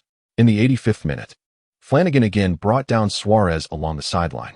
The referee issued him a second yellow card, resulting in a red. Arsenal had now seen players sent off in both of their opening matches this season. Would they be down a man once more? Witnessing this scene, Sun Koo began to question whether he had unwittingly joined a counterfeit Arsenal. Blackburn and Stoke City were no match for Arsenal. This was surreal. At the old man's signal, Sun Koo withdrew to a defensive midfield position, while Arshavin advanced to play as an attacking midfielder. In the 87th minute, Suarez maneuvered past both Sagna and Sun Koo's defenses. Fortunately, Coquelin abandoned his left side duties, intercepting the opponent's shot. Following a series of 3 corner kicks, Arsenal's goal trembled precariously, yet they held firm. As the 90-minute mark approached, with 3 minutes of stoppage time remaining, Suarez once again found space. And Sun Koo threw himself into the fray, becoming a human shield. In the 92nd minute, Suarez, once again confronted by 2 defenders, drew Miguel into the fray for reinforcement. Liverpool's players executed a series of lateral passes, culminating in quick shot from the penalty spot. Sun Koo braced himself for the inevitable, only to witness the ball graze the exterior of the goalpost, veering out of bounds. A stroke of sheer luck. As the referee's whistle signaled the conclusion of the match, Sun Koo collapsed onto the ground, utterly spent. It had been an arduous trial, indeed. Fortunately, victory had been secured. It seemed to mark his inaugural triumph in a formal match, unaided by the crutch of an experience card, an auspicious commencement, to be sure. Chapter 49. The system has issued a new task: conquer Manchester United. As the match concluded, Wenger led the players in a lap around the pitch to express gratitude to the fans. Sun Koo, having played the entire match in the Premier League for the first time, felt as though his legs could barely lift. It is no exaggeration. The intensity of the Premier League is indeed formidable. Although he endeavored to avoid physical confrontations while in possession, defensive play inevitably demands physicality. The true prowess of the Premier League lies not merely in physical duels, but in the swift transitions of offense and defense, where players must adeptly manage the ball. Liverpool players, though they may appear muscular and simple-minded, possess remarkably quick wits. Were it not for Sun Koo's exceptional foresight, he would have surely been a liability on the field. After completing their lap, before returning to the locker room, Sun Koo received delightful news. He had been named the player of the match. How splendid! As the stadium announcer proclaimed the best player's name, the Emirates Stadium erupted with cheers. The sensation of being celebrated by nearly 60,000 fans can be encapsulated in one word: exhilarating. His teammates surrounded Sun Koo, enthusiastically patting him on the back, their cheers genuine and hearty. After the congratulatory onslaught, they joyfully made their way back to the locker room. Sun Koo shook his head in bemusement, amused by the antics of his exuberant teammates. It had been a long time since he had experienced such a passionate and youthful ambience. Wenger approached with a smile, patting Sun Koo on the shoulder, saying, "Congratulations. You played exceptionally well today. While there are still areas for improvement, I would rate your performance a solid 9. Afterward, Wenger gestured towards a figure not far off, stating, "Prepare yourself. You have an interview to attend. Someone is eager to speak with you, so I shall not intrude." Following Wenger's indication, Sun Koo turned to see Suarez standing nearby. Is this fellow seeking me out? Surely this must be a mistake. To his astonishment, Suarez indeed approached. Clapping Sun Koo on the shoulder with a smile, "Congratulations. You played brilliantly. How long have you been practicing your long-range shots?" Although Sun Koo was not particularly muscular, his powerful long shots piqued Suarez's interest.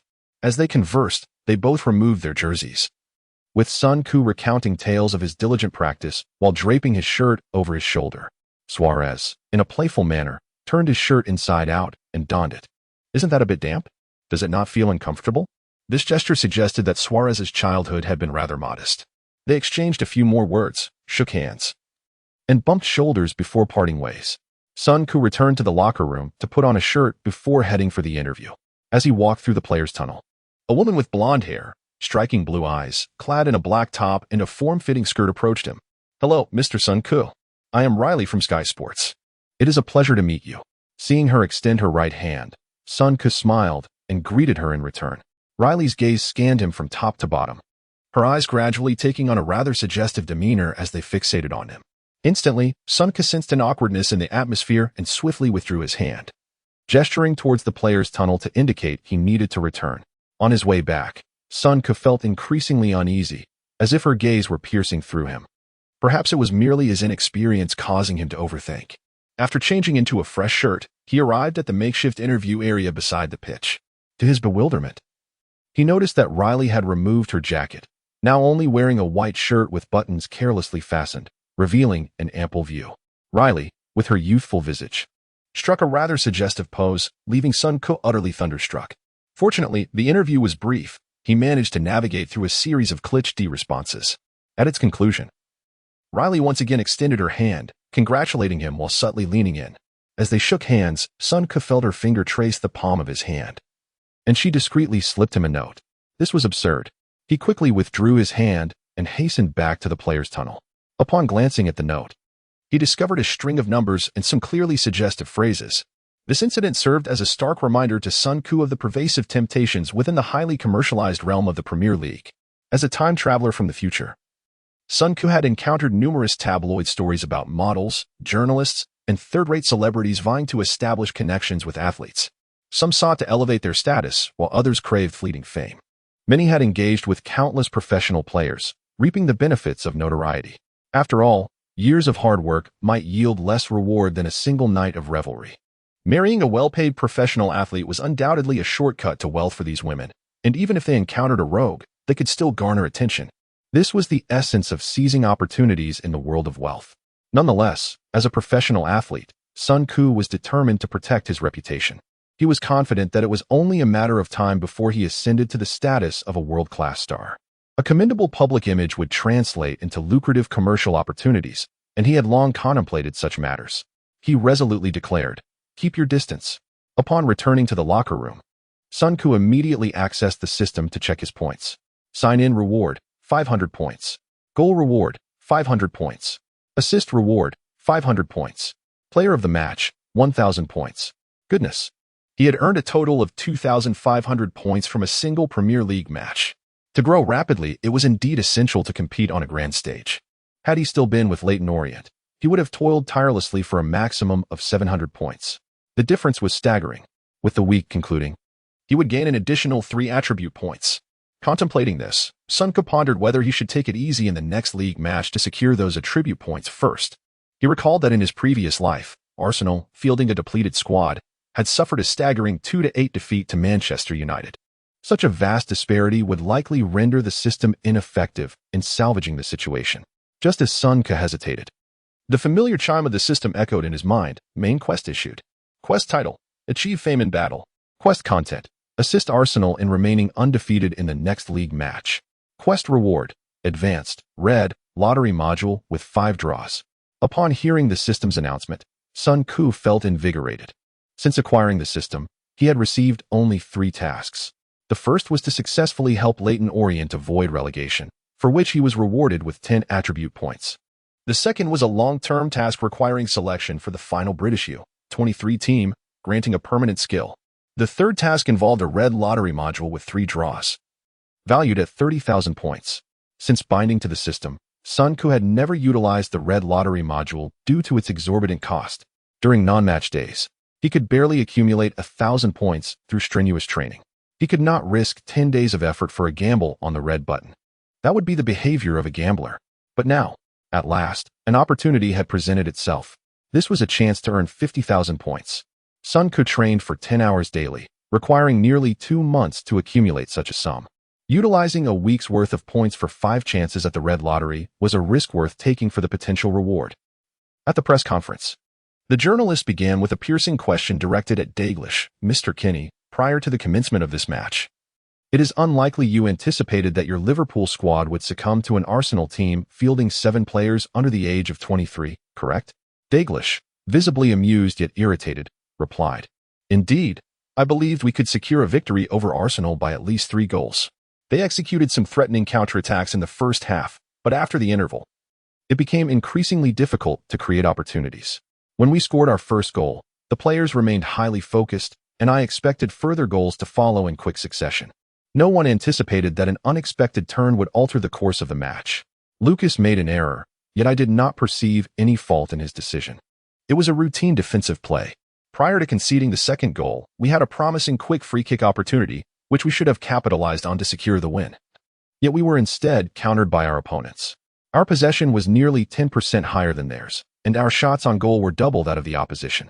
At times, one must concede, that is the nature of football. A commendable process does not always yield favorable results." The second journalist promptly inquired, "In the 2 goals you mentioned, Sun Ku played a pivotal role. Do you consider this mere coincidence?" Daglish, with a subtle smile, shook his head. I do not believe so. When such occurrences transpire once, we may console ourselves, but when it happens again, I cannot disregard his influence. Some young players exhibit their potential through physical prowess, while others through technical abilities.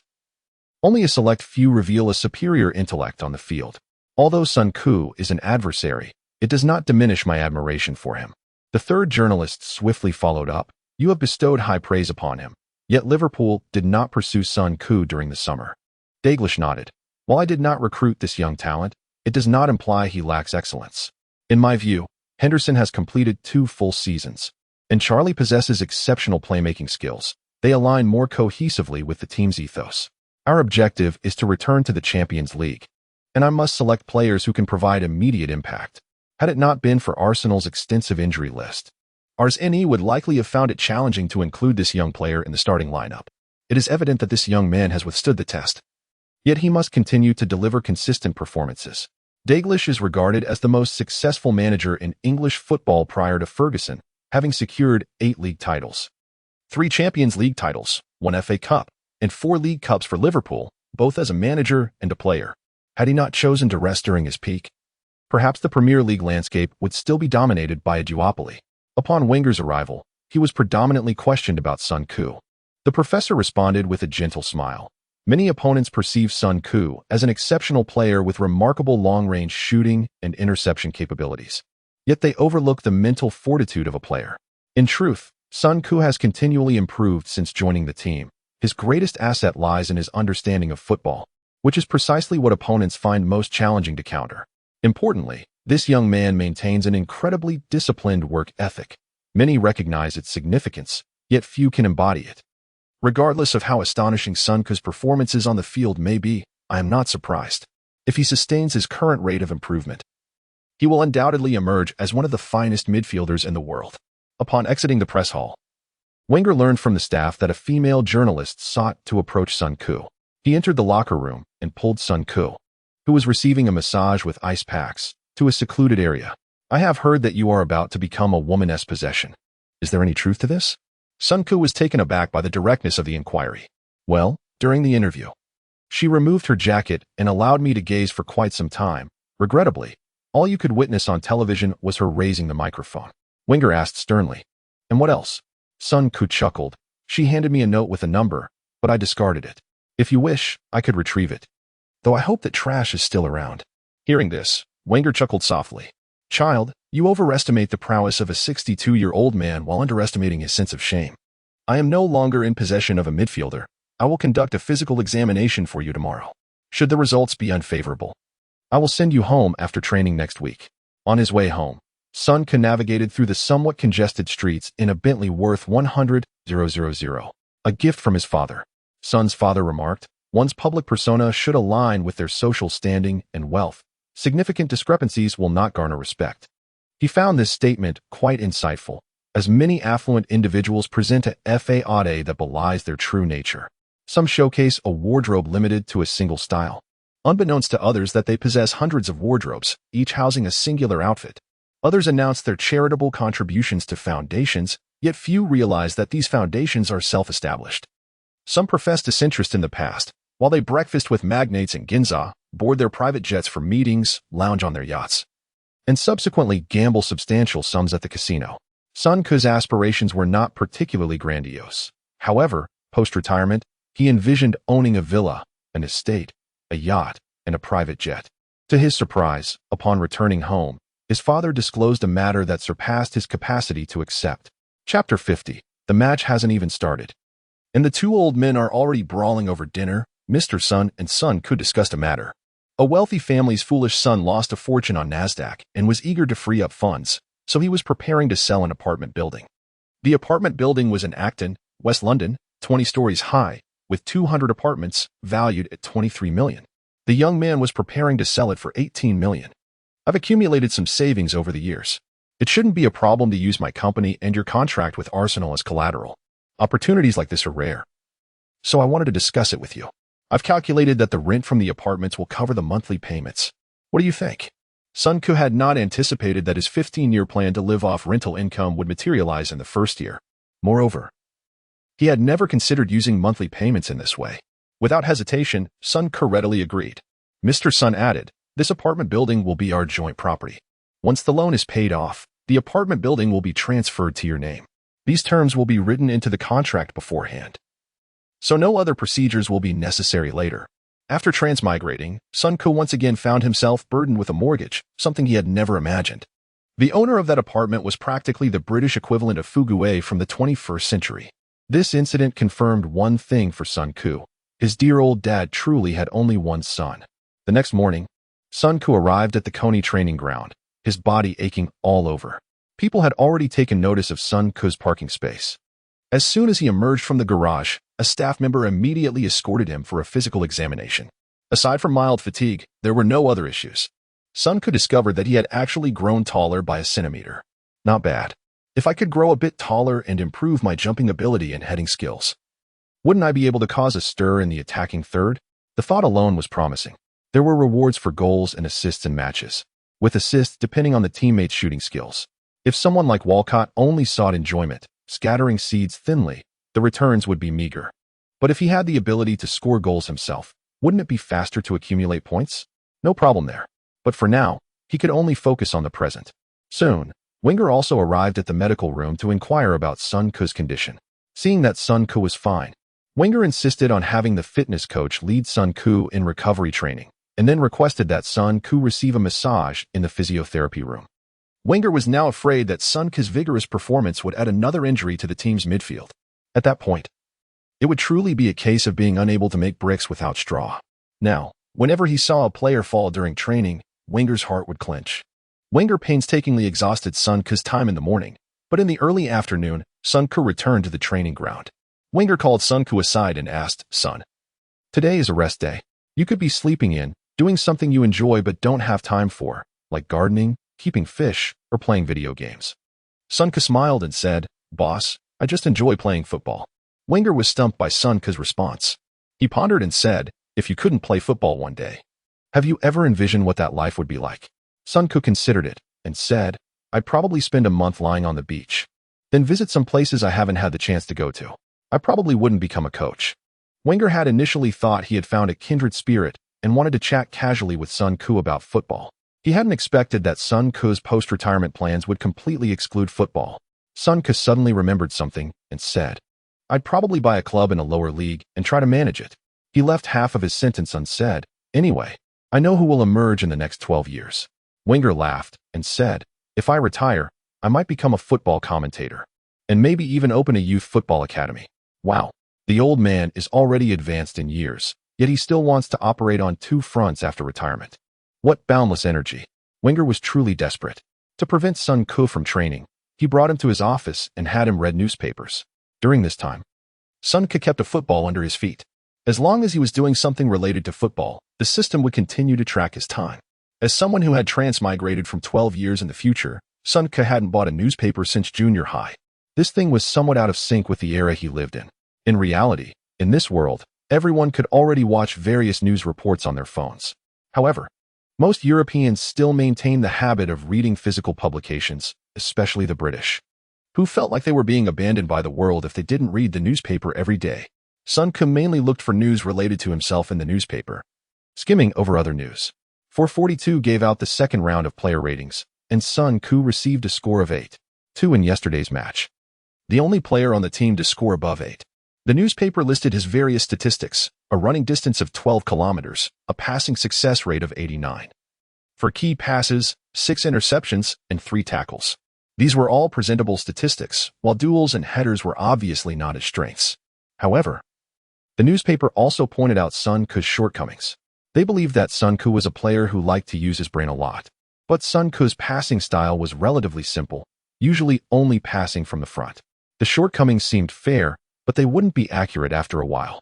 The Sun somehow gathered information about Arsenal players and dedicated a considerable amount of space to introducing the young players in Arsenal's first team. Their description of Sun Ke was that he had an immense passion for football, spending all day doing things related to football, except for eating and sleeping. Other media outlets also used considerable space to evaluate Arsenal's current situation. The fact that the Gunners defeated a full-strength Liverpool with a depleted squad surprised the English football world. Arriving at Wenger's office, Sun Ke discovered that the old man was indeed playing FM. Since FM 2012 hadn't been released yet, the old man was still playing last year's version. Wenger found Sun Ke's data and said, "This game's data for adult players is usually very accurate, but they usually undervalue young players. In the next version, your data should be adjusted accordingly." Sun Ke glanced at his data in the game. He had to admit that the game's prediction of young players' current ability was quite accurate. That was probably what he looked like before he had bound the system. In the following days, Sun Ke continued to train for 10 hours every day. He had to grit his teeth and persevere in exploiting the system.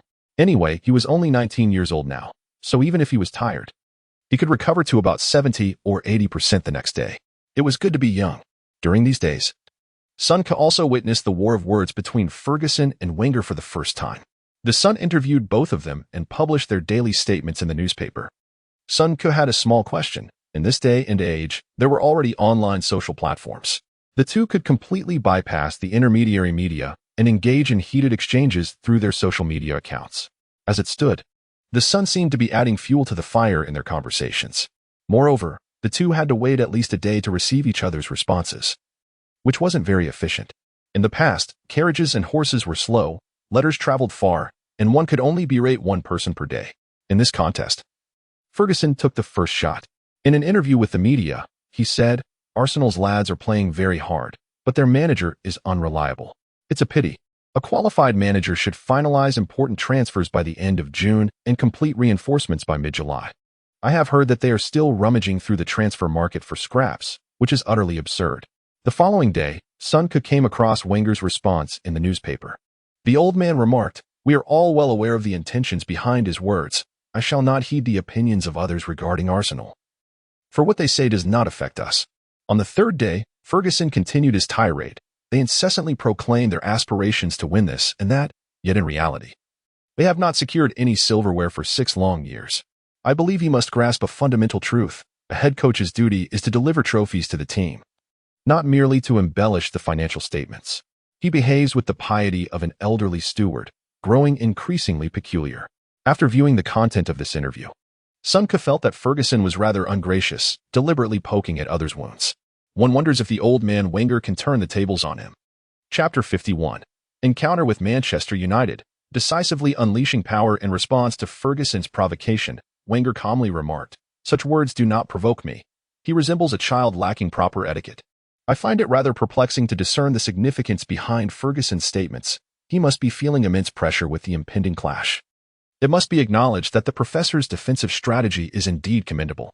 The verbal sparring between the two unfolds vividly, with Ferguson attacking like a famished tiger, while Wenger gracefully sidesteps his assaults, delivering a swift kick to his opponent's rear. In the following 2 days, the frequency of interviews for both individuals noticeably increased. Resembling a game of telephone, Ferguson spoke again. Wenger has a penchant for children. He constantly references them. But that does not imply that his starting lineup consists solely of youngsters. Facing this season with such a squad, Arsenal has undoubtedly lost its competitive edge. I find it rather effortless. Wenger promptly retorted, "Ferguson's comments can be interpreted as relying on a group of children. One cannot achieve victory with such a strategy." 16 years ago, he faced a similar situation, and we should consult archival footage to recall his words at that time. He is willing to utter the insults directed at him by others to achieve his goals, which perhaps indicates an intense desire to win. Upon hearing Wenger's response, Ferguson erupted in anger. He is conflating concepts. At that time, Manchester United lifted the Premier League trophy twice within 3 years, and we also secured that year's league championship. Those were young players competing at a championship club. What achievements have Arsenal accomplished in recent years? Without guaranteed success, they are losing their core players. Wenger must accept reality and lower his expectations for player acquisitions. That is the current state of Arsenal. His relentless nurturing of young talents has resulted in those children opting for superior clubs after achieving success. It sounds absurd, but that is the truth. On that day, Wenger relayed a message through the media. Perhaps Ferguson has forgotten that among the young players he once coached, the best one chose Real Madrid. The reason being he wished to explode his opponent's head in the locker room, which is quite astonishing. Humans are advanced beings. The primary distinction between humans and animals is the ability to control oneself. This time, Ferguson completely lost his composure. "Just wait, I will silence him at home. Even with a significant lead, my players will show no mercy. Perhaps we will score 10 goals. or even 20th. I am eager to see if he can maintain his composure then. Before Chelsea's rise, the Premier League was primarily a contest between Manchester United and Arsenal. Although Manchester United often outperformed Arsenal in most seasons, Ferguson still regarded Wenger as his greatest rival. Following the influx of wealth into Chelsea, the Premier League's dynamics shifted to a battle between red and blue. However, during the encounters between Manchester United and Arsenal, Ferguson would always take the opportunity to jest at Wenger. The professor, known for never backing down verbally, would never yield to Ferguson's invitations for a drink. It is evident that the two harbor considerable discord within the footballing realm. Yet mutual animosity does not equate to a complete denial of one another. After Ferguson's retirement, the two swiftly emerged from their tumultuous working relationship, evolving into two elderly gentlemen who appreciate one another. Although Arsenal achieved a commendable 2 consecutive victories this season, the English media overwhelmingly believed that Manchester United would easily dismantle the Gunners at home. Unfortunately, Arsenal's squad was indeed quite deficient. After a week of preparation, Arsenal received uplifting news. Rosicky and Giroud met the eligibility criteria for participation. However, on the eve of the match, Sagna suddenly felt discomfort in his thigh during training, forcing Wenger to reluctantly place him on the bench. Thus, Arsenal found themselves in a precarious state for what would be the most crucial match of the season. If nothing unexpected occurred, Manchester United would deliver a crushing blow to Arsenal at home. The potential defeat loomed as Wenger faced the greatest crisis of his tenure at Arsenal. Nevertheless, Sun sought to conjure a modicum of surprise for this match. On August 28th, at Old Trafford Stadium, Sun arrived for the first time at the world-renowned Theatre of Dreams. While the Emirates Stadium is an exemplary modern arena, Old Trafford truly embodies grandeur. In London, where land is at a premium and numerous Premier League teams coexist, the scale is inevitably incomparable to Manchester United's in the Northwest. Clubs like Leyton Orient have their grounds nestled among residential buildings. The statue of Sir Matt Busby, the Munich clock, the museum, and the stands named after legendary club figures all narrate the illustrious history of this venerable club. 40 minutes before the match, the youthful Arsenal squad, aptly dubbed the Young Guard, entered the pitch. Over 70,000 Manchester United fans, led by the broadcast, simultaneously sang their vibrant and spirited anthem. The rousing chorus, coupled with chants and applause from the United supporters, left young players like Jenkinson, Traore, Miguel, and Oxlade-Chamberlain momentarily stunned. Sonko, however, remained unfazed. The worst outcome could only be a 2-8 defeat. With his systematic, unexpected factors in play, could the conclusion truly be worse? Frankly, upon seeing Manchester United's starting lineup, Sonko found it rather unremarkable. The squad did not possess the fearsome aura he had anticipated. Upon reflection, Manchester United's lineup over the past 2 years had been lackluster as well. In the locker room, Wenger did not resort to motivational cliches. Rather, he encouraged everyone not to place undue significance on this match. The season comprises 38 rounds. Even if one match resulted in a 10-goal loss, it would not fatally impact the overall season's outcome. We must concede that this may be our weakest moment of the season, and the opponent might be eager to humiliate us. However, regardless of the outcome, a single match cannot extinguish our spirit. They believed we could not defeat Newcastle, yet we triumphed. They thought we would succumb to Liverpool, yet we emerged victorious. I urge you to hold your heads high as you exit the locker room. That is what matters. Your task is to engage them in a relentless battle. The elder's address began with a simmering intensity before suddenly igniting into fervor. The previously stifling atmosphere was supplanted by the fervent cheers of the young players. Sonko pondered that perhaps, without this devastating blow, Arsenal's youngsters might experience greater growth in the future. Sometimes, survival hinges on sheer willpower. Had Manchester United not overturned a 12-point deficit years ago, the club might have recruited numerous seasoned players in the subsequent season. Could the storied class of '92 have become a mere legend? No one can say. Before entering the players' tunnel, Van Persie vocally encouraged his teammates. At that moment, Sonko activated the system. Over the course of the week, he accumulated 500 points. Without hesitation, he clicked the orange button in the lottery system 9 times consecutively. In an instant, 3 beams of orange light flashed. Upon witnessing the lottery results, Sonko clenched his fists. This is fantastic. Chapter 52. Forced to unleash the ultimate move, a dragon turns back in the players' tunnel. Both teams remain stoically silent, their focus directed ahead. Upon entering the tunnel, not a single word was exchanged. The Manchester United players held their heads high, and even through the corners of his eye, Sun Koo could distinctly sense the imposing presence that the Premier League champions exuded. Various signs indicated that Manchester United had come prepared to deliver a decisive blow to Arsenal, fueled by years of accumulated animosity between the two clubs. For many years, Manchester United had regarded Arsenal, aside from Liverpool, as their greatest rival. Arsenal, on the other hand, boasted the likes of Van Persie, Arshavin, and Rosicky, while other players mirrored their determination, resulting in a palpable tension within the tunnel. At this moment, they could not afford to show weakness. The young ball boys, typically lively, were rendered speechless as an atmosphere of grim intensity enveloped the corridor. As for the raucous neighbors, their noise now seemed trivial compared to Arsenal's plight. Soon, the entrance music echoed through the air.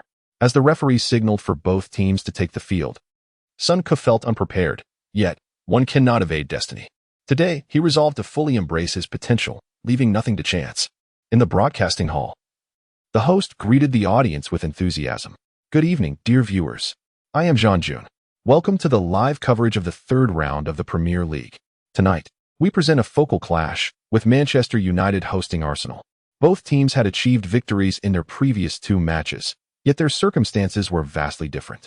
The reigning champions, Manchester United, had fortified their already formidable lineup by acquiring David De Gea, who had proven himself at Atletico Madrid, along with Aston Villa's core player Ashley Young and the highly regarded Phil Jones. Their already strong squad had received significant reinforcement. In contrast, Arsenal faced a monumental crisis in their history. Following a protracted struggle during the off-season, they ultimately lost two key players, Fabregas and Nasri. Furthermore, they bid farewell to their primary left-back, Clichy, and right-back rotation player, Ibu. Throughout their preparations, Arsenal had been unable to find suitable replacements. Tragically, their season commenced with an unexpected wave of injuries, leaving several players unable to participate. After the first two rounds, both Gervinho and Frimpong had been sent off, while Song faced suspension due to a foul. The English media even dubbed Arsenal a cursed team. Let us examine Arsenal's starting lineup to grasp the depth of their crisis. Wenger, as always, fielded a 4-3-3 formation. In goal was Szczesny, at just 21 years of age. The four defenders were Jenkinson, Koscielny, Giroud, and Traoré. Among them, Jenkinson was 19, Koscielny 25, Giroud 24, and Traoré 20. Their two defensive midfielders were Sun Koo, 19, and Coquelin, 20. Positioned before them was Rosicky, age 30. On the left was Arshavin, also 30, while on the right was Walcott, age 22. The central striker was Van Persie, age 28. From the players' ages, it was evident how grave Arsenal's predicament was. Only 3 players in the starting lineup were over 25, and 6 were under 23. A minor adjustment would transform this lineup into a team suitable for Olympic competition. Compared to their last match, Arsenal was missing Vermaelen and Sagna. The potential of this youthful brigade was uncertain, even to Professor Wenger himself. Now, let us turn our attention to Manchester United's starting lineup. In goal, De Gea. Defenders, Smalling, Phil Jones, Evans, and Evra. Midfielders, Nani, Cleverley, Anderson, and Ashley Young. The forwards were Rooney and Welbeck. Even with some absences, Manchester United's starting lineup remained formidable. Their substitutes included Ferdinand, Giggs, Park Ji-sung, Berbatov, Hernandez, and Fabio. As Jean Jun narrated, the live camera captured a close-up of Arsenal's bench. Sitting there were Fabianski, Chamberlain, Chamak, Ramsey, Miguel, and Osiakup. Fans, can you match the names I just mentioned with the faces of these young talents? In the center of the field, the Arsenal players stood shoulder to shoulder, forming a circle. Van Persie proclaimed, "Guys, you might think today's opponents are different from the usual, but truth be told, I don't feel they're superior to us." While an objective gap certainly existed, they were undaunted. His teammates responded positively. Yet Sun Koo could perceive a sense of panic in their eyes. "Captain, I believe we should establish some ground rules before the match. First, regardless of how the game unfolds, we must not blame each other, only offer encouragement. Second, no matter what happens, we must not give up. Third, maintain communication." Having lived for 30 years in his previous life, Sun Koo added these words after Van Persie's speech. As a first-time captain, Van Persie seemed to lack a firm grasp of the situation. Upon hearing Sun Koo's suggestions, he promptly reiterated the rules and led the team in a rallying cry. Before long, both teams took their positions. Even before the match commenced, the fervent Manchester United supporters overshadowed the Arsenal fans. Amidst the passionate cheers of the United faithful, Sun Koo felt his heart race. He took a deep breath. No need to be anxious. No room for fear. The more you worry, the quicker your downfall. I have my abilities. What is there to fear? Let us get to work. As Sun Qu's inner resolve surged, the referee, Webb, blew the whistle to signal the start of the match. Today, he had drawn 3 orange cards, and coupled with his previous draw of Wu Lei, his experience card could only last for 60 minutes. After kickoff, Sun Q decided to observe the situation first. Every second counted. As the match began, Manchester United shifted the ball to the left flank. Upon seeing Ashley Young in possession, Jenkinson felt a surge of trepidation. He had never encountered such a scenario, particularly against the left-wing dynamo from Aston Villa. After a series of feints, Young accelerated. Jenkinson hurried to keep up as Young performed quick stops and bursts of speed, swiftly creating space. Young sent a cross into the box. Welbeck leaped high, heading the ball to Rooney. Rooney, exhibiting remarkable agility, evaded Giroud at the edge of the penalty area and unleashed a powerful shot, narrowly missing the crossbar. In awe, the Manchester United fans erupted in applause for their star player. This seemingly Shrek-like individual possessed explosive power that left ordinary defenders in the dust. As a seasoned FM player, Sun Q recalled Rooney's explosive power and speed, both rated around 17 on a scale of 20 in the game. Translated to Sun Qu's personal attributes, that would equate to approximately 85. Terrifying. Arsenal initiated a goal kick, and as Sun Q received the ball, he promptly passed it to Rosicky, who was positioned within the gaps of the opposing midfield. The 2 Manchester United midfielders remained passive, steadfastly holding their positions, allowing Rosicky to maneuver freely. Just as Rosicky sought out a teammate, Rooney surged forward unexpectedly. In a flurry, Rosicky returned the ball to Coquelin, who shifted the play to the left flank. However, his intentions were too transparent, and Phil Jones raced out from the penalty area to intercept the pass decisively. He distributed the ball to the right, where Nani executed a series of deft moves against Traore, weaving along the touchline. The young Traore stood no chance, quickly losing his positioning. Nani unleashed a powerful cross, but Koscielny barely managed to deflect the ball out of bounds. After several exchanges of possession, Arsenal found some rhythm in the midfield, holding their own against Manchester United, as Cleverley and Anderson were hardly top-tier players. Yet, Arsenal's fullbacks exhibited a vulnerability from the outset. In the 5th minute, disaster struck for Arsenal on the right flank. Jenkinson, after receiving the ball, decided to take on Ashley Young. This inexperienced young player was easily read by Young, who swiftly pinned Jenkinson against the touchline. In an attempt to kick the ball off Young's leg for a throw-in, Jenkinson was instead met with a rebound as Young's leg deflected the ball off Jenkinson's, sending it back towards Arsenal's half. Welbeck immediately capitalized on the situation, and under pressure, Jenkinson returned the ball to Giroud. In that split second, Sun Q sensed the impending doom. It was a textbook suicidal pass. Rooney lunged forward, taking the ball several meters ahead upon receiving it. Giroud attempted to establish a position to block him, but Rooney forcefully shoved him aside, racing towards the ball. If he reached it first, he would be face-to-face with the goalkeeper. At that moment, Sun Q sprinted from outside the penalty area. Despite exerting all his strength, he struggled to intercept Rooney from the side. Now was not the time to hesitate. Sun Q instinctively activated his canny experience card and surged forward. The activation of the experience card significantly enhanced his speed. Just as Rooney made contact with the ball, Sun Q executed a sliding tackle. Their shoes collided with the ball simultaneously. Rooney was sent sprawling 2 meters forward onto the grass, while the ball remained at Sun Q's feet. Bravo, Candy! Sun Q immediately rose and passed the ball to Coquelin before dashing fervently towards the left flank. Despite the intimidating presence of Manchester United's wingers, they were not without their shortcomings. The right flank presented considerable issues. Nani was lethargic, and Smalling lacked pace, his turning ability hardly superior to the clumsy Maguire of later years. Determined to press on. Meanwhile, United's midfielders protested to the referee, claiming a penalty should have been awarded. As Rooney got back on his feet, he turned and chased after Sun Q. The United players were taken aback by Sun Q's audacious play. With a swift change of direction, Sun Q cleanly evaded Nani. Faced with Cleverley, he feigned a pass to Rosicky. In the next instant, upon touching the ball with his right foot, Sun Q deftly flicked it, slicing through the United midfield like a hot knife through butter. Observing this, Jian Jun exclaimed loudly, "Sun Q has successfully intercepted. He is charging down the flank." Sun Q changed direction. Magnificent. Wow. He has outmaneuvered Cleverley. Smalling is retreating. Sun Q pushed the ball forward. He has bypassed Smalling. Oh, this is monumental. Smalling fouled Sun Ku. Referee Webb decisively awarded a penalty. Arsenal, despite their initial struggles, had earned a penalty. Sun Ku's brilliant solo effort utterly dismantled Manchester United's right flank. The United players faced the consequences of their laxity. Chapter 53, a stunning breakthrough on the left flank. Van Persie's goal relies entirely on me at Old Trafford. Sun Ku rose from the pitch and vigorously waved his right arm. Arshavin and Walcott rushed over simultaneously, excitedly patting Sun Ku on the shoulder. Van Persie patted Sun Ku on the head and then embraced him. Sun Ku could feel that this guy's heart rate had surged to at least 130. Was it the thrill of his remarkable solo run or the pressure of taking a penalty that had him so worked up? What had just transpired? Did we just witness this lad's incredible solo effort? This rascal must have been fueled by some sort of fire. Why didn't we take him down earlier?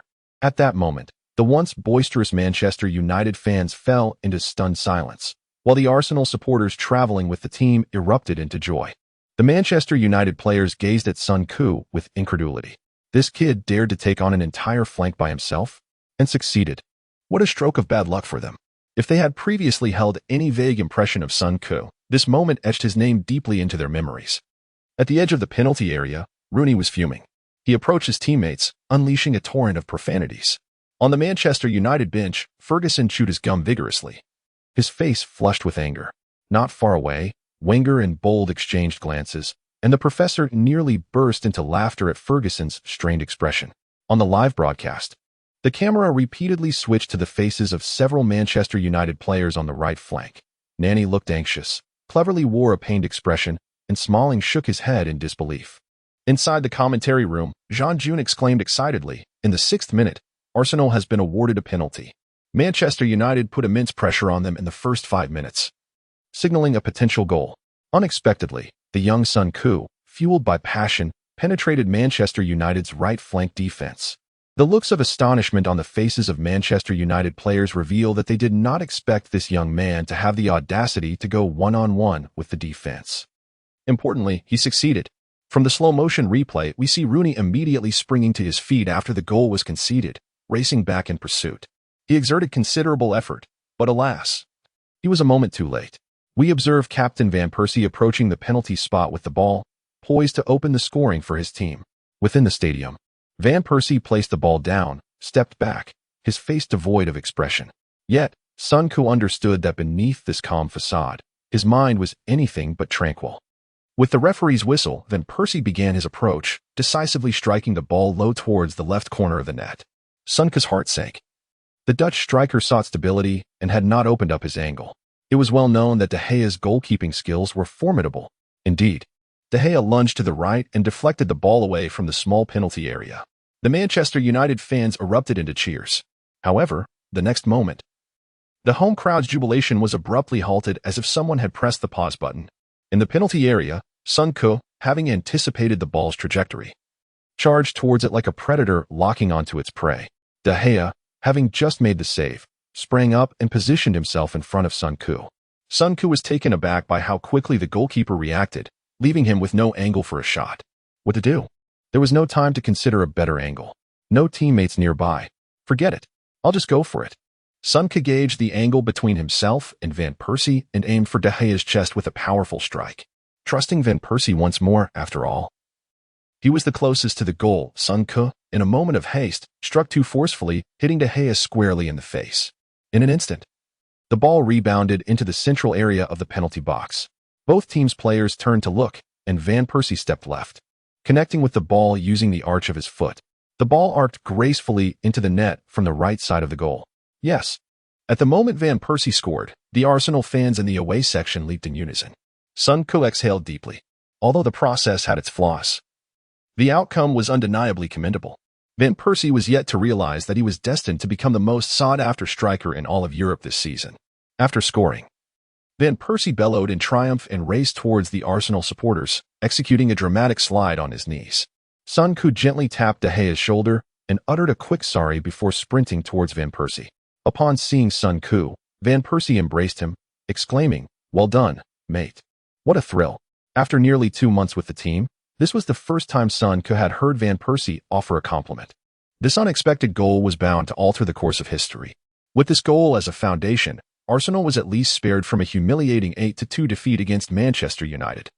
Sonke glanced up at the stands and immediately spotted Ferguson, whose face was as red as a ripened tomato, starkly contrasting with the expressions of those around him. Ferguson's countenance was grim, and Sonke surmised that he was likely fuming with anger. Meanwhile, on the Arsenal bench, a peaceful atmosphere prevailed. Wenger clapped his hands joyfully, and the coaching staff behind him wore expressions of relief. 1-0.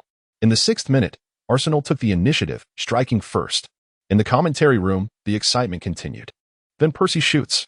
Blocked by De Gea. Sonke follows up. It hits the goalkeeper. Van Persie chips it. The ball is in. 1-0. Arsenal takes the lead just 6 minutes into the match. Sonke played a pivotal role in this goal, rushing into the penalty area for the follow-up. Although De Gea blocked his initial shot, it inadvertently created an opportunity for Van Persie. Van Persie's adjustment was impeccable. He did not let the chance slip away. After conceding, the Manchester United players huddled together, with Rooney animatedly waving his arms in the center of the group. De Gea lay on the goal line, taking a while to collect himself before finally getting up. As the match resumed, Manchester United attempted a few more plays through the center, but Sonke's extensive movement almost caused several errors from the opposition. Rooney was eager. He longed for the ball to take on Sonke. He patiently shifted the ball to the flanks. Arsenal's two fullbacks struggled against the opponent's advances, seeing Traoré and Jenkinson being pressed to the ground. Arsenal's midfielders had no choice but to retreat. When the opposition spread the ball to the flanks, Coquelin and Sonke immediately rushed over to assist their struggling teammates. Rosicky and Arshavin could only follow suit. As a result, Arsenal relied on Walcott and Van Persie to keep the opponent's defense occupied. Although Arsenal could not mount an attack, Manchester United also found it difficult to penetrate, resulting in a stalemate. The Manchester United players were forced to seek long-range shots from the periphery, but the quality was subpar. Meanwhile, Arsenal could only depend on Walcott to harass the opponent's defense, but the seasoned Evra did not allow him to gain any significant advantage. In the following 15 minutes, both teams struggled to mount credible attacks. In the blink of an eye, Kante's experience card fulfilled its purpose. However, the Manchester United players made a concerted effort to avoid the side of Sonke, directing the ball towards the right flank. Coquelin struggled on the left, his chest visibly heaving with exertion. Sonke and Coquelin exchanged positions, prompting Manchester United to initiate attacks down the left wing. In the 24th minute, Manchester United successfully broke through on the left, with Ashley Young evading Jenkinson and immediately delivering a cross into the penalty area. Koscielny leaped into the air, directing the ball towards the edge of the penalty box. Simultaneously, Sonke, who was providing cover in the area, sprinted out. Upon seeing Sonke, Rooney nearly lost his composure. He fought to suppress the surge of adrenaline, pivoted, and deftly passed the ball to Anderson behind him while using his body to shield Sonke. Their bodies collided momentarily, causing Sonke to nearly be shoved aside. He skillfully maneuvered around Rooney, managing to salvage some dignity. However, delayed by Rooney, Sonke was unable to intercept Anderson's passing lane in time. Without taking a touch, Anderson deftly curled the ball into the penalty area. Sonke felt that this shot was essentially a haphazard kick. To his astonishment, this seemingly unskilled pass led to significant trouble in front of the goal. Inside the box, Welbeck positioned himself in front of Giroud, both players jostling as they advanced. Suddenly, Giroud, who was not particularly robust, slipped and fell. With no one marking him, Welbeck seized the opportunity to head the ball, leaving SCCZSNY helpless as the football soared into the net. 1-1. Sonke shook his head in resignation, finding the defending utterly absurd. Welbeck had equalized for Manchester United. Anderson's lofted pass rebounded in the box, and Giroud failed to track his man, allowing the opponent to score with ease. Welbeck had now scored in consecutive matches. Last season, while on loan at Sunderland, he netted a total of 6 goals. Arsenal found themselves lacking solutions on both offensive and defensive fronts. After conceding the goal, Manchester United's momentum surged. Sonke activated the Matuidi experience card. Having drawn 3 cards today, Kante, Matuidi, and Xavi, a fortunate turn of events. Additionally, he had earlier drawn experience cards for Wu Lei and Ochoa. The plan was to contest stamina with Manchester United in the first half, and then focus on ball control in the second half as both teams fatigued. This strategy seemed sound. Upon activating the Matuidi experience card, Sonke's range of movement expanded significantly. However, Manchester United remained resolute, consistently targeting Coquelin's area. When Sonke moved to the left, they exploited the right. In the 20th minute, Manchester United launched another assault, with Rooney and Ashley Young swapping positions. After finding space on the left, he delivered a cross, and Sun Koo, anchoring against Welbeck at the back post, managed to clear the ball from the penalty area. Cleverly passed the ball to Ashley Young, who was immediately pressured by Coquelin. However, after a feint, Ashley Young shifted the ball sideways and struck a curling shot towards the far corner of the goal. Ashley Young scored 2-1. This was also his first ever goal against Arsenal. The curvature of that shot was exquisite, leaving SCCZSNY with no chance. Following the goal, the morale of the Arsenal players visibly dipped, their defense appearing fragile. Young Coquelin was unable to thwart Ashley Young's long-range effort from outside the box, which found the net in the bottom corner. At that moment, the camera shifted to Wenger, whose demeanor had grown somewhat despondent as he took several sips of water to mask his discomfort. Sun Koo stood with his hands on his hips, his mind racing. A solution needed to be conceived. Not far away, Walcott and Jenkinson had begun to argue. The tasks assigned by the system were nothing short of hellish. Chapter 54, a first-class piercing arrow, a decisive interception. What's the narrative? Arsenal's players huddled together, with Arshavin approaching Sun Koo. When you receive the ball, continue down the left flank. I'll move centrally. Sun Koo nodded, aware that the temporary stat boost would expire in approximately 42 minutes. He had to create as much chaos as possible before then. The match resumed, and Arsenal initiated a passing sequence in the center of the field. Manchester United's players were in no hurry to press, maintaining their positions in the backfield, waiting for Arsenal to air. Sun Koo's anxiety heightened whenever Arsenal's fullbacks possessed the ball. Manchester United gradually shifted their formation towards the center, compelling Arsenal to distribute the ball to the flanks.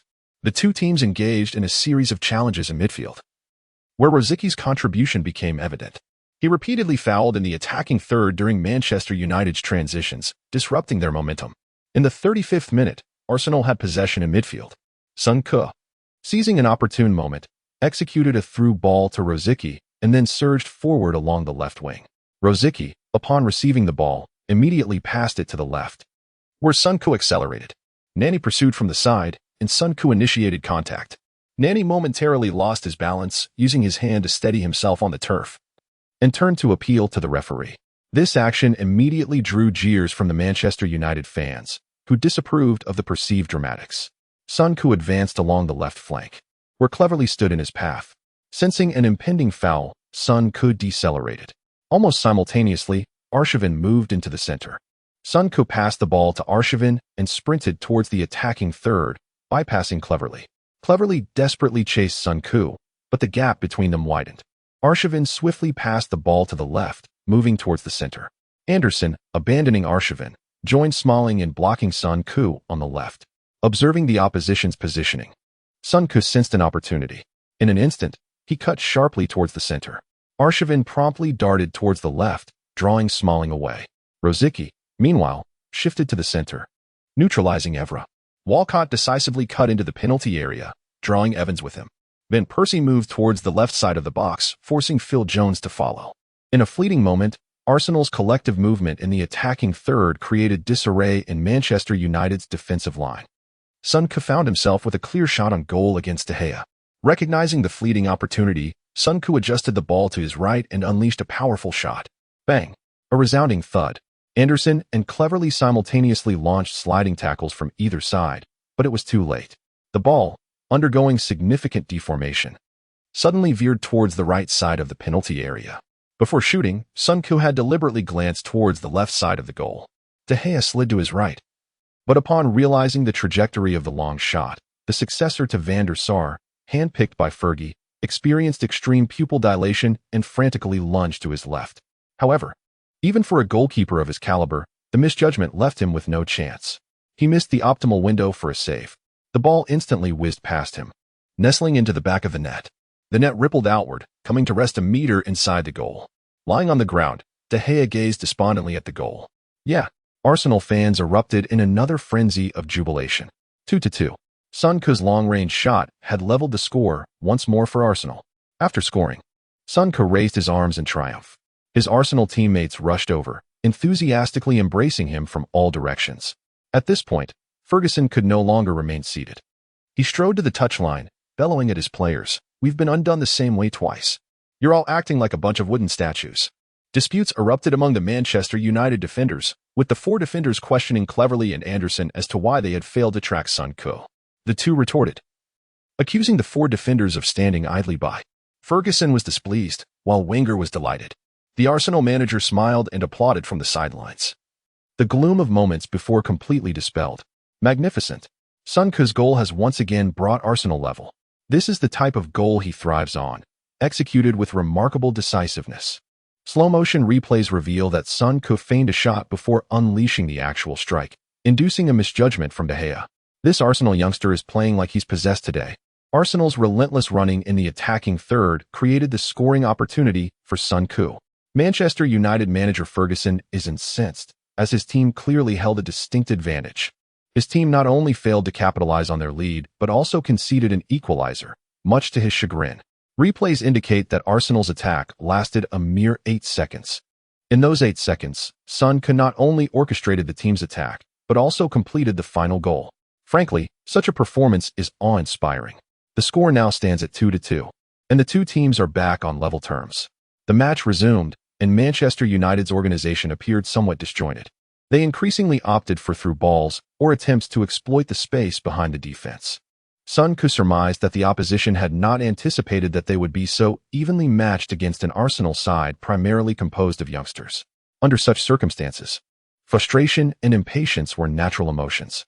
Driven by these emotions, Manchester United's tactics gradually became simplistic and crude. They hoped for another error akin to Giroud's to decisively settle the contest. This all-or-nothing approach inadvertently granted Arsenal more possession. Although Manchester United continued to exert considerable pressure on Arsenal, Arsenal's attacks gradually gained momentum. The crucial question now was which team could score the third goal first. The team that scored first would gain a significant psychological advantage. Frankly, Son Koo believed that Manchester United's starting lineup did not accurately reflect the true strength of the previous season's Premier League champions and Champions League runners-up. The absence of Vidi, Carrick, and Valencia also weakened Manchester United to some extent. However, Arsenal's squad was even more depleted. The pace of the game was rapid, with transitions from defense to attack typically completed within 10 seconds. Van Persie and Rooney both squandered opportunities, and the first half reached the 40th minute. With the expiry of the stat boost looming, Son Koo felt a surge of anticipation. To avoid defeat, he had to capitalize on his enhanced athleticism and cause havoc. After careful consideration, he set his sights on Anderson. As the recipient of the Golden Ball at the 2007 FIFA U17 World Cup, Anderson, with his dreadlocks and portly physique, would likely be mistaken for a non-professional if his face were concealed. A professional athlete who primarily consumes McDonald's is unlikely to reach his full potential. Judging from his on-field performance, Anderson did not appear to be affected by the scoreline. On the contrary, he seemed content. He relished the current state of affairs, prioritizing elegance and ease with every touch. Soon, Anderson received the ball again. He stopped the ball at his feet and executed a series of feints against Son Koo. Son Koo cooperated, allowing himself to be thoroughly outmaneuvered. Finally, the Brazilian had his fill. After luring Son Koo to the left, Anderson used a Rabona to pass the ball to Son Koo's right. However, at the very moment he struck, Son Koo abruptly turned and rushed forward, executing a precise tackle aimed at the opponent's passing trajectory. The football rebounded off Son Koo's leg, propelling itself nearly 5 meters forward. Anderson hastily sprinted towards the ball, while Son Koo sprang back to his feet, darting towards it. It was a critical moment. In an instant, both players reached the ball. With Son Koo gaining a slight edge, he deftly nudged the ball behind Anderson with his left foot, leaving the Brazilian midfielder momentarily bewildered. Anderson's dreadlocks danced like dandelions in the breeze. After a series of maneuvers, he found himself losing grip on his fate. Just as he completed a half-turn, Son Koo had already slipped past him. Anderson attempted to reach out, but it was too late. Son Koo surged down the right flank, prompting Cleverley to immediately engage him, while Phil Jones anxiously observed the unfolding situation, ready to intercept at any moment. In that instant, Son Koo unexpectedly passed the ball to Rosicky on the right. As Evans turned his attention, Rosicky deftly threaded the ball into the penalty area right in front of him. Indeed, right before him. Witnessing this, Son Koo couldn't help but marvel at the brilliance of Dortmund's former midfield maestro. The timing of that pass was impeccable. Too early, and it would have been rushed. Too late, and it would have been intercepted. Simply magnificent. As Evans turned to chase the ball, Walcott swiftly darted past him. Walcott, now one-on-one with the ball, accelerated, piercing through Manchester United's defense. Seizing the moment as they brushed past each other, Evans tugged at Walcott's arm and then clipped him with his right leg. He believed his actions went unnoticed, but Walcott had long since shed his naivety. After being nudged, Walcott steadied himself for a moment before collapsing to the ground. Turning in anger to plead with the referee. Without hesitation, Webb pointed decisively to the penalty spot. Walcott had fallen within the penalty area. How would the referee rule? A penalty. Arsenal had been awarded their second penalty of the half. Let us examine the slow-motion replay. Indeed, Evans had committed a foul. Sonke's interception had caught the Manchester United players off guard, and this young talent of Chinese descent had once again become the catalyst for Arsenal's attack. Amid the impassioned commentary of Jean June, the broadcast shifted to Ferguson's visage, which had turned a deep shade of purple. Sir Alex was visibly distraught. Sonke, satisfied, patted Walcott on the head, who reciprocated the gesture. Van Persie remained detached from the celebration, taking deep breaths. Facing the second penalty, his heart raced anew. Sonke approached him, covering his mouth as he said, "This fellow is quick. Be resolute when taking the penalty." Van Persie nodded. "I am aware." Sonke smiled silently, relishing the moment. Chapter 55. Has Rooney erupted? A glimpse of the winged Prince Sonke placed his hand on Van Persie's wrist, feeling as though someone were drumming on a snare. Van Persie took a deep breath. What on earth? Sonke patted his shoulder. I sense a vibrant vitality. Watching Van Persie step forward, Sonke felt a wave of anxiety. The Dutch striker, at the age of 28, was just reaching his zenith. If he found his rhythm in this match, he might indeed pierce through the Premier League. As Van Persie stood at the penalty area, a hush fell over Old Trafford. In the broadcast room, Jean June adjusted his glasses. This penalty will be taken by Van Persie. Previously, his penalty had been saved by De Gea. Though it ultimately found the net, still, he must have felt some dissatisfaction. Let us see if he can help Arsenal reclaim the lead with this penalty. On the field, referee Webb's whistle pierced the air. Van Persie and De Gea exchanged a glance before beginning their run-up. Van Persie took off. The shot. It was a goal. His strike hit the top right corner of the net. De Gea correctly anticipated the direction once more, yet remained powerless. 3-2. Arsenal had turned the tide away from home. Surely no one expected that a beleaguered Arsenal would put Manchester United in such a precarious position. Van Persie dashed toward the away stand, shouting and fervently tugging at his shirt. At that moment, the Arsenal fans in the away section erupted in jubilation. Sonke joined his teammates in rushing to Van Persie, patting him on the back. However, the time for celebration was far from upon them. In a previous life, Sonke had witnessed Manchester United dominate Arsenal throughout the match. The United players had maintained their ferocity, relentlessly hammering Arsenal even after establishing a significant lead. Typically, when a team is ahead by 3 or 4 goals, the players would ease off the intensity. Yet, in that match, United had charged forward with unyielding aggression, demonstrating Ferguson's desire to thoroughly vanquish Wenger. As the match resumed, Manchester United unleashed a torrential assault. Sonke and Coquelin found themselves pressed against the edge of the penalty area. In the 43rd minute, Rooney headed the ball towards goal, colliding with Koscielny, while Szczesny executed an incredible save. Sonke cleared the ball out of bounds. A minute later, United earned a corner. Phil Jones's header struck the crossbar and bounced out. Sonke exhaled deeply. The final minutes were excruciating. If they could return to the locker room with a 1-goal advantage, there might be a chance for victory. At that moment, the fourth official raised the board. 2 minutes of stoppage time in the first half. Just as the Arsenal players glimpsed the light of victory, Jenkinson inadvertently brought down Ashley Young while defending him cutting in. Manchester United earned a free kick from the left side of the center. Rooney and Ashley Young stood over the ball simultaneously. After the referee's whistle, Rooney passed the ball to Young, who softly returned it.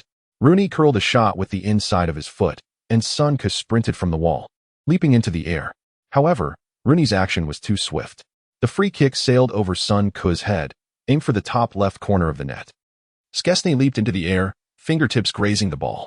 Yet, he could not alter its trajectory. Sonke could only watch helplessly as the ball found its way into the top left corner of the goal. 3-3. Rooney spread his arms wide, racing toward the corner and vigorously swinging his right arm. The once subdued Old Trafford erupted in a cacophony of cheers. Sonke shook his head in resignation. That free kick had struck the dead corner, truly unsolvable. As the first half concluded, both teams retreated to their respective locker rooms.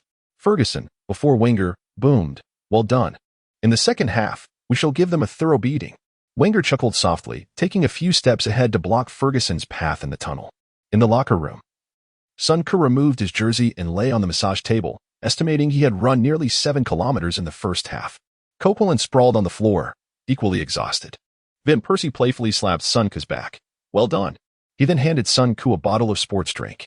Wenger signaled for everyone to take a moment to regroup before discussing tactics for the second half with his coaching staff.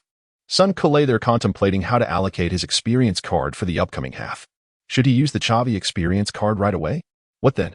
Arsenal's lineup was exceedingly thin, with the flanks consistently vulnerable.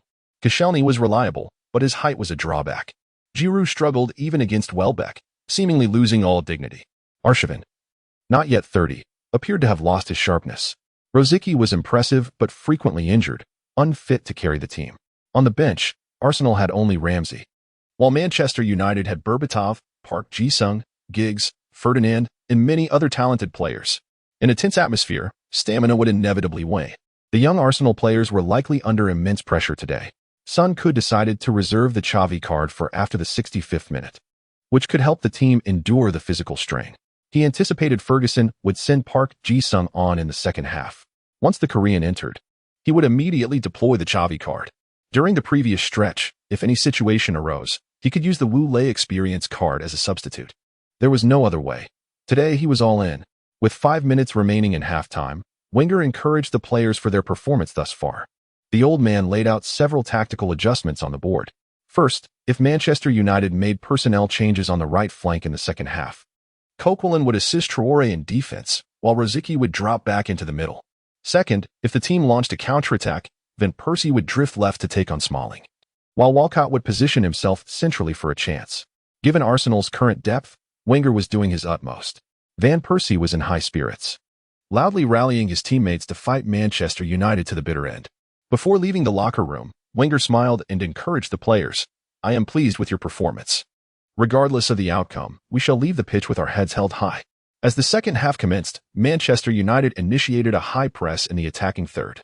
In the 49th minute, Jenkinson failed to mark properly, allowing Ashley Young to dart into the penalty area and aim for the near post. Szczesny blocked the ball with his foot, but Young headed it toward the far post, only for Koscielny to successfully clear it on the right side. Arsenal's defensive pressure remained intense, but Traoré on the left flank was gradually finding his rhythm. In the 49th minute, Nani received the ball on the right, executed a skillful nutmeg. Traoré positioned himself effectively, turning to pass to Koscielny. The latter then distributed the ball to Coquelin.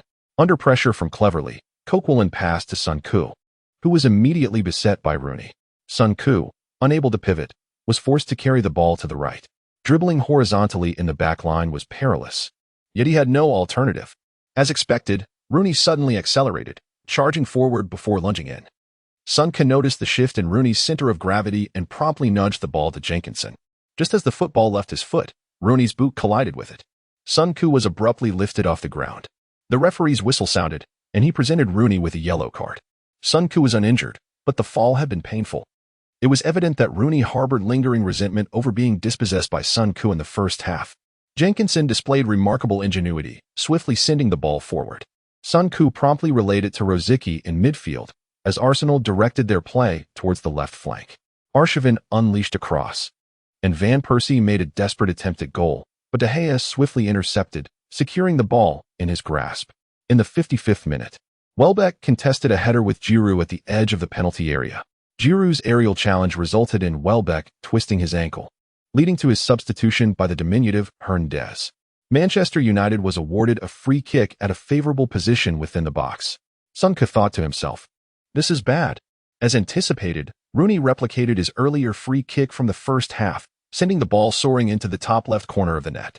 This time, Szczesny misjudged the trajectory, failing to make any attempt at a save. The score was now 4-3, leaving Arsenal's players utterly exasperated. However, utilizing Xavi's experience card seemed futile at this juncture. United relentlessly exploited the flanks, and Sun Ke remained unable to capitalize. Even with Sagna on the pitch, Sun Ke would have felt confident in controlling the midfield. Yet, Jenkinson, not being a product of Arsenal's youth academy, lacked the requisite passing ability. With the match resumed, Arsenal was compelled to seek breakthroughs down the left wing. Arshavin accelerated suddenly, shaking off Smalling. In the instant he received the ball, He managed to position Phil Jones behind him, creating a clear opportunity. However, in his eagerness, he struck the ball too hastily, sending it off target. Sun Ke found this utterly bewildering. The Manchester United fans erupted in laughter. Arshavin's frustration became evident as he flew into a reckless challenge from the side on Smalling, who tumbled to the ground in agony. Witnessing this, Sun Ke felt a surge of anxiety. Please, not a red card. Wenger shook his head in resignation at the unfolding scene. United players quickly surrounded Arshavin, with Rooney pushing him to the ground. A skirmish ensued between both sets of players. Sun Ke, from behind, nudged Rooney, who already bore a yellow card, and whose temper was notoriously volatile. Could they possibly get rid of him? Rooney, noticing Sun Ke, erupted in fury and charged towards him, but Evans managed to restrain him, pulling him aside. The referee summoned the instigators, issuing Arshavin a yellow card before admonishing Rooney. This left Sun Ke feeling disheartened. The referee's leniency was disappointing. In such a scenario, even a mere exchange of cards between Arshavin and Rooney would have been a considerable gain. As the match resumed, both teams' players began to escalate their challenges. This aligned with Sun Ke's strategy. If the game continued in a calm manner, even with a player like Xavi, Arsenal might struggle. Only when both sides lost control of their emotions could there be a chance for an unexpected victory. Sun Ke noticed a vulnerability. After being tackled by Arshavin, Smalling seemed less agile. Could this be exploited? In the 58th minute, Arshavin evaded Smalling and delivered a low cross towards the penalty area. Phil Jones cleared the ball towards the sideline. As the ball appeared destined to roll out, both sets of players relaxed. However, in the next moment, Sun Ke dashed towards the sideline, executing a sliding tackle to keep the ball in play. At the instant Arshavin prepared to cross, he activated his Wu Lei experience card. Sun Ke sprang to his feet and surged down the flank, while Arshavin shifted laterally. The opportunity had arrived. Legu, it's your time to shine. Sun Ke sprinted with the ball as Smalling approached. Phil Jones began to shift right, ready to provide cover. Smalling hesitated to challenge directly, opting to retreat cautiously. Yet, Sun Ke suddenly pushed the ball several meters ahead, executing a perfect nutmeg. Smalling turned abruptly, and Sun Ke zipped past him, with all his might. Sun Ke raced towards the ball, knowing he had to contest it against Phil Jones. Realizing he could not best Sun Ke, Jones decisively lunged for a tackle. In a pivotal moment, Sun Ke deftly nudged the ball to the right, finding Arshavin, who entered the penalty area without pausing. Watching this unfold, Wenger clenched his fists in anticipation. Within United's box, Sun Ke found himself face-to-face with the goalkeeper. Gritting his teeth, he focused on De Gea. Today, my friend. It's you I'm targeting. Chapter 56. In the moment of crisis, the hero emerges. Sun Ke charged into the penalty area. A clear chance on goal. Jean June exclaimed with excitement. Inside Manchester United's penalty box, Sun Ke faced De Gea directly. De Gea rushed out to confront him. Remaining composed, Sun Ke took a lateral step. As De Gea spun around in haste, Sun Ke made a bold decision. In the midst of his dribble, he deftly flicked the ball between De Gea's legs. Caught completely off guard, De Gea attempted to close his legs, but it was too late. The ball slipped through and rolled into the net. 4-4. Yes. In that moment, all Arsenal fans erupted in jubilation, while the Manchester United supporters were left in stunned silence. They could hardly believe that their team was being outmaneuvered by a young player from League One, who had now penetrated their defense 3 times. Even Wenger raised his arms in exhilaration. Sun Ke clenched his fists in excitement, then spread his arms wide to embrace the cheers of his teammates. At that moment, all the Arsenal players surged towards Sun Ke. Meanwhile, the Manchester United players stood with their hands on their hips, utterly baffled. What was supposed to be a one-sided match had turned into this. Our right flank was dismantled by a mere child. Today, we played like a pile of rubbish. On the sidelines, Ferguson glared angrily at the field. In the live broadcast room, the excitement was palpable. Goal. Sun Ke's strike had once again leveled the score for Arsenal. He had breached De Gea's defenses. The goalkeeper was visibly shaken. This goal was painfully embarrassing. Arsenal, having trailed 3 times, showed remarkable resilience as they equalized each time. Among this youthful squad, Sun Ke undoubtedly shone the brightest. He had scored twice and participated in all 4 of the team's goals. Manchester United could not have anticipated that they would struggle against such a spirited Arsenal side. One could only wonder if Ferguson was reminded of 15 years ago when his class of '92 rallied from a 12-point deficit to triumph over a star-studded Newcastle United and lift the Premier League trophy that season. 15 years later, a vibrant new team had emerged. Could they replicate the miracles of the past? Following the goal, Ferguson swiftly made substitutions. He replaced Smalling with Ferdinand, moving the veteran to central defense while Phil Jones took up the right flank. He then substituted Park Ji-sung for Nani. Although Park was not the powerhouse he had been 4 years prior, his dedication would compensate for the right side's defensive frailties. Thus, Manchester United finally patched the gap on the right. In an era where only 3 substitutions were allowed, making 2 at once, particularly on the same flank, underscored Ferguson's mounting frustration. From Sun Tzu's perspective, the quality of Manchester United's right side was rather unremarkable. The players' absolute obedience to their legendary manager was their only strength. Football relies on cohesion. This Arsenal team, once thrashed 8-0 by Manchester United, was not as deficient as it seemed, evidenced by their current position in 3rd place despite minimal reinforcements. However, this did not lead Sun Tzu to underestimate Manchester United's fighting spirit. Following Park's introduction, Rooney began to frequently operate down the right flank, putting immense pressure on Arsenal's left side. Both Rooney and Park were tenacious players who would seize any opportunity to challenge the ball carrier. Upon Park's entrance, Arshavin quickly dropped back to assist Traore and Coquelin in defending. Sun Tzu could only hope for his teammates to rise to the occasion. If 4 players concentrated on the left flank, Ashley Young and Evra would easily exploit the space left behind by Jean June. After receiving the ball, Sun Tzu initiated a partnership with Jenkinson, aiming to break through on the right. As the match progressed, both teams shifted their attacking focus to that wing. Sun Tzu and Ashley Young engaged in a fierce chase on the right. To prevent being counterattacked, Sun Tzu adhered to the right side. In the 62nd minute, he broke down the right, passing to Walcott, who slashed into the penalty area. Under pressure from Evra and Anderson, Walcott laid the ball off to Rosicky, who immediately cut inside. Rosicky, glancing at Walcott, threaded the ball to Van Persie on the left. Faced with the 33-year-old Ferdinand, Van Persie sidestepped to the left and struck decisively. Ferdinand moved to intercept, but Van Persie, with a sudden twist, curled the ball towards the far corner. De Gea managed to deflect it with one hand, while Evra cleared it out of play. Meanwhile, on Manchester United's right, Rooney and Arshavin were locked in a fierce physical battle. Unable to withstand Rooney's strength, Arshavin resorted to frequent fouling. Arsenal was still walking a tightrope. As the match entered a stalemate, Arsenal's defense faltered once more. In the 70th minute, Manchester United pressed forward. After a series of lateral passes, Rooney received the ball in the center and turned to feed it to Fernandes on the left side of the penalty area. He then sent a diagonal pass to the right. Sun Tzu's heart sank as he turned around. Park Ji-sung had overpowered Traore and received the pass. The expected presence of Jules was absent. Park took a moment to adjust before shooting. The outcome was evident. Manchester United regained the lead. 5-4. At that moment, Old Trafford erupted in cheers. Faced with a dazed Jules, Sun Tzu could only clap and encourage him to hold firm. If he faltered, no one could withstand the pressure.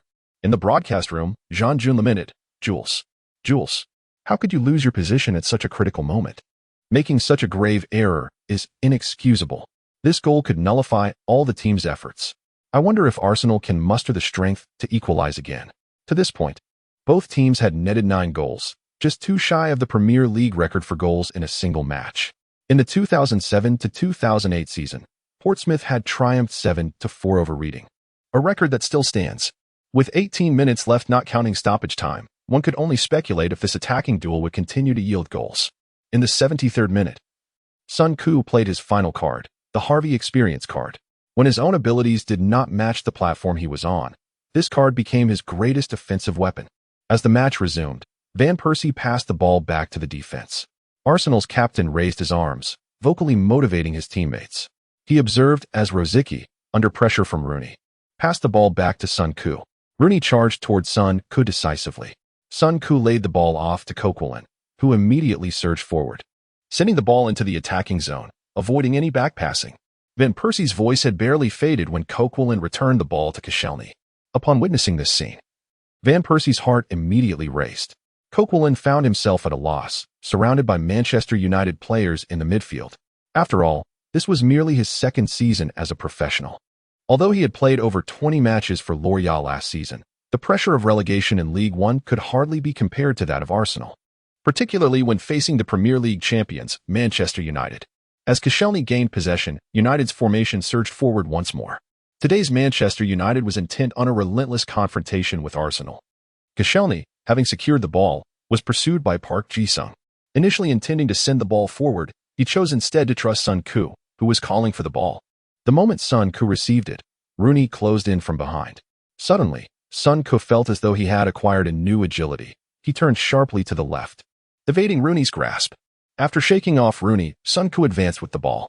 Anderson approached, passing it to Coquelin, then moved forward to meet the ball. Sun Koo sensed that not only had he grasped the art of positioning, but his rhythm of movement had also transformed. Upon receiving the ball once more, Sun Koo swiftly passed it to Rosicky. Under the close marking of Cleverly, Rosicky returned the ball to Sun Koo. Upon regaining possession, Sun Koo immediately dribbled laterally, while Anderson pursued him from behind. Sun Koo quickly passed to the left flank where Arshavin awaited, then surged forward unexpectedly. Arshavin promptly returned the pass. Upon receiving it, Sun Koo adjusted his position. He realized that as he passed and advanced, he had inadvertently found himself within 30 meters of Manchester United's goal. It was undeniable that his teammates' understanding of the game surpassed Sun Koo's own expectations. While they might not emulate the finesse of Xavi, they certainly comprehended the essence of play. Sun Koo felt he had suddenly discovered a newfound direction in his professional journey.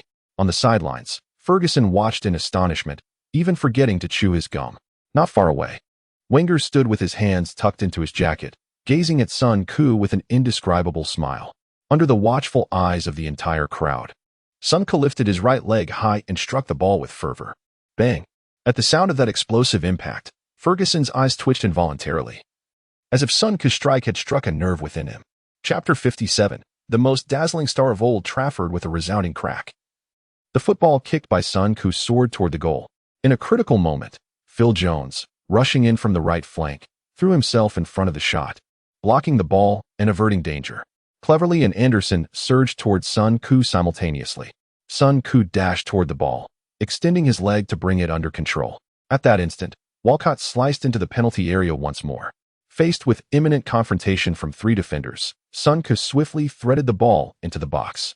Walcott, positioned just a meter outside the 6-yard box, seized the pass with perfect timing, enabling a sudden shot. The little tiger deftly pushed the ball into the near corner. 5-5. At that moment, the entire away section erupted in jubilation. The Arsenal players surged forward, embracing one another tightly. Van Persie fervently hugged Sun Koo, exclaiming, "Brilliant! Well done!"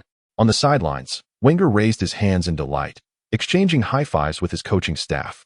This is the football I envision. Wenger had not anticipated that his future-focused recruitment would yield such immediate dividends in the very first season. The tactics executed by his players were the culmination of his years of aspiration. However, he recognized the inherent disadvantage of English youth in terms of ball possession and control, which had driven him to scout promising talents from La Liga and League One over the years. Fabregas was his finest creation, yet he had longed for the beaches of Iberia and childhood companions. As he observed the 31-year-old Xavi, Fabregas had hoped to return to Barcelona to succeed him, embarking on a luminous journey. Little did he know, his most illustrious days were spent at Arsenal. Nearby, Ferguson struggled to suppress his seething fury, addressing his somewhat bewildered players. "We let a boy run riot. I can see the shameful panic on your faces, but you must pull yourselves together. That lad, Sun Koo, orchestrated the team's attack, and we must mark him closely. The solution is simple. Whenever he is in the back, Wayne Rooney must stick to him. If he ventures into the midfield, you must cling to him like gum on a shoe. He has been sprinting for 70 minutes, you need to wear him down. And if the situation demands, bring him down. It's as straightforward as that. This isn't the time to worry about appearances. Losing to this Arsenal side at home would render us the laughingstock of the world." In the broadcast studio, Jean Jun chuckled while shaking his head. "Incredible.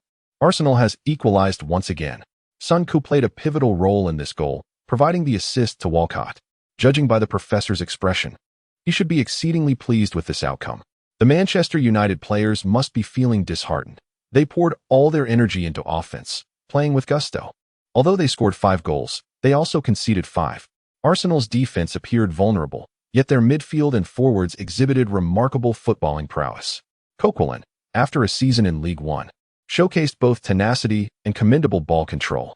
Rosicky and Arshavin demonstrated exceptional tactical acumen in the preceding attack. Walcott's entry into the penalty area caught the Manchester United defenders off guard. Captain Van Persie netted 3 goals in the first 3 matches, displaying formidable momentum. Yet, the most impressive story is undoubtedly that of Son Keu. Since joining Arsenal from Leyton Orient, he has contributed 3 goals and 3 assists in the first 3 Premier League matches. For a young player, his start at Arsenal is nothing short of perfect. As the match progressed, both teams' stamina was likely nearing depletion. Should they continue to push? Losing in the dying moments would be unacceptable for either team. For Arsenal, a draw would certainly be an acceptable outcome. Manchester United might not find it so, but would they dare to take risks against an Arsenal side performing beyond expectations? Son Keu was eager for victory, yet he could not fathom the prospect of defeat. Losing the match would render a day's effort futile. Having spent a significant amount of points, risking fluctuating abilities, he simply could not accept the notion of losing. As the match resumed, Son Keu sensed something amiss. Whenever Arsenal gained possession, Rooney clung to him like a shadow, significantly increasing his energy expenditure. He often had to make a short sprint just to receive a pass from a teammate. Rooney, Hernandez, and Park Ji-sung relentlessly pursued him. With his energy reserves already severely taxed, Son Keu was forced to release the ball quickly. Upon receiving it, Manchester United players would employ every tactic to thwart him. The rhythm of the match became disjointed, and in the ensuing 10 minutes, Son Keu was brought down 6 times.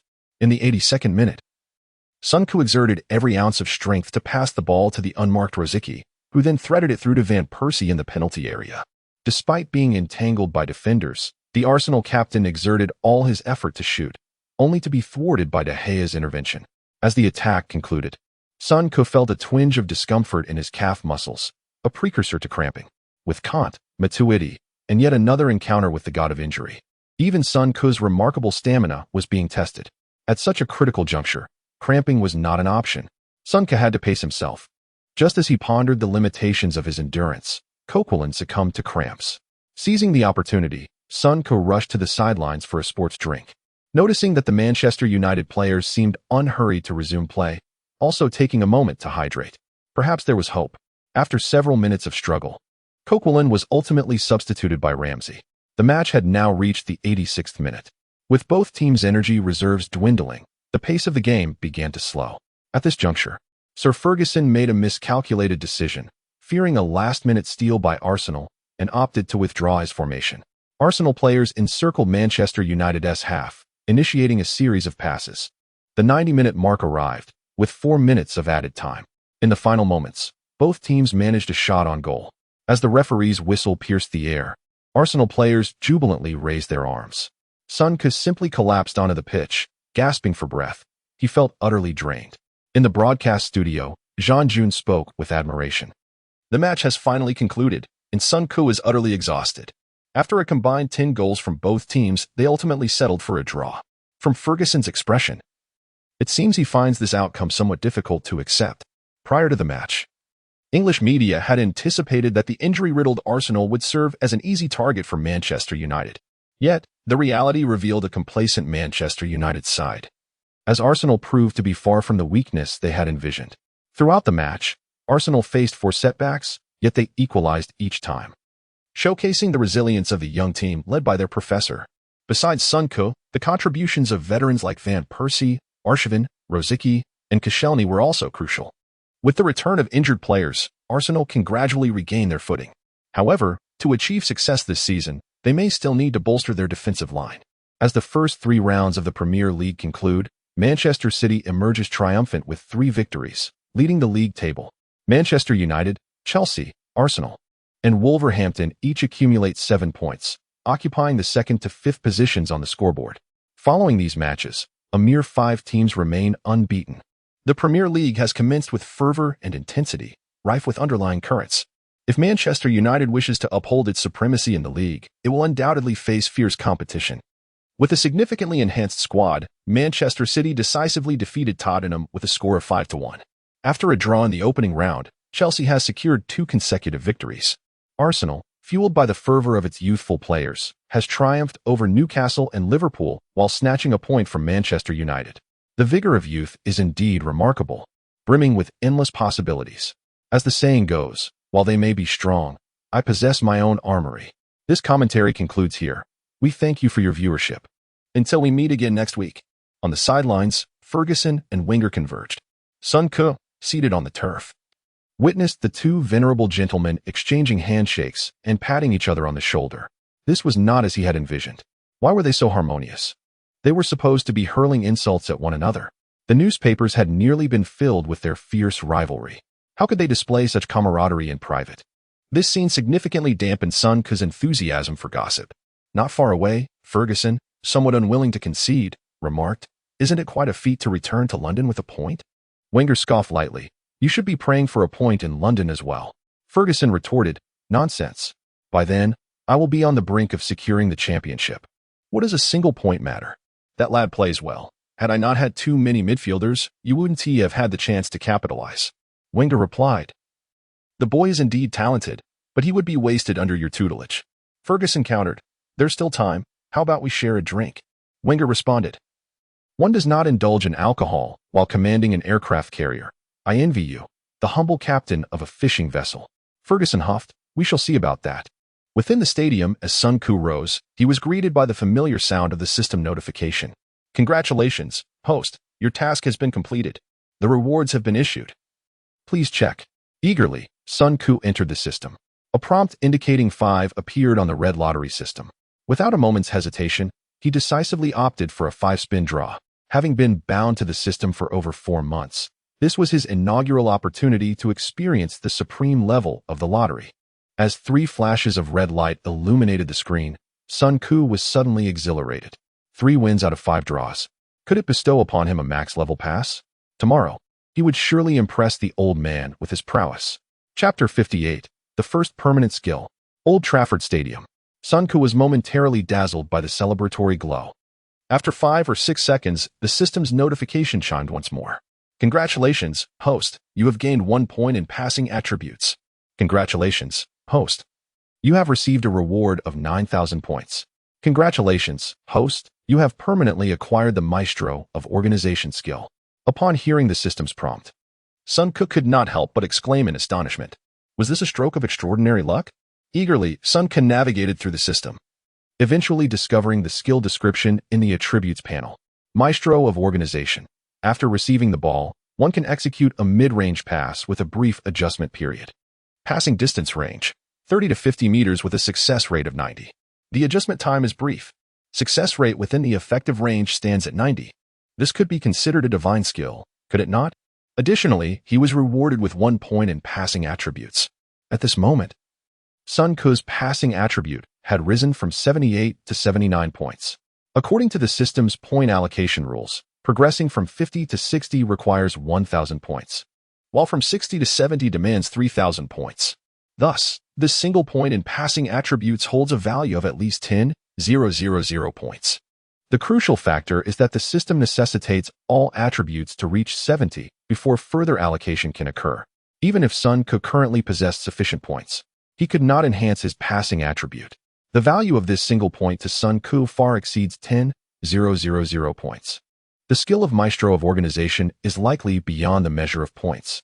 In the realm of football management, even with a maximum passing attribute, one does not witness remarkable long-range passing. Even the charming player's passing attribute is nearly maxed out, yet his long passes exhibit a pronounced wind-up, requiring ample preparation time to ensure accuracy. In retrospect, it indeed seems that today was an extraordinary gain. However, from this series of 5 draws, Sun Ku also glimpsed the disparity in rewards. From priceless skills to attribute enhancements starting at a value of 10,000 points, and then to the reward of 9,000 points. The value of these rewards is starkly different. The most ludicrous aspect is the 9,000 points reward, akin to a lottery scratch-off. Spending 10,000 points to receive 9,000 points. This appears to be the norm of chance. As Sun Ku drifted in thought, he accompanied his teammates to the away stands to express gratitude to the fans. In professional football, fans are the lifeblood of a club. They spend real money to watch games, not complimentary tickets from their workplaces. An ordinary Briton earns over £1,000 weekly. Spending several £100s on a match indeed makes them the club's benefactors, especially those loyal fans who travel with the team to away games, dedicating a significant portion of their day to attend. Sun Ku arrived a bit late, yet the Arsenal fans erupted in cheers. Today, the Arsenal players were in high spirits, eagerly signing autographs and taking photos. At that moment, the stadium's announcement proclaimed the best player of the match. Sun Ku was once again honored with this title. Upon hearing the announcement, The Arsenal fans erupted in applause once more. Even the Manchester United fans displayed commendable sportsmanship, joining in the cheers for Sun Koo. Sun Koo approached the makeshift interview area, where the interviewer was once again a female reporter. Fortunately, she was not the previous one who had caused him discomfort. One must admit, the female reporters from Sky Sports are all strikingly beautiful. This reporter, clad in sports attire, stood at least 1.7 meters tall, exuding a sweet demeanor. She appeared somewhat unfamiliar with the questions, repeatedly reviewing them before the interview. Reporter, congratulations on being named the best player in the match against Manchester United. Aren't you thrilled? Sun Koo. To receive recognition at the home ground of the defending champions is undoubtedly a positive outcome. Although many key players were absent, we performed commendably and fully deserved this draw. Upon arriving in England, Sun Koo observed that the most significant difference between Europeans and Americans is the latter's lack of humility. If one is humble, they are either perceived as overly introspective or simply inadequate. Most people fail to comprehend the communication style that involves self-deprecation. Sun Koo deliberately adopted a bold and carefree demeanor in his speech. Reporter, we noticed a notable fluctuation in your performance during the match. For instance, in the previous game, you had few assists and rarely attempted to break through. Yet in this match, you consistently abandoned your position to make incursions along the flanks. Sun Koo tilted his head back, displaying an unyielding expression. I generally adapt my approach based on different opponents. Against Newcastle, I entered the match when the team was a man down, thus I had to create opportunities for my teammates. The dynamics changed in the second match when I made a crucial interception, leading to a successful goal. In this match, we were somewhat more passive. And to maintain our competitiveness, I had to diversify my play. Perhaps that is the true essence of my game. After responding to the questions, the reporter handed her phone to the photographer, eagerly requesting a photo with Sun Koo. If the previous reporter's approach was akin to a long pass, this one was reminiscent of the fluidity of tiki-taka, short passes that subtly infiltrate. She wrapped her arms around Sun Koo's, resting her head on his shoulder. With the occasional accidental touch, before the camera, Sun Koo flashed a radiant smile. As the photographer signaled the end of the shoot, Sun Koo quickly composed himself. Clutching the trophy and turning to leave, he noticed that the camera was still rolling. At this moment, maintaining a proper demeanor was paramount. Any hint of ambiguity could lead the English media to misconstrue the situation. A single photograph or a brief video clip could lead to sensationalized narratives. Upon returning to the locker room, Sun Koo chatted with his teammates for a while before checking his points balance. Before the match, he had 500 points remaining. And after the red draw, he received 9,000 points. Today, he earned 500 points for matchday check-in, 1,000 points for scoring, 500 points for an assist, and 1,000 points for being named the match's best player. In total, he accrued 3,000 points today, culminating in 500 points overall. Sun Koo examined his attributes and promptly made his allocation decision. Balance, 6,870. Interception, 6,466. After completing the allocation, Sun Koo reflected on his attributes panel, shooting 60. Ball control 74, dribbling 70, passing 79, long shot 100, heading 64, set pieces 60, explosiveness 70, speed 70, strength 60, jumping 67, balance 70, stamina 86, interception 66, tackles 61, anticipation 100, off-the-ball movement 62, creativity 61, vision 60, skill, maestro of organization. Overall evaluation, a commendable Premier League player. Oh, the system's evaluation of him had indeed risen by a small tier. From the binding of the system to the present 4 months, Sun Koo had transformed from an excellent championship player into a commendable Premier League player, marking a significant elevation in his prowess. Of course, had it not been for the system enhancing his long shot and anticipation to maximum levels, the original player's capabilities would likely confine him to playing in League 2.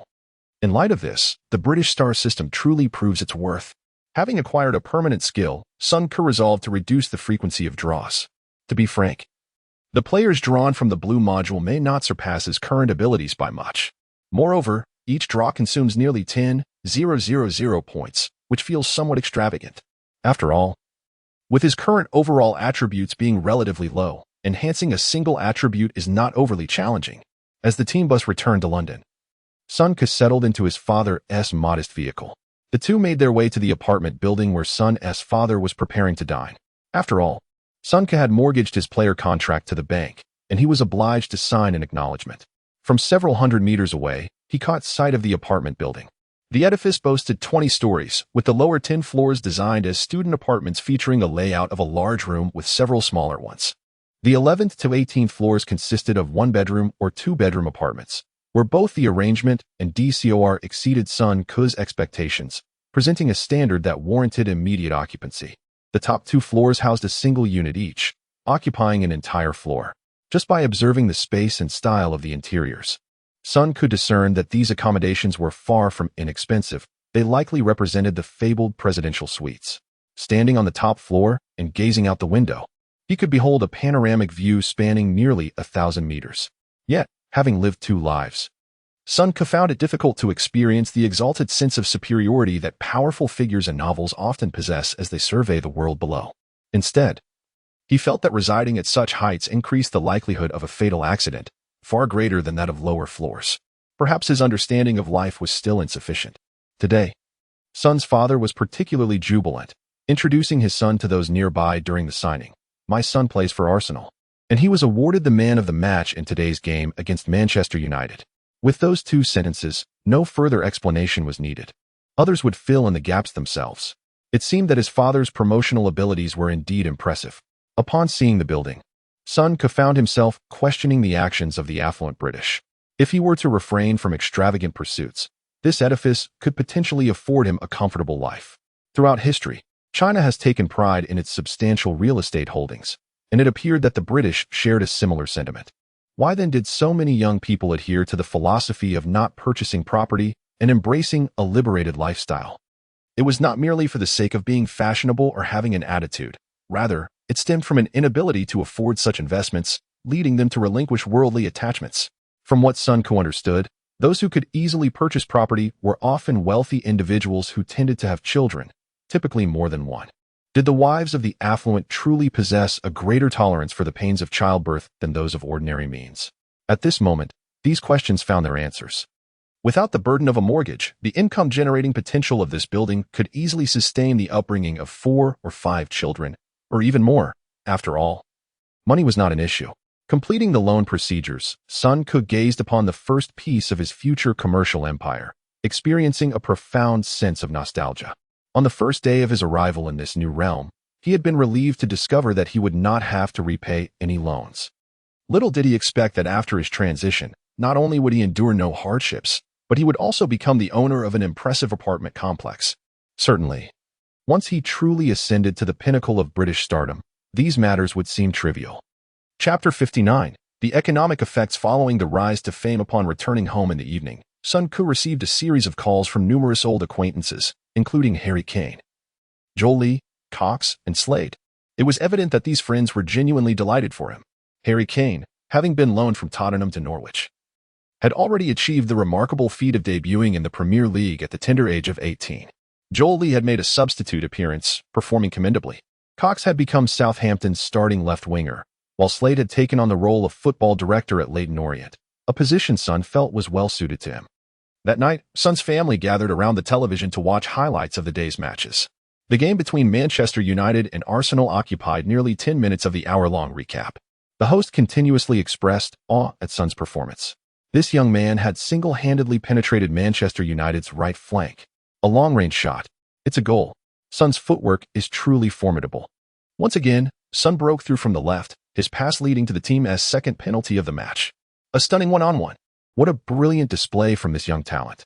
Sun's assist allowed Walcott to equalize. As the match concluded, Sun proudly boasted 2 goals and 1 assist in his statistics.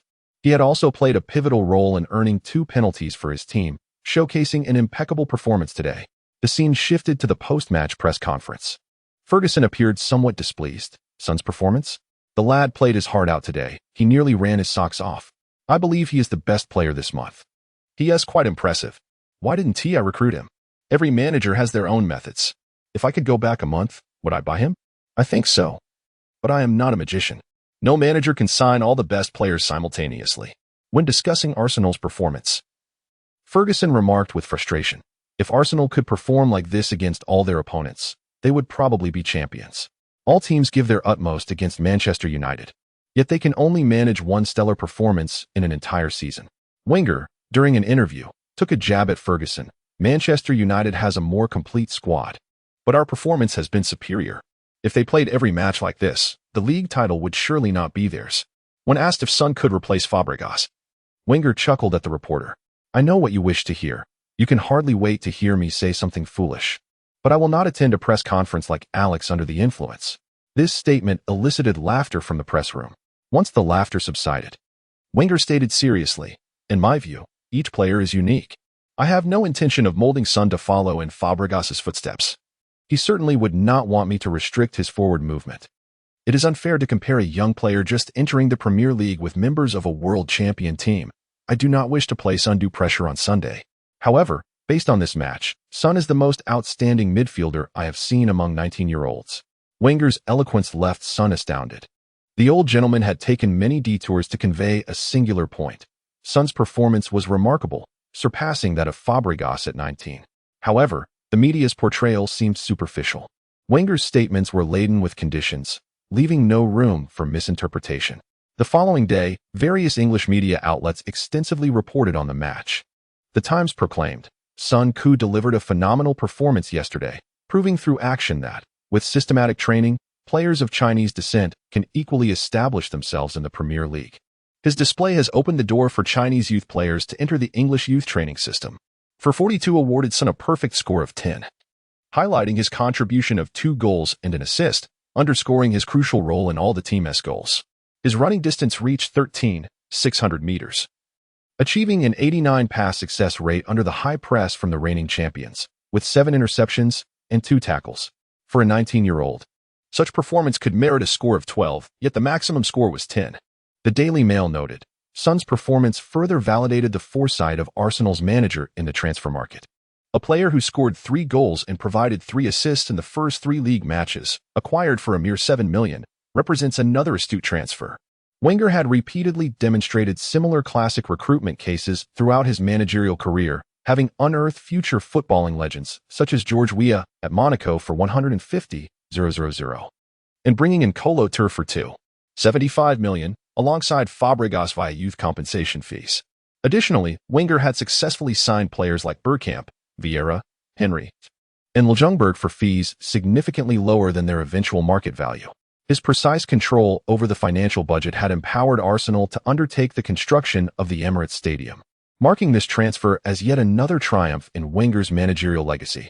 The Sun revealed news from Arsenal's management, claiming that the club's hierarchy had set exceedingly stringent demands on Wenger.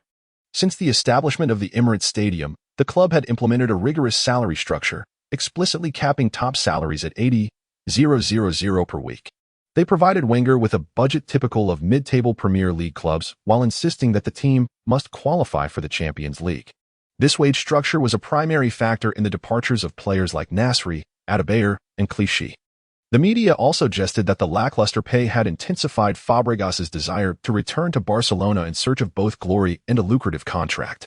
Wenger had held multiple meetings with the top brass, who were reluctant to invest heavily in top-tier stars, leaving Wenger with funds only sufficient for acquiring second-rate players.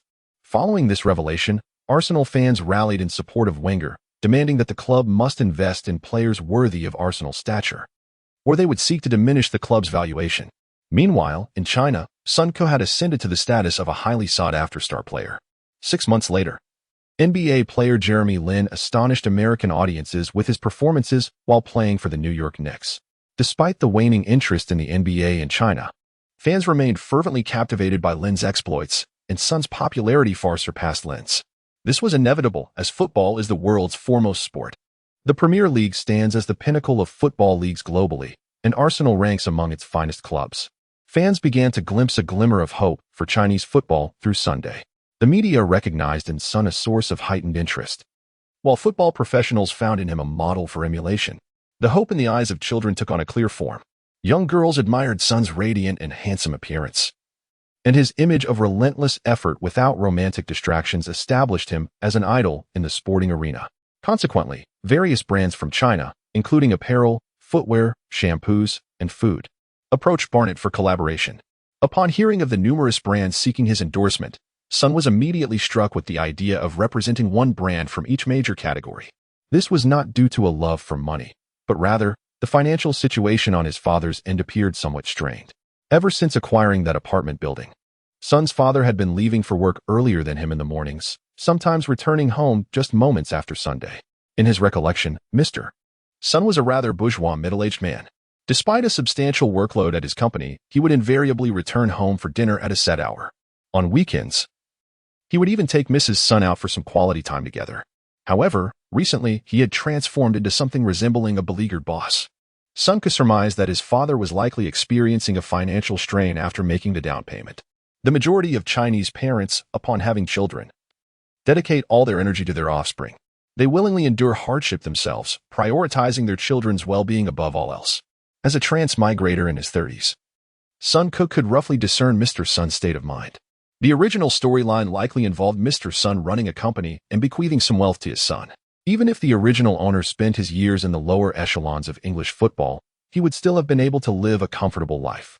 Upon retirement, whether he pursued a career in football or took over his father's business, he would not have had to fret about basic sustenance. However, the plot's trajectory had completely deviated from Mr. Sun's expectations. Sun Ku had catapulted to fame as a sought-after rising star, ultimately joining a prestigious English club. If even this could be tolerated, the crucial point was that his son was thriving in the Premier League. Previously, when people introduced him, they referred to him as Boss Sunday. Now, when people introduced him, they directly called him Sun Ku's father. Moreover, their responses were noticeably more enthusiastic than before, sometimes even bordering on fervent. This caused Mr. Sun to feel a sense of loss, as shouldering the responsibilities of a family was not only a man's duty but also a source of pride. Mr. Sun had always perceived himself as the pillar of his family, a towering mountain.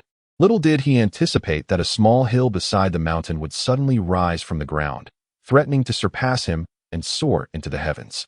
This gave Mr. Sun a sudden feeling of existential absence. If things continued in this vein, he would be living a life of comfort and ease at an age when he should still be striving. This rhythm was off. Thus, Mr. Sun simply decided to challenge his own limits. By taking too big of a step, he inevitably strained something. Watching his cheap old man torment himself, Sun Ku felt a pang of sympathy for him, yet also found it amusing. A few endorsements could essentially give his cheap old man a helping hand. Barnett acted swiftly, sending Sun Ku some brand information.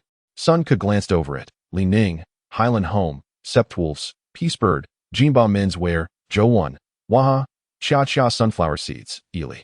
Unexpectedly, he was quite popular, with all sorts of brands coming to his door. Wait, why was there even golden throat lozenges? After much deliberation, Sun Ku ultimately decided to forego the food and beverage industry. If something went wrong with that stuff, his brand effect would collapse. Sun Ku told Barnett that they could talk more about sportswear and suits, but the rest was out of the question. Back at the club, Sun Ku felt that the old man Wenger was also acting a bit strange. Chapter 60. The old man is spending money. Following the conclusion of the third round of the Premier League, the international break commenced, which heralded good news for Sun Ku. With the next match not scheduled until September 10th, he was afforded a respite of 13 days. This interval would allow him to accrue 4 attribute points, bolstering his strength once more. While the experience card could enhance his immediate combat effectiveness, Sun Ku regarded it merely as a transitional tool. During this period, his primary ambition was to establish himself as a key player for Arsenal's first team. What constitutes a key player? If Arsenal were to participate in 55 matches over the season, he must aim to feature at least 40 times, with over 30 of those being starts.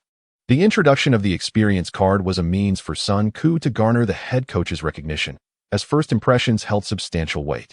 Lacking distinctiveness, he risked faltering against formidable opponents like Manchester United. Once Wilshere, Arteta, Diaby, and Song returned, he would find himself competing for a place on the bench against Ramsey, Coquelin, and Frimpong. As a player of notable potential, Sun Ku could not acquiesce to such an outcome. With his goals largely achieved, Sun Ku's upcoming task was to accelerate his development, striving to elevate all attributes to 70. To reach this milestone, he required an additional 72 points. At a rate of 10 attribute points per month, completion would not be realized until the end of March next year. With continued effort, qualification for the Olympics seemed promising. The London Olympics would coincide with the European Championship, allowing for only one overage player, namely Giggs, in the midfield. Based on Sun Ku's recollection, the other midfielders selected for the Olympic team possessed only average abilities. If all proceeded as anticipated, He could very well share the Olympic stage with Giggs, thereby acquiring yet another skill. He was growing stronger by the day. With his objectives for the upcoming season meticulously planned, Sun Ke found himself invigorated. He noted that the usually stern Wenger had been sporting a smile in recent days. Ordinarily, as the transfer window drew to a close, one would expect the old man to be beset with worry. Something was amiss. One evening, after finishing extra training, Sun Ke observed Wenger entering the carport with a smile. He feigned jest as he inquired, "Boss, has something good happened these past few days?" Wenger, still smiling, nodded. "Everything is progressing positively. You will know soon." The old man was being coy. Sun Ke sensed an undercurrent of change. Historically, Arsenal would secure the lackluster Brazilian left-back Santos, Werder Bremen's center-back Mertesacker, and Monaco South forward Park Chu-young in the waning days of the transfer window. Of these three, only Mertesacker could be deemed satisfactory. The other two were less than desirable. Such transfers were typically executed with reluctance, lacking any cause for celebration. Could it be that a butterfly effect was altering the course of history? Quite possibly. Regardless, with just a day or two before the transfer window closed, Sun Ke remained unhurried. In the ensuing days, English media buzzed with news of Arsenal's transfer activities. The names of players such as M. Villa, Kaka, Hazard, Mertesacker, and David Silva were all linked to the club. On August 31st, while hydrating during training, Sun Ke noticed a tall, blond man, slightly over 6 feet, entering the medical room accompanied by agents and staff. The man looked familiar, though his name eluded him momentarily. As the player entered the medical room, Sun Ke inquired with a staff member about the situation. The staff member revealed, "The boss intends to loan Capdevila for a season." Capdevila? The name struck a chord. He was the starting left-back for Spain during the 2008 European Championship and the 2010 World Cup. Remarkably agile, Capdevila was the only player in the starting lineup for Spain in the South African World Cup who hailed from a club other than Barcelona or Real Madrid. He was akin to a nightmare for right-wingers. Only players of Robben's caliber could contend with him. According to Sun Ke's memory, Capdevila must have aged considerably by now. A quick search on his phone confirmed that he was indeed 33 years old. Arsenal's left-back position was currently occupied solely by Gibbs, who was often injury-prone. The loan of this veteran seemed a strategic move to ensure stability. If this trend continued, a right-back might also be on the horizon, as Sagna was the only reliable option, while Jenkinson was rather alarming in his appearances. Sun Ke further probed Bold, who chuckled heartily. "Another player is set to arrive soon. Tomorrow may bring a big name." Eagerly, Sun Ke asked, "How big?" Bold gestured expansively. "As large as this building." Sun Ke was taken aback. Seeing his anxious demeanor, Bold grinned. "Maicon will also be coming for a medical." Maicon, the once renowned right back? He too had seen better days, yet he was still only 31 and also on loan. Sun Ke researched Maicon's recent history, discovering he had suffered frequent injuries last season, including a meniscus surgery post-Copa America. Arsenal had likely incurred significant expenditure on this deal. During that era, Inter Milan was still under Maratti's ownership, who had a penchant for micromanagement, frequently overhauling the squad each season. The first team often boasted 4 or 5 goalkeepers, leading to a rather bloated roster. Maratti was known for his capricious nature, acquiring players he favored, regardless of their peak years being behind them. He had previously signed legends like Baggio and Figo. It appeared that Maicon was no longer part of the plans under Inter's current coach following his surgery. When Capdevila and Maicon crossed paths in the medical room, they exchanged jovial greetings. Sun Ke observed that the trajectory of history had indeed diverged from his previous life. Upon returning home that evening, Sun Ke stumbled upon surprising news online. Arsenal had made a $29 million bid for Thiago Silva, which AC Milan had rejected. Shortly thereafter, Silva submitted a transfer request. The situation escalated, with Arsenal increasing their offer to $31 million and AC Milan conceding to negotiations between the player and the club. Could it be? If Sun Ke recalled correctly, this transfer would likely shatter the record for centre-back fees. Currently, the record was held by Manchester United's Ferdinand, who had been acquired for nearly $30 million, a transaction that had sent shockwaves throughout the footballing world. Astonishingly, just a few years later, this record was poised to be eclipsed once more. On September 1st, Silva indeed arrived for his medical examination. Wenger's actions had left the English media in a state of disbelief. It was noteworthy that Wenger had not spent such a sum on signings in years, especially for a defender. The transfer fee for Silva was comparable to that of Fabregas, which astonished many. This transaction sparked fervent debate among spectators, particularly among Arsenal's supporters. Many fans regarded the three late window signings as pragmatic, strengthening the defense while leveraging the experience of seasoned players to nurture the younger talent. However, skepticism lingered among the media. They questioned whether Capdevilla's age, Maicon's fragility, or Silva's stature could meet Wenger's expectations, with some outlets even jesting that Wenger had finally acquired some veterans. There is much speculation regarding whether the recruitment of veteran players will become a recurring trend in the future. Ferguson has once again voiced his opinions on this transfer. In my perspective, each of the three signings possesses a certain strategic intent. However, such actions alone are insufficient. The disparity in strength between the starters and substitutes in many positions is stark. To achieve commendable results, Wenger must fervently pray for his players' well-being daily. Arsenal ought to acquire a midfielder with aerial prowess rather than merely a player slightly over 6 feet tall. In fact, Ferguson's observations hold considerable merit. The central defensive pairing of Vermaelen and Koscielny is, in fact, the shortest in the Premier League. Even if Silva is a world-class defender, he faces significant disadvantages in height when contending with teams like Stoke City. Regardless of public opinion, Sonko is assured of one thing: the recent signings by the elder figure signify a qualitative transformation compared to previous eras. In days gone by, the Brazilian left-back Santos simply did not meet Arsenal standards. After a successful season in League One, the Monaco forward was deemed unfit for purpose after hardly any appearances. At that time, Mertesacker emerged as Arsenal's primary central defender. Yet this towering figure, over 2 meters tall, resembled a standard aircraft carrier. Once an opponent exploited his flanks, turning around became an arduous task. Apart from Silva, who was set to represent the Brazilian national team in a friendly match, the other two players have not received call-ups from their respective national teams, thus leaving ample room for challenges. During the unveiling of the new players, a reporter inquired why Wenger had not bolstered the midfield and forward positions.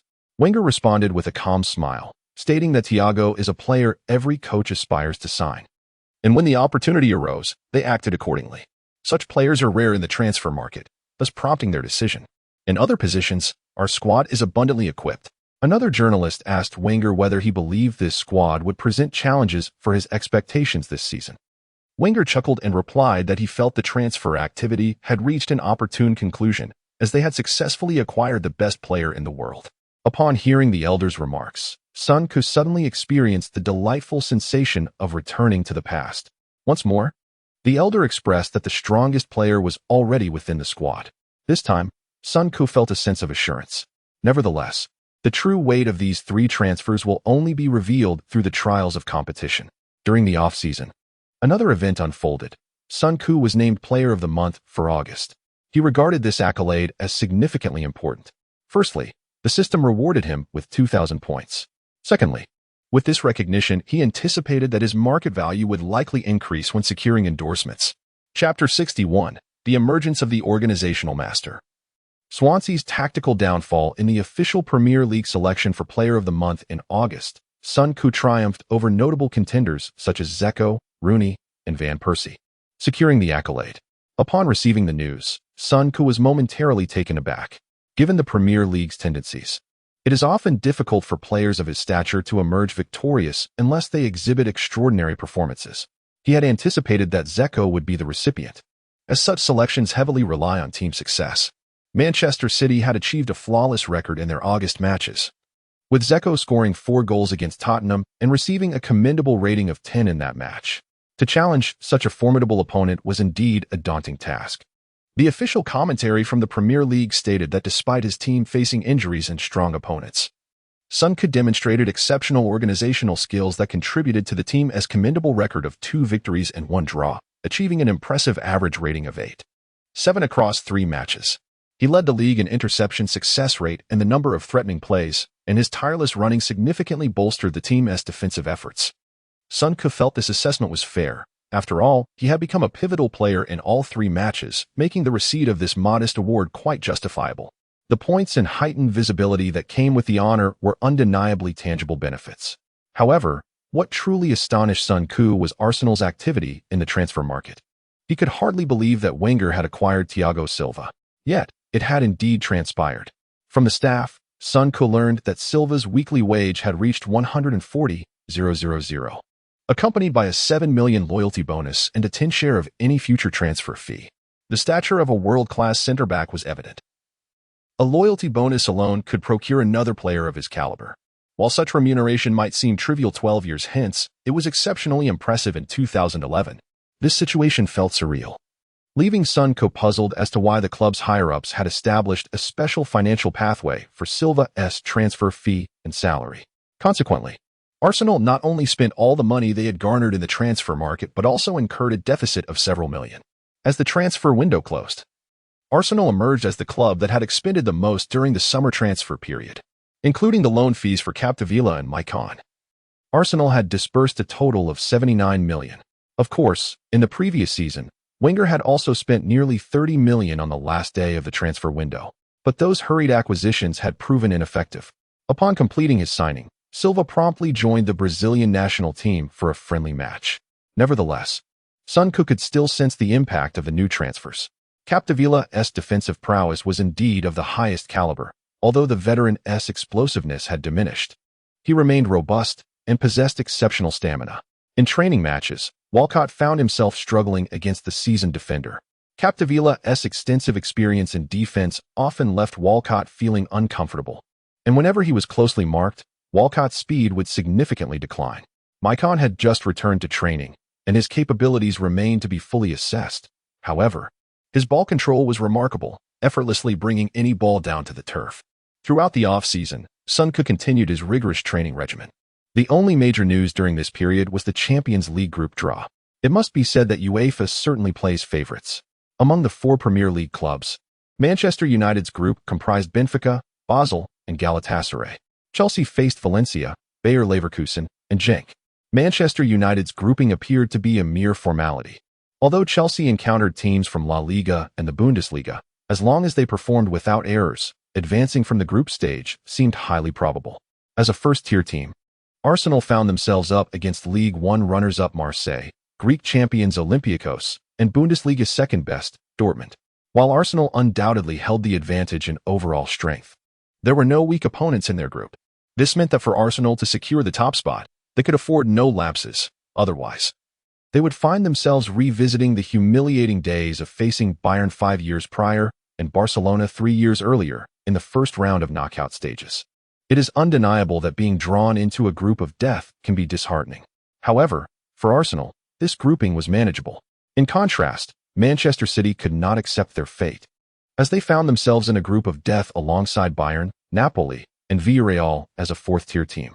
This was the quintessential group of death. The new Premier League elite experiencing their inaugural Champions League encounter certainly felt the warmth of UEFA's hospitality. Indeed, Manchester City's placement in such a challenging group boded well for their Premier League rivals. Following their dominant start to the season, City would need to devote considerable energy to navigate the Champions League group stage. If they were to play 1 match per week, a team of City's financial prowess could typically resolve most matches within an hour. In their 3rd match, Tottenham attempted to challenge them, but suffered a heavy 5-1 defeat. After 4 seasons of renewal, Manchester City had firmly established themselves as a top-tier team in the Premier League. They could now confidently declare, "We are here to contend for the championship." 3 days before the season resumed, Thiago Silva rejoined the squad. His prowess as Italy's best center-back was undeniable. Apart from his height of just 1.83 meters, he appeared to possess no flaws. Furthermore, his physical attributes were truly exceptional. After several days of interaction, Sonko noted Silva's composed demeanor. He always positioned himself appropriately during defensive maneuvers and excelled at covering for teammates. The summer transfer dealings conducted by the manager were nothing short of masterful, and if the team could minimize injuries, they might be able to challenge the Manchester Giants. As time swiftly progressed, September 10th arrived, marking Arsenal's home match against the Premier League newcomers, Swansea. This Swansea squad featured several familiar faces. Their coach, Brendan Rodgers, had previously come close to securing the Premier League title with Liverpool. Under Rodgers, Swansea had distinguished themselves in the championship by playing an attractive, possession-based style, ultimately gaining promotion through a rigorous playoff.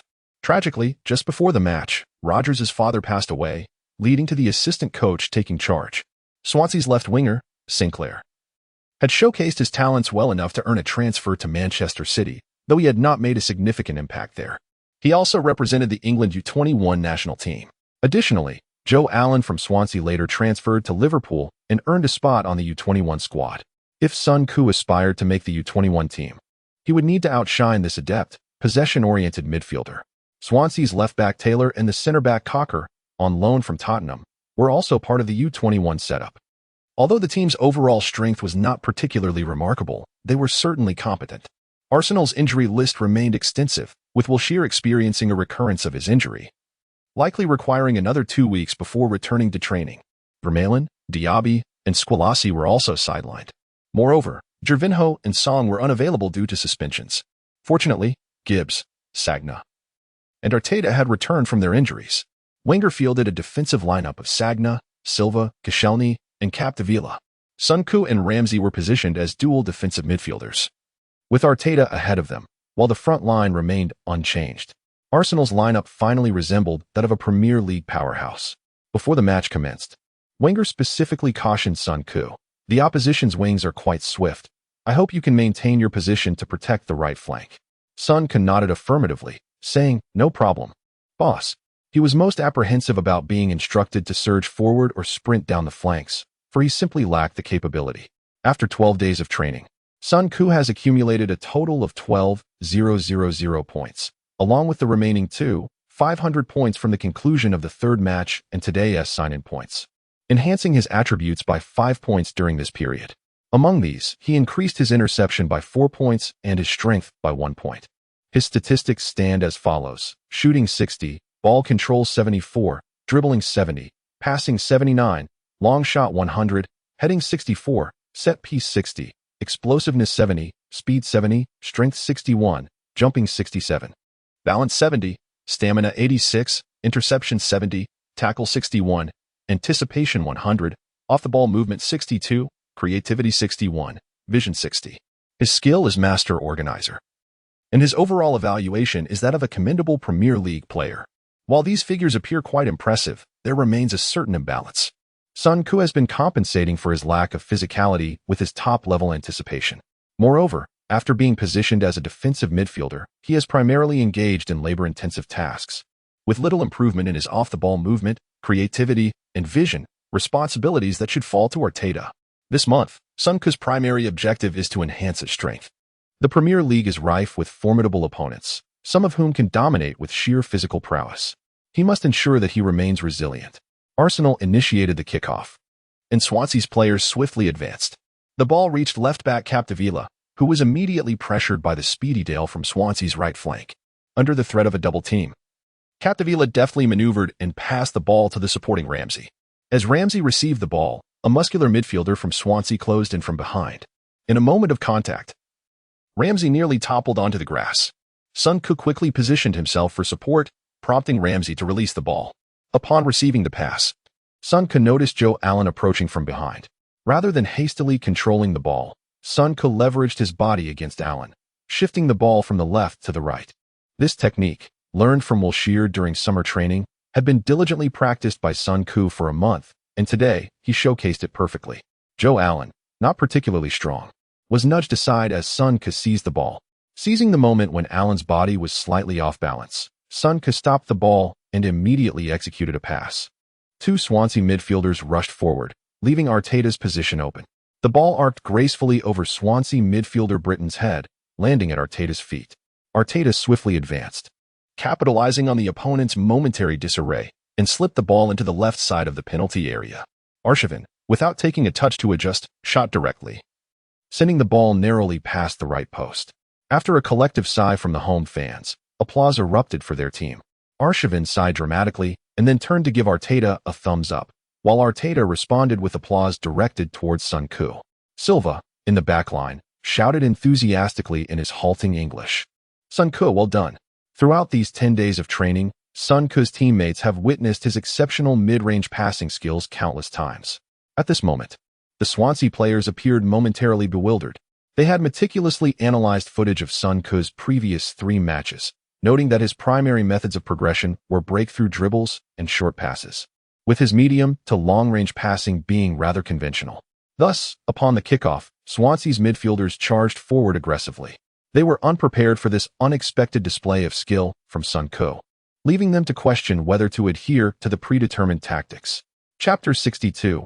Pinpoint Accuracy. Even Wenger praises the beauty Swansea's tactics were indeed grounded in a pure, terrestrial approach. Their midfield and forward players all under 1.8 meters in stature. Save for Joe Allen, the other two midfielders were rather stocky. Arsenal possessed an inherent dominance over teams of this nature. In the British Isles, Arsenal represented the zenith of passing and possession football.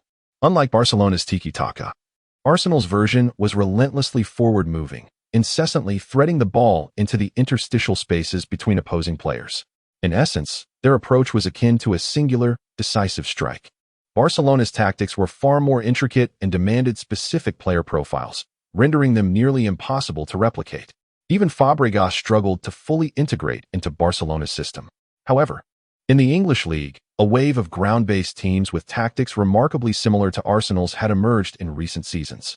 The current Swansea side was one such team, mirroring Arsenal's tactical approach and personnel configuration, albeit with players of a more modest caliber.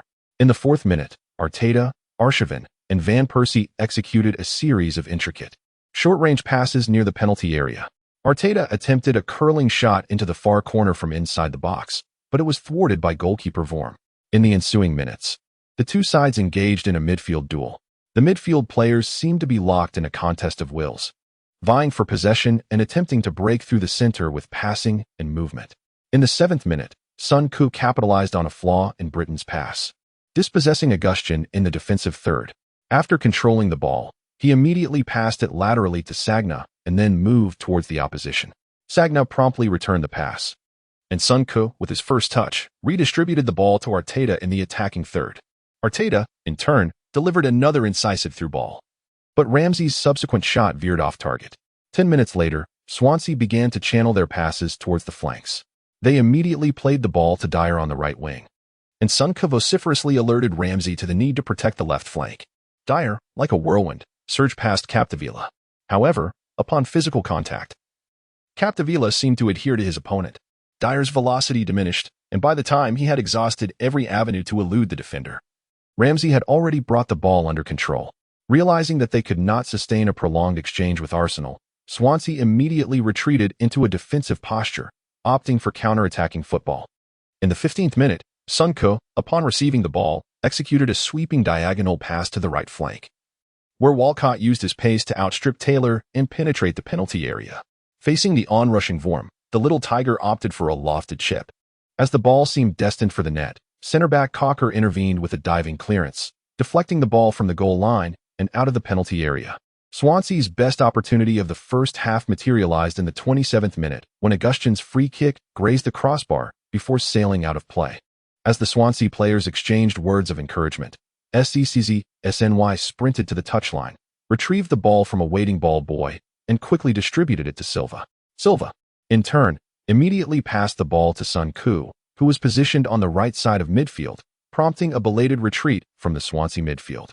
Walcott surged down the right flank. Van Persie drifted from the center of the penalty area towards the right, and Arteta positioned himself just outside the box on the left.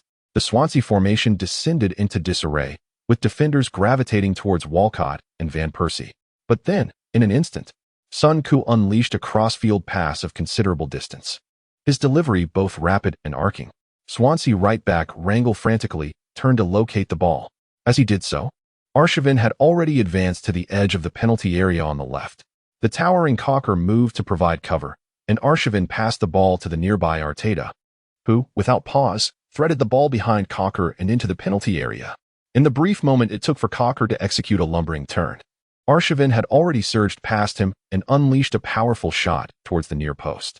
The goalkeeper made an attempt to save, but was powerless to stop Arshavin's close-range blast. 1-0. In the aftermath of the goal, an elated Arshavin gestured towards Son Koo before sprinting towards the touchline and performing a diving celebration on the turf. Son Koo, contemplating a celebratory gesture of his own, was instead tackled from behind by Sagna. Walcott, sprinting in from the flank, piled onto the melee. Arshavin, circling around, patted Son Koo's face while exclaiming hooray. Overwhelmed by the collective exuberance of his teammates, Son Koo was bewildered. But it wasn't even my goal. Celebrate Arshavin's goal. His aspirations of basking in the moment were thwarted by a pile-on. On the sidelines, Wenger clenched his fists and performed a series of stretches, his customary celebratory gesture. He turned to Bold and remarked with a smile, "What a delightful arc." In the stands, Arsenal fans began to chant songs of praise, replacing Fabregas' name with that of Sun Ku. Some fans even brandished banners proclaiming Fabregas was just a mercenary. Sun Ku is our future. For the remainder of the first half, Arsenal maintained relentless pressure on Swansea in their own half. In the 44th minute, Swansea finally managed to mount a counterattack. Dyer, facing Capdevila, nudged the ball 15 meters ahead. Capdevila continued to press him against the advertising boards, but Dyer managed to evade him. Dyer then went to cross into the penalty area, where Swansea center forward Graham surged towards the box. However, just as the Swansea fans anticipated a one-on-one opportunity, Silva executed a remarkable recovery run from behind, positioning himself between Graham and the ball. SECZSNY then pounced on the loose ball.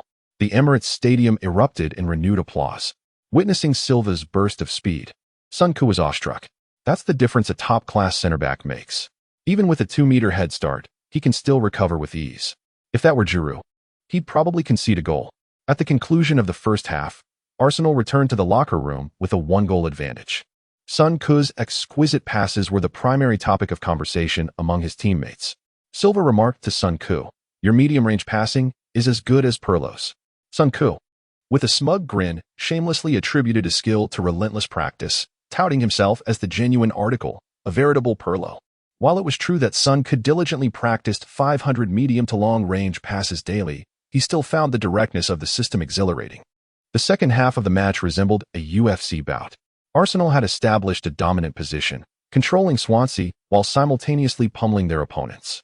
Swansea, shielding their vital areas, struggled to escape Arsenal's grasp, rarely finding opportunities to retaliate.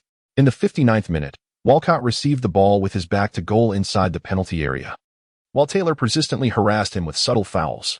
The little tiger lost his composure and forcefully turned into his marker before unleashing a shot with his left foot. As he shot, Taylor nudged him from the side.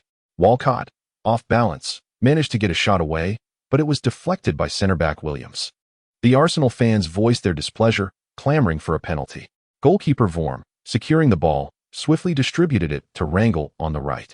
Amidst the cacophony of boos from the crowd, Vorm's throw was like a shot in the dark. It struck Rangel, who was distracted looking at the referee. And the Swansea players began to frantically alert Rangel. They observed as Sun could charge towards his team's right back. Yet his voice was entirely drowned out by the fervent cheers of the Arsenal supporters. The cold strike landed squarely on Randall's heel, and in that instant, the Swansea right back comprehended why Sun Ku was recklessly rushing towards him. He hastily pivoted, but it was already too late. Sun Ku decisively executed a slide tackle, sending the ball into the penalty area. Amidst the flurry of panicked Swansea players, Van Persie suddenly emerged from the box, unleashing a powerful left-footed shot that soared into the top corner of the net. 2-0. Witnessing this spectacle, the previously hesitant referee instantly pointed towards the center circle. Fortunately, the goal was scored. Otherwise, he would have been at a loss for what to do to prevent his teammates from overwhelming him. Sun Ku immediately dashed forward to pull down Van Persie, who was about to sprint towards the sidelines. In a moment of excitement, his teammates swiftly pinned Van Persie to the ground. Sun Ku looked up at the stands, where the entire Emirates Stadium seemed to pulsate with energy. The level of anticipation was truly exceptional. Observing Vorm's attempt to retrieve the ball, Sun Ku sensed that a story was unfolding. Meanwhile, Vorm and Randall were entangled in a heated exchange, their discussion escalating into mutual insults. On the sidelines, Wenger shared a smile with Bold, exchanging a high five before returning to his coaching seat. As the match reached the 65th minute, the fourth official raised the substitution board. Upon seeing the number 24, Sun Ku was momentarily perplexed, then a smile crept across his face. What splendid treatment! In a match already secured, the old man's first protective substitution was none other than himself. Even the Dutch striker had to take a back seat. Such is the stature. As Sun Ku departed the pitch, the Emirates erupted in a fervent cheer. On the sidelines, Wenger draped his coat over Sun Ku's shoulders and, with a smile, explained, "Do not overthink it. I substituted you early to conserve your energy for the match in 4 days." Sun Ku nodded with a grin, signaling his understanding. As the match concluded, Arsenal triumphed over Swansea with a score of 2-0, securing 3 points at home.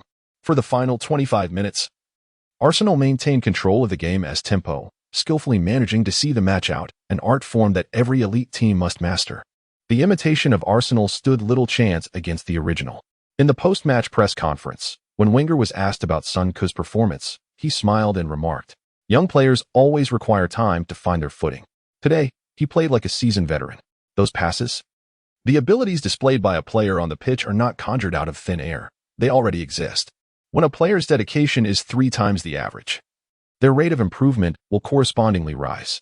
He has been working with an admirable level of diligence, making it hard to overlook his presence." Wenger's imaginative commentary once again helped Son Heung-min navigate the side effects of his experience card. After the match, gazing at the reward of 1,000 points, Son Heung-min felt a twinge of regret. Had he not exited the field prematurely, he might have claimed the man of the match title. However, he accepted it. Given the schedule of 2 matches a week, it was a case of modest gains.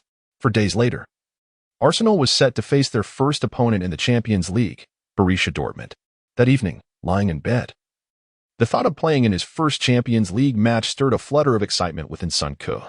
What would typically lead him to instant slumber instead took 3 extra minutes for him to finally drift off. Chapter 63, the first experience of the Champions League. On September 14th, Son Heung-min beheld the magnificent and grand Westfalenstadion. The stadium, adorned with golden lights in the evening, appeared from a distance like a colossal gold mine. However, as thick smoke wafted from its summit, it cloaked the arena in an air of foreboding. He also spotted the tall and charismatic Klopp, the somewhat insecure Lewandowski, and the effortlessly skilled Kagawa. This club, once on the brink of bankruptcy, finally glimpsed the dawn of revival after years of struggle. Though they still could not shake Bayern's dominance in the Bundesliga, they had found a breakthrough in competitive performance. Last season, Dortmund reclaimed the Bundesliga title after a 9-year hiatus and returned to the Champions League after 8 years. The convergence of 2 clubs striving to repay their debt struck Son Heung-min as a curious twist of fate. This stadium, towering at 62 meters and capable of accommodating up to 82,000 spectators, expressed its imposing presence from the moment Arsenal began their warm-up. A massive banner, newly unveiled, elicited thunderous applause from the home supporters. The banner showcased Dortmund's emblem embedded in a crown measuring approximately 20 meters long and several meters wide. The crown was surrounded by a radiant golden hue. In the changing room, Wenger reminded the players, "When we mark their holding midfielder, someone must keep a close eye on Hummels, as he is a central defender capable of transitioning the ball into midfield. Do not allow the ball to linger in one place for too long. Today's opponents possess abundant stamina and excel at creating situations where they outnumber us. They may draw our holding midfielder inward, then exploit the flanks with their fullbacks. At that point, we must prioritize attacking behind them. Dortmund players will immediately initiate a counter-press upon losing possession, so if we can transition swiftly, we are sure to uncover openings. Once they regain possession, they will opt for forward passes, so our other players must remain vigilant regarding the positioning of their opponents." Wenger articulated Dortmund's primary tactics with clarity, a winning strategy that even Bayern has struggled to counter. Although the coaching staff had emphasized these points repeatedly in meetings, Wenger reiterated the tactical essentials once more. He closely observed Son Heung-min's expression while emphasizing the tactics, as Son Heung-min played a pivotal role in his game plan. Wenger's decision to include the inexperienced Son Heung-min in the starting lineup stemmed from his appreciation of Son Heung-min's interception and ball transition capabilities in midfield. Son Heung-min listened intently. He had previously watched Bundesliga matches with keen interest and had begun to study match footage intensively since his arrival. At present, Lewandowski was not yet 23 years old and served merely as a substitute for Barrios at the club. However, fate intervened when Barrios sustained an injury during the Copa America, prompting Klopp to place Lewandowski in the starting position. Last season, Lewandowski netted only 8 goals in the Bundesliga, but this season, his statistics experienced an explosive surge. If Son Heung-min recalled accurately, Lewandowski's goals for the season exceeded 30, elevating him into the ranks of elite strikers alongside Van Persie. Nonetheless, even with such a surge, they remained in the second tier of global goal scorers. The world of football had undeniably entered the era of Messi and Ronaldo, both players in the prime of their careers. From 2008 to 2017, the prestigious Ballon d'Or alternated between the two. Over the course of a decade, both the Cristiano and Messi each secured the award 5 times, standing shoulder to shoulder in individual accolades. In terms of club honors, Messi's collection was so vast that it could not be contained even by a wheelbarrow, while Cristiano's tally, though lesser, was still substantial. In 2014, Messi came within a whisker of securing the World Cup, solidifying his status at the pinnacle of the sport. 2 years later, Cristiano led Portugal to victory in the European Championship, hoisting the trophy alongside his teammates. Subsequently, Messi added 2 more Ballon d'Or awards to his name and completed his trophy cabinet with a Copa America and a World Cup, transforming from Messi into the king of football. While perspectives may vary across nations, in the traditionalist milieu of Huagua, Ronaldo was derisively referred to as Little Ronaldo, relegated to the dust. Sun Ku recalled a striking phrase he had encountered while analyzing war films from his previous life. Belittling one's adversaries does not enhance one's own strength. Rather, it diminishes one's own level. He reflected on Liu Xiang's triumph at the Athens Olympics, shattering the dominance of African athletes in short hurdles and claiming gold with a world record performance. He was celebrated as a national hero, adored by the public, lauded by the media, and favored by businesses. Yet, following Liu Xiang's retirement in 2008, he was suddenly vilified in the public discourse, transformed into a figure of scorn. Indeed, the tragic fate of heroes is a prevailing theme in the world of sports. The English have few rivals in their propensity to undermine their national team. With such thoughts swirling in his mind, Sun Ke entered the player's tunnel, only to be roused from his reverie by the stirring strains of the Champions League anthem. Facing Barcelona. Facing Bayern Munich. The excitement surged as the players strode onto the pitch amidst a thrilling melody and a choir-like, serene voice. At that moment, the crowd on the main stand rose towards the ceiling, prompting an eruption of deafening cheers from the home crowd. Dortmund seemed to challenge Arsenal with this moment. I won the championship last season. Did you? Arsenal had essentially fielded their best lineup. SCCZSNY held firm as the starting goalkeeper. Sagna, Silva, Koscielny, and Cazorla were the first choices in their respective positions. Sun Ku and Song formed a double pivot in midfield, with the tactically astute Tarab positioned ahead of them. The speedy Gervinho and Walcott occupied the flanks. Leading the line was the Dutch striker, who had scored 4 goals in 4 matches during the opening rounds of the Premier League. Dortmund's formation was set in a 4-2-3-1. Weidenfeller stood guard in goal, shielded by the formidable backline of Piszczek, Sabodi, Hummels, and Schmelzer. The double pivot for Dortmund comprised Kell and Bender, with Kagawa positioned more advanced than Taarabt. Flanking him were Grosskreutz and Ji Zhu, while Lewandowski spearheaded the attack. As the match commenced, Arsenal initiated an offensive from the right flank. Faced with Schmelzer, Walcott attempted to navigate along the byline and break into the penalty area. Unfortunately, his thoughts faltered, leading him to inadvertently carry the ball out of play. Dortmund transitioned the ball smoothly to midfield, where Bender received it, and Song applied pressure. The inexperienced Bender remained composed, taking a step towards the center before passing the ball to Kagawa. Kagawa deftly touched the ball, setting it up for left-back Kell. As Kell received the ball, he nudged it towards Sun Ku and immediately surged forward to establish a connection with the attacking players. In that fleeting moment, Sun Ku extended his leg, deftly nudging the ball behind Kell. Kell hurriedly turned to chase the ball, while Sun Ku positioned himself strategically, their arms entwined. The dynamic Kagawa seized the opportunity, sending the ball back to the defense.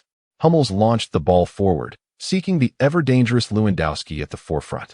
Lewandowski aimed to shield Silva behind him, but Silva's core strength allowed him to push Lewandowski forward. At that moment, the ball descended, and both players leapt simultaneously. The slightly shorter Silva managed to seize the first touch with his remarkable leap. The ball soared towards the midfield, where the less robust Tardelli leaned against the frilier Shinji Kagawa. Without pausing the ball, he deftly redirected it to Sun Ku. Sun Ku nudged the ball forward a few meters with his chest, while Kai was closely shadowing him. Seizing the moment, he flicked the ball into the gap between Hummels and Schmelzer. Walcott emerged in that space, sweeping the ball towards the center. Van Persie, hampered by Sabotok's delay, failed to claim the first touch. However, the alert Heung-min Son followed up at the far post and powerfully headed the ball towards the goal. His header had considerable strength but lacked precision, landing directly into the arms of goalkeeper Weidenfeller. Upon securing the ball, Weidenfeller immediately dashed toward the edge of the penalty area, initiating an attack by swiftly throwing the ball to the midfield. As Bender received the ball, Song collided forcefully from behind. Despite losing his balance during the rapid movement, Bender managed to nudge the ball to the right, finding Ji Zhu. Ji Zhu promptly sent the ball toward the center, where Lewandowski dropped back to receive it.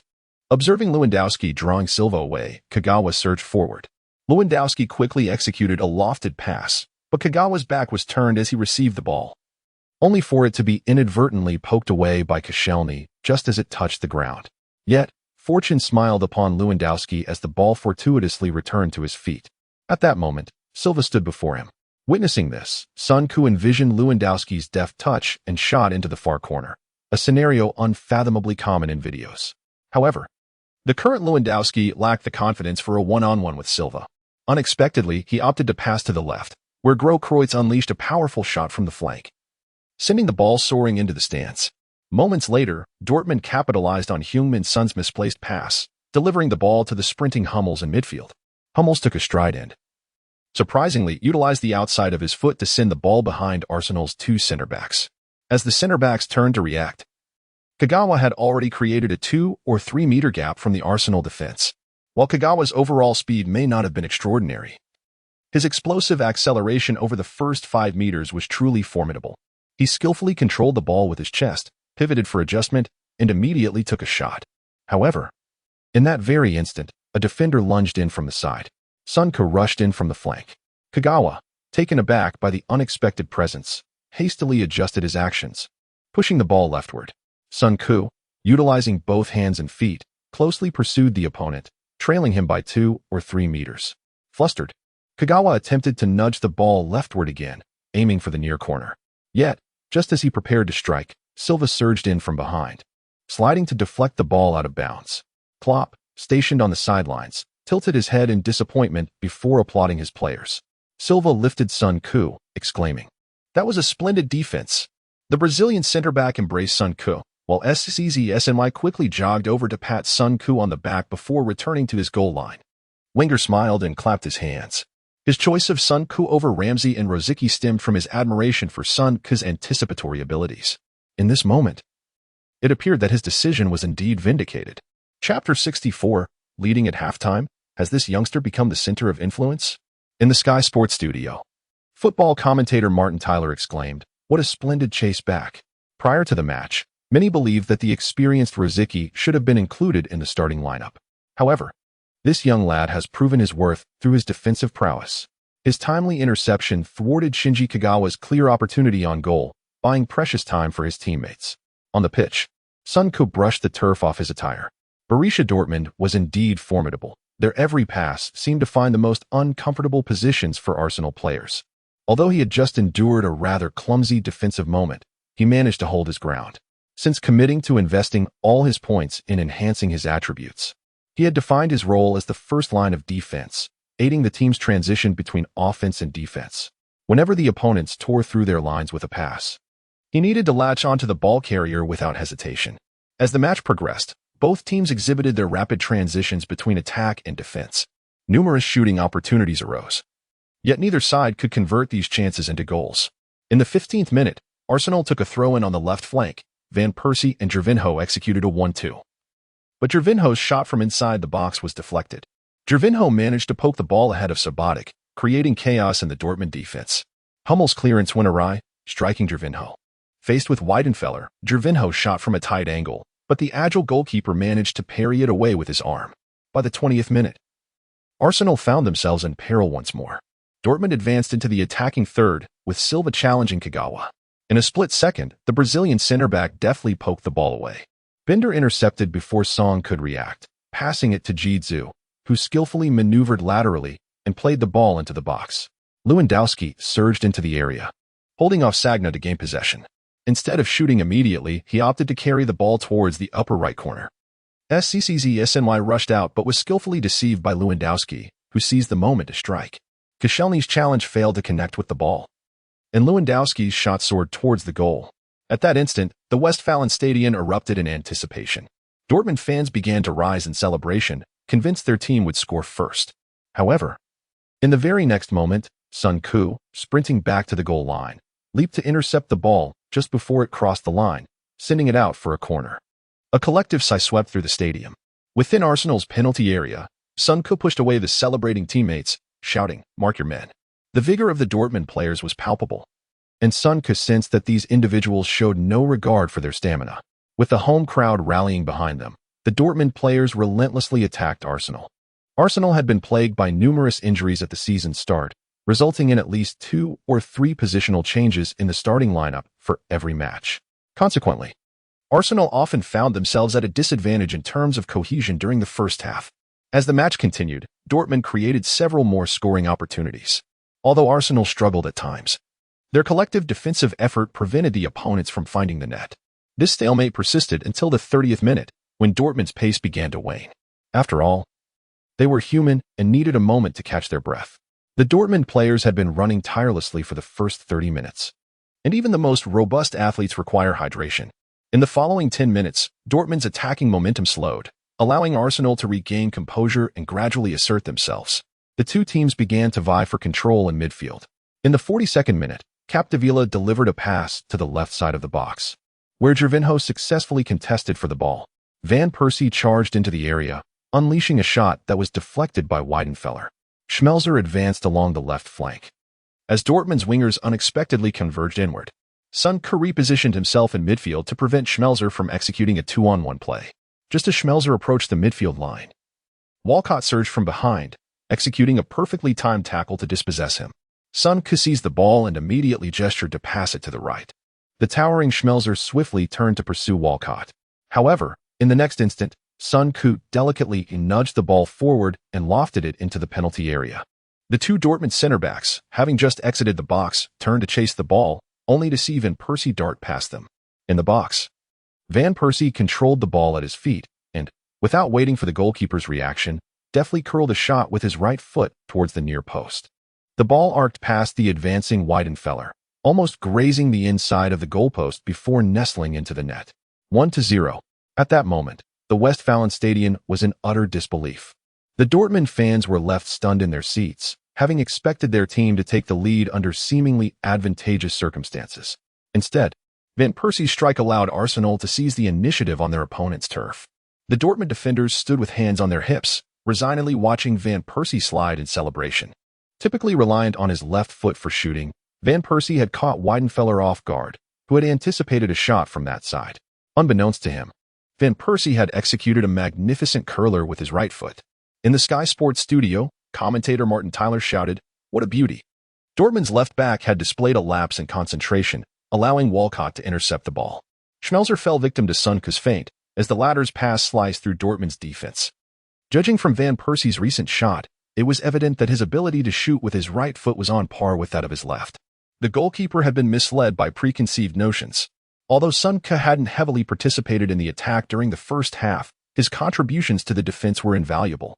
Had it not been for this young talent, the first team to score could very well have been Dortmund. This goal illustrated the remarkable synergy between Son and Van Persie. The two seemed to reach a mutual understanding with merely a glance. On the sidelines, Wenger raised his fist in triumph and applauded his players with unwavering confidence. Following the conceding of a goal, Dortmund sought to retaliate.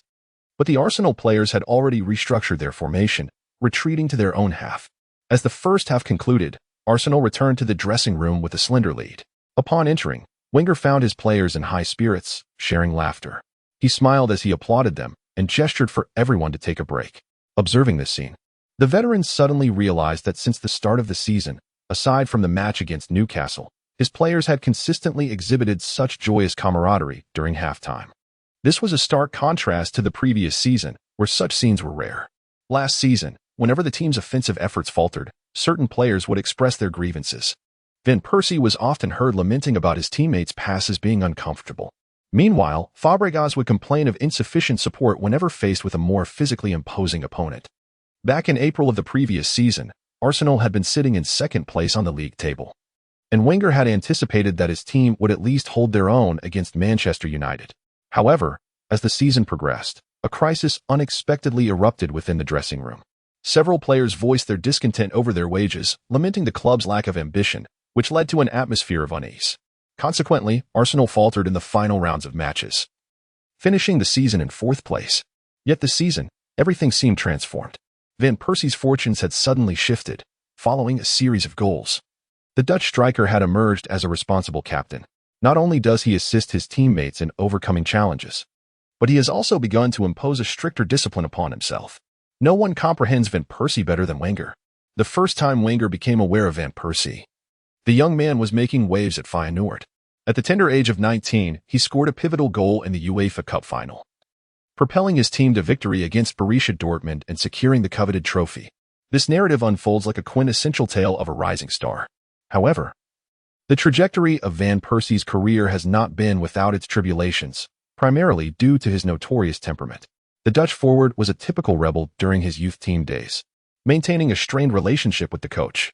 The root of the discord lay in Van Persie's singular focus on breakthroughs and goals, viewing no one else as significant. He blatantly disregarded the team's tactics, with his first instinct upon receiving the ball being to attempt dribbling past opponents. Fortuitously, his exceptional dribbling prowess enabled him to execute powerful shots following a series of successful runs, which became his hallmark. At one point, Van Marwijk decided to relegate him back to the youth team, yet merely weeks later, the youth team's coach proactively requested his return. Even within the national team, Van Persie continued to be a problematic player, fixated solely on the goal, often disregarding teammates who were in prime positions to score. His decision to pass was contingent upon his mood. Otherwise, Wenger would not have been able to acquire him for a mere $75 million. After much contemplation, Wenger seemed to have unearthed the key to this wayward talent's redemption. From the onset of the summer friendlies, Van Persie's demeanor was notably positive. As the league commenced, he expertly embodied the qualities of a captain. This transformation appeared to correlate significantly with the arrival of Son Koo. It was rare for Wenger to witness the aloof Van Persie proactively fostering relationships with other players. Remarkably, before the first round of the league, he took the initiative to provide Son Koo with opportunities. Observing closely, Wenger noted that Arsenal's players instinctively gravitated towards Son Koo. The moment Son Koo spoke, all eyes would promptly shift in his direction. Perhaps the players were oblivious to this dynamic, yet Wenger perceived it with clarity. The realization that his forward-thinking strategy was immediately bearing fruit brought a smile to Wenger's face. This young man had become the fulcrum of the team's influence. Chapter 65. To elucidate the rationale behind the rotation, Wenger presented a strategic analysis to Son Koo, who was engaged in idle chatter. Oblivious to the fact that the old man was employing advanced analytics to assess his performance. At last, he comprehended the essence of competing in multiple matches within a week. Playing 2 games in 4 days, his physical stamina held up, yet it was challenging to summon the requisite mental vigor. The resilience of the defense today was significantly bolstered by Son Heung-min's contributions. This individual possessed undeniable physicality and organizational skills. Son Koo recognized that the old man's intention in fielding him was to create a complementary dynamic with Song, while Song took on the responsibility of one-on-one duels. Son would sweep through the midfield. As the second half commenced, Borussia Dortmund unleashed a renewed offensive onslaught. This youthful surge from Dortmund was indeed formidable. And Arsenal refrained from engaging in direct confrontations, opting instead to retreat their defensive line. Dortmund's left midfielder, Kyle, consistently sought to exploit openings against Son Koo, despite being considerably more robust. Nevertheless, in their one-on-one encounters, Son Koo consistently managed to disrupt the ball at the first opportunity. Arsenal's strategy of utilizing the flanks proved to be a source of discomfort for the Dortmund players, as the relentless incursions of Heetberg and Walcott troubled Dortmund's 2 fullbacks. Schmelzer was unable to withstand the pressure, prompting Klopp to instruct Grosskreutz to fall back defensively. The physical confrontations intensified, with Van Persie and Sabodi exchanging borderline fouls, both visibly irate. The majority of the second half unfolded in a tense and serious rhythm, with the only interruption occurring in the 60th minute. Heetberg's clearance in the penalty area was thwarted by Grosskreutz, leading Heetberg, in a moment of audacity, to juggle the ball on his head in front of everyone. Infuriated, Grosskreutz retaliated by toppling Heetberg, earning a yellow card from the referee. When it was Arsenal's turn to attack, Walcott feigned fatigue, and just as Grosskreutz believed he was poised for a breakthrough, Walcott skillfully tripped him from behind. After a few minutes of play, Grosskreutz suffered a cramp, prompting Klopp to substitute him with Perry. Years later, Grosskreutz would be a middle-aged man. But at this moment, he was still a young lad. As Kyle struggled to find opportunities against Son Koo, Klopp opted to bring on Kuba. In their initial encounter, Kuba decisively executed a nutmeg against Son Koo. Recognizing the immediate threat, Son Koo's pace could not match Kuba's, and without hesitation, he brought him down. The match remained a stalemate until the 75th minute, at which point both Shinji Kagawa and Van Persie were substituted due to exhaustion. Dortmund introduced a player named Zidane, who stirred things up in the attacking third. In the final 20 minutes, both teams had golden opportunities. Subotti's close-range shot inside the box was marvelously caught by SCCZSNY, while Walcott's attempt from inside the area went awry. At long last, the referee blew the final whistle, signaling the end of the match. Faced with a meticulously equipped Dortmund side, Arsenal, now at full strength, found themselves somewhat on the back foot. However, against a Dortmund team comprising players who were all making their Champions League debuts, Arsenal seized the critical moment. Although Dortmund executed nearly every phase leading up to a goal flawlessly, they faltered at the decisive moment. It was Sun Ku's first encounter with a team that deployed so many long-range shots while maintaining such fluid passing and coordination. Had it been Dortmund 2 years hence, Arsenal would have faced a far graver challenge. In the post-match press conference, Klopp expressed a tinge of regret, stating, "To be honest, we did not perform poorly today. We dominated for most of the match and created more opportunities, yet our ability to capitalize on those chances was markedly inferior to that of our opponents. If I were to assess this match, I would consider a draw to be a more palatable outcome." When asked about Wenger, Klopp smiled and remarked, "Mr. Arsene has achieved remarkable accomplishments, and many hold him as a benchmark. He possesses formidable control over his team. And attaining similar achievements is the aspiration of the vast majority of coaches." When discussing Sun Ku, Klopp was effusive in his praise. "By the time I became aware of him, there were already at least English clubs vying for his signature. Our financial resources cannot compete with those of English Premier League giants such as Arsenal and Tottenham. He adapted swiftly and has excelled in the defensive midfield role. I see immense potential in him, but his current position allows for the better cultivation of his game-reading abilities." A reporter inquired of Wenger, "Would fixing Sun Ku in a defensive midfield role stifle the player's innate talent?" Wenger replied with a gentle smile, "I constantly strive to strike a balance between the needs of the team and the characteristics of the player. This position allows for the maximum expression of the player's attributes. Of course, nothing is set in stone. These matters test a coach's judgment. I have had numerous experiences in rebuilding teams, so I am confident in my ability to grasp the critical elements." After the match, Sun Ku made a new discovery within the point system. In addition to the match day and assist bonuses, there was a 500-point reward for participating in a high-level tournament. One could not deny the elevated level of competition in the Champions League. The first opponent in the group stage had already imparted a tremendous pressure upon him. This season's Dortmund was far superior to Liverpool and Newcastle. The other two teams in the group might not match Dortmund's caliber, but they were certainly no slouches. After a light meal at the hotel, Arsenal boarded a flight back to London. Sun Ku arrived home close to midnight, and before departing, Wenger particularly cautioned him, "I do not wish to see you at the training ground tomorrow morning. It would be best if I did not see you at all. You are now a grown man and should not require constant worrying. Do you understand?" Sun Ku could only chuckle and nod, realizing that this would hinder his training. Since the old man had forbidden him from attending in the morning, he might as well indulge in some well-deserved rest. After traversing to this world, Sun Ku had yet to enjoy a single lazy morning, save for the off-season between seasons. However, while striving is commendable, it must never come at the expense of one's health. Typically, he retired by 10 o'clock, so after returning home at midnight, he naturally allowed himself to wake at his leisure. Turning off the alarm, Sun Ku lay in bed and swiftly drifted into slumber. When he opened his eyes again, it was already 11 in the morning. Upon arriving at the training ground, he noticed that none of his teammates who started the previous match were present. It was not due to laziness. Today was officially a rest day. Were it not for the desire to accumulate points, Sun Ku likely would not have been so diligent. With only 3 days until Arsenal's next match following the one against Dortmund, today was designated for rest, tomorrow for training, and the day after that they would be off to Lancashire to face Blackburn. 2 consecutive away matches in 3 days. That is the burden borne by a Premier League giant. This is precisely why a Champions League team must possess 2 squads of comparable strength. One squad must be pushed to its limits. Otherwise, they risk encountering significant injuries during the season or experiencing a drastic decline in form during critical moments. Moreover, the challenge of facing Blackburn may not be any less daunting than that posed by Dortmund. Their next opponent is indeed formidable. Blackburn had managed only 1 draw and 3 losses in their first 4 matches, firmly anchoring them at the bottom of the table. However, the outcome of Premier League matches is not determined by past performances, but rather by the unique characteristics of the teams involved. Blackburn, known colloquially as Violent Ben, earned this moniker for 2 reasons. First, the Cantonese pronunciation of Blackburn closely resembles violent, and second, the team has a reputation for their aggressive style of play. While Premier League powerhouses may secure victories against them, no one dares to act with impunity in their presence. Provocation could easily result in a harsh tackle.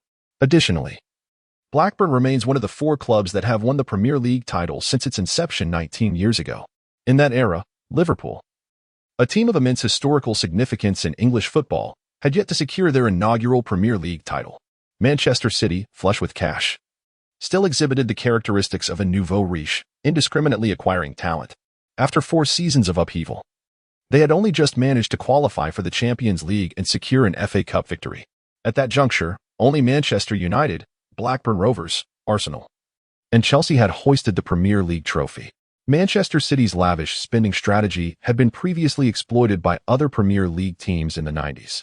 Blackburn Rovers, having invested heavily in a squad of skilled players, clinched the championship in their first season. Newcastle United then followed suit, assembling an elite team, only to become the backdrop for the rise of the class of '92. Disparaging Blackburn Rovers would be untenable, considering their accolades. Before the afternoon training session, Wenger arrived and beckoned Sun Koo aside, engaging him in a discussion about the current state of football and outlining the season's objectives. "My primary focus is the Premier League," he stated, "as its extended duration and higher tolerance for error make it our priority. The Champions League is our secondary objective, as it significantly bolsters the club's finances and enhances our reputation throughout Europe. The FA Cup is our third objective, as each victory yields prize money, and home matches generate ticket revenue. The League Cup is my lowest priority, typically reserved for squad rotation, substitute players, and promising youth players.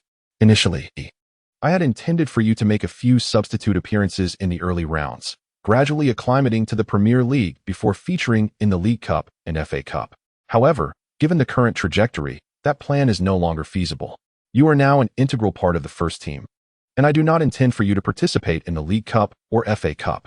Furthermore, considering the team's injury situation, I will exercise caution in your usage. Taking into account the style of our next opponent, I have decided not to include you in the away squad. This means you will have to watch Arsenal's match on television." After such a lucid and comprehensive explanation, Sun Koo found it difficult to object. He had not anticipated that the manager would provide such a detailed rationale for his decision regarding a single appearance, encompassing the season's context and the team's plans.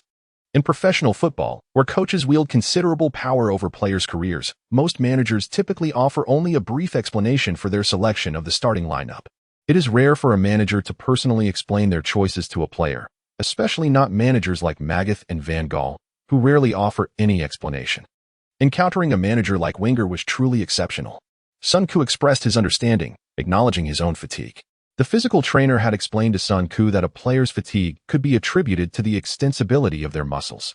When a player is rested and in peak physical condition, their muscles exhibit high extensibility, enabling them to perform at their physical peak. However, after a match, muscle extensibility decreases significantly, resulting in muscle stiffness. For professional players, a minimum of 3 days is required between matches to allow them to recover to a baseline level of fitness. Based on these theoretical considerations, Wenger wanted Sun Koo to rest, which Sun Koo accepted. Sun Koo could use this time to diligently refine his technique and accumulate experience. The following day, Arsenal dedicated a significant amount of time to practicing defending set pieces. On September 17th, after having lunch together at the club, the Arsenal team disbanded. Sun Koo took a nap in the locker room, eventually returning home at 7 o'clock. After dinner, Sun Koo opened his laptop in his bedroom, intending to watch an Arsenal match before going to sleep. Regardless of whether it was a live broadcast or a recording, the outcome of the match remained unaffected. Impervious to his influence, Sun Koo covered the score while selecting a match, not wanting to be influenced by the result, a natural reaction for seasoned fans. As the match commenced, Arsenal took the lead in the 10th minute, courtesy of Gervinho. With Gervinho and Song returning from suspension, Arsenal's starting lineup was even stronger than it had been against Swansea. Victory against Blackburn Rovers would not be effortless, but it would not be too difficult. However, before finishing the match, Sun Koo could not resist glancing at the score. He was enlightened. The adage that there are no weak teams in the Premier League was once again validated. Chapter 66, another premiere, precision sniping in the Premier League. A cyclical interplay exists among teams. Manchester United generally dominates, yet they consistently face arduous challenges against Liverpool, regardless of their league form. Sun Koo recalled that the defending champions suffered a double defeat against Liverpool the previous season. leading to Sir Alex Ferguson's infamous hairdryer treatment and the imposition of weekly wage penalties on several players. Arsenal, a nemesis to many physically imposing teams, also exerts a hereditary dominance over clubs that emulate their style. For instance, Swansea City and Wigan Athletic typically succumb to Arsene Wenger's influence, irrespective of their struggles. However, exceptions arise, such as Stoke City and Blackburn Rovers. These two teams adopt a straightforward approach against Arsenal, a campaign of unrelenting defense coupled with relentless aerial bombardment. Stoke City's style is self-evident, with an average starting lineup height exceeding 185 meters. During set-piece situations, Stoke City deploys 4 to 5 players taller than 1.9 meters into the opponent's penalty area. Their strategy is simple: aerial bombardment, executed with unwavering commitment, making them one of Arsenal's initial tormentors. Blackburn Rovers employ a slightly more balanced tactic, yet they unhesitatingly resort to aerial bombardment when facing Arsenal. Sun meticulously analyzed match footage, revealing Blackburn's strategy of setting a blistering pace from the opening minute. After Arsenal scored the first goal, Blackburn initiated a relentless aerial assault. In the 25th minute, Blackburn launched an aerial barrage, capitalizing on Arsenal's defensive disarray to deliver a through ball on the edge of the penalty area.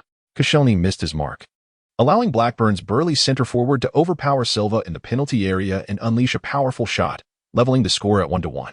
This experience, rare for the Brazilian center-back in Serie A, is commonplace in the Premier League. In the 33rd minute, Ramsey, who rotated with Son Koo, advanced into the attacking third, assisting Arteta in scoring, making it 2-1.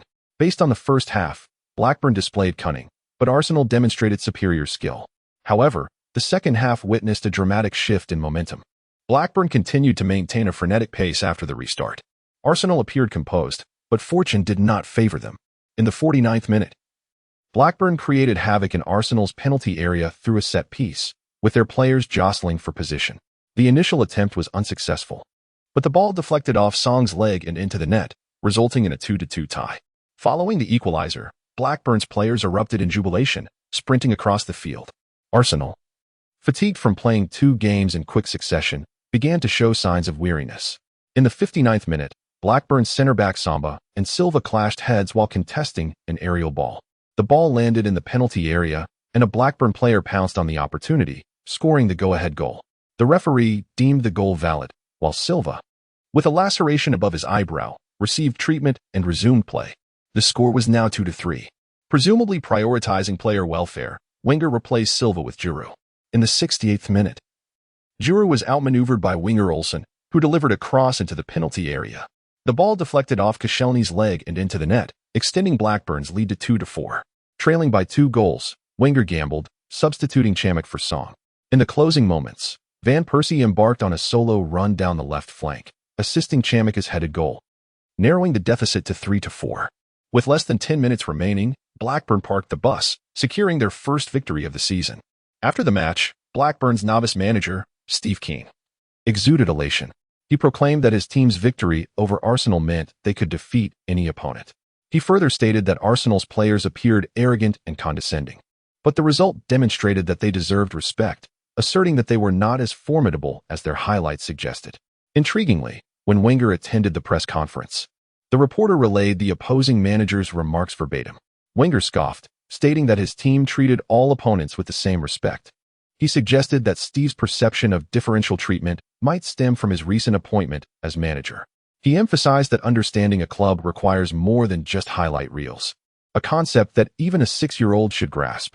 Blackburn's victory over Arsenal did not guarantee future success, just as Arsenal's loss to Blackburn did not imply their inferiority in the league standings, as Blackburn occupied the bottom position. A reporter promptly inquired whether Wenger missed Son Koo, given the numerous through balls his team conceded.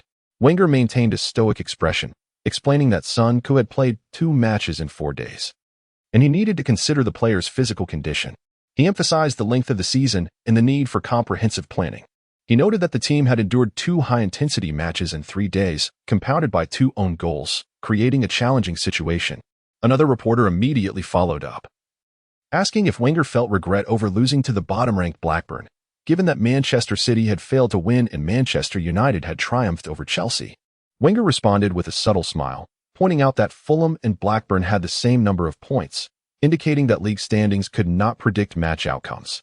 Regarding Manchester United, he suggested that their Champions League group stage draw and first-round performance explained their success. He noted that their ability to field a rotated lineup and secure a draw against the strongest opponent in their group provided them with a distinct advantage in terms of preparation time. Wenger's response epitomized the essence of a long-standing rivalry. In response to Wenger's remarks, Sir Alex Ferguson granted an interview the following day, vehemently retorting that Arsene was perpetually complaining to seek attention and preferential treatment, deeming such behavior unmanly. He pointed out that 4 Premier League teams had participated in the Champions League group stage during the week, yet Wenger was the only one to voice such concerns. He likened him to a provincial bumpkin who overreacts to every situation. Ferguson attributed Arsenal's defeat to their acquisition of 3 centre-backs who were all 183 meters tall, emphasizing that exploiting Arsenal's vulnerability to high balls had become a common strategy in the Premier League. He urged Wenger to focus on his team rather than lamenting trivial matters, concluding that he had only himself to blame. In the ensuing days, the 2 veteran managers engaged in a verbal joust, trading barbs and exacerbating their animosity, rekindling the spirit of the England derby. For days later, a makeshift Arsenal lineup, featuring a blend of substitutes and youth academy players, secured a 3-1 victory over League One side Shrewsbury Town at home. Both teams expressed satisfaction, with Arsenal relishing the opportunity to face a weaker opponent, providing valuable experience to their young players. In reality, youth academy players from upper-tier Premier League teams are unfazed by League One opposition. English football features a competition known as the EFL Trophy, involving teams from League One, League Two, and 16 invited U21 teams. Promising youth players like Wilshere gain experience in these matches from the age of 16. Furthermore, many Premier League U21 teams advance to the knockout stages of this competition. Shrewsbury Town also benefited, receiving half of the gate receipts from Arsenal. An unwritten rule in English football dictates that when a lower league team faces a Premier League team and the Premier League team hosts the match, they donate half of the gate receipts to their opponents. Arsenal's ticket revenue today ranged between £1.6 million and £1.8 million, providing Shrewsbury with the equivalent of 4 months' operational costs, ensuring that they will not incur losses for at least this season. On September 24th, Son Koo returned to the starting lineup after a 10-day hiatus without matches. Arsenal faced Bolton at home. In recent seasons, Bolton's performance has been comparable to that of Everton under Moyes, consistently finishing in the top 9 of the league for 3 consecutive seasons. Last season, they even secured the 7th position, earning qualification for the Europa League. In the Premier League, many mid to lower-tier teams struggle in their second season after obtaining European qualification, and Bolton serves as a quintessential example of this phenomenon. During the match, Bolton's first shot on goal nearly resulted in a score. Petrov delivered a cross from the left, and striker Pratley attempted a header. Just as everyone anticipated Arsenal's downfall to another aerial threat, SNY sprang into action, deflecting the ball off the goal line with his fingertips. In the 9th minute, Arsenal won a free kick in the attacking third. Van Persie cradled the ball in his arms, while Arteta expressed a desire to take the shot, but the Dutch forward firmly declined. Van Persie's free kick was saved by the goalkeeper, yet the referee deemed that the defending players had not retreated sufficiently, instructing Arsenal to retake the kick. Arteta played a lateral pass, and Van Persie's powerful strike was blocked by the wall. All eyes followed the trajectory of the ball. Upon seeing Son Koo seize the ball, a look of panic spread across the faces of the Bolton players, prompting immediate cheers from the Arsenal supporters. Bang! A thunderous sound echoed as the ball struck the right side of the net, leaving the goalkeeper motionless. In a simultaneous moment of despair, the Bolton players turned to the goal, marking a classic moment in history. 1-0. On the sidelines, Son Koo executed a forward roll and then mimicked a sniper gesture. At that moment, his teammates followed suit, imitating Son Koo's actions. Van Persie patted Son Koo on the back, saying, "You always bring such reassurance on the pitch." Chapter 67. 2 elderly gentlemen quarrel over Son Koo. Within mere minutes of the match's commencement, Son Koo effortlessly found the back of the net, allowing Arsenal to swiftly establish their rhythm. In the broadcasting hall, the ball has entered. Arsenal earned a free kick in the attacking third, and despite Van Persie's 2 attempts being thwarted by the opposition, Son Koo seized the opportunity, propelling his team into the lead. The long-range shot from outside the penalty area has become the Arsenal youngster's signature move. As Jean June observed the big screen, he remarked with a smile, "The fixed match timing has enabled Son Koo to discover the tempo of the Premier League." Although Son Koo's role within the team has grown increasingly significant, the professor has made no plans to hasten his development. He refrained from keeping Sun Ku on the pitch continuously, despite the current success. With time to recuperate, Sun Ku re-emerged with revitalized vigor. Following Sun Ku's goal, Arsenal asserted control over the match. With a one-goal advantage, the Arsenal players were not in haste to press forward. Instead, they widened their formation, waiting for the Bolton players to penetrate. In the ensuing match, Bolton began to bombard Arsenal's penalty area. In the 15th minute, their striker Ngog collided with Koscielny while contesting a header. Koscielny, using his skill, sent the opponent crashing to the ground. The team doctor attended to Ngog, who was unable to continue, prompting Bolton to substitute another striker.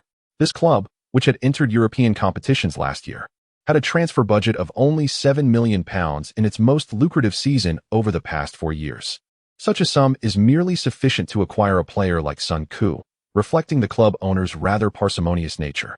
From 2010 to 2013, the Premier League's overseas broadcasting rights fetched exorbitant sums, totaling £1.2 billion, tenfold that of the Bundesliga, fivefold that of Serie A, and threefold that of La Liga.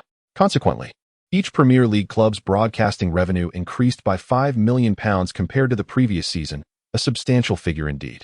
Most notably, the Premier League's earnings are distributed more equitably than those of other leagues, as disclosed by The Independent. The broadcasting revenue for the Premier League champion is approximately £57 million, which is 1.6 times that of the league's lowest-ranking team, making it the league with the least disparity in the European football system. The Premier League's stance is to avoid exacerbating the income gap between top-tier teams and those in the lower tiers. In contrast, in La Liga, when Real Madrid or Barcelona clinches the title, their broadcasting revenue can reach around 20 times that of the bottom-ranked team. This disparity explains why the Premier League's overall financial strength continues to grow, fostering increased competitiveness and an influx of star players. Despite having ample funds, Bolton's transfer budget remains in the millions, and they are also required to participate in European competitions. After failing to secure victories in several evenly matched games, this team, which was once in the European zone last season, has now found itself in the relegation zone. As the scoreline began to tilt against them, Bolton sought to exploit openings down the flanks. When they attempted to advance on the left, Arshavin appeared somewhat flustered. However, Sun Ku consistently cleared the ball out of play, preventing any opponent from finding their rhythm on the wing. Meanwhile, Song displayed a more aggressive approach, charging at the attacking players with all his might, sending them sprawling to the ground. Capdevilla's tackles also left the opponents in discomfort. In the remaining first half minutes, Arsenal had 3 to 4 scoring opportunities, while the Bolton players appeared exhausted both physically and mentally. This was a squad attempting to compete on multiple fronts with a half-strength roster. Just 3 days prior, Bolton had rotated only 3 or 4 players in a League Cup match, unwilling to relinquish any competitions, yet potentially facing the loss of everything. In the locker room, Wenger urged the team to minimize unnecessary breakthroughs in the second half to conserve energy. He encouraged them to focus on passing, thereby continuously unsettling the opponent's formation. In essence, the strategy was to play comfortably while forcing the adversary to toil in vain. As Sun Ku listened to the elderly gentleman's instructions, he simultaneously accessed his attribute interface, shooting 60, ball control 74, dribbling 70, passing 79, long shot 100, heading 64, set pieces 60, explosiveness 70, speed 70, strength 66, jumping 67, balance 70, stamina 86, tackling 70, sliding tackle 61, anticipation 100, off-the-ball movement 62, creativity 61, vision 60. Skills, master organizer. Overall evaluation, a commendable Premier League player. Remaining points, 2,000. Over the past few weeks, Sun Ku had only taken 1 day off and had used the points earned to enhance his strength attribute by 5 points. After emerging from the League One novice phase, he allocated all the awarded 10 points to his passing attribute. To establish himself at Arsenal, proficiency in ball distribution was fundamental. Coupled with maximum long-range shooting and anticipation skills, Sun Ku directed his attributes towards enhancing physicality and tackling capabilities. Presently, Sun Ku embodies the archetype of the player Arsenal desperately needs. Wenger requires someone in midfield to sweep up and distribute the ball to Song and Arteta during transitions. Ideally, possessing a precise medium-range passing ability would be an additional asset. Mastering a reliable scoring technique would render him an indispensable player in the eyes of defenders. Sun Ke perfectly aligned with the professor's expectations for a defensive midfielder. Upon determining a strategy to continually enhance his attributes, Sun Ke's on-field performance became less flamboyant and gradually more stable. He undertook numerous tasks that his teammates were often reluctant or unable to execute effectively. Sun Ke understood that his primary significance in the starting lineup lay in regaining possession and ensuring a secure transition for the ball to reach Song and Arteta. Viewed through this lens, it may seem as though he was engaged in unheralded labor. Yet, his presence was difficult to overlook. As Sun Ke's interception success rate was extraordinarily high, he averaged 7 interceptions and 3 tackles per match. This meant he could help the team reclaim possession 7 times in a single match, a feat akin to that of a rare panda for any team. Moreover, Sun Ke possessed the ability for precise medium-range passing and exceptional long-range shooting. Whenever Arsenal regained possession, the opposing defenders instinctively retreated, fearing Sun Ke's medium-range passes could penetrate through their ranks. Nevertheless, Sun Ke's passes continued to breach their relatively fragile defensive line. In the 54th minute, following an interception, Sun Ke promptly delivered the ball behind Bolton's left back, Witt. Walcott nearly executed a speedy run, poised to face the goalkeeper alone. However, Witt, in a desperate attempt, fouled Walcott from behind. As he was the last defender outside the penalty area, the referee issued a direct red card. Consequently, Bolton was left to huddle within their 30-meter zone. As the match progressed to the 50th minute, Bolton, lacking both strength and courage, and fatigued, continuously compressed their formation, ceding complete control of the midfield to Arsenal. Arsenal subsequently launched wave after wave of attacks. In the 62nd minute, following a long-range shot from Bolton, Szczesny initiated a swift counterattack. Sun Ke and Song advanced the ball into the attacking third, where Arteta received it and passed to Van Persie.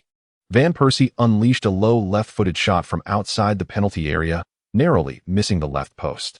Suddenly, Bolton players converged on Van Persie, nearly causing the Dutch striker to lose his composure. Fortunately, his teammates reacted quickly, pulling him aside. With Bolton's conventional tactics proving ineffective against Arsenal, they resorted to underhanded strategies. However, Arsenal afforded them no opportunities. In the 66th minute, Walcott executed a powerful burst down the right flank, evading the defender before delivering a cross. Van Persie, arriving on the scene, netted his 100th goal for the Gunners with a left-footed finish. The Arsenal captain joined the club in 2004 and took over 7 years to achieve his first 100 goals. In the subsequent 50 goals, it took a little over a season, and the momentum was simply explosive, albeit not sustained. With a commanding lead of 2-0, the outcome of the match was no longer in doubt. Wenger substituted Arshavin for Walcott and later replaced Van Persie with Chamakh. Although Van Persie felt a sense of reluctance, his role as captain compelled him to adopt a broader perspective, thus refraining from causing any disruption. The remainder of the match saw Arsenal essentially coasting. They played at a measured pace, yet managed to create shooting opportunities every few minutes. After missing several chances, Arsenal put the game to bed just before the final whistle. The previously goal-shy Song began to assist frequently. In the 88th minute, after intercepting the ball, Sun Ke passed it to Walcott. The duo, along with Sagna, engaged in a delightful sprint down the right flank, culminating in a cross from Sagna at the edge of the penalty area. Song scored with a deft touch, adding another accolade to his burgeoning reputation. 3:00. Throughout the match, Arsenal's supporters sang in unison. The game remained firmly under Arsenal's control, with Bolton failing to mount any significant challenge. Song edged out Van Persie and Sun Ke to claim the title of man of the match. At the post-match press conference, Bolton's coach refrained from criticism, fully aware that the performance of his team warranted no further remarks. However, Ferguson did not hold back, asserting that Wenger's utilization of Sun Ke was flawed, equating it to the earlier treatment of Mikel. The young talent had the potential to become an exceptional attacking player, but was instead relegated to a more laborious role. Ferguson contended that Wenger should have painted a magnificent vision for the player, which ultimately was nothing more than an empty promise. Such a method of deployment stifles a player's creativity. It is nothing short of a crime. Wenger acquired a player but failed to understand how to utilize him effectively. As long as Ferguson sought to criticize, he could always find an opportunity to berate Wenger in the media. Following Manchester United's draw against Stoke City, the gap between them and Arsenal in the standings narrowed to just 1 point, prompting Ferguson to launch a verbal assault on Wenger. One would expect that at this juncture, he would direct his ire towards Manchester City, whom he often referred to as noisy neighbors. Perhaps years of psychological warfare with Wenger had led him to underestimate City, believing they posed little threat to United. Ferguson's focus remained fixated on Wenger. Any sign of Arsenal's instability would prompt him to devise ways to disrupt their rhythm. The next day, coinciding with Ferguson's remarks, the Manchester-based Guardian published an analysis of each team's primary offensive threats in the Premier League section.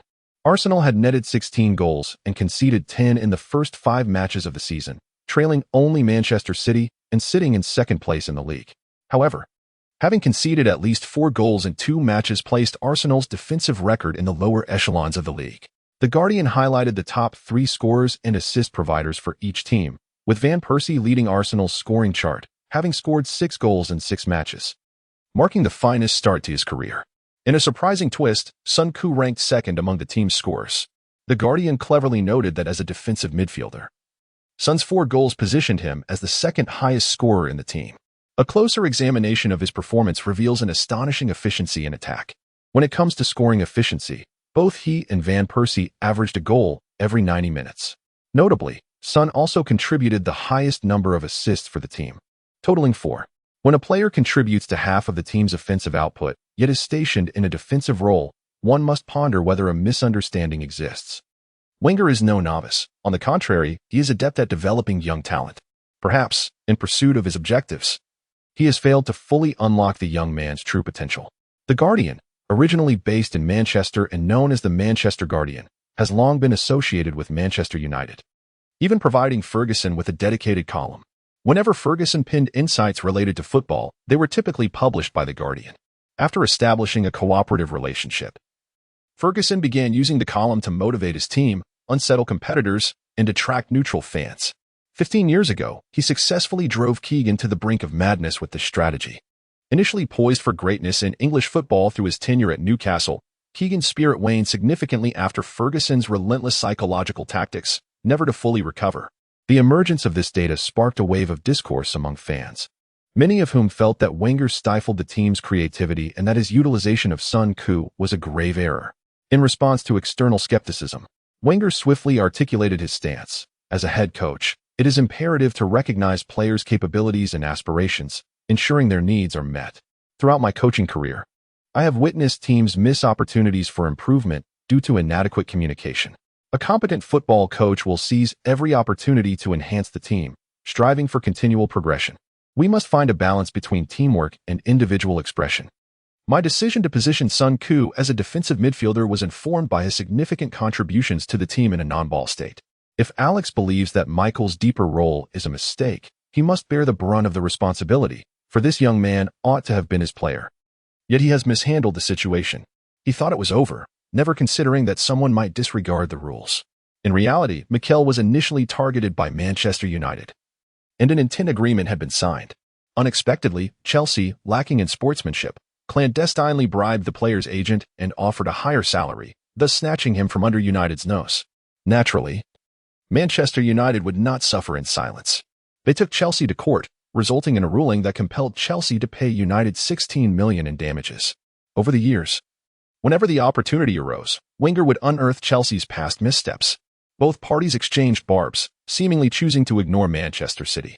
In truth, this season, City had commenced with a historic best of 5 wins and 1 draw, amassing 16 points to top the Premier League. United followed with 4 wins and 2 draws, totaling 14 points, securing second place. Both Manchester teams remained unbeaten. Sunken noted that Aston Villa also had yet to lose, albeit with too many draws.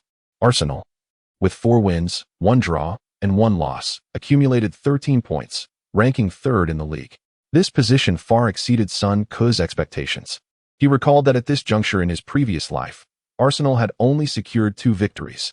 Clearly, with his presence, Arsenal's transformation was nothing short of revolutionary. Arsenal's second opponent was the Greek powerhouse Olympiacos. The next 2 matches were spaced 5 days apart from the previous encounter. Consequently, Wenger sought another conversation with Son Koo. The veteran indicated that the upcoming schedule would be demanding and advised Son to consider reducing his training load. While Son verbally acquiesced, internally he found it impossible to comply. The endeavor of exploiting the system could not afford a moment's pause. Persistence in this endeavor would surely yield rewards. Chapter 68. Obedience leads to goals on September 29th. Arsenal welcomed their second opponent in the UEFA Champions League group stage, Olympiacos, to their home ground. After the away match against Dortmund, Sunke's mindset had stabilized considerably. While achieving complete tranquility of mind was unattainable, at least his heart no longer raced incessantly in the locker room. In terms of strength, Olympiacos was undoubtedly the weakest team in the group. They had suffered a 0-1 defeat to League One runners-up Marseille in their opening match. According to media predictions, Olympiacos was likely to be the easy target for the other three teams. However, judging by the performance in their first match, Olympiacos did not appear weak. The contest with Marseille was relatively evenly matched, with both teams creating opportunities, though Marseille demonstrated superior finishing ability. Following the UEFA Champions League draw, William Hill's betting company released the odds for the tournament. Defending champions Barcelona topped the list as the frontrunners for this season. Real Madrid claimed a second spot, with media speculating that the rivalry between Mourinho and Barcelona would likely continue in this season's Champions League. The four teams from the Premier League occupied the 3rd to 6th positions. Manchester United, having drawn a favorable group, ranked 3rd. Chelsea, with a robust squad and a keen focus on the Champions League, was placed 4th. Manchester City, in the group of death, ranked 5th, bolstered by several strong signings during the transfer window. Arsenal and Bayern shared the 6th spot, while the Milan clubs were tied for 8th. These odds reflected the current landscape of European football, where the star-studded Barcelona and Real Madrid excelled in knockout matches. Premier League clubs, armed with substantial financial resources and deep squads, possessed the capability to reach the semifinals. Bayern, as the only Bundesliga team capable of challenging for the Champions League, attracted the league's best players.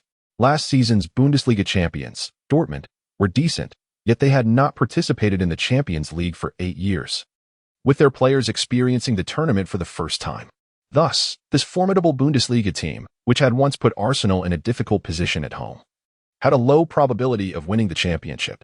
The once illustrious Serie A league, often referred to as the Small World Cup, now struggled to attract top talent. Although Inter Milan, under the guidance of the eccentric Mourinho 2 seasons ago, had claimed the Champions League trophy through astute signings and a pragmatic counter-attacking strategy.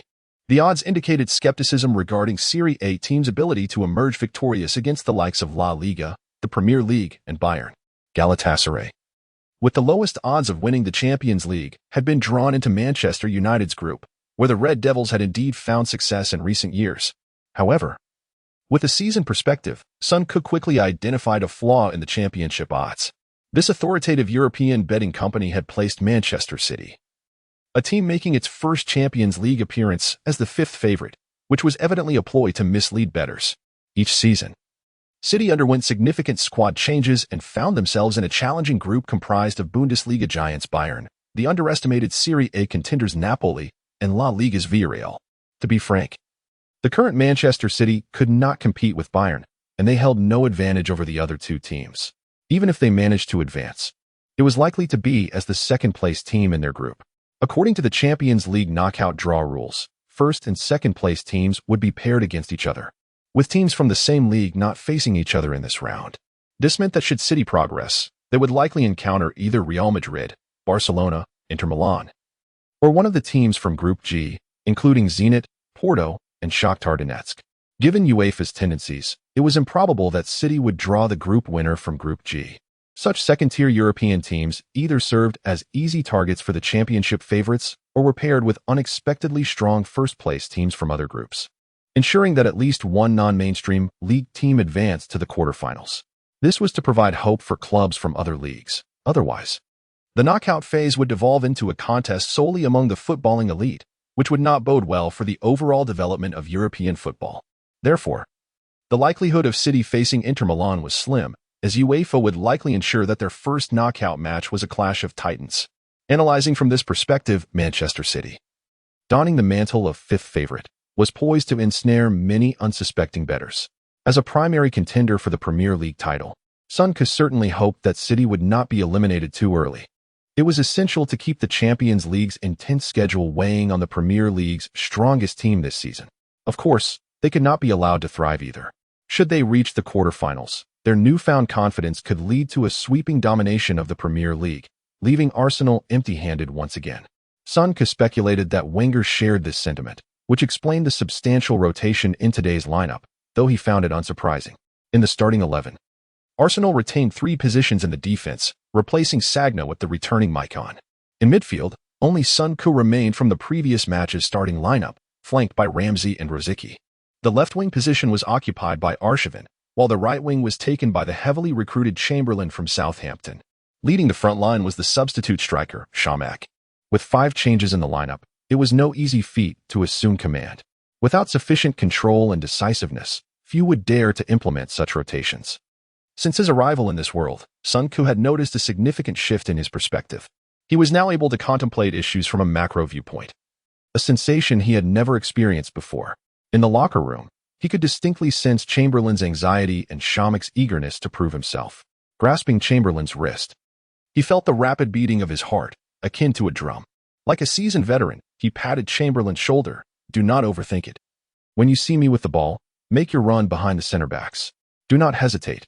Play as you usually do. There is no difference." In the player tunnel, Sun Koo encountered several familiar faces: Swedish center back Mellberg and forward Morales. Both were favorites in Sun Koo's former football game. Once the match commenced, the away team Olympiakos fought fiercely. Unlike Premier League teams, the Greek giants sought to exploit Arsenal's midfield's perceived weaknesses by pressing through the center. In the 4th minute, Olympiakos lofted the ball into the gap between Ramsey and Koscielny. The Spanish right winger, Foster, using his body, pushed Ramsey aside and surged toward the penalty area. As Koscielny momentarily shifted to cover, Foster passed the ball to Morales at the edge of the box. Morales deftly nudged the ball behind Koscielny, allowing Foster to storm into the penalty area, unleashing a powerful shot toward the goal. Szczesny lunged, deflecting the ball out of the 6-yard box, while Silva held off another black forward, turning to clear the ball from the area. With a gasp from the Arsenal fans, Sun Koo exhaled in relief. The adage "there are no weak teams in the Champions League" rang true. These clubs, hailing from various leagues, employed an array of tactical approaches, each possessing remarkable sharpness. In the first 5 minutes, Olympiakos players appeared invigorated, charging forward with determination.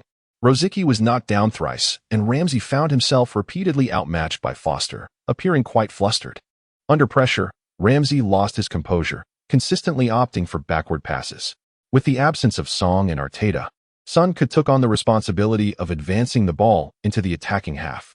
In response to Olympiakos' high pressing, Sun Koo, instead of resorting to short passes, opted to play diagonal balls to the flanks. After enduring repeated injuries, Arshavin can no longer replicate the remarkable performance of scoring 4 goals against Liverpool. Nevertheless, this individual possesses immense resilience, managing to retain possession of the ball regardless of the defensive pressure he faces. Chamberlain appears somewhat flustered, yet he too demonstrates the ability to maintain control of the ball. Consequently, under the orchestration of Sun Koo, Arsenal persistently stretches the opponent's defensive line, ultimately establishing a foothold in midfield. In the 9th minute, Olympiakos seeks Foster once again.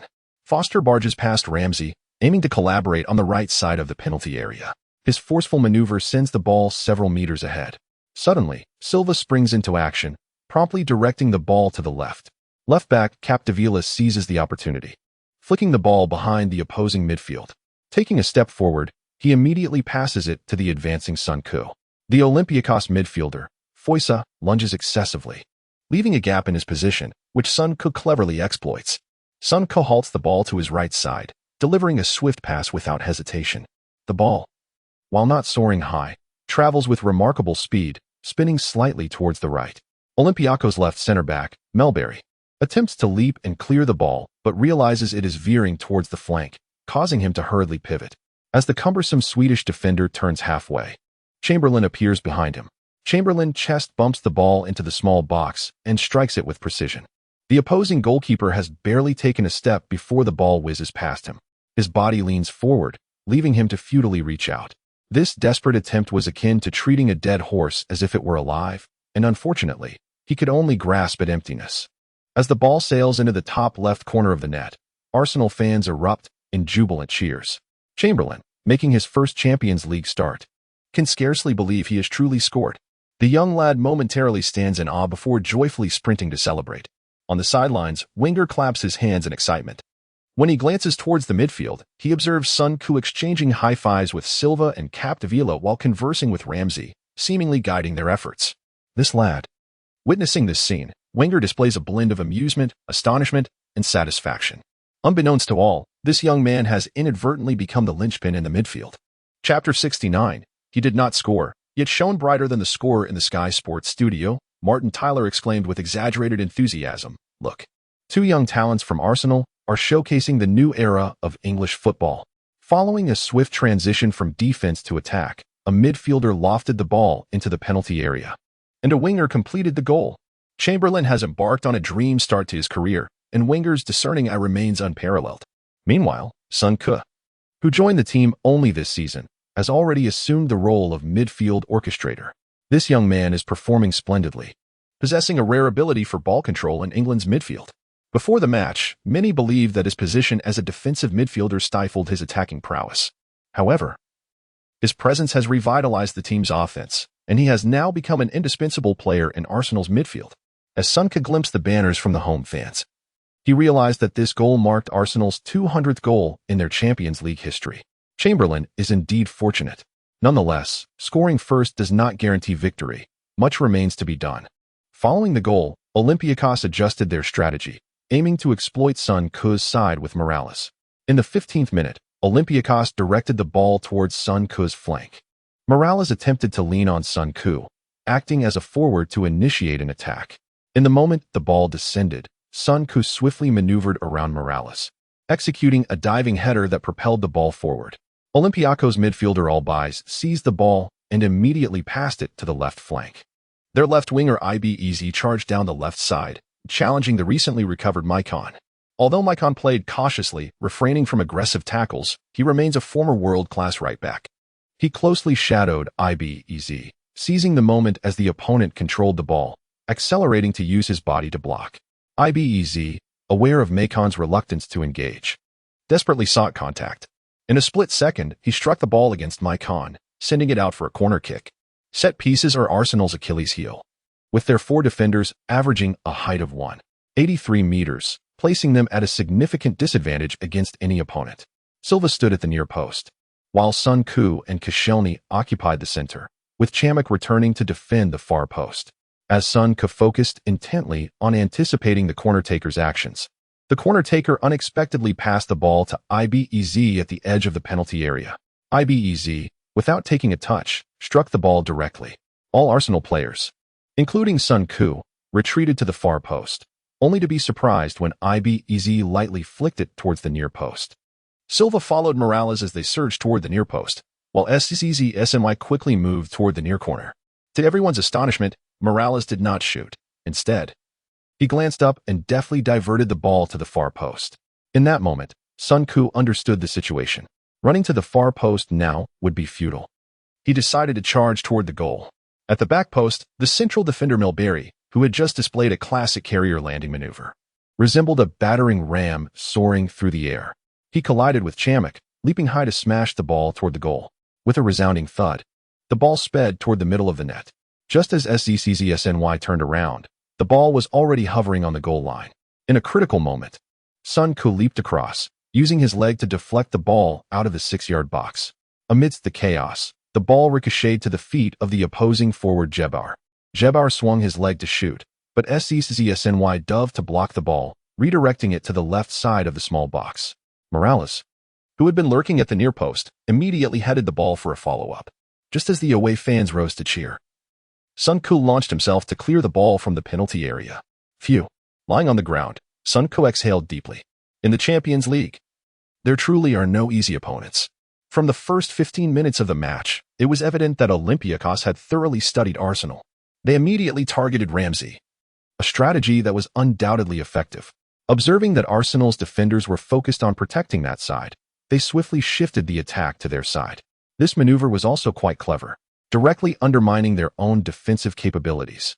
Even if unsuccessful, during Arsenal's transition from defense to offense, they would struggle to be the first to possess the ball.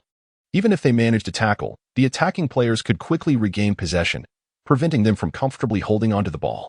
Furthermore, given the complexity of this corner kick, it was clear that Olympiacos had secretly practiced for a long time. Thus, the victory of a powerhouse team is not always as straightforward as one might imagine. When preparing for the Champions League, teams like Olympiacos undoubtedly have a longer preparation period than their Premier League counterparts. In most domestic leagues, they can often conclude matches within an hour. They likely only need to adequately prepare for their 2 encounters with Panathinaikos, perhaps since the day the Champions League draw concluded. This Greek giant has been preparing for the match against Arsenal. This is the first time Son Koo has felt thoroughly studied in his career. In contrast, Arsenal could only conduct a basic overview of their opponents. Perhaps they only had a tactical analysis session and 2 targeted tactical lessons. For Arsenal, the significance of Olympiacos is not much stronger than that of Swansea. Of course, in matches like this, skill can resolve issues. As long as they are not overwhelmed by a decisive strategy, a team of Arsenal's caliber will eventually find a way to prevail. In the ensuing match, Olympiacos' offensive fervor reached an exaggerated level. Within 3 minutes, they created 3 shooting opportunities. As the game progressed, Olympiacos began to feel as though they were Real Madrid. In the 27th minute, Olympiacos' defensive line, having approached midfield, remained unperturbed. They passed the ball to Morales, who decisively executed a 1-2 pass. Resultantly, he bypassed the defender, leaving the ball at Son Koo's feet. Morales turned and charged towards Son Koo, determined to prevent him from distributing the ball. Just as he initiated his run, Son Koo passed the ball back to his own penalty area. Silva suddenly burst out from the box, driving the ball directly toward midfield. Olympiacos players immediately closed in to intercept, prompting Silva to swiftly pass the ball to Rosicky. Rosicky then returned the ball to the center, where Son Koo, without taking a touch, sent it toward the flank. Arshavin halted the ball on the left, skillfully maneuvering it behind him with his left foot. Capdevila promptly surged toward the penalty area, and Olympiacos' defense began to retreat toward the goal. Such scenes during a match are ominous signs. Sure enough, Capdevila advanced diagonally into the box. Spotting an opportunity, he delivered a cross to the center for Chamak. At the moment he struck, a defender executed a downward motion to block the ball. Unfortunately for them, the ball ricocheted back into Capdevila's path. Without hesitation, Capdevila unleashed a left-footed volley. The quality of the shot was exceptional, striking the bottom left corner of the goal, leaving the goalkeeper with no chance to react. 2-0. At that moment, the entire Emirates Stadium erupted in jubilation. Wenger smiled and applauded before returning to his designated seat in the stands. With this goal, the elder statesman found reassurance. Son Koo turned to high-five Silva before sprinting toward Capdevila. After all, he is the starting left-back of a world champion team, and even if age has dulled his edge, his flair remains undiminished. This sense of positioning, this choice of advancement, this shooting ability, truly top tier. Had this exceptional left-back emerged from Villarreal earlier, he would undoubtedly have made a name for himself by now. In the Sky Sports studio, the ball has found the net. Capdevila has scored the second goal for Arsenal. The architect of this goal was none other than Son Koo. After executing a brilliant interception, he directly initiated this offensive play. Although 5 players were involved in this attack, Son Koo's performance was truly remarkable. Arsenal, with their 2 goals, conveyed to their opponents that victory is not merely a matter of passion, but rather the result of precise execution. Son Koo has displayed commendable prowess in this position. I believe he is exceptionally well suited for this role.